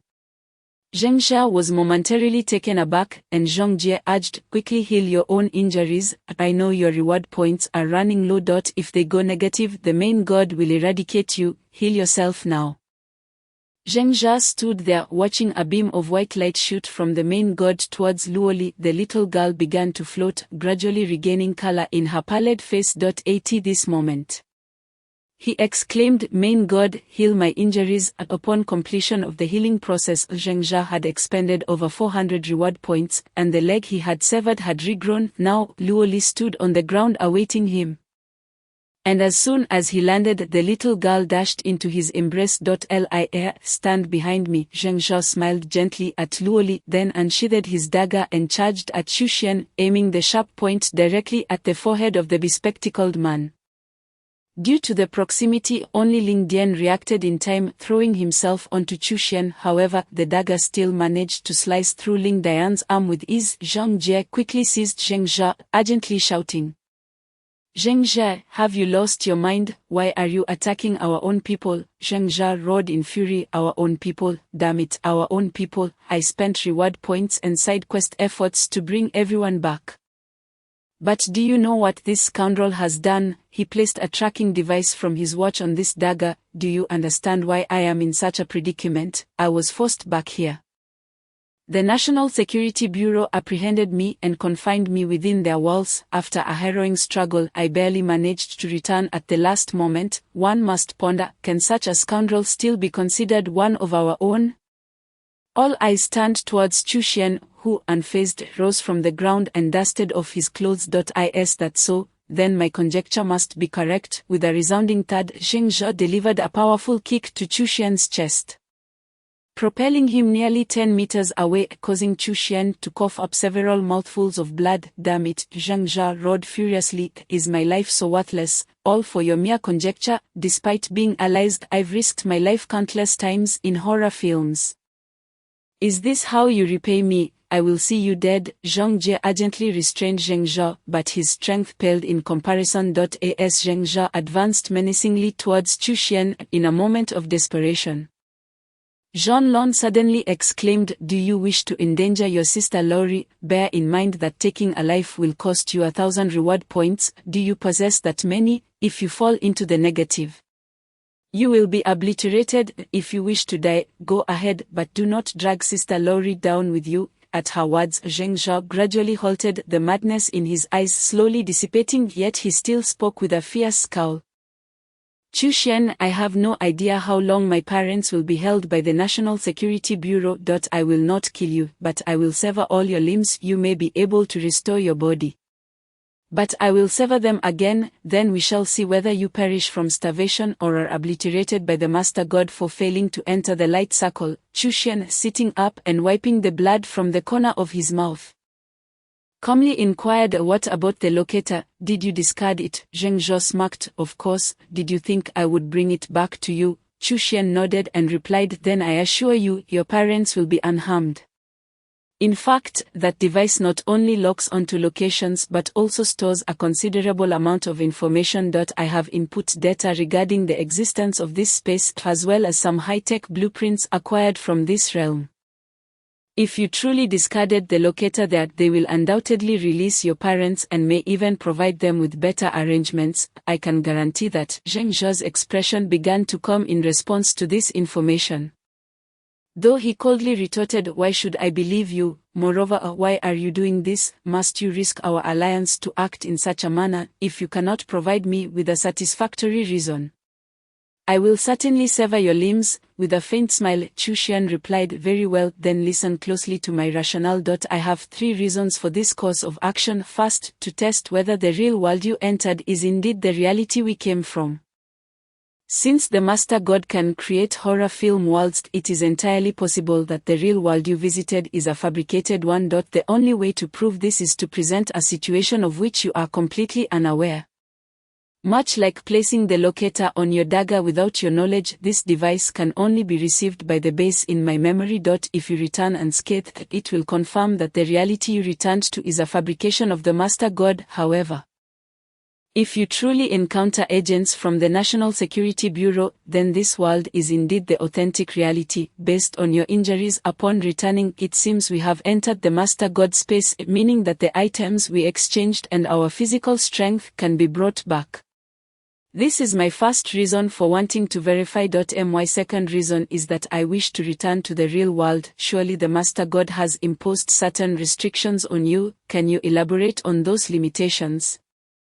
Zheng Jia coldly responded, indeed. First, I cannot disclose anything about the Master God space to anyone in any manner. Secondly, I must return to the exact location I came from within a specified time frame. For instance, after pressing the yes button on the computer in my office, I must return within 30 days. Thirdly, upon my return, I must touch all of my belongings, otherwise they will remain in the real world. If any of those items are unique to the Master God space, their existence will be erased. Chu Xian adjusted his glasses and remarked, indeed, this aligns almost perfectly with my conjectures. We absolutely cannot disclose anything about the Master God space to the outside world, yet I have not been erased. Therefore, my second reason is this: the Master God lacks true cognitive ability, it is merely a supercomputer operating on programmed protocols, because I brought the locator back to the real world without your knowledge. You were unaware of its stored information, and it has fully revealed the existence of the Master God space. This act has already disclosed the information here. According to the rules, anyone who divulges information should be erased. However, I have not been erased, which indicates that these regulations only apply to those returning to the real world, since I remain in the Master God space. Even if I disclose information, it is of no concern. Similarly, because you are unaware of my revelation, you too have not been erased. Thus, I conclude that the Master God lacks cognitive capability, it merely acts according to programmed rules, and the gag order only applies to those who return to reality.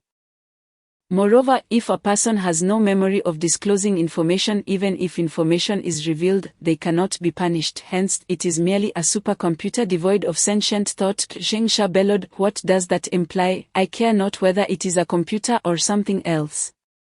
Due to your machinations, both Lori and I nearly lost our lives, all for your conjectures. Ignoring him, Chushian continued, as long as we comprehend that it operates on programming, many obstacles can be circumvented to achieve our goals. The same holds true within horror films. Sharing this with yourselves little purpose. My third reason is that I wish for you to bring back some high-tech blueprints.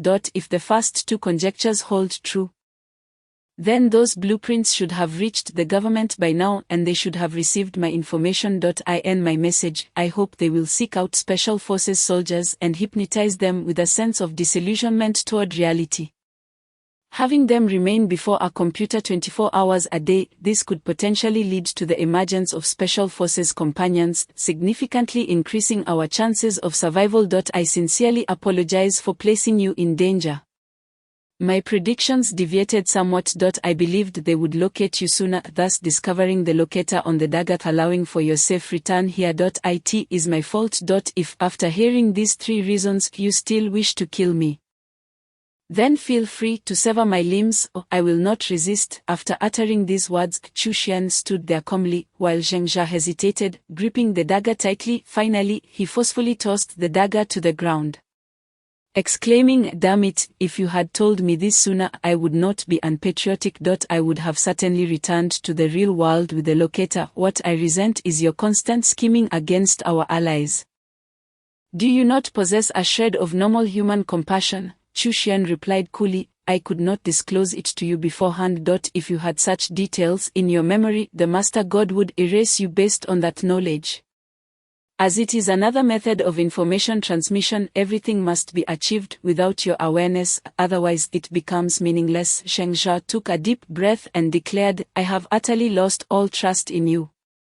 No matter how perilous the next horror film may be, our alliance is hereby dissolved. From this point forward, do not scheme against me in any capacity, or I will personally see to your demise."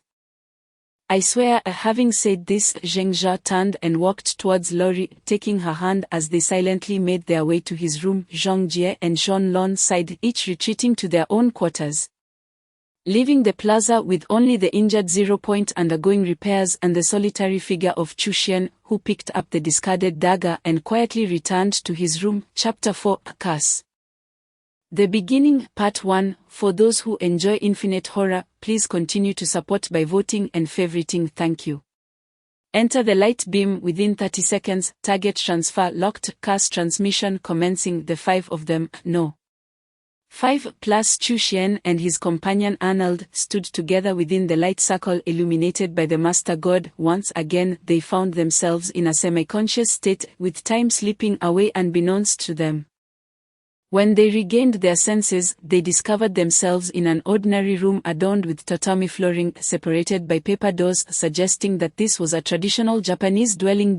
As the 5 of them came to their senses, they immediately began counting the figures sprawled across the floor. The count sent chills down their spines. A total of 15 newcomers lay on the ground, with Zheng Jia and the others included. The total number of individuals in this horror film reached a staggering 20. The more participants there were, the greater the difficulty of the horror film. The previous alien-themed narrative had only featured 15 individuals. Yet it had nearly resulted in total annihilation. This time, however, the sheer number of 20 participants would undoubtedly raise the stakes far beyond the previous alien encounter. Zhang Jie sat upon the ground, murmuring, "It is indeed a curse of the highest difficulty, 20 souls at stake." At that moment Shenlong was the first to regain her senses. She hurried to the window to gaze outside. The dwelling was a traditional courtyard-style residence, and she found herself on the second floor, peering out. From the perspective of someone standing outside, this courtyard bore an uncanny resemblance to the haunted house depicted in the film Juan. With a pallid expression, Shenlong turned to Chu Xian and remarked, "I suspect this genre of supernatural horror is not your forte. Perhaps I should take the lead in analyzing it." Chu Xian nodded silently. By now several newcomers had begun to rise from the floor, but Shenlong paid them little heed, choosing instead to elucidate the concept of Juan to Zhang Jia and the others. "The essence of a curse," she explained, "stems from a person who dies with intense resentment. Their lingering malice transforms into a curse that typically remains anchored in the environment they inhabited in life. Should anyone enter this realm, they are doomed to befall the curse's wrath." In this horror narrative, the site of the curse is none other than this very residence. Shenlong brushed her forehead and continued, "In this horror film, once someone becomes entangled in the curse, their demise is inevitable, perhaps within days or weeks. In any case, they will find themselves hunted by vengeful spirits." Zheng Zhe sighed, "Are you implying that we have already been cursed? That as soon as the horror film commences, we could be slain by these apparitions at any moment?" Shenlong offered a wry smile and replied, "Indeed, this is the nature of supernatural horror that defies scientific explanation. We cannot discern the manner in which the specters claim lives, nor can we ascertain how to evade them. So, what exactly is our objective in this horror film?" The five of them simultaneously glanced at their watches, which indicated that the task of Juan was to survive for 7 days. There was also another objective, to eliminate the cursed entity Kayako once, thereby unlocking a B-grade side plot with a reward of 5,000 points. B-grade side plot, 5,000 points. Zhang Jie suddenly sprang to his feet, exclaiming with excitement, "Damn it, this is worth the effort. Once we finish this, brothers can feast to their heart's content, whether it be solid or liquid. 2 bowls of rice, one to eat, one to pour." The previously oppressive atmosphere lightened considerably due to Zhang Jie's exuberance. Zheng Jia chuckled and scolded, "Do you really think it will be that simple? Consider how terrifying the queen alien was. Killing her merely granted us a D-grade side plot and a meager 3,000 points. The cursed entity Kayako is undoubtedly far more formidable." Upon hearing this, the group fell silent. It had been 9 days since Zheng Jia returned to the main god space, during which he scarcely exchanged a word with Chu Xian, focusing instead on discussions of combat techniques and survival skills with Zhang Jie and others. Just before they were about to enter the third horror film, Chu Xian approached them, presenting a device resembling a mobile phone. Each person received one, enabling mutual communication without interference from satellite signals. With a range of 50 kilometers, an invaluable tool for teamwork. During this time, Chu Xian had hardly spoken to anyone else, spending his efforts crafting this communication device and manufacturing ammunition. Curiously, all his remaining reward points had been spent on spiritual bullets, which looked almost identical to ordinary ones but were inscribed with strange runes. For reasons unknown, everyone, including Zheng Jia, had acquired a substantial stock of these spiritual bullets, the most affordable means of harming spirits and supernatural beings.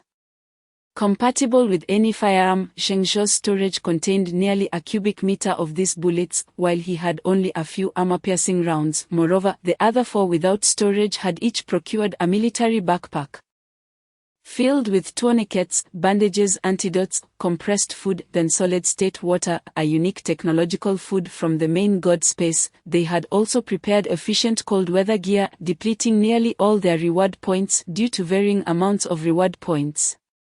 Zheng Jia received assistance from the others to supplement his supplies. Ju-on, the third horror film, was notorious for its indiscriminate slaughter. Zheng Jia sat quietly on the tatami observing Shenlong as she began explaining the rules of the main god space to the newly awakened individuals.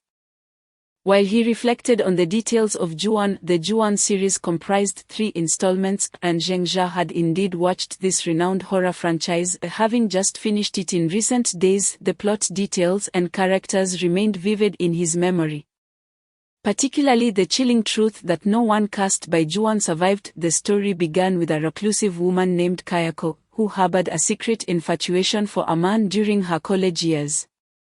Her introverted nature led her to observe him from afar, documenting her feelings in a diary unbeknownst to him, as he was in a relationship with another woman whom he soon married. This rejection left Kayako seething with resentment, which she buried deep within her heart. Tragedy continued to befall her. Her beloved cat died, and her parents perished in a car accident during a trip. By this point, Kayako's heart was consumed with bitterness. Eventually, she married another man who harbored violent tendencies. Shortly thereafter, she bore him a child, and they lived in relative tranquility for several years. However, when her child began school, Kayako discovered that the teacher was her first love. Simultaneously, her husband learned from a medical examination that his sperm count was low, leading him to believe that the child was illegitimate, the product of an affair between Kayako and her former crush. This revelation unleashed his pent-up rage, resulting in brutal abuse towards Kayako, culminating in her dismemberment and concealment in the attic. In a fit of fury, he also murdered the wife of Kayako's first love to exact revenge for his perceived betrayal. Unbeknownst to him, the child was indeed his biological offspring. As Kayako endured this unimaginable injustice, her long-held resentment reached a breaking point, transforming their home into a cursed domain where she began to exact her vengeance upon all who entered. This encapsulated the narrative of Ju-on as Zheng Jia understood it. Although 3 films were produced, they all revolved around the singular theme of Kayako's relentless pursuit of those who trespassed within her domain. Every individual ensnared by the curse met a grim fate, with not a single exception. Damn it, if you say this is paradise, I would wholeheartedly believe it, just as Zheng Jia was lost in contemplation. A thunderous voice erupted from among the newcomers. A Bali man from northeast China, his face flushed, bellowed, "I was merely conducting business online. I clicked on a pop-up ad, then suddenly found myself here. Don't think for a moment that I'm naive. You must have knocked me out with a tranquilizer and dragged me to this place to intimidate and extort me, right? Don't pretend this is a novel idea, countless others have tried it before."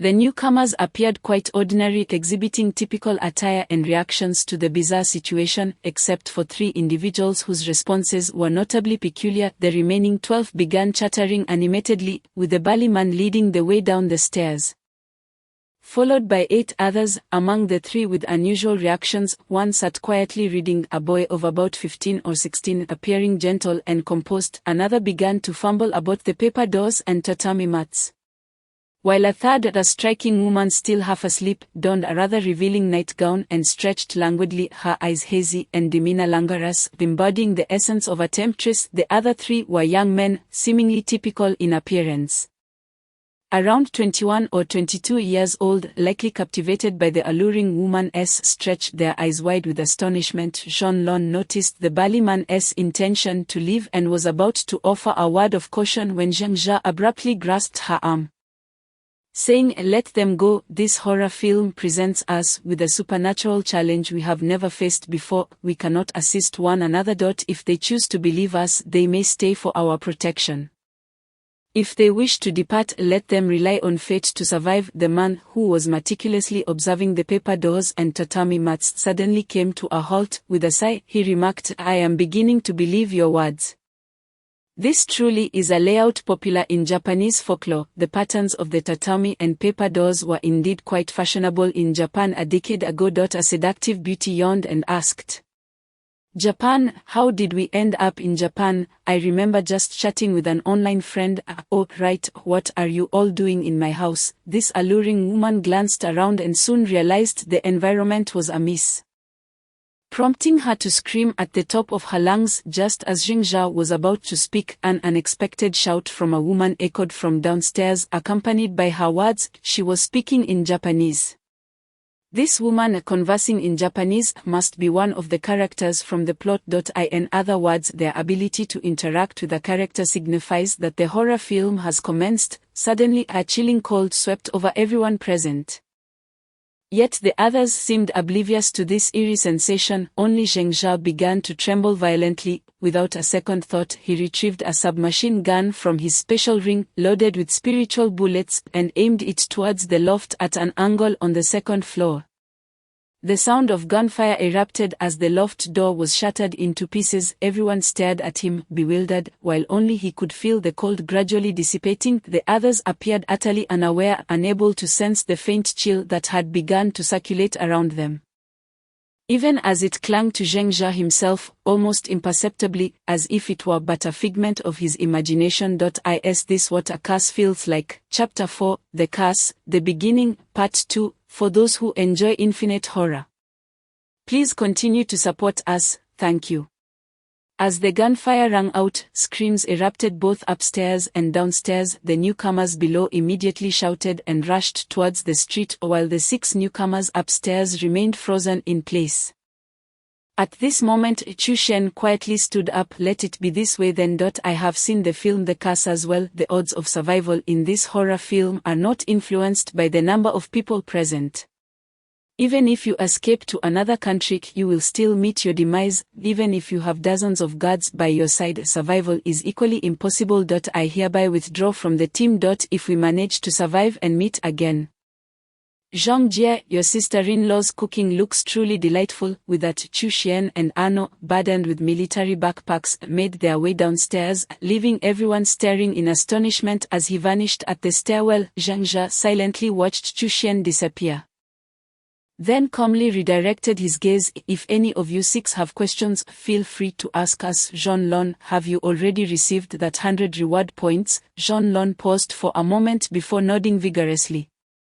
Unbeknownst to her, a memory of the first time she met Zhengzha surfaced in her mind. She realized that this man's demeanor had significantly transformed in the 2 horror films.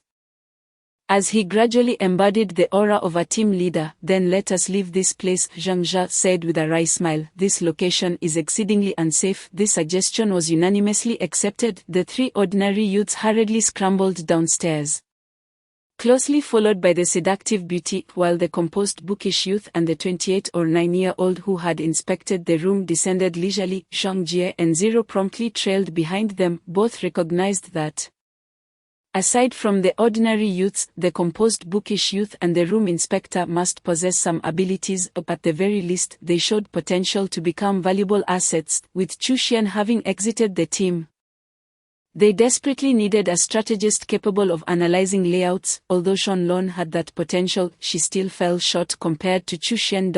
As Zhengzha surveyed the surroundings with his submachine gun, he noticed Zhonglun staring at him in a daze, prompting him to ask with a smile, "What is the matter? Let us hurry, or I'll cover your retreat." Zhonglun then realized her lapse in composure. Her cheeks flushed slightly as she touched her forehead and said, "You need to be so anxious. There is a pattern in these horror films. We should be relatively safe for a day or 2. Those malevolent entities often strike when we least expect it. Did you discover something earlier?" Zhengzha chuckled bitterly. "If I told you I could see, or rather feel, these malevolent entities, would you believe me? I sense a chilling aura has clung to us, myself included. Perhaps this is the mark of the curse. It will use this mark to track us." Zhonglun blinked in shock before she began frantically slapping herself, questioning, "Am I clean? Am I clean?" Her voice was so alluring that Zhang Jie rushed upstairs. Upon seeing Zhang Jie, Zhonglun immediately became reserved. Her face flushed as she gently patted herself and then hurriedly pushed past Zhang Jie to dash downstairs. Zhang Jie, ever the supportive friend, patted Zhengzha sympathetically and remarked, "Women can be quite terrifying, can't they?" "Indeed, quite so." Regardless, the group hastily fled the house.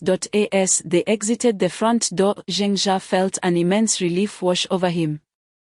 The house had exuded an extraordinary sense of oppression, nearly suffocating him. This sensation of danger far surpassed anything he had felt in the previous horror film against the aliens. What was most astonishing was that he had not even glimpsed a ghostly figure. Yet he had been pushed to the brink of unleashing his genetic lock. One could only imagine how intense this sense of peril truly was. Zheng Jia then noticed the 6 newcomers standing outside. While the burly man from the northeast and 9 others had vanished, including Chu Xian, indicating that the 20 individuals had split into 2 factions, or one group, consisting of 10 individuals, was unaccounted for. While the other comprised 4 seasoned members and 6 newcomers. The time was now 10:30 in the morning. Let us find a suitable place to converse and discuss how to navigate these next 7 days. If there are no objections, Zheng Jia was about to stow his submachine gun back into his special ring when he suddenly noticed that everyone was staring, wide-eyed and aghast, at something behind him on the 2nd floor. Fearful disbelief shone in their eyes. Instinctively, Zheng Jia turned to look, and there, behind the glass of a 2nd-floor window, lay a woman clad in ghostly white, her black eyes fixated upon him. What kind of eyes were those? Zheng Jia found himself unable to articulate his feelings. It was as if countless vengeful sentiments were concealed within them, cold, deathly, terrifying. When Zheng Jia regained his wits, he once again aimed his submachine gun frantically towards the 2nd-floor window. Yet there was no pale woman behind the glass, only shattered window panes and walls riddled with bullet holes. Zhang Jie and Zero simultaneously grabbed him, one on each side, with Zhang Jie shouting, "Zheng Jia, calm down. We are safe now, hurry, let us go, the Japanese police might arrive any moment." With that, the 2 dragged the weak-kneed Zheng Jia along the path, and as the estate faded from view, Zheng Jia cast one last glance back, only to see that ghostly figure reappear in the 2nd-floor window. "Have you calmed down?" Zheng Jia accepted the icy can of cola that Zero handed him, forcing a smile as he said, "I truly appreciate your help just now. It seems I have become a burden to the team." The group was now seated in the shade of trees in a small park after Zero and Zhang Jie brought Zheng Jia here. Zero had mysteriously disappeared, only to return later with a large supply of frozen cans of cola and packaged food. This spared them from consuming the compressed food they had exchanged for. Though the food had not cost them many exchange points, still, it was a consensus among the 4 to save whenever possible. Zheng Jia took a sip of cola, the icy sensation invigorating him considerably. Jean Lon then spoke up. "Zheng Jia, are you truly all right? I have informed everyone that you can sense the curse. You are the only one among us with this ability, and we all depend on your perception for survival." Zheng Jia chuckled ruefully. "It is precisely because my senses are so acute that I am more easily frightened by such entities. At this rate, before I am killed by a ghost, I might just lose my mind from sheer terror." The bookish, handsome youth, who had been quietly reading, suddenly interjected coldly, "You are far too panicked. When confronted with the unknown, the first response should not be to panic but to attempt to comprehend it. It's a pity that with such strength you turn out to be a coward." The handsome youth spoke without lifting his gaze, his voice both alluring and delicate, akin to that of a girl. His complexion was soft and pale, almost more delicate than Sean Lan's, and his hair was dark and glossy. Since he had been engrossed in his reading, the others could not discern his appearance. Only inferring from his profile that he was indeed quite striking, Zheng Jia was taken aback. He continued to chuckle ruefully. "Yes, I have been rather uncomposed. So, let us take a moment to get acquainted. You all must have seen that entity just now. I trust you no longer doubt our words, although it sounds unbelievable. We have indeed entered a peculiar cycle. Allow me to introduce myself. My name is Zheng Jia, and I am the acting captain of this team." This was the result of their discussion among the 4 of them over the course of these 9 days, due to their significant disagreements regarding Chu Xian. 0 had joined Zheng Jia's team, and the conclusion was that Zheng Jia would become their captain, although he himself believed he could only be referred to as the acting captain. As no one could predict when their time would come, the opportunity to remain captain for long was indeed exceedingly slim. Zhang Jie produced a pack of cigarettes and, after handing one each to Zheng Jia and 0 remarked, "My name is Zhang Jie, one of the team members, and I suppose I could be considered a half-firepower operative." Sean Lon smiled and said, "I am Sean Lon, probably more of a logistics personnel." With rather poor combat abilities, however, I have learned some bandaging techniques and can assist in analyzing certain situations. After receiving the cigarette, coldly stated, sniper. The three ordinary young men exchanged glances. And one of them said, Liu Renjia, currently still a university student, Xiao Bingyi, unemployed, Kun Zhongting, in the final year of university, also unemployed. The strikingly beautiful woman stretched languidly and said, Ming Yanwei, I'm a public relations manager for a company. But oh, I've always wanted to travel around Japan. I never expected that I could fulfill this wish before I die. This alluring woman still wore seductive lingerie, and her stretching motion was undeniably enticing, causing the three young men to widen their eyes once more. As for the remaining two, the young man who had previously inspected the room chuckled and said, Chitengi, from Shandong, I suppose I could be classified as a homebody. Just kidding. My profession is one that earns intermittently, but when it does, it can provide for half a year. I am an appraiser specifically for tomb raiding artifacts, and of course I can also appraise certain items in reality. I hope to join your team, Zheng Zha, and the others exchanged smiles. Indeed, an appraiser was a highly sought-after profession, often useful in many horror films. They were pleasantly surprised to find such talent among the newcomers.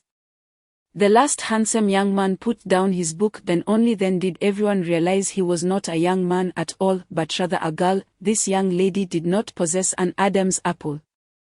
She was a somewhat androgynous beauty, approximately 15 or 16 years old, with a cold gaze reminiscent of Chu Xian, Zhao Yingkong assassin, she stated in an icy tone, before returning her attention to her book. Zheng Zha, Zhang Jie, and Zhong Lon all turned their gazes towards 0.0. Silently regarded Zhao Yingkong for a moment before casually saying, Zheng Zha, you are the captain, why don't you discuss the subsequent arrangements? Regardless of their roles, the team needed talents from all professions. Zheng Zha nodded, slightly worried about any past conflicts between 0. and Zhao Yingkong. However, it appeared they did not know each other, which alleviated Zheng Zha's concerns. It seemed that even among assassins it was not guaranteed they would be acquainted in the real world. I believe what we need now is yen. After all, we must spend 7 days here. Do any of you wish to sleep on the streets? Zheng Zha chuckled, retrieving 2 gold bars, each the thickness of 3 fingers, from his storage ring. He handed one to 0. and said, Fortunately, I exchanged for these 2 gold bars from the master god earlier. 0. You are also an assassin, you should be more familiar with the underworld situation than we are. Take these gold bars and exchange them for as much yen as you can. It should suffice for the expenses of all 10 of us for 7 days, right? Also, it would be best to purchase a few local maps that detail hotel distributions and the temples surrounding the city. By the way, does anyone here speak Japanese? Among the 6 newcomers, Ming Yanwei and Chitengi spoke simultaneously. I know a little. They then exchanged peculiar glances, just as Zheng Zha was about to continue. The previously aloof Zhao Yingkong suddenly interjected, I also speak Japanese, may I ask why you need a map of the temples? Zheng Zha smiled at the cold girl and replied, because in this world of horror films, there are even ghostly curses, so why shouldn't there be places like temples to break curses? Since we cannot think with reality in mind here, let us adopt the logic of this horror film world. That is how I see it. Zhao Yingkong set her book aside and remarked, you're quite interesting. At first glance you seem like a formidable yet foolish individual, but now it appears you resemble a captain quite well. Alright, I'll join this team. Zheng Zha smiled kindly at the young girl, while Zhong Lon, sitting beside him, suddenly whispered, there is still a young one at home. He quickly cleared his throat and said, so let us proceed with this plan. By the way, 0. Do try to procure some handguns from those in the underworld. I still have plenty of spiritual bullets. Let us aim for 1 weapon per person. 0. Tucked the gold bars into his pocket and waved his hand as he walked towards the shade of the trees outside. The sun shone brightly, with some elderly folks and children playing and resting in the park, creating a seemingly serene atmosphere. But who could know, this was a world of horror films, and moreover, it was a supernatural horror film where ghosts and curses existed. Zheng Zha looked up at the blue sky And through the gaps in the leaves the sunlight appeared to carry a hint of chill. The horrifying figure, pale as death, loomed in his mind, leaving him to wonder how many would survive this time. As dusk approached, 0 Point returned to the park. There were still 1 or 2 hours until darkness fell, and aside from occasionally sipping on cola and snacking, everyone spent most of their time anxiously surveying their surroundings. Especially as twilight drew near, heightening their tension, those familiar with the grudge understood that the ghosts in this horror film did not fear sunlight. They could emerge to kill at any time, day or night, yet everyone still preferred to remain in the light. It was a peculiar mindset. Despite knowing that the spirits did not fear the sun, standing in its rays filled them with a sense of courage. Upon seeing 0 Point return, Zhang Jie was the first to rush forward, playfully punching 0 Point on the shoulder. "Damn, I thought you had made off with the gold, ha ha ha, how much did you sell it for?" 0 Point smiled faintly but remained silent, merely producing 10 cards from his pocket. He handed one golden card to Zhang Jia, stating, "Pure gold, and after selling it, I prepared a card for everyone. The password is 123456. This card contains." Zhang Jia took the card and chuckled. "Why say all this? Do you think I can't trust you with your tasks, as long as this money is enough for our 7 days?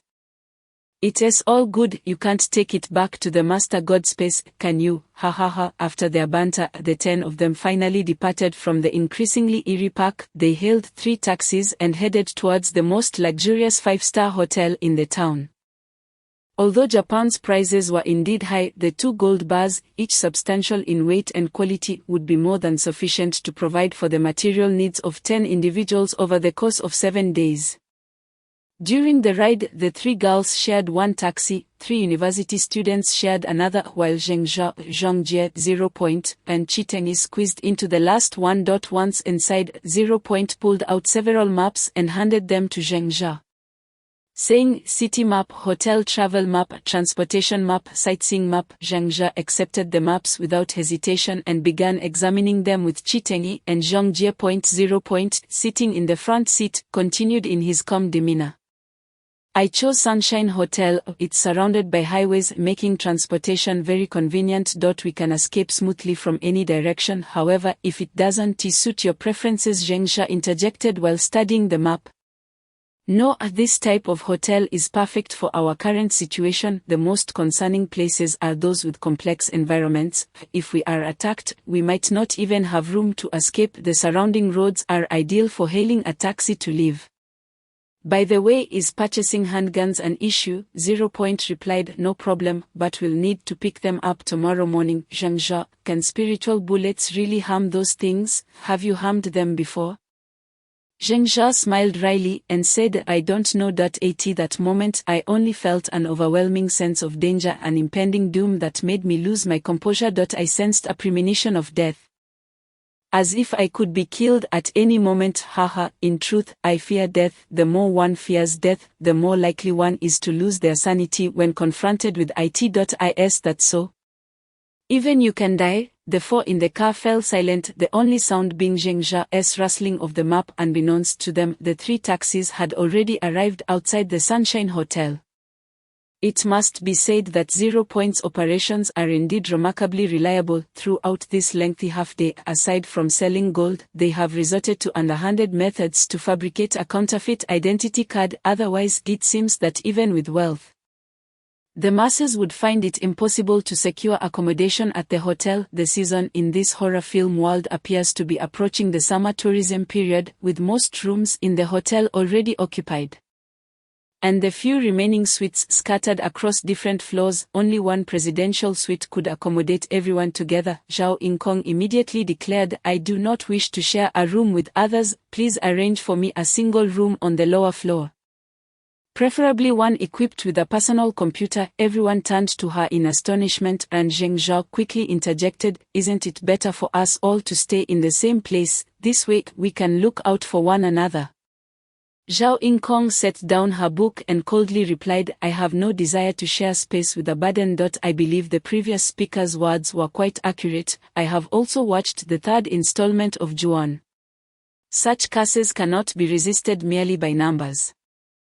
Rather than risk being implicated when you are slain by the cast, it is far wiser to reside alone, as it affords a better chance to escape. Zhengzha sighed and fell silent. Conferring with the others, who ultimately decided that most preferred to divide into smaller groups rather than crowd into a single large suite, this arrangement would allow for mutual protection while minimizing the risk of widespread implications should the curse strike. The three girls naturally formed one group. Due to Zhao Yingkong's insistence on solitary accommodation, Shanlong had no choice but to share a room with the stunning Ming Yanwei. The remaining 7 drew lots to form 2 groups. Zhengzha, Qi Tengyi, and Lu Renjia constituted one, while Zhang Jie, Xiaobingyi, and Kun Zhongting formed the other. Consequently, 0 was left to book 4 suites, each located on different floors. Zhao Yingkong occupied the 11th floor, while Zhengzha, Qi Tengyi, and Lu Renjia stayed on the 12th. Zhang Jie, Xiaobingyi, and Kun Zhongting resided on the 14th, and Shanlong and Ming Yanwei were placed on the 16th floor. The night passed quietly without incident. By midday the next day, the group, bleary-eyed, gathered in Zhengzha's suite. In truth, apart from 0 and Zhao Yingkong, the rest had only fallen asleep in the early hours of the morning. The night had been shrouded in darkness, and aside from resolute assassins who would dare sleep in such an environment, well, it seems we are all unscathed. Today marks the 2nd day. If we can just hold out until the 7th day concludes, we can return to the main divine space alive, Zhengzha said, rubbing his swollen dark circles while sipping canned iced coffee. Unscathed? Perhaps not, Zhao Yingkong interjected, placing her book down with a cold smirk. This morning I infiltrated the city's police network and discovered 2 homicide cases. Approximately in the early hours today, police found 2 corpses in a park not far from us. One body was missing all its internal organs, its face grotesquely distorted, while the other had been impaled on a utility pole through its abdomen. Strangely, the wires on the pole remained intact. The local police have mobilized entirely, but they found no records of these 2 individuals. Allegedly, nearby residents claimed to have seen 7 people with them prior to this incident. After hearing this, do you feel a sense of thrill? The group's expressions shifted dramatically, with several trembling violently. Death itself is not terrifying. What truly instills fear is the impending unknown manner of demise, the thought unbearable to all. Zhengzha took a deep breath and turned to 0, asking, so, have we procured the handguns? In silence, 0 retrieved 6 handguns from his suitcase behind him, while Zhengzha produced 600 spirit bullets from his special ring. He stated earnestly, do not recklessly harm others. I do not wish to evade supernatural entities only to contend with ordinary people's pursuits. While killing a teammate incurs a deduction of 1,000 reward points, I would not hesitate to bind you and hang you in the shadows. Perhaps the supernatural prefers those who offer no resistance. The 3 college students who had grown excited at the sight of the handguns fell silent, anxiously fidgeting with them. Meanwhile, Qi Tengyi examined the spirit bullets closely. After a considerable time, he remarked, these appear to be ordinary silver bullets, but the runes inscribed look remarkably like a fusion of oracle bone script and cuneiform. Perhaps they are. They bear a striking resemblance. Oh, by the way, I recall seeing similar runes on some coffins in ancient tombs. Zhengzha seized his wrist, exclaiming, you have seen similar runes on coffins? What does that mean? What purpose do they serve? These spirit bullets were exchanged from the main god, and although they are the least expensive variant, they can strike at the very souls of malevolent entities. Qi Tengyi scratched his head. I am not entirely sure what those runes signify. After all, I am an appraiser, not an expert in tomb raiding. Nevertheless, I have overheard some professionals mention that these runes may possess the ability to ward off evil and prevent the host's corpse from becoming a zombie. Of course, I previously dismissed this as mere ancient superstition. Zhengzha felt a surge of disappointment, yet the term ward off evil sparked an idea. He quickly retrieved a stack of talisman paper from his special ring, exclaiming, I nearly forgot these. Here, each of you take one.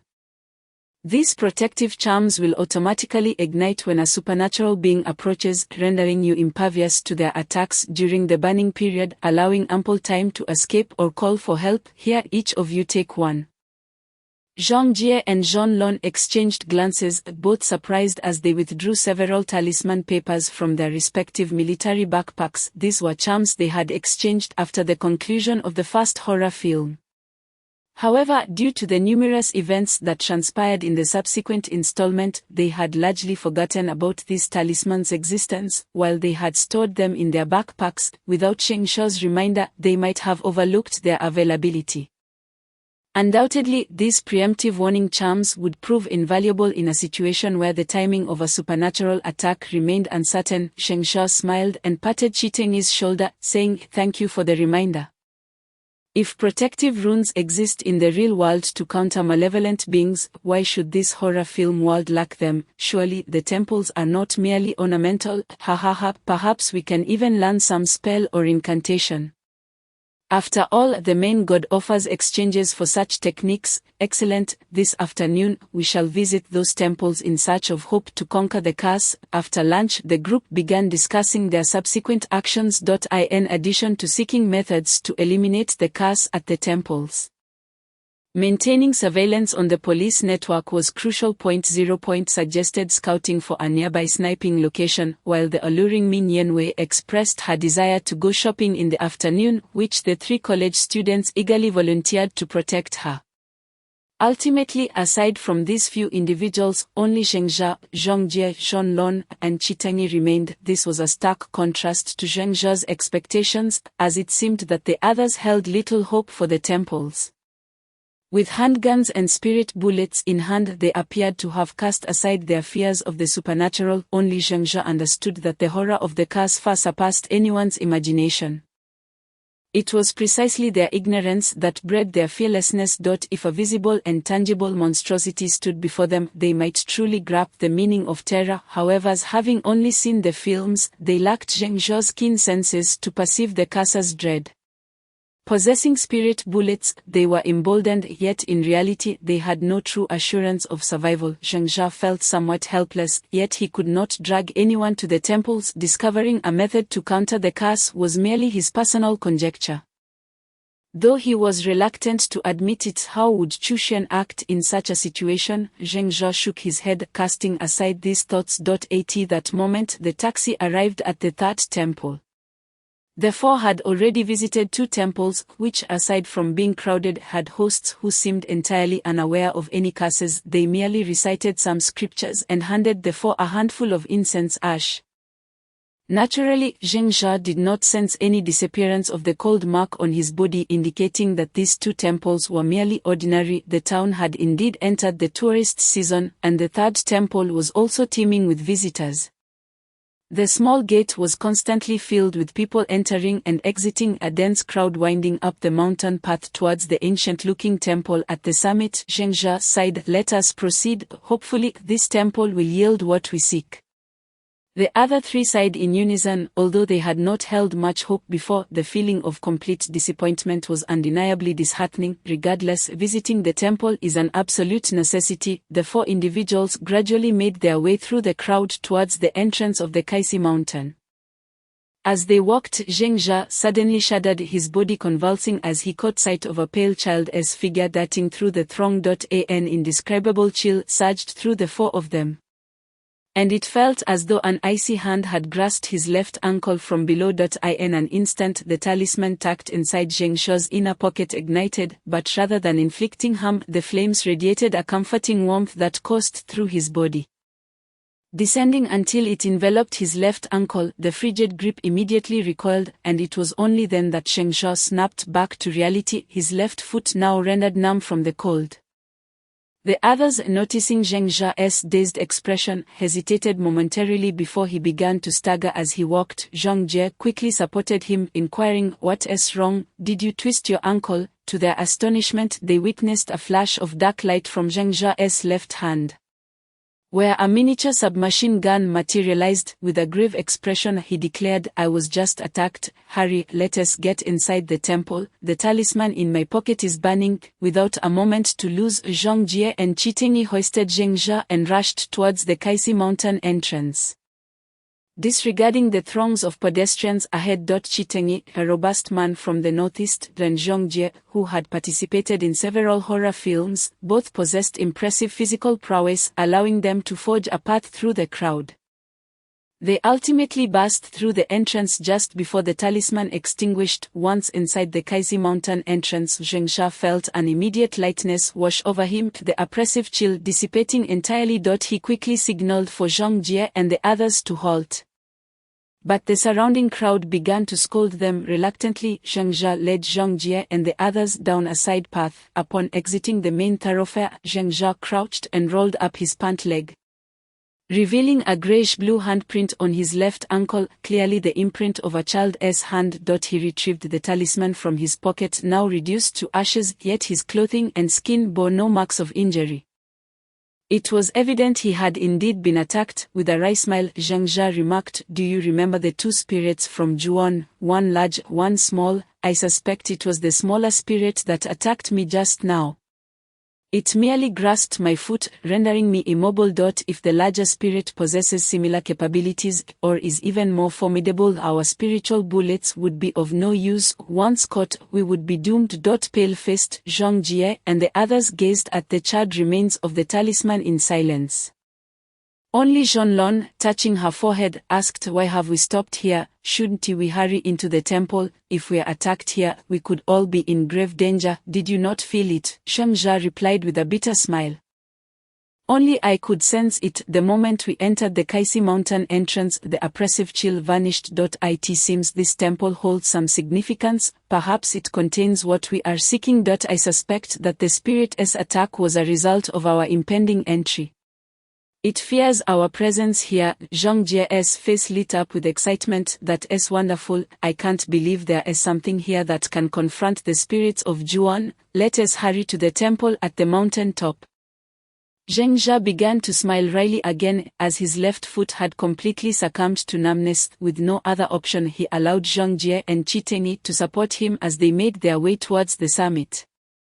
The temple, upon first glance, was indeed impressive. Unlike the other two temples, this one exuded an ancient charm. Though it appeared well maintained, it emanated a sense of age. Chitengi scrutinized the temple's walls and gates, and once they entered the main hall, he quietly remarked to Zhengsha and the others, "This is of Tang Dynasty style, likely a relic left by monks from that era. It seems to have quite a history. Although it has been restored, the style remains unchanged." A sense of reassurance washed over the group. Surely ancient monks and sages would be more adept at subduing malevolent spirits, while many in the modern world dismiss such beliefs as superstitions. In a place rife with spirits and evil entities, they could not help but believe the tales. In fact, the older the artifacts, the more secure they felt. For instance, Chitengi pointed out that the runes on their spiritual bullets resembled oracle bone script and cuneiform. Instilling them with great confidence, the four earnestly sought out the temple's abbot. Yet to their dismay, he mirrored the demeanor of the abbots from the previous two temples, showing no awareness of the curse marks on the four. Instead, he began reciting scriptures. As dusk approached, their spirits plummeted. Zhengsha suddenly asked, "Master, was the first generation of monks here a renowned monk from the Tang Dynasty?" Chitengi quickly translated the inquiry. The abbot, appearing benevolent, responded with a few words, gesturing towards an ancient Buddha statue in the hall. He explained that this temple was built by local residents to honor a monk who had propagated Buddhism during the Tang Dynasty. It was said that this monk achieved enlightenment in the main hall, and the statue was crafted in his likeness and position as a tribute to his virtue. Zhengsha pressed further. "Then, Master, what of his golden body? Has anything unusual occurred at the Kaisi Mountain entrance?" Chitengi relayed the question, but to their surprise, the abbot shook his head sorrowfully. After a moment of prayer, he continued, "The monk's golden body was burned to ashes during the Warring States period by the sixth heavenly demon, Oda Nobunaga, who commanded that his ashes be scattered at the mountain entrance, to ensure that all who passed would tread upon them for eternity. As the abbot lamented, the four exchanged glances, realizing the grim truth. The monk truly was an enlightened being, capable of restraining evil spirits. Yet this revelation extinguished their last glimmer of hope. They joined the abbot in a moment of shared sorrow, and just as they prepared to leave, the abbot instructed a young acolyte to present a document containing several aged yellowed pages. These are handwritten Buddhist scriptures by the esteemed monk, he explained. He intended to return to the Tang dynasty once his teachings were complete, but sadly achieved enlightenment here in the mountains. Since you are fated to cross paths with him, perhaps studying these pages may unveil a way to lift the curse. The pages, though somewhat frayed, radiated a timeless quality, their ancient characters shimmering with an allure that suggested they were invaluable treasures. The abbot's generous offer evoked deep respect from the four. As Zhengzhe accepted the pages, a peculiar warmth enveloped him, and he sensed the curse marks on his body fading to a barely perceptible whisper. Since entering this horror narrative, he had never felt so at ease. The scriptures, inscribed with gold powder, sparkled in the setting sun, each character seemingly alive with a divine radiance, imparting a solemn and sacred aura that made the four exchange smiles of hope. We will survive this, we must. Recommended reading, Monster Pruner, book number 92410, chapter 6, The Third Day, The Abominable. From tomorrow until May 7th, I will consistently update with over 6,000 words daily. Each update will consist of 3 segments of 3,000 words. I appreciate your continued support, thank you. Upon returning to the Sunshine Hotel after their time at the temple, the four were taken aback by the scene that awaited them. They had agreed to gather that evening, yet as they opened the door to Zhengzhe's suite, terrified cries echoed from within, 2 male voices. In fact, don't come any closer, I have a gun. This was Lu Renjia's voice. Please don't drag me in, I didn't see anything. This was the distressed voice of Kun Zhongting. The suite was ablaze with lights, the television blaring at full volume. Thankfully, the hotel's soundproofing was excellent, otherwise staff would have rushed to investigate. As the four stepped inside, they found 2 young men huddled on the carpet, one trembling as he aimed a gun in their direction.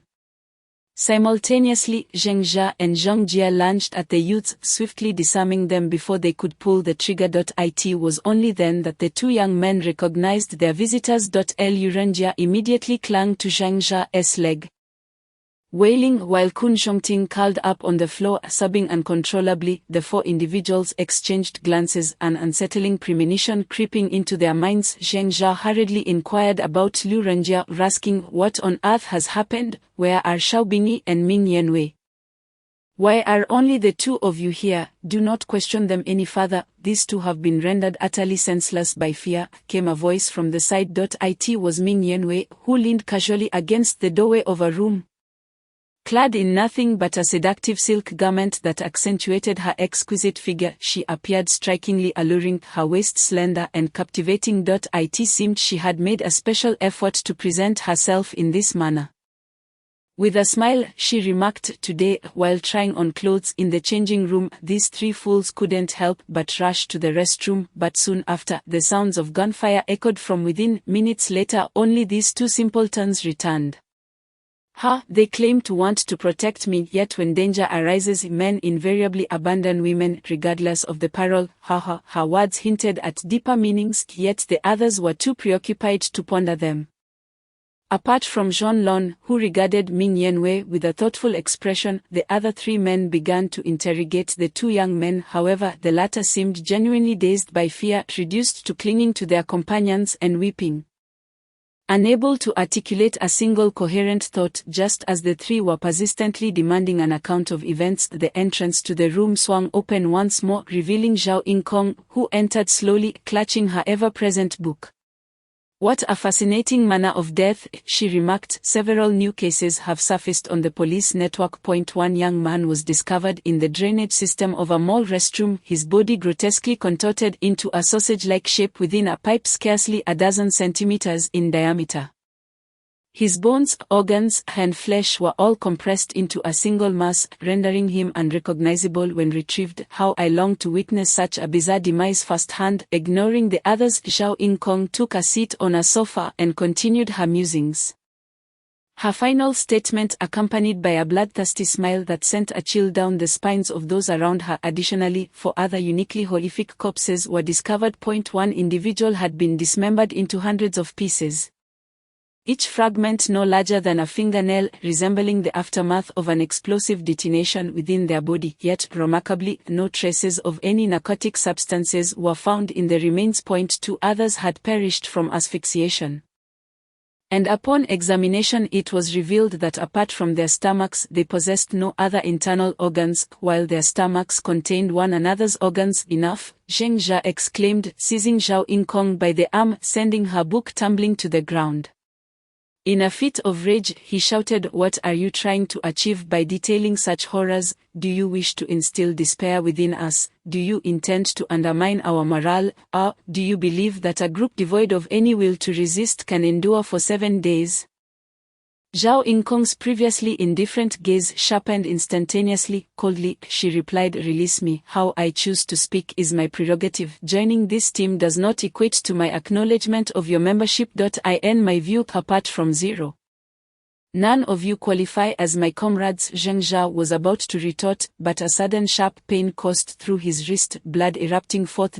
An overwhelming sense of danger surged within him as Zhao Yingkong's delicate hand, as sharp as a blade, sliced through his wrist, severing a blood vessel. With alarming speed, she pressed closer to him, raising her wrist to slash at his carotid artery. Reacting with remarkable swiftness, Zheng Jia hurled the girl away while simultaneously delivering a kick to her abdomen. A resounding thud echoed as she collided violently with the wall behind her, yet, as she was propelled backward and coughed blood, she leveraged the wall to propel herself forward once more, launching her fingers toward Zheng Zhao's heart. "What is this sensation?" At that moment, Zheng Jia brandished a high-frequency particle-cutting dagger, entering a state of genetic unlocking, compelled to do so by the imminent threat he sensed, the realization that this girl, too, had unlocked her genetic potential. Just as the dagger and her fingers were about to collide, both parties instinctively leaped backward, their acute instincts warning them of the danger. At that precise moment, a bullet whizzed silently between them, and they both turned to the doorway to see Zero standing there, silently brandishing a silenced handgun. Zhao Yingkong was the first to retreat from her unlocked state, picking up her book and silently resuming her seat on the sofa. Even leaving the blood at the corner of her mouth uncleaned, she merely stated, "With you included, I acknowledge that this team now has 2 members." However, Zheng Jia remained unmoved, his cold voice cutting through the air. "What is it with these remarks? Do you think you hold any significance? Does it require your validation to determine if one is a member of this team? One Chu Xian is already more than enough. I refuse to witness our own kind turning against each other. Either you leave now, or you treat your fellow members with sincerity. If you continue to act as if you are superior to others, I will not hesitate to eliminate you." With that, he flicked his wrist, and a submachine gun appeared in his grasp. "I am serious, do not mistake this for jest." Zhao Yingkong, however, merely lowered her head, engrossed in her book, and replied, "No problem, you are the captain. Should you ever fail to meet my expectations, I will naturally challenge you for the right to kill you. Until then, your words are commands." On that note, 1 more individual has perished, meaning a total of 5 lives lost today, 1 of ours and 4 of theirs. Zheng Jia finally withdrew from his unlocked state, carefully taking a seat behind Zhang Jie. At this moment, Zero sat beside him, and with their protection, he remarked, "So, that leaves 3 newcomers alongside Chu Xian." Zhao Yingkong fell silent, and it was Zhon Lon who broke the quiet, rubbing his forehead with a smile. "At this rate, we will hardly endure for 7 days. Should we contact Chu Xian?" "Not necessary." Zheng Jia clenched his teeth, his body trembling violently, a lingering effect of the unlocked genetic state, each episode akin to experiencing death's agony. After several seconds, he gradually regained composure, while Zhao Yingkong simply continued reading, appearing unaffected save for a slight increase in perspiration on her forehead. Wiping the sweat from his brow, Zheng Jia asserted, "If he wishes to reach out to us, he will do so. If he truly desires to return to the team, he must abandon his self-destructive notions." The identity of the newcomers is irrelevant, only Zhang Jie and the others sighed silently. Subsequently, Cheating excitedly began to recount the origins of the Buddhist scriptures they had acquired, to which both Zero and Zhao Yingkong reacted with surprise. Initially, they had doubted the efficacy of visiting a temple. But to their astonishment, they had indeed returned with something capable of countering curses. The two were initially skeptical, but upon touching the scriptures, they felt a release of tension, leading them to fully embrace their newfound belief. Cheating, animated and cheerful, exclaimed, "You cannot imagine, we were even attacked by the vengeful spirit of that child. However, the moment we entered the mountain gates, the ghost dared not show itself again. Haha, with these scriptures in hand, we can surely endure the 7 days ahead." The group then deliberated, deciding that every 3 individuals would take turns guarding the scriptures, while the remaining 6 would alternate between sleeping and keeping watch. Aside from the 3 girls who formed a fixed group, the other 6 were assigned by lottery. Thus Zheng Zhao, Zhang Jie, and Zero formed one group, while Chiteng paired with the 2 university students who appeared considerably calmer. The 3 groups would take turns guarding the scriptures for 3 hours each night until dawn. Although Zhao Yingkong was thoroughly reluctant, she ultimately honored her previous commitment when Zheng Zhao suggested that they remain in this suite for the duration of their stay. The young girl silently acquiesced to the arrangement, finally residing with the other 2 girls. Everything seemed impeccably organized, yet the group remained oblivious to the furtive glances exchanged between the 2 university students and the enigmatic smile that lingered on Mingyunwei's lips. Chapter 6, Day 3, The Unsightly, Part 2. Fortunately, the thunderstorm passed swiftly today, so to celebrate the cooling of Chongqing, I am posting early by half an hour. Remember to collect and vote, those who enjoy this work. Please continue to support Infinite Terror. The first shift fell to Zheng Zhao and his companions, who sat silently exchanging no words. After a moment, Zhang Jie produced a pack of cigarettes and asked, "Are you feeling troubled? Why direct your anger at a little girl?" Taking the cigarette from him, Zhang Zhao responded with a bitter smile, "Well, it's not exactly frustration. I simply wish to avoid having someone like Chu Xian enter our team again. I do not refer to intelligence, but rather to a lack of humanity, someone so cold that they would readily abandon their comrades. I do not wish to witness another like that." Upon the mention of the name Chu Xian, an immediate silence enveloped the 3 individuals, as if these 2 characters were a taboo within the group. 0. Astutely redirected the conversation. "How did you sustain your injuries? Does Zhao Ying have blades concealed in her bare hands?" At this juncture, Zhang Jie also became intrigued. During the brief encounter between Zheng Zhao and Zhao Ying, it was evident that Zheng Zhao had suffered a laceration to his wrist, whether due to his remarkable constitution or his bloodline heritage as a vampire. The profusely bleeding wound quickly knitted itself together, leaving behind a delicate pink scar that resembled a direct cut from a blade. Zheng Zhao raised his wrist with a wry smile and remarked, "Can you believe it? Not even steel can pierce my skin." Yet she managed to slice it open with just her fingernail, merely the fingernail of a girl around 16 years of age. Is it possible that such a thing could be harder than steel? 0. Expression shifted, scrutinizing the wound on Zheng Zhao's wrist. After a moment, he inquired, "She used her fingernail directly. Could she possibly belong to an assassin clan?" Assassin clan, Zheng Zhao and Zhang Jie echoed, their curiosity piqued. Assassins have existed throughout history, across both Asia and Europe. The earliest assassins were indeed those who possessed unparalleled skills and a cold, ruthless disposition. Capable of effortlessly ending the lives of ordinary people with their bare hands, these assassins also mastered brutal training methods that unlocked human potential, making them significantly more formidable than the average person. However, with the advent of technology and firearms, the prominence of assassins began to wane as skilled marksmen emerged, rendering even the most adept assassin vulnerable to a distant sniper's bullet. Thus, true assassins have nearly vanished from existence. I have merely heard whispers of legends that 2 assassin clans still persist in the world, one in Asia and one in Europe, their techniques and cruel training methods having remained unbroken. If this young girl truly possesses such formidable power in her fingernails, it is plausible that she is indeed a member of one of these assassin clans. Zheng Zhao felt a stirring in his heart as he recalled Zhao Ying's earlier display of unlocking her genetic locks.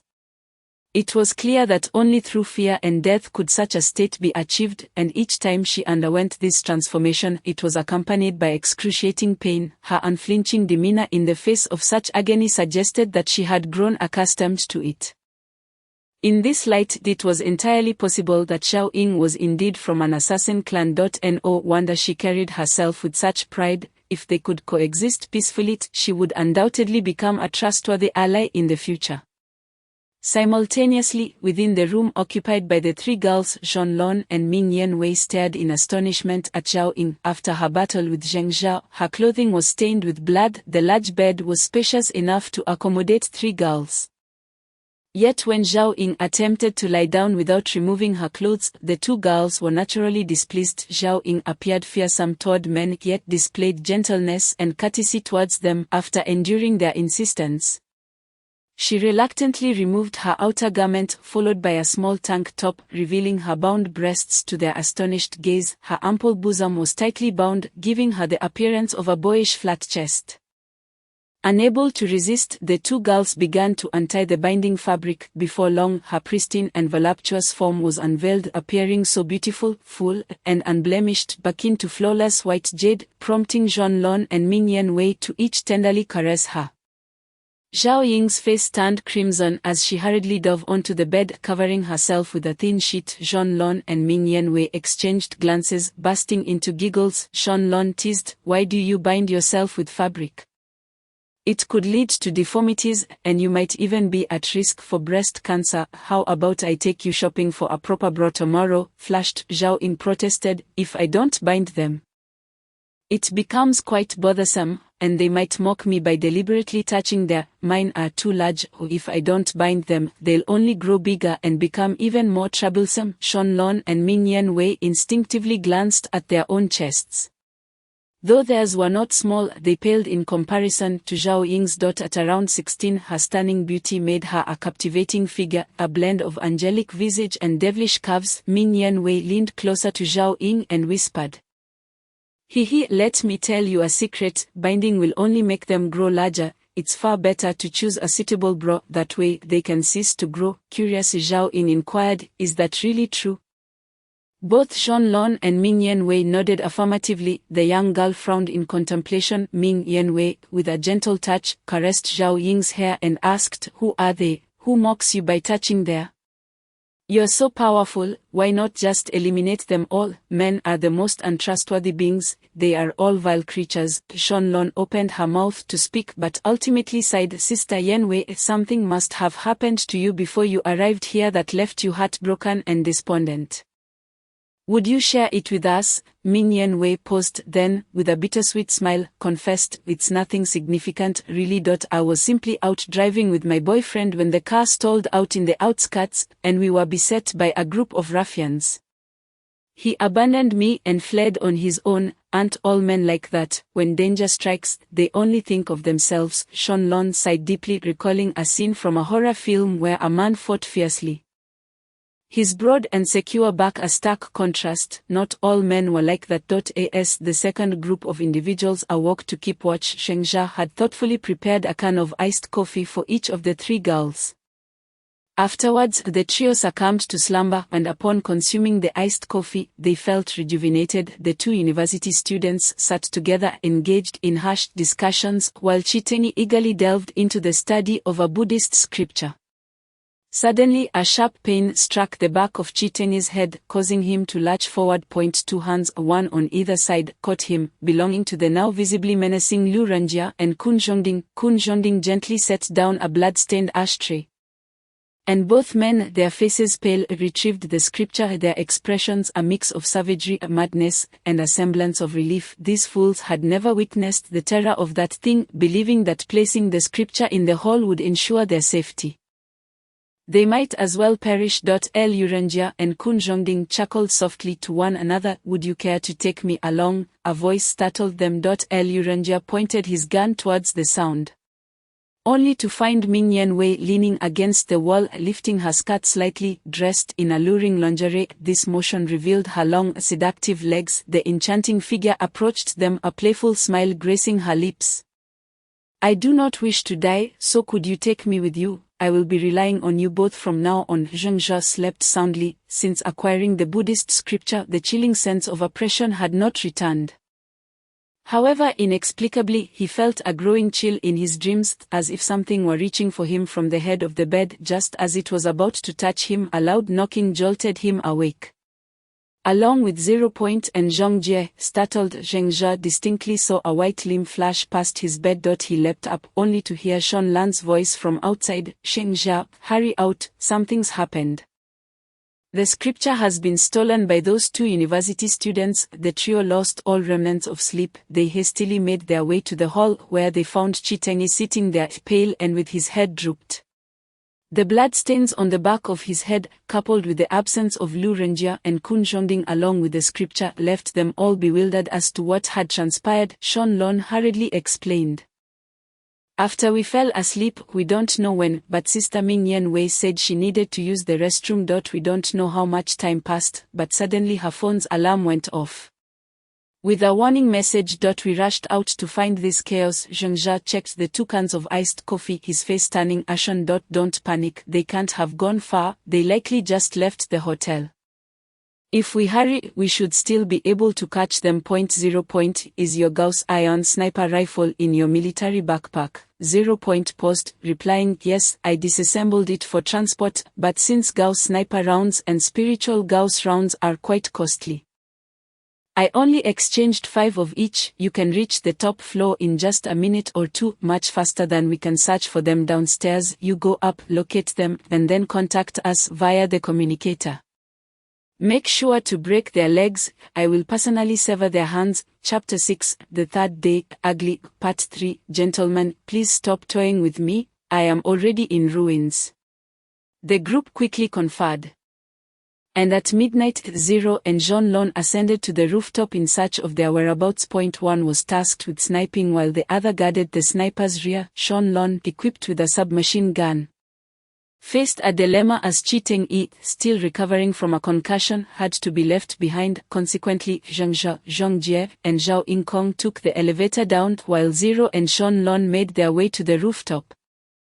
They had spotted them at the entrance of Entertainment Street, seemingly withdrawing cash from an ATM. They are heading left from your position. If you run for about half a minute, you can catch up to them. In 20 seconds, I will commence sniping. Zheng Zha. We must act swiftly to retrieve the Buddhist scripture before the police arrive. Understood. Zheng Zha and his companions sprinted towards the left side of the road. And as they ran, he inquired of Zhao Yingkong, is there a way to prevent them from revealing our whereabouts to the police? Zhao Yingkong paused momentarily before replying, eliminate them, killing in cars. Deductions. Zheng Zha countered. Is there no alternative? Surely, you assassins must possess other viable options. Well, it's quite simple, sever their hands and feet, blind them, cut out their tongues, deafen them.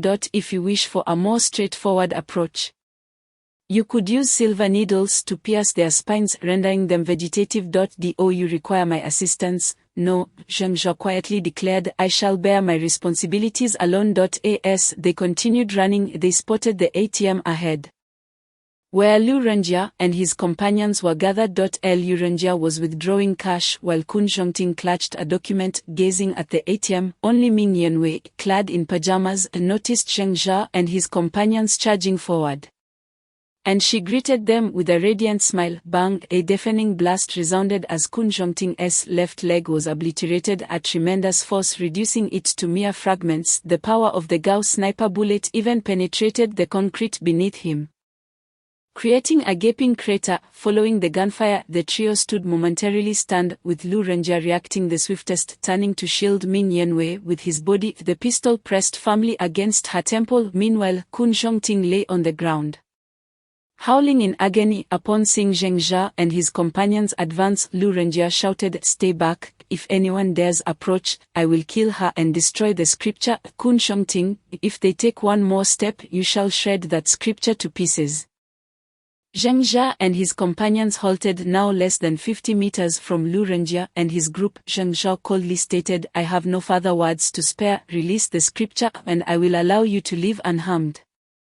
Kun Zhongting, clutching his severed leg, wailed, leave, do you comprehend the horror of that thing? without the scripture we might as well choose a swift demise. Damn it, why did you pursue us? Why didn't you let us safely take the scripture? If you are so formidable, why not relinquish the scripture to us who are far weaker? Bah, the notion of placing the scripture in the hall for all to avoid is a ruse. It is merely you seasoned individuals attempting to monopolize it. I curse your entire lineage. Zheng Zhao's heart seethed with hatred. The depravity of humanity he witnessed was unprecedented, although he had read about such malevolence in books and seen it depicted on television. The shock of witnessing it firsthand was indescribable. Was I truly in the wrong? As Kun Zhongting spoke, another shot rang out, severing the arm that clutched the scripture at the shoulder. The dismembered limb, along with the document, plummeted to the ground. Realizing the gravity of the situation, Zheng Zhao and Zhao Yingkong surged forward. Kun Zhongting, resolute in his fate, understood he was being targeted by Zero's sniper. Recalling Zero's declaration of being a sniper during their first introduction, he no longer hesitated. He screamed as he hurled the scripture onto the road, simultaneously having his arm blown off at the shoulder. Yet the scripture fell irreversibly onto the asphalt, where a speeding car crushed it, scattering the shattered pages to the wind, leaving only flecks of gold glimmering in the eyes of the onlookers.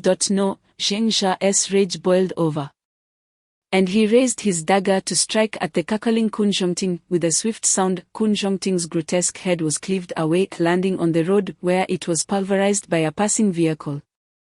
One member killed, reward points deducted, 1,000 points. The voice of the overseer echoed in Zheng Zhao's mind, but he paid no heed to its content, his gaze fixating on Liu Renjie.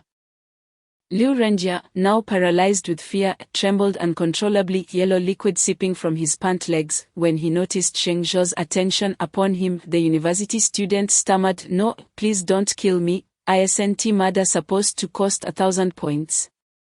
Please spare me." Bang! Another deafening shot rang out. Liu Renjie's hands shook violently as he gripped the pistol, the gun trembling so fiercely that the muzzle pressed against Min Yanwei's head ignited, obliterating half of her skull. Blood, white, red, and yellow, spattered everywhere as all present stared in shock at the stunning beauty collapsing to the ground. After a few seconds, Liu Renjie erupted into a frenzied laughter. Zheng Zhao remained motionless, yet Zhao Yingkong lunged forward. Rushing to Liu Renjie's side, with a swift motion, she sliced through his arm holding the gun, followed by dismembering his other arm and legs. Though drenched in blood, she did not blink an eye. Ultimately, she fulfilled her earlier promise to Zheng Zhao, severing limbs, blinding, cutting out tongues, deafening, until she finally shook the blood from her hands and returned calmly to Zheng Zhao's side. Zheng Zhao silently retrieved a hemostatic spray from his storage ring. Applying it to Liu Renjie's wounds. He then took out his communicator and spoke to Zero. If there are any street cameras nearby, please destroy them. Also help us find a place to hide. Once the police leave, we will return at a later time. Understood. Proceed straight ahead for 500 meters. There is a sewer entrance there. Enter the sewer and run right, approximately at the 12th upward passage. There is a park. Wait there until noon when it's crowded, then return. Remember to change out of your blood-stained clothes. 0. Thank you. I owe you an apology, which I will express when we are all together again. Am I truly in the wrong? At that moment, deep in the night, the trio arrived at the park only to find the depths shrouded in darkness enough to send chills down one's spine. Reluctantly, they positioned themselves back to back, each facing away from the other, with several protective talismans laid between them. Am I truly in the wrong? Is it correct to treat newcomers as cannon fodder, to distrust them from the outset? Zheng Zhao felt as if a hand were incessantly stirring within his mind. Just as a headache began to set in, his communicator vibrated once more. Is it you, Zero? What has happened? It's me. Zheng Zhao jolted at the sound. This voice belonged to Chu Xian. I have witnessed everything and can surmise your current state of mind. Would you care to converse with me? Zheng Zhao exhaled. How do you know what has transpired? Where have you been hiding all these days? Where I hide is inconsequential. Curses do not spare anyone based on distance. I visited that temple you went to during the day. Unfortunately, the mountain gate does not function at night as it does in daylight. In fact, the scripture in your possession may serve as a crucial prop in this horror narrative. Is it because the communicator can eavesdrop? Indeed. I possess the main unit allowing me to hear everything your subunit discusses even if it is powered off. Zheng Zhao glanced at the communicator, a bitter smile crossing his face. Are you here to mock me? Yes, I admit my failure, I acknowledge my errors. I foolishly embraced camaraderie, only to be betrayed by those I trusted. Chu Xian, did you foresee my missteps from the very beginning? Which is why you distanced yourself from this unsafe team. No, I merely seek a tranquil place to gaze at the stars. At this moment, on the rooftop of a tall building not far from the Sunshine Hotel, Chu Xian sat silently at the edge observing the sky. He continued softly, there is no absolute right or wrong, you ponder too much. Companions are indeed important, yet as a leader one must not place oneself on the same level as them. Greater strength entails greater responsibility, you bear the weight of your team's safety, you must discern what to abandon and what to uphold. Perhaps in this regard you still have much to learn. The only mistake you have made is treating everyone equally. This horror film cycle demands choices, whether it is the path we select, or the master god who chooses to evolve newcomers, or the survival of the fittest within the horror narrative. You must clearly see who can become your allies.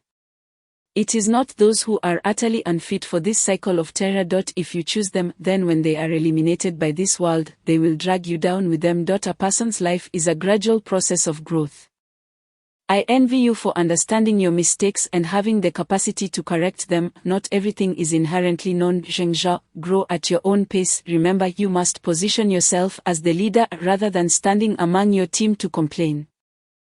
Furthermore, the selection of partners is paramount. Those devoid of talent, those who might betray, and those with malevolent hearts, these are individuals you cannot save. Remember, you are not a savior, you do not live to rescue them, but rather you require their strength to survive. Never let this order be reversed. Zheng Zhao listened intently to every word spoken by Chu Xian, and the tumult in his mind gradually settled. He calmly replied, why are you telling me this? It does not align with your character, offering kindness to others without any apparent gain. Chu Xian, are you truly listening to me? Yes, I am listening. Chu Xian suddenly chuckled. It's not entirely unrelated. I owe you a favor. Do you recall the information I requested you to bring back? Thank you. It seems expressing gratitude is not as daunting as I imagined. Zheng Zhao fell silent for a moment before asking, do you truly love your country that much? I think you might have misunderstood something. In fact, those who enter this cycle are no longer citizens of that world. To speak of patriotism now sounds somewhat disingenuous. It is simply that I can finally rest. I am quite fatigued. Chu Xian suddenly tensed, then laughed again. It seems the time has come. If we are to meet again, I hope you can become a true captain. Remember, in this world there is no absolute right or wrong. What you desire is merely to survive, therefore shatter any obstacles that impede your survival. By the way, here's a hint, since the Master God can be imagined as a program, the numbers it presents may also serve as clues. 7. This was the last sentence Zheng Zhao heard before a series of eerie clattering sounds echoed from the communicator, sending chills down his spine. 7 days, perhaps this 7 alludes to the number needed to eliminate the Casa's core. Has the connection been severed? Chu Xian silently turned his head. Not far behind him, a woman with a ghostly pallor hung upside down from the wall, emitting a continuous clattering sound from her mouth. Chapter 7, Rest, Part 1. Here we go again. In a glass tank filled with a transparent liquid, a newly formed infant floated within. Outside the tank, over a dozen middle-aged researchers engaged in fervent discussion. The only living specimen, Mr. Chu, we have succeeded. After 10 years, after a decade, we finally have a living specimen. Indeed, the higher-ups have grown impatient. Hundreds of billions have been spent over these 10 years.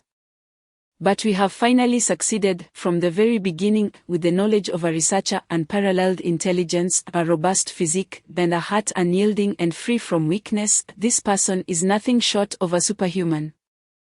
The researchers continued in excited conversation, yet the elderly man at the forefront, with his graying hair, did not echo their enthusiasm. Instead, he gazed gently at the small life within the tank and pressed his palm against the glass. The small life seemed to sense him, struggling to raise its tiny hand in an attempt to grasp the elderly man's hand, but being newly formed, it could only wiggle its fingers, eliciting hearty laughter from the old man. Chu Shen silently observed the pale woman, who continued to emit that eerie clattering sound. With a flick of his hands, 2 broad handguns appeared, and with a sharp click, 2 magazines firmly locked into place. Let me confirm my final hypothesis. He raised his gun and fired at the pale woman, seemingly without the need to aim. Each shot struck her forehead with precision, after a few seconds and an indeterminate number of rounds. Her entire head was obliterated. The pale woman appeared to lack a physical form. The bullets passed through her body, striking the wall behind, while her form reassembled like mist, and her head was restored. Is physical harm ineffective, an illusion, or perhaps it's an attack? As soon as Chu Xian's voice fell, a fiery serpent shot from the darkness, gunfire erupting as the pale woman was riddled with bullets, transforming her into a veritable sieve. Unlike before, the bullet holes did not quickly seal, they gradually expanded, while the silver bullet casings on the ground turned a dull gray and black. As Anno continued to unleash a barrage of fire. The pale woman was finally reduced to nothingness. Indeed, there are no reward points, and it requires a substantial accumulation of spiritual bullets to eradicate a soul. With a tremor of his hands, the magazines fell from his guns. And he swiftly reloaded. Anno, be cautious of your rear, the soul entity may retaliate against those who harm it. Upon hearing this, the hulking figure in the darkness turned to look behind him, only to have a pale arm extend from his back. A woman with a ghostly visage and a distorted form emerged eerily behind him, and as she cast her gaze upon Anno, he froze in place, his body trembling violently as his skin began to turn a sickly hue. Do not make contact, else you may lose control of your body. Chu Xian fired a rapid succession of shots, obliterating the woman's head at once. Due to the spiritual bullets, her head could not regenerate. However, portions of her body remained active. Anno, now ensnared from behind, was turning an ashen grey, glancing desperately at Chu Xian. Every part of her must be attacked. Chu Xian closed his eyes momentarily. When he opened them again, he unleashed a hail of gunfire, shattering both Anno and the pale woman. The power of the guns was immense. Anno fell to the ground without a sound, while the pale woman vanished entirely. In the cold confines of the base, a small boy sat expressionless, manipulating a Rubik's cube. After several seconds, he returned the cube to its original configuration, each side a uniform color. He tossed the cube aside and began to play with another toy, a large jigsaw puzzle about a meter in size, completing it flawlessly without a single mistake. His intellect is remarkable. His memory seemingly retained every piece's position. Rather than being a human brain, it is more akin to a computer. Moreover, this child had never smiled. His icy demeanor was truly chilling. It is not merely a lack of laughter. He possesses no sense of pain, touch, smell, or taste. Due to genetic modifications that excessively emphasized mental resilience, he even lacks the normal chemical secretion systems inherent to human beings. In other words, he feels no worries, as such substances are absent from his body, no pain or joy, no fear or dread, and he does not even yearn for love. He resembles a robot, such a genetically modified being. Devoid of any desire for survival. Can this truly be the superhuman we aspire to create? Perhaps he is currently contemplating how to end his own existence. If I were in his position, I might not last a second without contemplating suicide. Such a life is unbearably torturous enough. Silence. Not far from the boy, behind a glass window, a dozen researchers chattered incessantly until an elderly man with white hair suddenly bellowed, his cold gaze silencing the room. No one dared to meet his eyes. The old man pushed open a small door beside the glass window and quietly approached the boy, who merely glanced at him before returning his focus to a lock-picking device in his hands. Chu Xian, would you like to see the stars? Stars, indeed, the wonders visible only beyond the confines of the base are extraordinary. Though your mind may be filled with knowledge of the stars, such marvels can scarcely be encapsulated by mere facts. One must behold them with the naked eye to truly appreciate their beauty. Come, let me guide you to witness the stars. Chu Xian gazed upward at the sky. The stars were indeed beyond the capacity of knowledge to describe. The celestial expanse sparkled magnificently, and with each glance at the night sky he felt as though fragments of his memory concerning the stars faded away, replaced by an indescribable beauty. A ghostly white hand slowly emerged beside Chu Xian's neck. But the instant it made contact, his expression shifted dramatically. He flipped over with a sudden force, his steady handgun unleashing a barrage of bullets. As he landed, the pale woman behind him was obliterated into nothingness. No. Not even fragments remained. Were Zheng Jia and Zhao Yingkong present, they would be astonished to discover that Chu Xian had unlocked his genetic restrictions, and judging by his remarkable prowess, his level of mastery was undoubtedly on par with Zheng Jia and Zhao Yingkong. Perhaps even closer to Zheng Jia. After he had dispatched the pale woman, the magazine of his handgun fell free, 2 fresh cartridges tumbling directly from his sleeve into the weapon. Still, there were no reward points.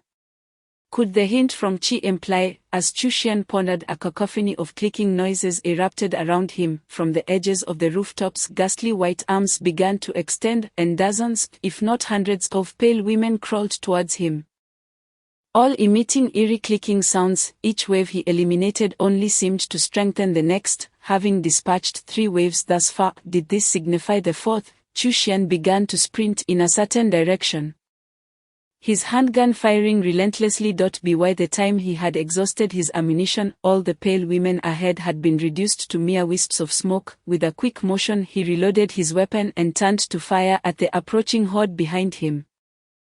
Chu Xian, how does it feel to be outside the base for the first time? It's very dark, haha. Compared to inside the base, it's certainly much darker. Come, there's a patch of grass nearby, let us lie down and gaze at the stars.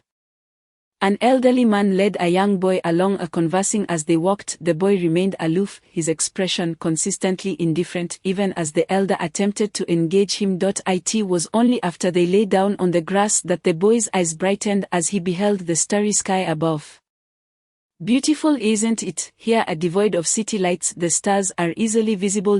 And the city, such a sight would be utterly obscured. The elder continued to speak while the boy remained silent, captivated by the heavens. Abruptly, the elder fell silent. And after a long pause, he resumed, I apologize, it was my mistake. I once believed that a being birthed with innate understanding, devoid of pain and possessing a remarkably resilient spirit, would be a new breed of superhuman. However, while ordinary individuals may err frequently, they learn to correct their mistakes and adapt to the world, striving to become better. Though they may start weak and falter repeatedly, as long as there is a desire for progress and as long as they continue to live, such progress is boundless. They harbor desires, yearnings for wealth, reproduction, dominance, salvation, and survival. I was wrong to strip away every desire from you, leaving you without a reason to live. I was wrong. The elderly man, his hair white as snow, wept uncontrollably while cradling the boy. The boy reached out to touch the elder's tears, and it seemed his own eyes glistened slightly, yet no tears would flow. Chapter 7, Rest in Peace, Part 2, From the Perspective of Modern Medicine. Human emotions are entirely governed by hormones within the body. Each hormone regulates a specific emotion. It felt as though he was encased in a thick layer of human armor, devoid of touch, pain, smell, or taste. He could only discern the world through sight and sound. Lacking emotion, he could neither weep nor laugh, yet he compelled himself to contemplate the appearances of sorrow and joy, fixating on how to express actions rather than allowing genuine sentiment to manifest spontaneously. It was exhausting. He longed to escape this armor, to inhale the scents of his surroundings, to savor delicious food, to feel the textures and hardness of the world, to experience pain and joy, to laugh heartily, to let his innermost self flow freely. But such aspirations were now unattainable, given the deity could merely repair damaged genes. Yet this particular gene bore no injury, it had been mutated from the very beginning, leaving no possibility for restoration. Thus, he was utterly fatigued, no longer wishing to contemplate how to express any emotion. If only he could find complete tranquility, to cease thinking, to stop simulating, and simply drift into a peaceful sleep, such would be a welcome reprieve. Chu Xian continued to fire his gun at the pale women, emitting the eerie clicking sounds before him. His dual firearms possessed tremendous power, blasting away chunks the size of bowls from the pale figures. It would take only 10 shots to obliterate one. Yet at least 20 pale women were relentlessly advancing toward him, and no matter how many he dispatched, they seemed inexhaustible. As he reloaded, the magazines fell to the ground while two fresh ones replaced them. Suddenly, he sprinted toward a nearby wall, leaping just as the ghastly figures were about to touch him. He soared over them, his guns continuing to fire, reducing the pale women beneath him to mere fragments. The fourth wave, the sound of shell casings clattering to the ground echoed around him, and wisps of blue smoke wafted from the two hefty firearms. Chu Xian silently surveyed his surroundings, after unlocking his genetic restrictions. His sense of danger had become exceedingly acute. However, for reasons unknown, he felt no sense of impending peril now. Was this merely the extent of it? No, still no reward points, no prompts. The onslaught would persist. Chu Xian remained on guard when suddenly a brilliant light shone ahead. Before him, a row of Japanese-style paper doors appeared atop the building, resembling the entrance to an ordinary home. The doors slowly opened, revealing a typical living room where a man and woman were embroiled in a heated argument. The man seemed to be violently assaulting the woman, suddenly seizing a knife from the table and plunging it into her. Blood gushed forth as she fell to the ground, eyes wide in disbelief. Yet the man showed no sign of stopping. Instead, he began to dismember her corpse. The woman's body quivered and convulsed, her eyes fixed on Chu Xian, bearing an uncanny resemblance to the previous pale specters. The sight of her bloodied visage was grotesque. Chu Xian observed in silence, reloading his formidable handgun once more. Just as the man turned to face him, Chu Xian aimed and fired, but for reasons unknown. The bullets merely passed through the man without harm. An illusion? Or perhaps, Chu Xian halted his trigger finger, his instincts informing him that nothing was present, no objects, no dwelling, not even a hint of danger. He could only coldly watch as the man approached him, wielding the knife menacingly. Danger, that sensation. Chu Xian pushed off the ground and leaped backward, but the fabric of his shirt was torn away, taking a sizable portion of flesh with it. No, it wasn't merely cut away, it felt as though his flesh and the material had vanished entirely. A strange sensation of fullness surged within him, as if the attacked area had somehow entered his abdomen. How was this possible? It was neither a physical nor a psychological assault, it was an unexplainable supernatural attack. Chu Xian fired at the man once more. Yet as before, the bullets passed right through him. His instincts again signaled a tranquil environment, devoid of any threats. It was inconceivable that nothing existed. In other words, attacks were ineffective in normal circumstances, only manifesting when one attempted to strike. Chu Xian calmly extended an arm toward the man, allowing the bloodied figure to approach. The man raised his knife and swung it at Chu Xian's arm, and simultaneously, he unleashed a rapid barrage from his other handgun. As his arm disintegrated, the man was obliterated into nothingness, vanishing like the other spirits. The sensation of fullness lingered. He still had a preference for visually appealing foods, remaining in the state of unlocked genetic restrictions. His arm bled profusely before gradually ceasing. With a gentle shake of his hand, he reloaded the hefty handgun once more. The fifth wave concluded. Chu Xian stood in silence for several seconds, when suddenly his instincts heightened, as if spirits were attacking him. Yet upon surveying his surroundings, he found no trace of any specter. Gradually, this premonition intensified to its peak. Were they invisible, or perhaps it resides within me? Chu Xian suddenly felt his insides convulsing uncontrollably. Blood began to spurt from his mouth and nose, and then, with a violent heave, he expelled a torrent of black blood, mingled with countless fragments of his own entrails. Is this the sixth wave? An internal assault on my organs. A faint smile crept across Chu Xian's face as he, without a moment's hesitation, turned the gun's barrel towards his abdomen and pulled the trigger with fervor. Do you see? He found himself once again contemplating those four insurmountable mathematical problems, pondering what desires, aside from his thirst for knowledge, might still linger within him. Hush, keep your voice down. He is now the deputy leader of the research group. Once Chu arrives, he will undoubtedly assume the role of leader. Are you not afraid he will come to seek trouble with you? You are unaware, are you? Would a mere zombie bother to create trouble?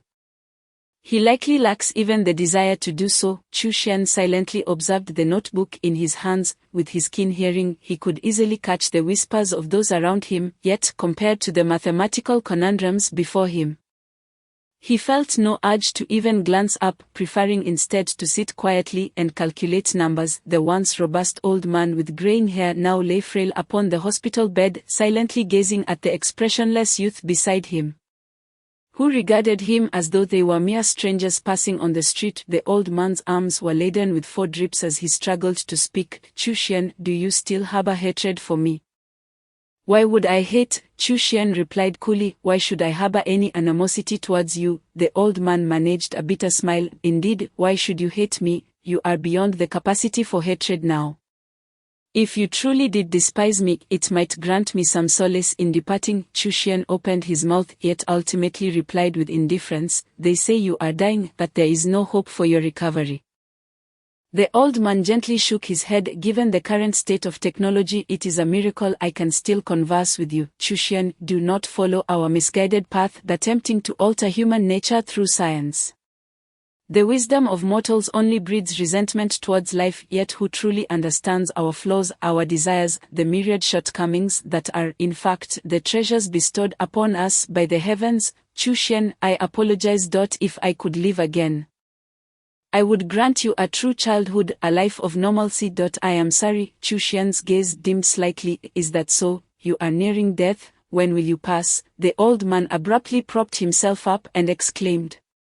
You wish for death too, do you not? No, you have long desired it, have you not? Is it because I have bound you, my constraints have made your existence unbearable? Do you wish to end your life after I am gone? Or perhaps seek a way for another to take it? No, Chu Xian, I still have much technology yet to develop. Yes, there remains a wealth of scientific advancements to be realized, such as stabilizing hydrogen fusion reactors, developing Gauss long-range cannons, and creating efficient batteries. Chu Xian, please take my place and bring these inventions to fruition. Promise me. Until you acquire these technologies for the group, you must not perish. Promise me. Chu Xian silently regarded the old man for a long while, until the old man's breath grew increasingly labored. Finally, he gave a faint nod, at which point the old man grasped his hand, slowly letting it slip away. Son, since you lack the desire to live, carry my aspirations onward. Just this once more, allow me to bind you one last time. No matter what, you must survive. Chu Xian lay on the ground, gazing quietly at the starry sky. The beauty of the cosmos was beyond the realm of words. Only when he beheld the infinite expanse of stars could he cease the countless thoughts racing through his mind, and in that moment he could finally find tranquility. It was not a shackle. Father, I am simply too weary. Allow me a moment of peace, just a moment. Not far from Chu Xian, a pale woman towering 10 meters in height emerged from the shadows of the building. She was the protagonist of Juan Kayako. As the immense spectre drew near, Chu Xian had already begun to close his eyes, a serene smile gracing his face. Calm and composed, Zhengzha, this is my final hint. Thank you. Next episode preview: the demise of the strongest intellect. Chu heralds the squad's descent into peril. Zhengzha will confront the curse head-on, witnessing whether he has truly evolved. Stay tuned for episode 4, Shadows of the Curse, Part 2. Recommended reading: The Student Living with the Teacher, book number 101833. Synopsis: the young and beautiful teacher finds herself living under the same roof as a student who claims to be the landlord, leading to an impassioned tale. Chapter 1: The Heart of Growth and Messages, Part 1. Today's first update: please continue to support Infinite Terror. Let us witness its growth and future together. As noon approached and the crowd thickened, Zhengzha and his companions emerged from the shade of the trees. Noticing Zhao Yingkong's coat was drenched in blood, Zhengzha removed his own coat and draped it over her shoulders, casually wrapping an arm around her, resembling an older brother comforting a younger sister. Zhang Jie and Zhao Yingkong exchanged astonished glances, while Zhengzha smiled lightly. This looks more natural, and when we enter the hotel, it would be best if we all wore smiles while conversing to avoid drawing attention. It's fine to hold you for a moment, Yingkong. Zhao Yingkong turned her head coldly. It's all right. When Zhao Yingkong had removed her coat earlier, Zheng Jia and Zhang Jie noticed her physique had changed slightly. This petite beauty possessed an unexpectedly ample bosom, drawing the attention of both men the moment she shed her coat. Her figure, rather than appearing unusual, exuded an intriguing allure. Although Zhao Yingkong was indifferent to their gazes, when Zhang Zhao draped his coat over her, her expression subtly shifted, and she did not display overt disgust. Zhang Jie, Yingkong, I fear I may have fallen into a misconception, perhaps due to arrogance, or perhaps overwhelmed by Chu Xian's presence. Upon returning to reality, I have forgotten that my initial aim was merely to survive. We are all striving to survive. Zheng Jia observed the confusion on the faces of his companions. He chuckled softly. Zhang Jie, do you recall what I said during the last horror film? I promised to do my utmost to protect my comrades, to trust and assist them, and to survive through that strength. Yet I have fallen into a misconception regarding what qualifies as a true companion. For instance, those ordinary individuals with soft hearts who could burden us at any moment, or even betray us in times of peril. They are unworthy of companionship. Yet I have foolishly included these newcomers among our ranks. This is a grave error. I will steadfastly uphold my principles. The strength of camaraderie is essential, and we must support one another in trust. I will never resort to the numerical digitization of companions as Chu Xian did. However, I will amend my mistakes. Only those who earn our collective trust, possess strength or talent, and have undergone trials shall be deemed our companions. As for those ordinary individuals, Zheng Jia fell silent at this juncture, while Zhang Jie and Zhao Yingkong regarded him quietly. As for those ordinary individuals, we may extend some assistance, such as weapons and advice, but their survival shall not be a burden on the entire team. When necessary, I will abandon non-team ordinary individuals for the sake of my team members. Chu Xian was right. This world is a brutal one, where everyone fights merely to survive, and we are no different. Before long, the taxi carrying the three arrived at Sunshine Hotel. Fortunately, with the tourist season approaching, they blended into the crowd and ascended the safe staircase with ease. Still bearing the scent of blood, they dared not take the elevator, ultimately climbing several flights until Zheng Jia opened the door to their room, allowing them to exhale in relief. Inside, Ling Dian, Shanlong, and Qi Tengyi sat together for breakfast. Aside from Qi Tengyi, who had a bandage wrapped around his head, the others appeared to be in good spirits, showing no signs of panic. When the three entered, aside from an initial wariness, Ling Dian soon smiled comfortably. Ling Dian casually inquired, "Are you all well?" Zheng Jia replied with a grin, "Yes, we spent a night in the darkness. Fortunately, we were not killed by any spirits." The atmosphere among the six lightened immediately, and the trio joined in for breakfast. Subsequently, Zheng Jia had everyone take a seat on the sofa while he stood quietly before them. "I apologize." Zheng Jia bowed slightly, straightening up to say, "It is my fault. I neglected the fundamental responsibility of a team leader. I should be accountable to my team, not act as a savior to everyone. They wish to survive, and so do we. I am sorry. From now on, I will only be responsible for our team. I can assist newcomers, but I will never jeopardize the safety of the team for their sake. Furthermore, any newcomer wishing to join us must have the approval of at least half the team members, in addition to possessing strength and character. I apologize. Let us strive to survive together." The remaining 5 individuals stared at him in a daze, and Zhang Jie was the first to leap up, exclaiming, "Zheng Jia, you truly need not bear any guilt. We were equally careless back then. We share the responsibility for losing that Buddhist scripture. No, I believe he is absolutely right." Zhao Yingkong tightened the coat around her, still wearing Zheng Jia's oversized outer garment. The young girl spoke softly, "As the leader of the team, you may not require immense strength or a brilliant intellect. What you truly need is the ability to make accurate judgments and to harness the strengths of each member. You possess that potential. You can unite the hearts of those around you.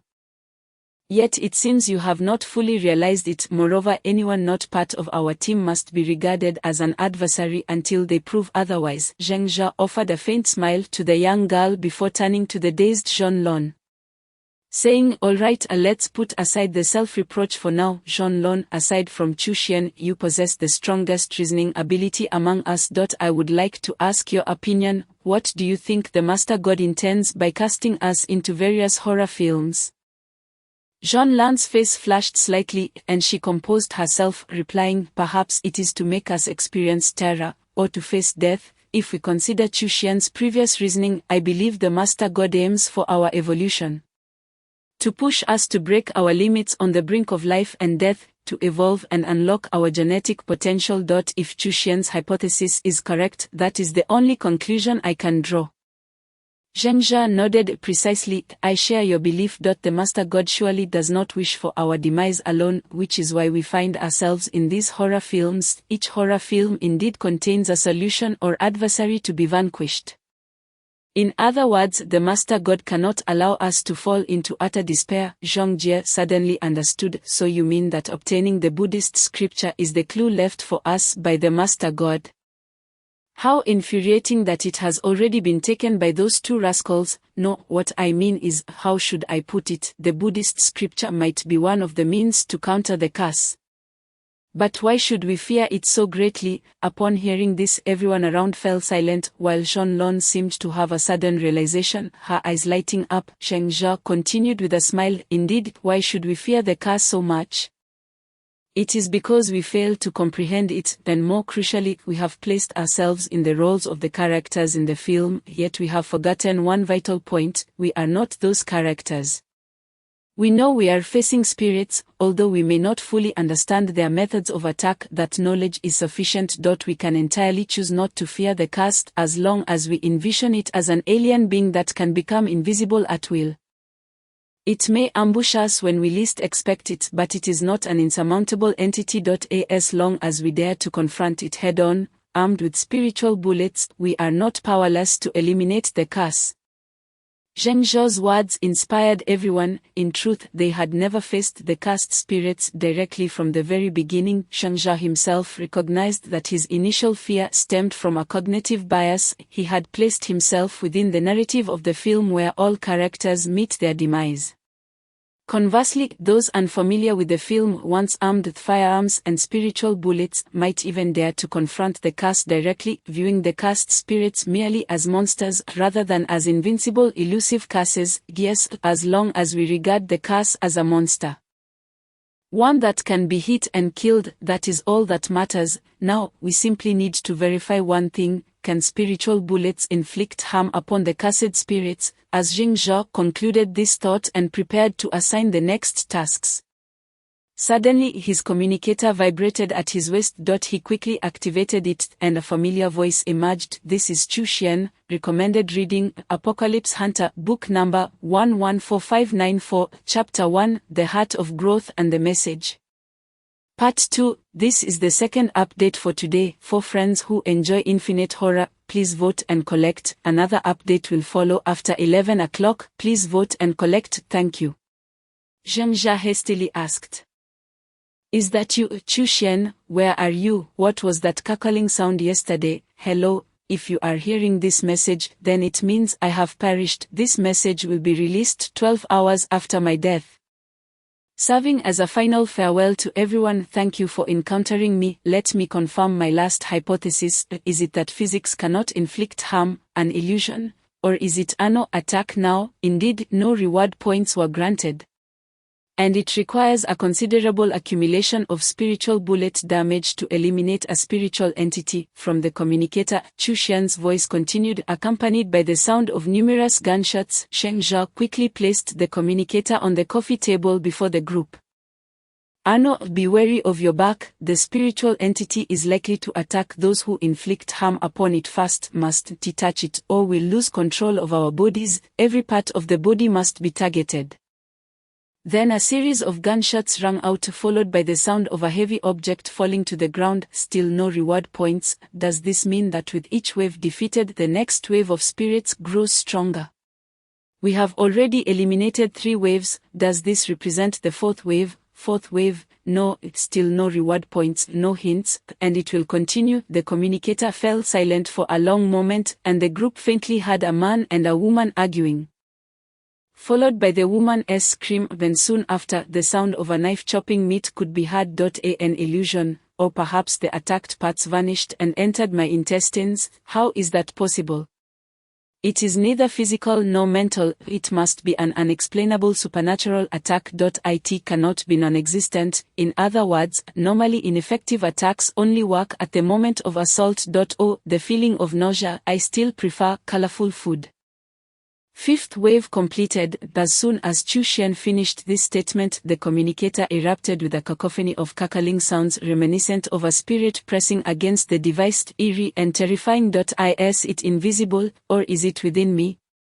Is this the sixth wave, attacking from within? After several gunshots, a heavy object fell, and Zheng Zhao heard Chu Xian's voice one last time. Zheng Zhao, this is my final hint, thank you. The call ended, replaced by a hissing electronic signal. Zheng Zhao sighed, taking a deep breath before addressing Zhonlong. Zhonlong, can you surmise what transpired during that conversation? I remember every line, can you attempt to analyze it? Zhonlong looked at Zheng Zhao in astonishment. Then gently nodded. Initially, it seems Chu Xian encountered the curse, and it was likely still at a considerable distance, allowing him to speak while shooting. For the first time, he probably used ordinary bullets, which is why he stated that physics cannot harm spirits. Then he must have instructed Ano to attack the curse, this time with spiritual bullets, and then, Zheng Zhao sat down, pondering, could it be that Ano managed to eliminate the cursed entity? No, if it were truly eliminated. What attacked him afterward? Another spirit, Zhonlong reflected. Perhaps it was only a temporary elimination, and each time, a more formidable and terrifying cursed entity reemerges. That seems to be the case. The following statement was Chu Xian warning Ano to be cautious of his back. But by then Ano must have already been approached by the spirit, which is why he spoke of not touching it. Then it must have been Chu Xian who shattered both Ano and the spirit. Zheng Zhao sighed. Then the sixth wave of attack involved the spirit entering his intestines. As he touched his forehead, Zhonlong remarked, indeed, Chu Xian may have. Zheng Zhao let out a deep sigh, suddenly feeling a wave of melancholy wash over him. Akin to the sorrow one experiences when a friend, once on opposing sides, abruptly departs. It was a profoundly regretful sentiment, recalling the calm and wise Chu Xian. Farewell, Chu Xian, I am the one who should express gratitude. After a brief pause, Zheng Zhao regained his composure and continued. Let us summarize this information. Chu Xian has consistently mentioned the number 7. He stated that the main god would not casually assign a number to us, suggesting that this 7 might be a clue to vanquishing the curse. I believe I have some thoughts on this matter. Zhonlong, you must have arrived at a similar conclusion, correct? Zhonlong nodded, her sweet smile gracing her lips. Isn't it more accurate to say you arrived at my conclusion? In any case, based on the information left by Chu Xian, each time the spirit of the curse is dispersed, it becomes increasingly formidable, especially during the sixth occurrence, which is nearly inescapable and certain death. The 7 likely indicates that the curse will manifest 7 times, with the 7th being, Zheng Zhao interjected emphatically, the 7th manifestation of the spirit is likely the core of the curse itself. If we can eliminate the final apparition, we shall undoubtedly defeat the curse, regardless of Chu Xian's intentions. This message held as much value for everyone as sacred texts, affirming that the curse's spirits could indeed be overcome and offering a glimmer of hope that the curse was not merely something to be desperately evaded. Sometimes a fear is not the true terror, rather the most daunting aspect is the absence of a will to resist. Perhaps when one raises a weapon against fear, it is merely a slightly stronger monster. One that can also be vanquished. Throughout the afternoon, the group deliberated on strategies to confront the curse. From the 6 anticipated attacks, the first wave involved spirits appearing in the distance and relentlessly advancing towards one. At this moment, one could simply use spiritual bullets to attack. Such spirits might terrify ordinary individuals, but for those armed with spiritual bullets, as long as they could inflict harm, they could easily overcome them.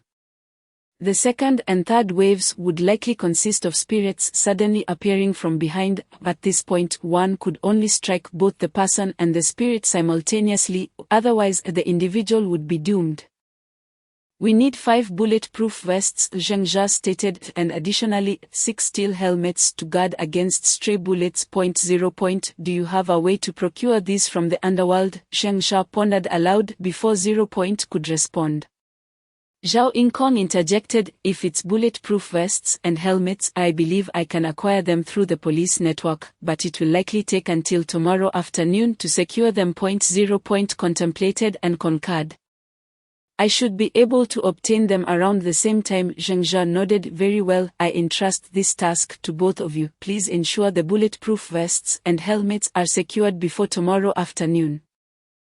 Next comes the fourth wave of curse attacks. If we are besieged by numerous spirits, we will require a spacious location. Encountering a swarm of spirits in a confined room or corridor would be exceedingly disadvantageous. I propose we camp out in the nearby square starting today, preferably one that offers visibility for over 100 meters. Does anyone have any objections, apart from Sean Lan's look of distress? The others nodded in agreement. At that moment Zhang Jia suddenly inquired, what about the fifth wave of curse attacks? How should we deal with spirits that are impervious to spiritual bullets? We can only retaliate the instant they attack. And any area struck will be engulfed by their essence. Zheng Jia replied with a faint smile. Thus, for the fifth wave of attacks, I shall assume the role of bait when I unlock my genetic lock state. My instinct for danger is heightened. I will evade and counterattack at the moment of their strike. Moreover, it seems you have forgotten that I possess a formidable tool against spirits, the storage ring. It is perfectly suited for close combat. Therefore, I shall take on the role of bait during the fifth wave, which is the most responsible arrangement for the safety of our entire team. Recommended new book, The Great Tao Golden Elixir, book number 110498, chapter 2, Lone Sun Night, and the Dawn of the Final Battle. This is the third update today. For those who enjoy infinite horror, please vote and collect. Thank you. Once the discussions concluded, the group wasted no time gathering their belongings before exiting the room and making their way to the square. It was now dusk, and the square was bustling with activity. The six found an unoccupied bench to sit upon, while 0. and Zhao Yingkong silently ventured to survey the terrain, leaving the remaining four on alert as they scanned their surroundings.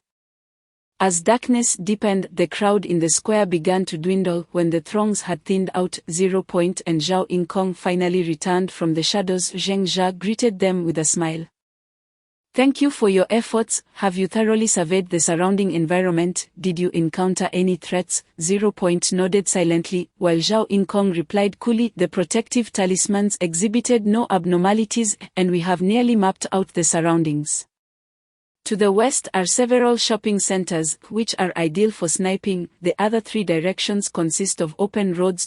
If we eliminate the core of the curse and our gunfire attracts the police, the best escape route will be to the east, where there is a sewer entrance. The rest remains uncertain. To fully ascertain the surroundings, we will likely need another day or two. Sheng Shuo smiled. No, this is sufficient. Our only fear lies with the curse. Once we eliminate its core, should we encounter the police, we can simply surrender. When the 7 days conclude, we will return to the main god space. Thus, as long as we eliminate the core of the curse, we need not fear the police. At this moment the square had grown eerily quiet, with Zheng Jia and his 5 companions seated back to back, drawing the attention of several patrol officers who passed nearby. However, who decreed that one could not sit in the square at night? Consequently, the patrol officers did not interfere, merely casting furtive glances their way. I have placed 2 protective talismans among us. Every 2 people will take turns keeping watch. If either talisman ignites, they must awaken the others. If there are no objections, I will assign the watch shifts. As midnight approached, the group began to feel drowsy, having lived in a state of anxiety for days. Aside from the night they acquired the sacred texts, who among them dared to sleep soundly? Even if Zheng Jia had not proposed this arrangement, the group would soon convene to make a decision. Thus 0. and Zhao Yingkong will pair up, while Zhang Jie and Chitenge will form another pair, and I will team up with Zhonglong. Zhang Jie and Chitenge will take the first watch, while Zhonglong and I will cover the second. For the third watch, I entrust it to the 2 of you. 0. Each group will watch for 3 hours. Does anyone have any issues with this arrangement? In this grouping, Zheng Jia had been mindful, ensuring that each newcomer was paired with a seasoned member. Zheng Jie's skills were more than sufficient to handle Qi Tengyi, while although 0 points abilities were slightly inferior to Zhao Yingkong's.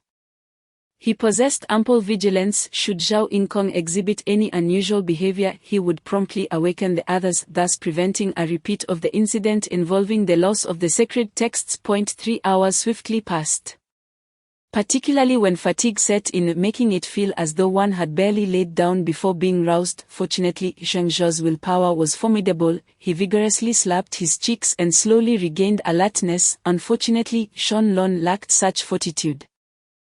Her eyelids felt as heavy as lead and she appeared quite pitiful in her struggle to remain awake. Shanlong, you may continue to sleep. I can keep watch alone. In truth, as long as I remain vigilant regarding the talismans.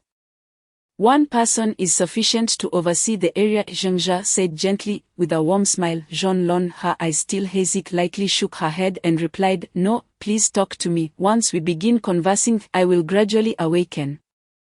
Very well, let us converse, Zheng Jia mused before adding with a wry smile, but what should we discuss? Let me tell you a cold joke. There was once a polar bear who, feeling bored, began to pluck its own fur, and when it had stripped itself bare, no, do not tell me cold jokes. You have always regaled me with such humor, and they are not amusing at all. Shanlong vehemently shook her head, moving to sit beside Zheng Jia and leaning against his shoulder. Zheng Jia stiffened, unable to move, and said, all right, I shall refrain from cold jokes. Let us instead discuss our current situation. Do you think I resemble a fool, acting as if I am some sort of savior, while in truth I lack even the assurance of my own life, yet I delude myself into thinking I can save this person or that? I nearly jeopardized our entire team for the sake of those newcomers. No, I have already done so. Had it not been for my actions, we might never have sought out the sacred texts. Shanlong's gaze remained somewhat clouded, yet her expression began to clear as she nestled against Zheng Zhao's side, murmuring softly, I am unaware of how others perceive me, yet being by your side instills a profound sense of security. I have witnessed too many instances in the real world where individuals apathetically observe others being robbed only to decry the indifference of those around them when faced with their own peril. In this nightmarish cycle of horror, one would expect a lack of trust among people, with everyone doubting and even attacking one another. However, the 5 of us have genuinely chosen to stand by your side.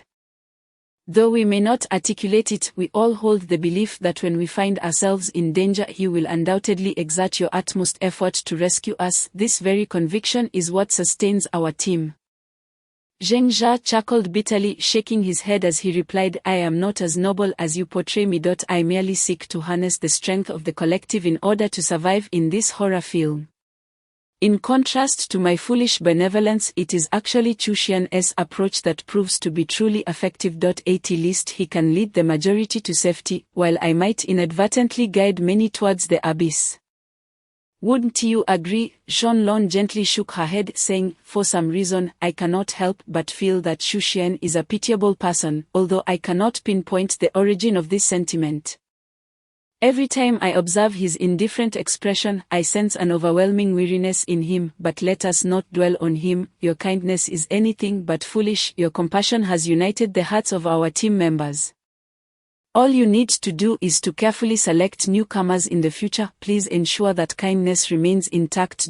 If I or any other member were to find ourselves in dire straits, would you come to my aid? Zheng Jia nodded earnestly, saying, yes, I will certainly come to your rescue. I have vowed never to abandon any member who has been acknowledged. If an individual's peril arises from their own actions, I will prioritize the safety of the majority. However, if the danger stems from our collective responsibility, then even if I were the last one standing, I would undoubtedly go to save them. Is that so? You truly are. Shanlong suddenly leaned against Zheng Jia's chest, weeping softly. As her sobs intensified, she murmured, why are you so much like him, you fool, idiot, big dummy? Why must you pretend to be a good person and act heroically? Why, no one will remember you. In a few years, I too will forget your visage, forget your height, forget the scent of your sweat. I will forget you, you big fool. Why must you be a good person? Zheng dared not move an inch, remaining rigid as he sat there silently. Before long, his chest had become soaked with Zhonlan's tears. Not only that, she clung tightly to his waist, leaving him with no space to retreat. It was unclear how much time passed, but as Zhonlan's sobs gradually subsided, Zheng finally spoke softly. If you wish to say something, I will listen quietly. Yet Zhonlan merely shook her head vigorously. Although her tears had ceased, she continued to cling to Zheng as if seeking a fragment of safety, and this continued for an indeterminate duration. It was only when a light cough sounded from behind them that Zhonlan abruptly released her grip, lowered her head, and lay down on a nearby chair, not daring to glance around. Meanwhile, Ling Dian and Zhao Yingkong had awakened, quietly observing Zheng. Their gaze caused his face to flash with embarrassment. He chuckled awkwardly and casually found a chair to lie down in, though his mind was consumed by the echoes of Zhonlan's cries and the lingering dampness on his chest from her tears. Time flew by swiftly, and the night passed in silence. The next day, the group generally moved together, casually finding a restaurant to eat before checking into a nearby hotel to freshen up. They then returned to the plaza to continue their solitary vigil. As night fell, they divided into groups for guard duty, and when Zheng and Zhonlan began their watch, the petite woman immediately sat silently beside him, wrapping her arms tightly around him, prompting Zheng to wear a bittersweet smile. Time continued to race forward, and soon it was the 7th evening. If they could endure for another 7 or 8 hours, they would return from this horrific world of curses to the main god space. Although it was somewhat regrettable that they had not eliminated the source of the curse, the fact that they could survive was indeed a blessing amidst the misfortune. The plaza was bustling with people at dusk. After several days of enduring sleepless nights, they were utterly exhausted. Thus, despite the twilight hour, they had already begun to rest in their respective groups. Zheng was in a deep slumber when he was suddenly jolted awake by someone pushing him. Still in a daze, he heard Zhang Jie's voice urgently calling, Zheng, Zhonlan is missing. What do you mean missing? Zheng sprang up, his voice rising. Zhonlan was just here sleeping. How could she suddenly disappear? What about the protective talismans? Did they burn? Ling Dian and Zhao Yingkong were also awakened by the commotion, and Zhang Jie replied hastily, I and Chiteng didn't dare to blink. Remaining vigilant the entire time, the 2 protective talismans are intact. Just now there were even more people than now. Could it be that she left with the crowd? Only then did Zheng notice that darkness had fallen. And glancing at the time, it was around 8 o'clock, nearing 9. Just as he was about to ask more, his communicator vibrated. He quickly activated it, calling out, Zhonlan, where are you? Where are you going? Why didn't you inform us? Don't you know everyone is worried about you? On the other end, Zhonlan's voice was filled with tears. I don't know what happened. I suddenly woke up feeling cold, and I found myself in the suite of the Sunshine Hotel that we rented. I have no idea how I got here. I was clearly sleeping on the chair. Zheng, the protective talismans I brought are burning, and I'm so scared. Hearing this, Zheng's body trembled. The protective talismans were burning. This was clearly a sign of danger. Zhao Yingkong, you two go to the high rise and wait for a shot. Communicate via the communicator. Do not fire until I give the word. The next wave of the ghost's attack will target those who scatter. Zhang Jie, Chiteng, you stay here. If I am followed by a ghost, I will need your firepower. Zheng decisively turned off the communicator and hastily instructed the 4 of them. Before sprinting towards the plaza's exit, Zhang Jie shouted after him, Zheng, where are you going? To fulfill my promise, and to save our team. The team exists because of its cohesion and shared interests. Both elements are indispensable. Currently, their common interest is to support one another in surviving, which is undoubtedly the strongest shared interest. However, the team's cohesion lies in his vow never to abandon anyone, even without a promise. He must go regardless of life or death, otherwise the team will cease to exist, and he will forever remain in Chu Xian's shadow. The distance from the plaza to the Sunshine Hotel was not great, but running there would still take a few minutes. As the urgency mounted, Zheng's thoughts began to crystallize. Upon reaching the plaza's edge, he glanced around but spotted no taxis. Without hesitation, he stepped in front of an oncoming car. Leaping just before it collided with him, rolling directly into the driver's seat. The driver of the vehicle was startled, having seen a person suddenly dash out from the roadside. He immediately slammed on the brakes. But inertia caused the car to collide with the figure, the glass shattered, and the driver was knocked unconscious. Sheng Zha's physical resilience was extraordinary. The violent impact merely caused his head to spin slightly. After taking a few deep breaths, he regained his composure, pushed the unconscious driver out of the car, muttered an apology, and sped towards the Sunshine Hotel. Shenlong, what is the situation now? Don't cry. Just tell me what is happening. Sheng Zha pressed the accelerator, his voice raised through the communicator. Shenlong gradually ceased her sobbing, murmuring, I haven't seen any ghosts yet, and the protective talismans are burning slowly. However, they ignite rapidly when I approach the door. I only have 4 talismans left and dare not go near there anymore. Sheng Zha, what is that sound? Are you driving? Sheng Zha replied urgently, don't worry. I'll reach the hotel within 2 minutes, just wait for me. No, I can't allow you to come, please don't come. The cars will kill you. If you die, those who love you will be heartbroken. Laurie will be devastated. Shenlong's voice suddenly became frantic, almost a shout. Sheng Zha paused for a moment before responding, this is a promise I made to you. I also promised Laurie that no matter what, I will not die. I must live on to fulfill that promise. The car sped towards the Sunshine Hotel, racing beyond the speed limit of the road. Bystanders could only hear a whoosh as the car whizzed past them, leaving other vehicles far behind. With a screech of tires, the car skidded to a stop after sliding over 10 meters. Then Sheng Zha kicked the door open, bursting forth like a leopard, racing towards the Sunshine Hotel. The male attendants at the entrance were momentarily stunned, but Sheng Zha had already dashed past them into the hotel. Sheng Zha ascended the safety stairs with relentless fervor, his speed already astonishingly swift. Yet, the communicator echoed once more with Shenlong's terrified exclamations, the talisman paper is gone. Almost simultaneously, the sound of a submachine gun erupted from somewhere above, and Sheng Zha's vision turned crimson with urgency. Speed, more speed, he screamed internally, desperately recalling the sensations from previous attempts to unlock his genetic seal. Time seemed to stretch infinitely until he sensed something within him had been unleashed. This was his first endeavor to actively unlock the genetic seal without any external threat. And he succeeded. However, the cost of this triumph was steep. Sheng Zha coughed up a copious amount of blood, for the agony of willingly unlocking the genetic seal was more excruciating than death itself. His muscles writhed and convulsed violently, as if a colossal hand stirred within his abdomen, and his bones creaked ominously. Were it not for the unburned talisman paper on him, he might have suspected he was under attack by a ghost. Yet, amid this torment, a surge of power and perception unlike any he had experienced before flooded his being. The primal instinct for combat, an acute sense of impending danger, and an enhanced mastery of strength surged within him. A feeling so profound it defied verbal expression. Should anyone have witnessed Sheng Zha's frantic movements, they would surely have been struck with terror, for he had resorted to crawling on all fours, racing along the walls of the staircase with a feral grace so swift that he appeared to defy gravity, akin to a cyclist in a velodrome. Upon bursting into the floor where Shenlong was located, he shouted loudly, and simultaneously, the talisman paper on his body began to smolder.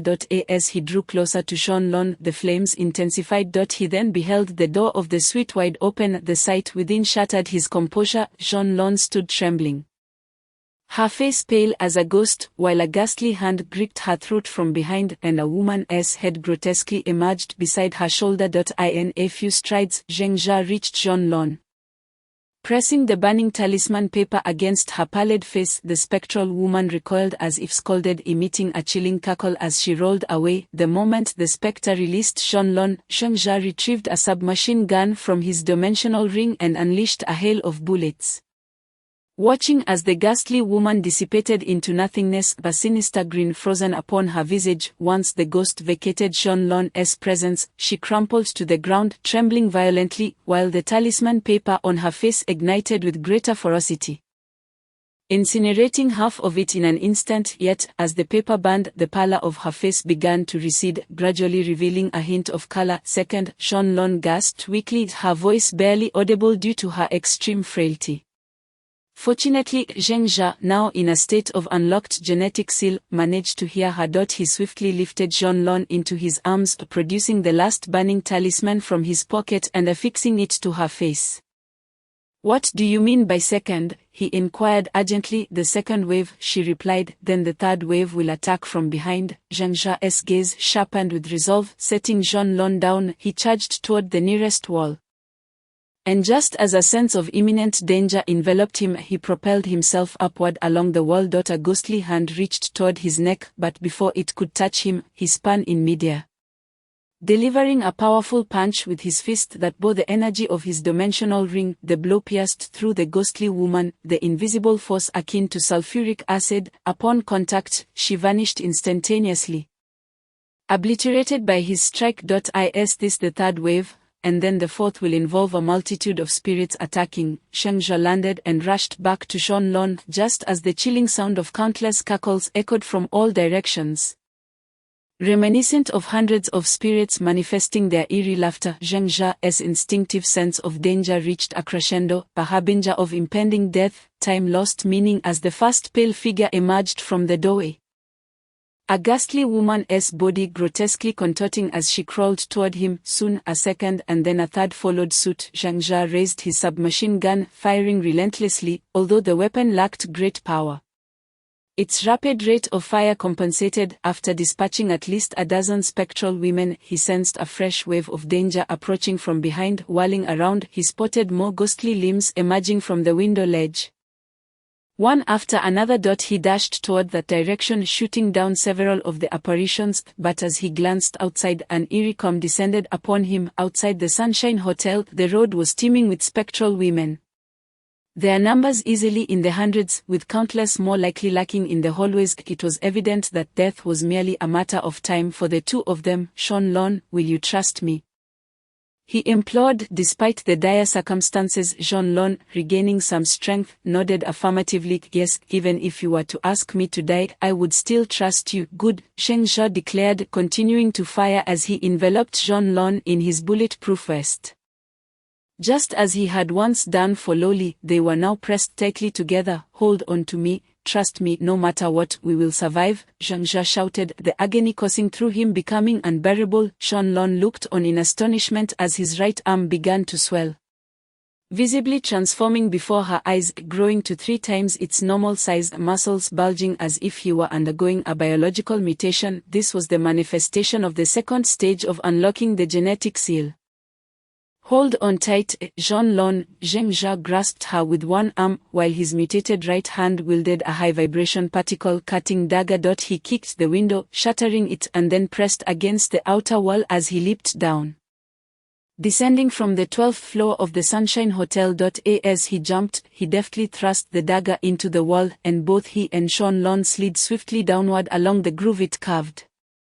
Recommended new book, King of Hunters, book number 110311, chapter 3, The Horrific Seventh Wave, part 1. The feeling of frustration is overwhelming. Friends who enjoy infinite horror, please continue to support it. Above.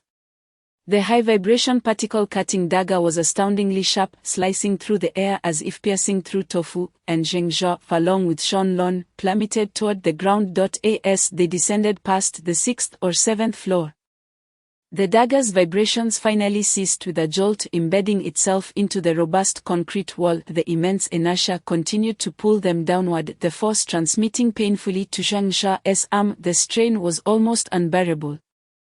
As his threefold enlarged arm struggled to withstand it, a searing pain radiating through him, accompanied by the sound of strained muscles and creaking bones. It felt as though his entire arm might fracture. Yet in the state of having unlocked his genetic seal, the pain was swiftly subdued. With a forceful tug, Zheng Jia withdrew the dagger, and with renewed determination he plunged it back into the wall, allowing both him and Shanlon to descend once more. As they neared the ground, merely 2 stories high, the vibrations ceased again, and as he extracted the dagger he leaped down, landing with a resounding crash that cracked the concrete beneath him. Without hesitation he sprinted toward the car they had arrived in. Surrounding them were countless spectral women, dozens of the nearest spirits crawling toward them. Zhengzha, armed with his submachine gun, fired continuously, though his right arm had returned to its normal size. Now reddened and swollen, the capillaries having burst, leaving behind a network of bruises. Zhonglun, can you drive? Can you still move your limbs? Zhengzha shouted amid the gunfire. Zhonglun summoned her remaining strength to reply. I think I can, but I lack the energy to press the accelerator. Then the driving is up to you. Zhengzha reached the car, emptied the last of his bullets, and swiftly climbed inside with Zhonglun. He stripped off his bulletproof vest in one fluid motion, and before she could fully comprehend the situation, he slammed his foot on the accelerator, shouting, "Quick, you control the steering." Zhonglun pressed her hands firmly on the steering wheel. The car careening forward down the road as she found herself perched atop Zhengzha's lap, cradled like a small child, just as she began to process the peculiarity of the moment. Zhengzha began to tremble violently, a convulsion born of excruciating pain, the inevitable suffering that accompanied the unlocking of his genetic seal. After several seconds, Zhengzha gradually calmed down from the excruciating pain. He exhaled and said, "We are truly fortunate to have escaped from there before the state of my gene lock was lifted." Phew, Zhonglun, how did you suddenly run from the square to the Sunshine Hotel? Zhonglun shifted nervously while seated on Zhengzha's lap and replied, "I don't really know. I was sleeping soundly when suddenly a large door appeared in my dream. I pushed it open and walked in. And when I awoke, I found myself standing in that room." As she spoke, her voice faltered, and she began to cry softly. "I'm so sorry for dragging you into this. I almost got you killed too." Zhengzha smiled gently, intending to comfort her, but suddenly his expression changed. He turned sharply to look behind him and saw a large group of pale, ghostly figures crawling in pursuit of the car. Their speed was astonishingly faster than the car itself, even though Zhengzha had been pressing the accelerator to the floor since he got in. At that moment the car was moving at an impressive speed. Yet these spirits somehow kept up. What is going on? Is there something behind us? Zhonglun sensed Zhengzha's body tense up and quickly asked. Zhengzha swiftly retrieved a magazine for his submachine gun from his storage ring. Loading it as he said, "No worries, just focus on driving. Once we reach the square, Zhongjie and the others will be there. With our combined firepower, we can certainly eliminate these ghosts." The leading ghost was closing in rapidly. And the square where Zhongjie and the others were located gradually came into view. Zhengzha urged, "Don't stop, just crash into the pedestrian street. Once Zhongjie and the others see these ghosts, they will naturally open fire. We can stop the car then." It was nearly 10 o'clock at night, yet the square was eerily devoid of any pedestrians. Not even the usual patrolling police officers were in sight. Zhengzha suddenly realized that he hadn't seen any vehicles on the road during their return trip. Could it be that once attacked by ghosts the surrounding people simply vanish? As Zhengzha pondered this unsettling thought, a series of sharp gunshots erupted from the other end of the square. He turned his gaze and noticed a flicker of flame about half a meter long. When he and Zhonglun stepped out of the car, they saw Zhongjie standing in the square, wielding a small heavy machine gun, from which the flame was emanating. Zhongjie appeared exhilarated, fiercely spraying gunfire at the pale ghostly figures. Chiteng, standing beside him, shared the same fervor as he loaded a belt of spiritual bullets into the machine gun. Aside from the thunderous gunfire, spent shell casings clinked as they fell to the ground, creating a cacophony that resonated with an exhilarating intensity. "Damn it, this feels fantastic. I was constantly haunted by these ghosts, but now I can finally take my revenge," Zhongjie shouted, gritting his teeth as he unleashed a relentless barrage at the ghostly figures. The machine gun's formidable firepower prevented any ghosts from getting close to the group. Once the car came to a halt, the spirits reverted to a crawling speed akin to that of ordinary women. Consequently, by the time the spiritual bullets were exhausted, only around 100 ghosts remained, inching towards the four of them. Zhengzha and his companions effortlessly dispatched the remaining pale spirits, collectively exhaling a sigh of relief.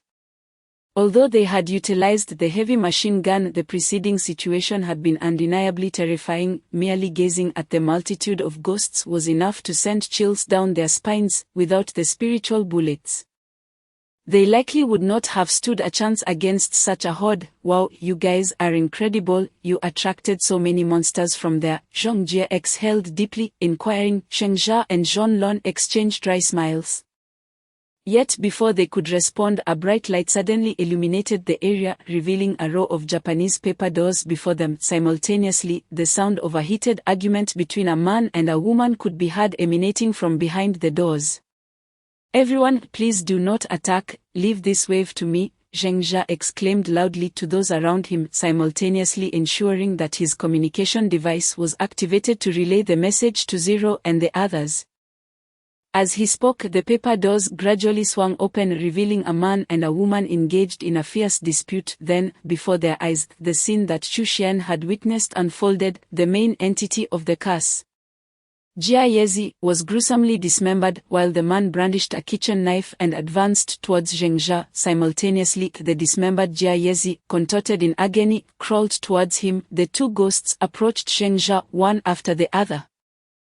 No sense of impending danger. It felt as though nothing had triggered the gene lock again. "Let us try once more. I hope my body can endure." Zhengzha's eyes suddenly sharpened. The sensation of unlocking the second stage of his gene lock resurfacing, his muscles and bones seemed to spasm painfully, the agony arriving swiftly and departing just as quickly. The others could only watch in shock as he violently coughed up several mouthfuls of blood. Before he charged forward, Wind Spirit, Zhonlong's expression changed dramatically as she suddenly produced a small glass orb from her pocket and shouted loudly. As Zhengzha surged forward, he felt an unexpected lightness in his body, his speed increasing by roughly 30%. He soon found himself face to face with the male ghost, who swung the kitchen knife menacingly at him. The very moment the blade made contact with his chest, a sense of danger surged through him. Without hesitation, he sidestepped, delivering a powerful blow to the male ghost's head with his left hand. The force of the impact obliterated the ghost's upper body entirely. "Excellent!" Zhongjie and the others collectively breathed a sigh of relief, their surprise turning into exhilaration as they witnessed the male ghost's upper half disintegrate. Zhengzha felt a wave of relief wash over him. Although he was unsure why his speed had increased, it was precisely that enhancement that allowed him to evade the male ghost's deadly strike and destroy one of the spirits. However, before he could confront Jia Yezi, the male ghost's upper body began to reassemble as if it were composed of mist. Within moments, he returned to his former undamaged state, while the grotesquely contorted female ghost Jia Yezi crawled menacingly closer to Zhengzha. "What is happening? Why are my attacks ineffective? Is there an issue with Chu Xian's hints?" Zhengzha quickly leaped back, temporarily evading the two ghosts' assault, but he now faced another dilemma. The clues had been severed, and he had no knowledge of what the sixth wave entailed. How could he survive this fifth wave? Zhengzha attempted to approach the female ghost Jia Yezi again. As she neared and reached out to him, a surge of danger erupted within him. He sidestepped while unleashing a barrage of gunfire at the female ghost, but akin to his previous encounter with the male ghost, the attack proved effective, yet she quickly reverted to her original state. "What should I do now? How should I proceed? Only during their attacks can I inflict damage, and it seems I must obliterate them simultaneously, otherwise they will merely regenerate. If Chu Xian were in this situation, how would he handle it? What would he do?" Zhongjie and the others suddenly noticed Zhengzha come to a halt, an unusual aura emanating from him, as if he had transformed into a figure of cold detachment. They witnessed him extend his right arm, positioning himself directly between the approaching male and female ghosts. As the two spirits advanced, the kitchen knife and Jia Yezi's outstretched hands converged on his right arm. At the moment of contact, Zhengzha advanced rather than retreating, channeling his inner energy into his left hand, delivering a powerful strike aimed at Jia Yezi's head from the male ghost's waist. The entire sequence unfolded in the blink of an eye as Jing Zhao surged through the two ghosts. His right arm and the spirits simultaneously vanished. Ugh, how exhilarating! I truly enjoy it. Jing Zhao suddenly snapped back to reality. Emerging from the state of mimicking Chu Shen. He then saw Zhang Jie and the others rushing towards him with expressions of elation, particularly Shan Lon, who nearly wept with joy as she flung herself into his embrace. Zhang Jie clapped him on the shoulder and exclaimed, "That was incredible, you had us all on edge just now. When did you become so formidable, Zheng Zhao? You even sacrificed your entire right arm, aren't you afraid?" Zheng Zhao managed a wry smile, then turned to Zhang Lon and asked, "Zhang Lon, what was that wind spirit all about? Why did I feel like my speed had increased so dramatically?" Zhang Lon, slightly bashful, released him and replied with a smile, "That's my enhancement specialty. I'm focusing on magical enhancement, but most of it requires side quests, so for now, I've only been able to enhance a speed spell." "Surely you wouldn't want me, a girl, to run around wielding firearms, would you?" Zheng Zhao's heart suddenly stirred, a sense of impending danger washing over him once more. However, this time the premonition felt less intense. Almost feeble to an alarming degree. He was taken aback by this sensation. It bore little resemblance to the fierce internal assaults described by Chu Shen. If that were the case, the feeling of danger would be overwhelmingly potent. "Everyone, be cautious. I sense that something is amiss. Has anyone noticed Zhang Lon?" Zhang Lon, just as Zheng Zhao was about to caution his companions about their well-being, he suddenly saw Zhang Lan's complexion alter dramatically. Her delicate face turning pallid, blood gushed forth from her mouth and nostrils, accompanied by fragments of internal organs. "Zhang Lon, trust me, we will not perish," Zheng Zhao shouted, pulling Zhang Lon into his embrace, simultaneously channeling all his internal energy into his left fist, which he then struck fiercely against her abdomen. Chapter 3, The Terrifying Seventh Wave, Part 3. Updates are resuming, maintaining 2 updates daily, with a surge of 3 updates on Sundays. The 4th part is already in the conceptual phase with the beginning written out. Alright, let us continue supporting Infinite Terror. Thank you all for your collections and recommendations, every bit counts.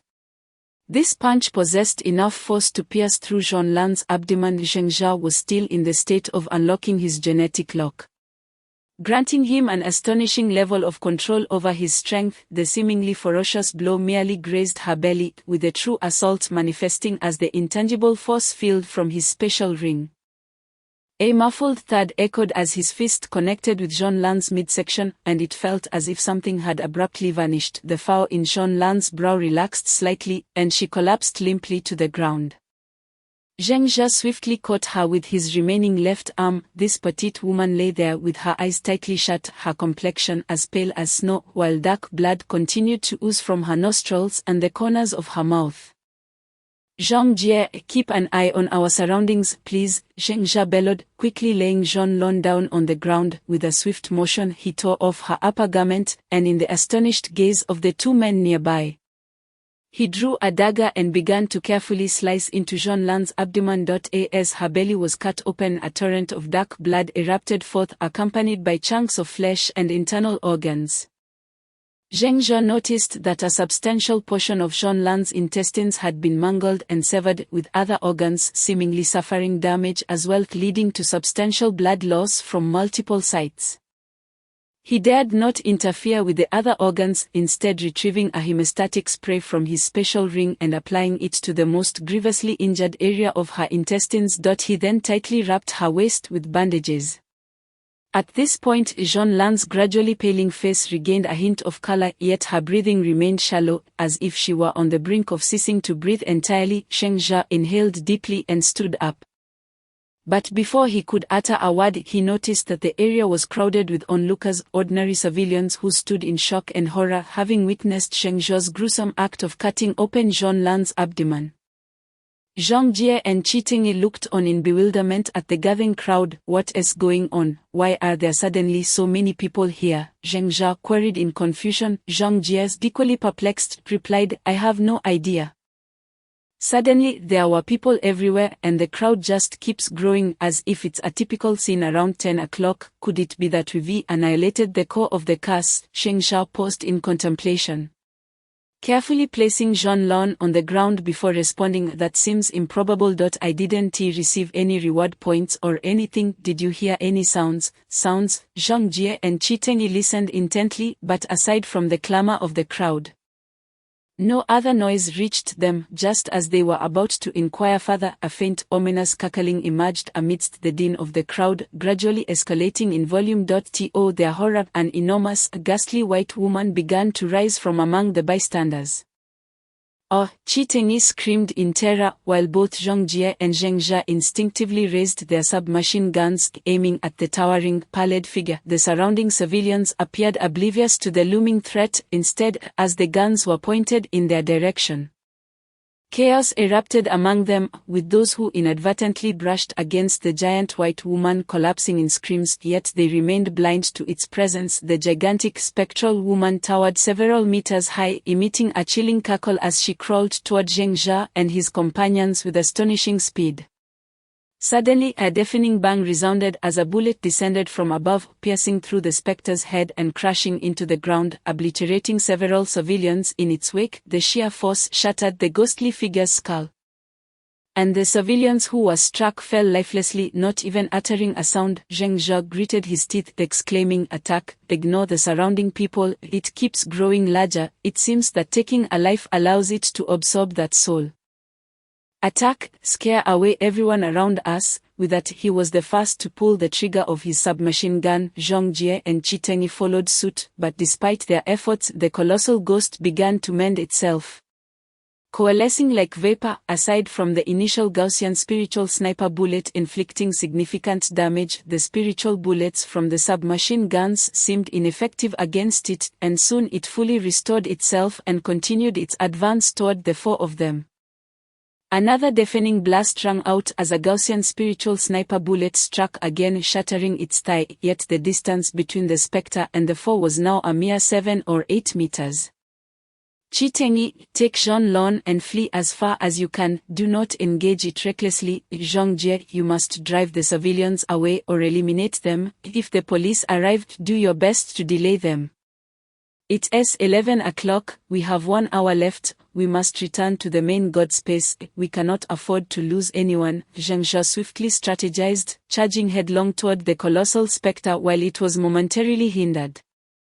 He unleashed a powerful punch aimed at its other thigh. Indeed, the special ring proved to be the bane of specters. With that strike, the ghostly white thigh disintegrated, and the force field from the special ring was a formidable weapon against spirits. Just a mere touch unleashed a power exponentially greater than that of an ordinary spiritual bullet. Subsequently, Zheng Jia brandished his submachine gun, moving and firing at the massive spectre, creating a multitude of bullet holes across its form. In contrast, the spectre's lumbering movements appeared sluggish to him, as long as he avoided contact. It posed no threat. Another thunderous explosion echoed as the Gaussian spiritual sniper bullet struck again, obliterating the spectre's head, and seizing the opportunity, Zheng Jia delivered a decisive punch that completely disintegrated its left arm.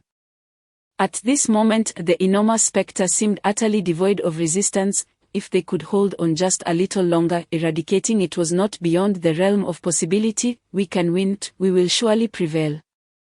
Just as Zheng Jia prepared to launch another assault with the special ring, an icy, pallid arm suddenly shot out from behind him, accompanied by the ghastly visage of a woman with a twisted, malevolent expression. The ominous premonition surged once more, rendering him unable to move as his strength, internal energy, and vitality were siphoned away. Gradually, his body turned pale and lifeless, and the submachine gun slipped from his grasp. Friendship recommendation: The Adventures of Motion, book number 100156, chapter 4, Faith, the Power of Companionship, part 1. I just want to exclaim, "Damn it, I was infected with a virus and I only just reinstalled the system. It's infuriating." The beginning of the 4th part, which I had painstakingly crafted and revised, has vanished, over 20,000 words.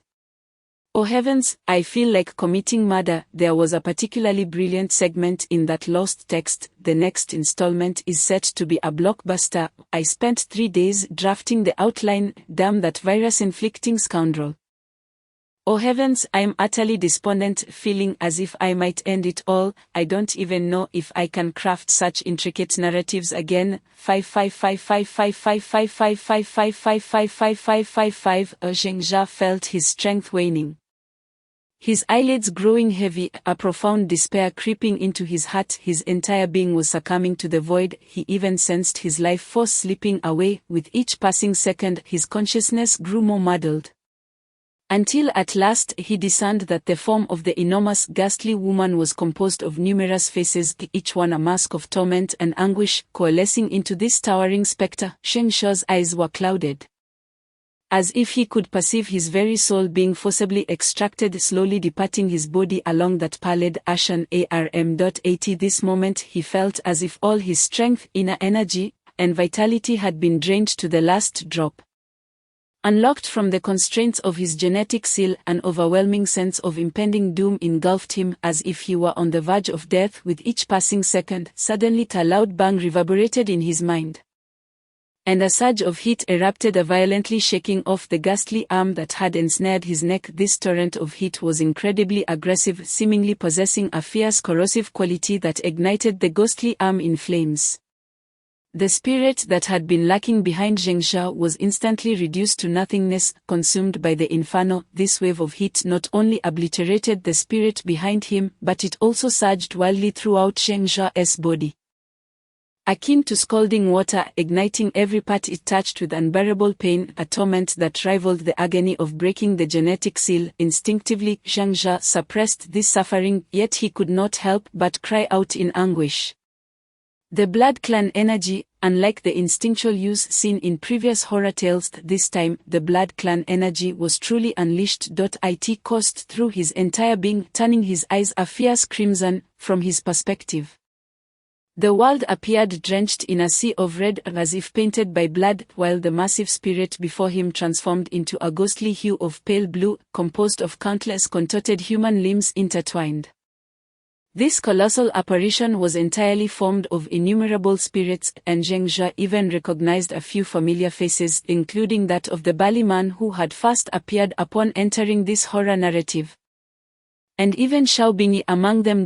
In other words, anyone slain by the curse would become a part of this malevolent entity, their grievances absorbed, ultimately culminating in a collective spirit of resentment through this assembly of spirits. Zhengzha glimpsed a woman with a grotesque visage at the core, a miniature version of the massive spirit, embodying the very essence of the curse, Kayako. At this moment Zhengzha felt utterly weak. He could only manage to roll away, propelling himself backward for over 10 meters before gathering enough strength to grasp his communicator. .0. Can you see the spirit near its chest? The essence of the curse is located there. Zhengzha murmured weakly. .0. Was attacked from behind by the spirit. I barely managed to save him, but he lacks the strength to snipe. You will have to wait about 10 more minutes for him to recover. Zhao Yingkong's voice came through the communicator. Zhengzha fell silent, realizing that he and 0. had inflicted the most damage upon the spirit, and thus they had become its targets. They were truly ensnared in a dire predicament. Witnessing the spirit gradually restoring itself. In that moment he found no means to vanquish it. Were they all destined to perish here, in the scant minutes before returning to the main divine space? Would they all meet their demise together? No, I refuse to die, I must survive. Zhao Yingkong, protect 0. I entrust that side to you. I will hold this spirit for 10 minutes. My life is in your hands. Zhengzha exerted every ounce of strength to rise from the ground. Earlier, when the spirit attacked, his stamina and inner energy had been nearly depleted. The blood clan energy was evidently offensive in nature. Aside from enhancing his vitality, it did not possess the capacity to augment his physical strength. Zhengzha staggered toward the location where his submachine gun had fallen, yet at that moment the upper half of the enormous spirit had fully rejuvenated, and its legs were on the verge of restoration. Zhengzha's speed had diminished significantly. As he bent down to retrieve his submachine gun, the spirit's arms simultaneously swung toward him, composed of numerous howling souls. The pale limbs, once in contact with his body, would instantaneously drain his life force and soul. In that critical instant, Shengzhou disregarded everything else, forcing the blood clan energy to surge forth as he executed a roll on the ground. By a hair's breadth, his upper body slipped past the ghostly hand, yet a portion of his shoulder still grazed the spirit's limb. Fortunately, the corrosive effect of the blood clan energy was extraordinary. Swiftly eroding the point of contact with the ghostly hand, the crimson energy spread upwards, nearly incinerating the entire hand. However, Shengzhou could distinctly feel the blood clan energy within him diminishing gradually. Exhaling deeply, he turned to flee, but after only a few steps he could not help but smile bitterly, a sense of despair creeping into his heart. The pedestrian street was now devoid of life. With Zhong Jie and others guarding the periphery of the square, despite the distant wailing of police sirens, the authorities had yet to arrive. At this juncture, crawling spirits of Kayako appeared from the square's edges, and their numbers swelled exponentially. Shengzhou looked up to find the square surrounded by countless ghostly figures, numbering in the hundreds, if not more. Behind him, the massive spirit of Kayako was also recovering, preparing to rise once more, while his stamina, inner energy, and vitality had been severely drained. If not for the relentless will to survive burning within him, he would have wished to cease moving altogether. Were they truly doomed? No, I must live no matter what, Shengzhou bellowed in despair. Summoning his last ounce of strength, he sprinted toward a clock tower standing about 10 meters tall, aiming for the chest area of the colossal spirit of Kayako. Chapter 4: Belief, the Power of Companions, Part 2. For those who enjoy infinite horror, please continue to vote and support. Your backing gives me the confidence to write even better. Thank you all for your collections and recommendations. If you find it appealing, please continue to support me, and I will repay you with improved writing. Thank you. At this moment, Shengzhou was devoid of energy and speed. Had it not been for the acceleration spell cast by Shenlong, he would likely only be able to jog. Now he realized just how precious that acceleration spell was, forcibly elevating his pace from a jog to a sprint. This spell did not merely enhance speed but fixed a certain value, making it all the more crucial in his current state of weakness. Utilizing this additional speed, Shengzhou finally reached the clock tower's entrance before the ghostly figures of Kayako could encroach upon him. With a swift flick of his wrist, he brandished the high-frequency particle-cutting dagger, cleaving open the clock tower's grand door, and without a moment's hesitation he dashed inside. At that moment the massive spirit of Kayako had fully restored itself. Slowly rising from the ground and beginning to move toward the clock tower, Shengzhou, panting heavily, felt the air grow colder around him. The blood clan energy still coursed through his body, casting the world in a crimson hue. He vaguely discerned pale blue shadows emerging from the rooftop, and his instincts accurately warned him that spirits awaited above. Without inner energy to activate the special field, Shengzhou hastily stored his dagger and drew his submachine gun. With only one arm, he could not afford to waste precious time changing magazines, and with only half a magazine remaining, he realized this limited ammunition would be his sole hope of reaching the clock tower's summit. The blood clan energy was his last glimmer of hope, and he would not squander it unless absolutely necessary. In a final roar of despair, Shengzhou faced the pale ghosts descending the staircase, pulling the trigger on the remaining bullets in his submachine gun. Meanwhile, far away atop a high building, 0 Point collapsed to the ground, utterly drained. Before him lay a slim silver high-tech rifle, the Gauss sniper rifle, yet no one remained to wield it. Beside him, Zhao Yingkong was fervently slicing through the numerous spirits crawling toward them. Although not proficient with firearms, her unlocked genetic seal, combined with specially trained close combat skills, rendered her nearly as formidable as Shengzhou. It was astonishing how this young girl devised a method to strip the shells from her ethereal bullets, utilizing 5 of them as makeshift weapons, her fingers tearing apart the approaching spirits. At this moment, the two were besieged, surrounded by endless spirits emerging from all directions. They found themselves atop the building, with spirits continuously crawling up from the edges. Were it not for Zhao Yingkong's sharp attacks post-unlocking her genetic seal, they would have likely been overwhelmed by the throng of spirits. How are you holding up? Have you regained any strength? can you aim for a shot? Zhao Inkong inquired urgently, not turning her head as she shredded two nearby spirits.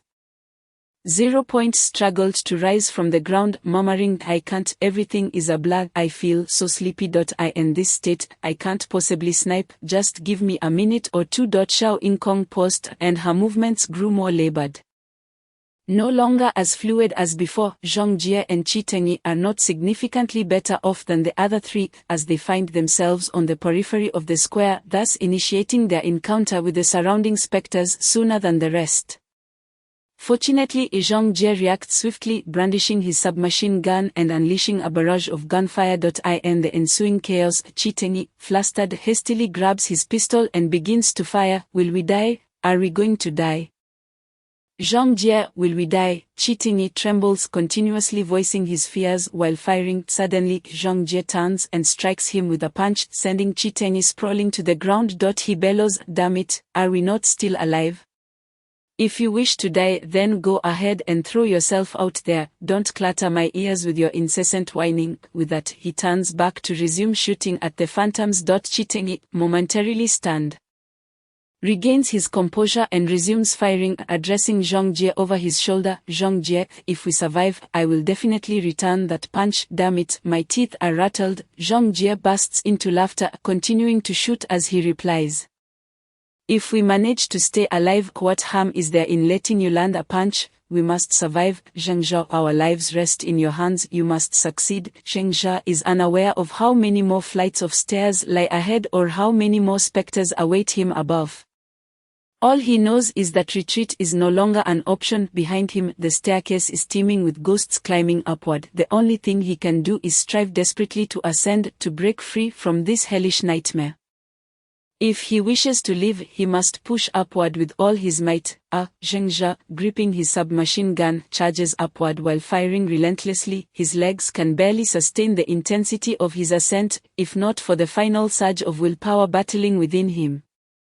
He might lack the strength to take another step. The state of his genetic lock has persisted for an extended duration, longer than any previous occurrence. Akin to the horror film Alien, his genes have reached a critical point of collapse, and he has no path of retreat. At last, as his ammunition runs low, Zheng Zhao reaches the pinnacle of the clock tower, stepping onto an external platform where phantoms continue to crawl in. He lifts his gun and fires off the last of his rounds, then kicks open the iron gate leading to the platform. Before him stands a colossal spectre, and their eyes meet. He even sees the enormous ghost extending a hand toward him. Die, you fiend! Zheng Zhao channels all his blood clan energy, recklessly launching himself toward the specter's chest, where the source of the curse resides. Recommended reading, Dragon Team Ace, book number 114070, chapter 4, Faith. The Power of Companionship. 3. For those who enjoy Infinite Terror, please continue to vote and support. Your encouragement is what fuels my confidence to write even better. Thank you all for your collections and recommendations. If you find it captivating, please continue to support me, and I shall repay you with even finer writing. Thank you. Zheng Zhao reaches the specter's chest, where the soul of a middle-aged woman resides. Her visage grotesque and terrifying, her body twisted into a helix. The moment he touches her, the ghostly figure lets out a wretched scream, instantly disintegrating into nothingness under the corrosive power of his blood clan energy. At that moment, Zheng Zhao finds himself completely embedded within the chest of the colossal spectre. Once the first ghost is eradicated, others begin to converge upon him. The blood clan energy proves to be overwhelmingly powerful. With just a slight touch, the phantoms disintegrate completely. However, Zheng Zhao notices that his own energy is depleting at an alarming rate. Within mere seconds, over 40% has been exhausted. Observers notice a peculiar azure glow emanating from the point of contact between Zheng Zhao and the ghosts. Any spectre that vanishes emits this glow, yet gradually the radiance dims, indicating the dwindling supply of Zheng Zhao's blood clan energy. At this moment, a human-sized cavity has formed in the spectre's chest. Zheng Zhao, is that you in the chest of the spectre? At this critical juncture, Zheng Zhao is fully focused when suddenly Zhao Inkong's voice crackles through his communicator. Without hesitation, he shouts back, "It's me, if I die. You all must run as far as you can, time is running out. Enough chatter, I can't afford to be distracted. Why did you jump in there? Have you discovered the source of the curse's weakness? Zhao Yingkong's voice remains calm and steady. Damn right, I found its weakness. The source of the curse is likely at the center of this chest. Stop talking to me, I can't afford to be distracted. Zheng Zha's forehead veins throb as he nearly yells, Zheng Zha, this is 0. I don't know if I can still aim at the target, but I can try. I still have enough energy for one more shot. The light around you is too intense, wait for it to dim a bit, then give me the signal. 0. Voice suddenly sounds from the communicator. Zheng Zhao pauses, unsure how to respond, for the flickering azure light signifies that he still possesses energy to corrode the ghosts. Once that light fades or weakens, he will be overwhelmed by the multitude of spirits, with no strength left to resist. 0. There is only one chance. When the light dims, shoot the bullet into my left shoulder. That is where the source of the curse lies. Understood, Zheng Zha resolves, no longer hesitating to expend his remaining blood clan energy. He begins to unleash it with fervor, and in an instant the ghosts obstructing his path begin to dissolve and disappear. In just a few seconds he draws ever closer to the source of the curse, Chuchuxian. Just as Zheng Zha intends to press forward, he is suddenly jolted by the presence of a spirit before him. This ghost differs from the others, it bears no twisted features, and its form closely resembles that of a human. If not for its skin being a pallid hue, it could easily be mistaken for an ordinary person. In that fleeting moment of hesitation, Zheng Zha refrains from eradicating Chuxian. For reasons unknown, he feels an inexplicable reverence toward this man. Strangely, the spirit of Chuxian does not pounce upon him like the others. Instead, he circles around Zheng Zha, intercepting several ghosts that were about to attack from behind. In that moment, Zheng Zha seems to discern a slight nod from Chuxian as he departs. Was it merely an illusion? Or perhaps Chuxian, I will avenge you. Thus, before him, no other ghosts remain, only the human-sized source of the curse. Zheng Zha channels all his blood clan energy into his left hand and delivers a powerful punch. As the energy surges into the source of the curse, the spectre reveals a pained expression for the first time, emitting a series of agonizing sounds, desperately twisting its body to evade Zheng Zha's strike. Yet Zheng Zha is resolute, caring not for the other phantoms that brush against him. He relentlessly pours his blood clan energy into the source, which begins to shrink progressively just as the first ghost makes contact with Zheng Zha. His blood clan energy is finally drained to its last remnants, and his vitality is siphoned away at the point of contact. The source of the curse appears to have diminished to less than 1/5 of its original size, requiring just a final push to obliterate it. 0. Now is the time. With a thunderous crash, Zheng Zha feels a surge of warmth coursing from his left shoulder down to his arm. In that moment it feels as though a century has passed. Then a Gauss sniper round erupts from his palm, crashing into the source of the curse, fatally disintegrating the spectre, which has now shrunk to the size of an ordinary human. The immense force shatters Zheng Zha's arm, simultaneously creating a gaping hole in the chest of the colossal spectre. Vaguely, Zheng Zha perceives a wailing sound, one that belongs to a woman. As this sound reverberates, countless men and women begin to wail in unison. The spirits supporting Zheng Zha gradually fade away, and as he plummets from a height of 10 meters, a pair of strong arms catches him. We did it, Zheng Zha, we won. I also received a reward. Zheng Zha feels as if he hears the voice of his companion. In that moment he senses that his heart stands at the same height as Chuxian. Perhaps companions can sometimes be a burden, or perhaps a leader's cold calculations dictate that abandoning the weak allows the majority to survive. However, when we rely on one another for our very existence, entrusting our lives to our companions is precisely the team spirit he aspires to. When he awakens once more, he finds himself enveloped in a column of light, his entire being racked with an unbearable itch and pain. Yet, as this suffering continues, his spirit gradually becomes invigorated. He strains to look down, spotting a little girl standing below, gazing up at him silently. Her eyes are filled with glistening tears, yet within those tears lies a smile. Well, since no one is requesting my chapter today, I shall refrain from promoting it. Friends who enjoy it, please cast your votes, recommend, and collect it. Thank you for your support. Chapter 5, Abundant Harvest, Part 1, for those who love infinite terror. Please continue to vote, recommend, and show your support. It is your encouragement that grants me the confidence to write even better. Thank you all for your collections and recommendations. If you find it enjoyable, please continue to support me, and I shall repay you with even finer prose. Thank you. After a bout of restoration, the 6 individuals standing in the square were filled with a sense of nostalgia. The last few dozen minutes of battle had been a harrowing cycle of life and death, where they oscillated between hope and despair. The sensation of witnessing hope only to be plunged back into despair was even more intense than in the horror film Alien. Fortunately, they had all returned alive to the realm of the master. Sheng Zhe's eyes immediately fell upon Zhonlon, who had dashed into his embrace, disregarding the presence of others, even as Loli was about to leap towards him. She paid no heed, instead pouring forth her tears in Zheng Zhe's arms. At that moment, Zhang Jie, demonstrating the quickest reaction, burst into laughter and embraced them both, uniting them in one affectionate hug, which softened Loli's previously displeased expression. "Ha, regardless of everything, we have survived," Zhang Jie exclaimed with great mirth. Zhonlon, her cheeks slightly flushed, finally released Zheng Zhe, murmuring a soft thank you before stepping aside to allow Loli her turn. The little girl, perhaps in a fit of revenge, not only leaped into Zheng Zhe's arms but boldly planted a kiss on his cheek, her expression declaring possession. This left Zheng Zhe feeling quite embarrassed as he glanced around at the others. "How many reward points did you receive?" 0 suddenly inquired. Zheng Zhe paused momentarily, then quickly closed his eyes to connect with the master, and upon checking, he was taken aback. He had a total of 4,177 reward points.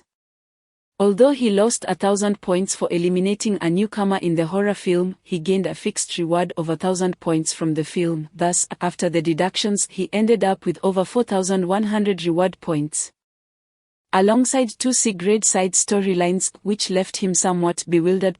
0 remarked nonchalantly, "In the horror film, I received a prompt from the master, indicating that by eliminating a portion of the curse, I earned 2,300 reward points and 1 C-grade side storyline." Zhang Jie added, "I received 1,800 reward points and 2 D-grade side storylines.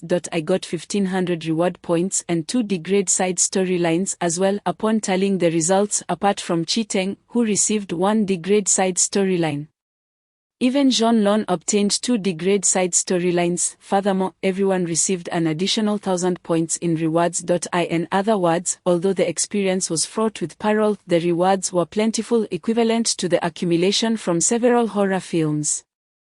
But wasn't it Zero who eliminated the curse's main body? Had it not been for that psychic sniper bullet, we might all have perished, Zheng Zhe questioned, puzzled. Zhonlon touched her forehead thoughtfully. Perhaps the master allocates reward points for side missions based on each individual's contribution.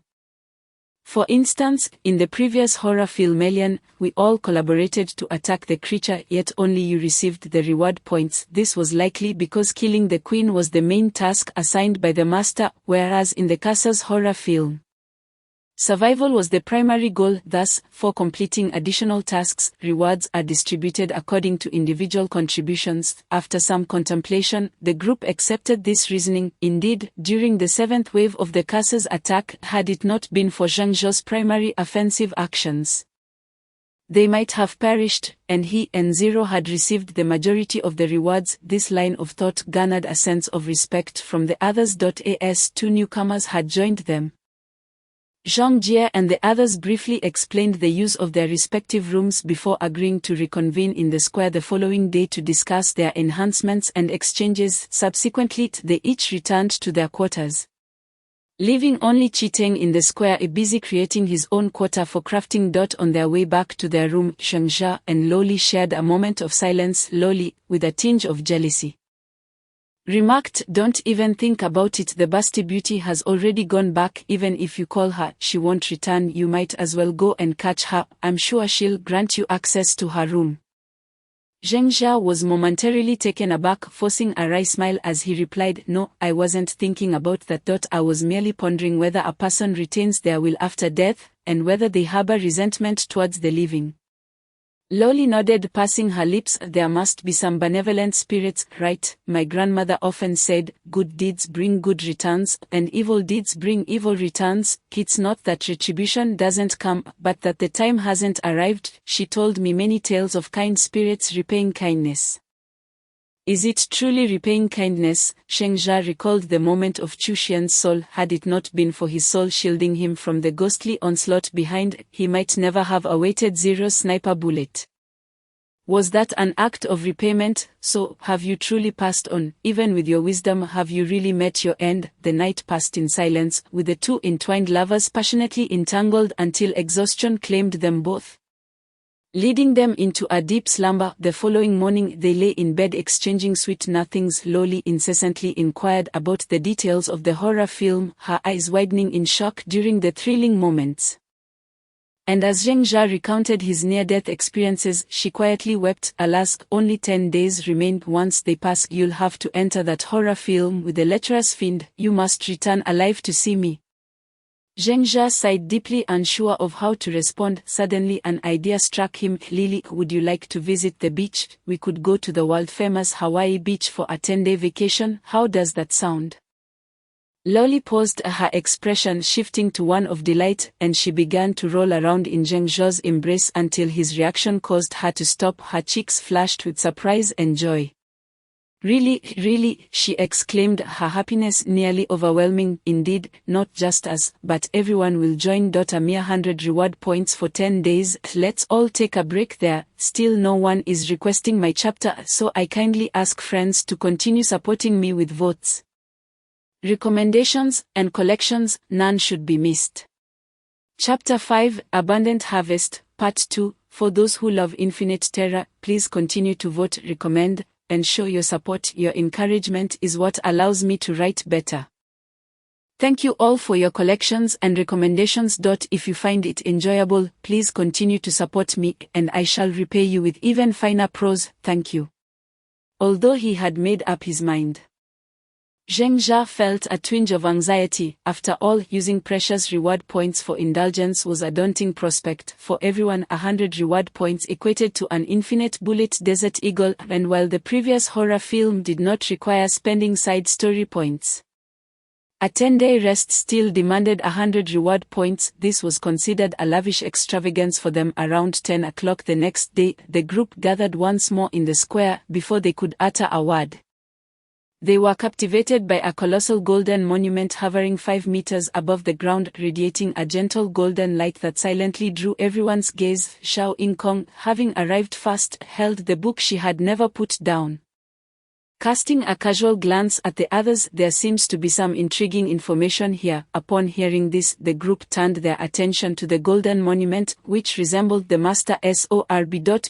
Simply gazing at it, they could receive information directly in their minds. When a team accumulates 3 or more humans who have unlocked their genetic locks, this information will automatically appear and remain in the master space. As we collectively acknowledge, when a biological genetic lock is activated to the 5th level, the ultimate stage, the organism will evolve into a higher form of life. Thus, the human world may either progress or face catastrophe, depending on the thoughts of that being. To prevent clashes between high-level beings from different teams leading to human extinction, the following regulations have been established. When a team accumulates 3 or more humans who have unlocked their genetic locks, that team will randomly collide with other master space teams. In horror films, members who eliminate opponents will earn 2,000 reward points and 1 C-grade side storyline. Killing an opposing member with an unlocked genetic lock will yield 7,000 reward points and 1 B-grade side storyline.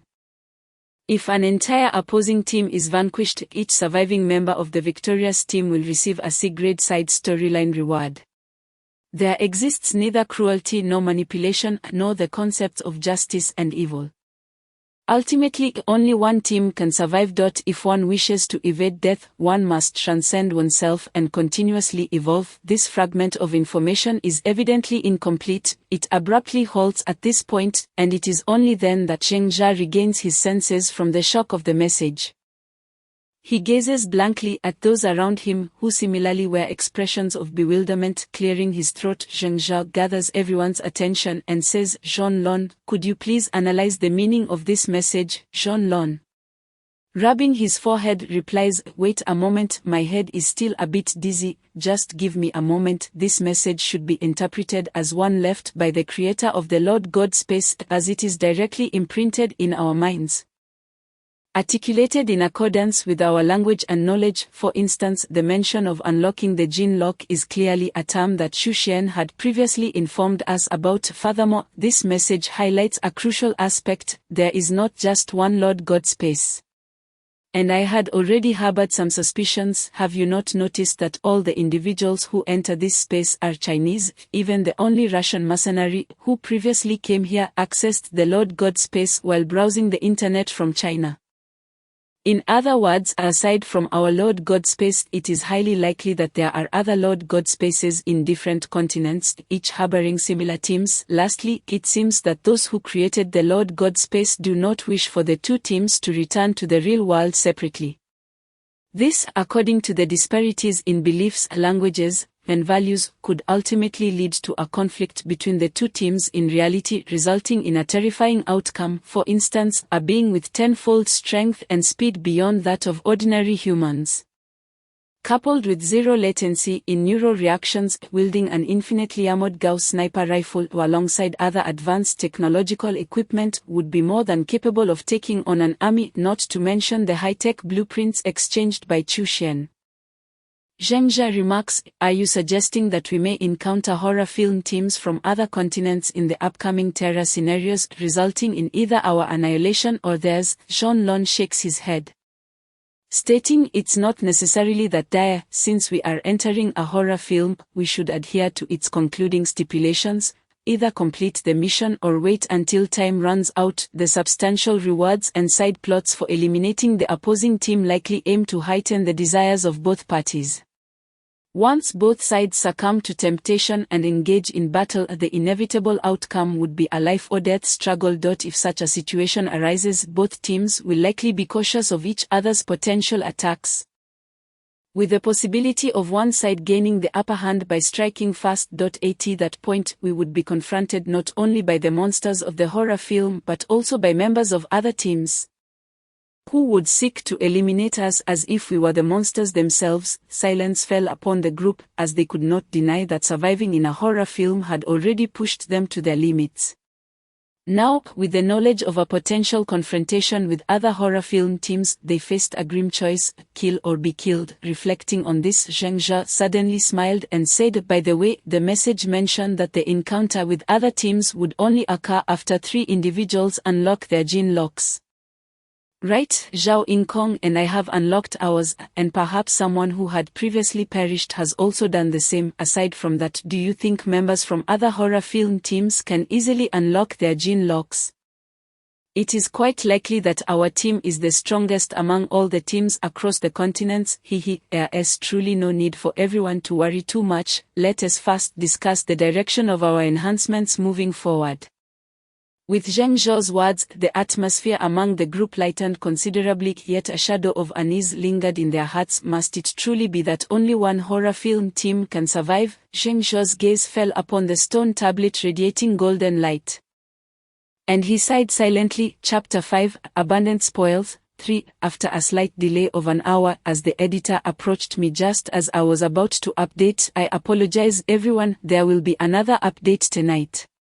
For those who enjoy Infinite Terra, please continue to vote and support. Your encouragement is what gives me the confidence to write better. Thank you for your collections and recommendations. If you find it enjoyable, please continue to support me, and I will repay you with improved writing. Thank you."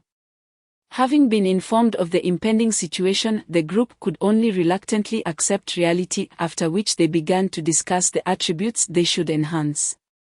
Due to the significant rewards they had received, each person had acquired additional points and precious side plot opportunities, enabling them to exchange for enhanced attributes or advanced weapons. After a brief discussion, 0 Point naturally opted to enhance his long-range sniping ability, improving not only his physical qualities but also specifically exchanging for a C-level enhancement, Druid's Hawkeye solidification. What kind of enhancement is that? The group inquired with curiosity. Druid's Hawkeye solidification, rated at 68 points, is suitable for long-range sniping and large-scale battlefield horror films. When possessing long-range firearms, it proves highly effective against most enemies, lacking any special skills. It significantly enhances both dynamic and static vision, requiring a C-level horror film side plot and costing 1000 points. Zheng Jia and the others nodded in agreement, rather than opting for a general enhancement that might not benefit their strengths. It was far more advantageous to simply bolster their strongest attributes. Such enhancements would greatly benefit the team, although their personal survival capabilities would see less improvement. I have considered this carefully. Generally, snipers do not find themselves in precarious situations. And the attributes I am augmenting are not sniping capabilities but rather dynamic and static vision, which will greatly assist in ordinary combat. 0 Point explained calmly. In contrast to 0 Point's openness, another assassin, Zhao Yingkong, was more reserved. Without a word, she exchanged for her own enhancement. Once everything concluded, the group noticed she held a seemingly unremarkable small dagger wrapped in shark skin. Upon drawing the dagger from its sheath, it emanated a faint blue flame form of netherfire. 2D level side plots, 2000 points, particularly effective against spiritual beings. It can scorch the souls of any being. A legendary magical weapon, she stated quietly, showing no interest in the others. At that moment, Zheng Jia also contacted the Lord God, closing his eyes to select a weapon suitable for his current circumstances, having previously faced ghosts and been left in a dire situation. He opted for a legendary magical weapon. After much deliberation, his attention was drawn to a Blood Clan energy spell scroll named Red Flame. The item description indicated that it required a Viscount-level Blood Clan energy to use and could burn anything it attached itself to. Particularly effective against spiritual beings, requiring a C-level side plot and costing 2000 points. This was likely a skill enhancement. He had previously skimmed through high-level enhancement attributes, noting several skill enhancements that typically appeared in martial arts narratives, such as Cloud Soaring Lightness skill, which required an A-level side plot and substantial points. In comparison, the skill named Red Flame was a rare low-level skill among skill enhancements, and it aligned perfectly with his current Blood Clan level. Zheng Jia considered his situation. He currently possessed 4177 reward points alongside 2 C-level side plots. Even after exchanging for this Blood Clan skill, he would have ample points remaining for other exchanges, such as spiritual bullets or advanced weapons. Moreover, this skill was particularly effective against spiritual beings, which inevitably captivated his interest. Blood Clan energy spell scroll, Red Flame.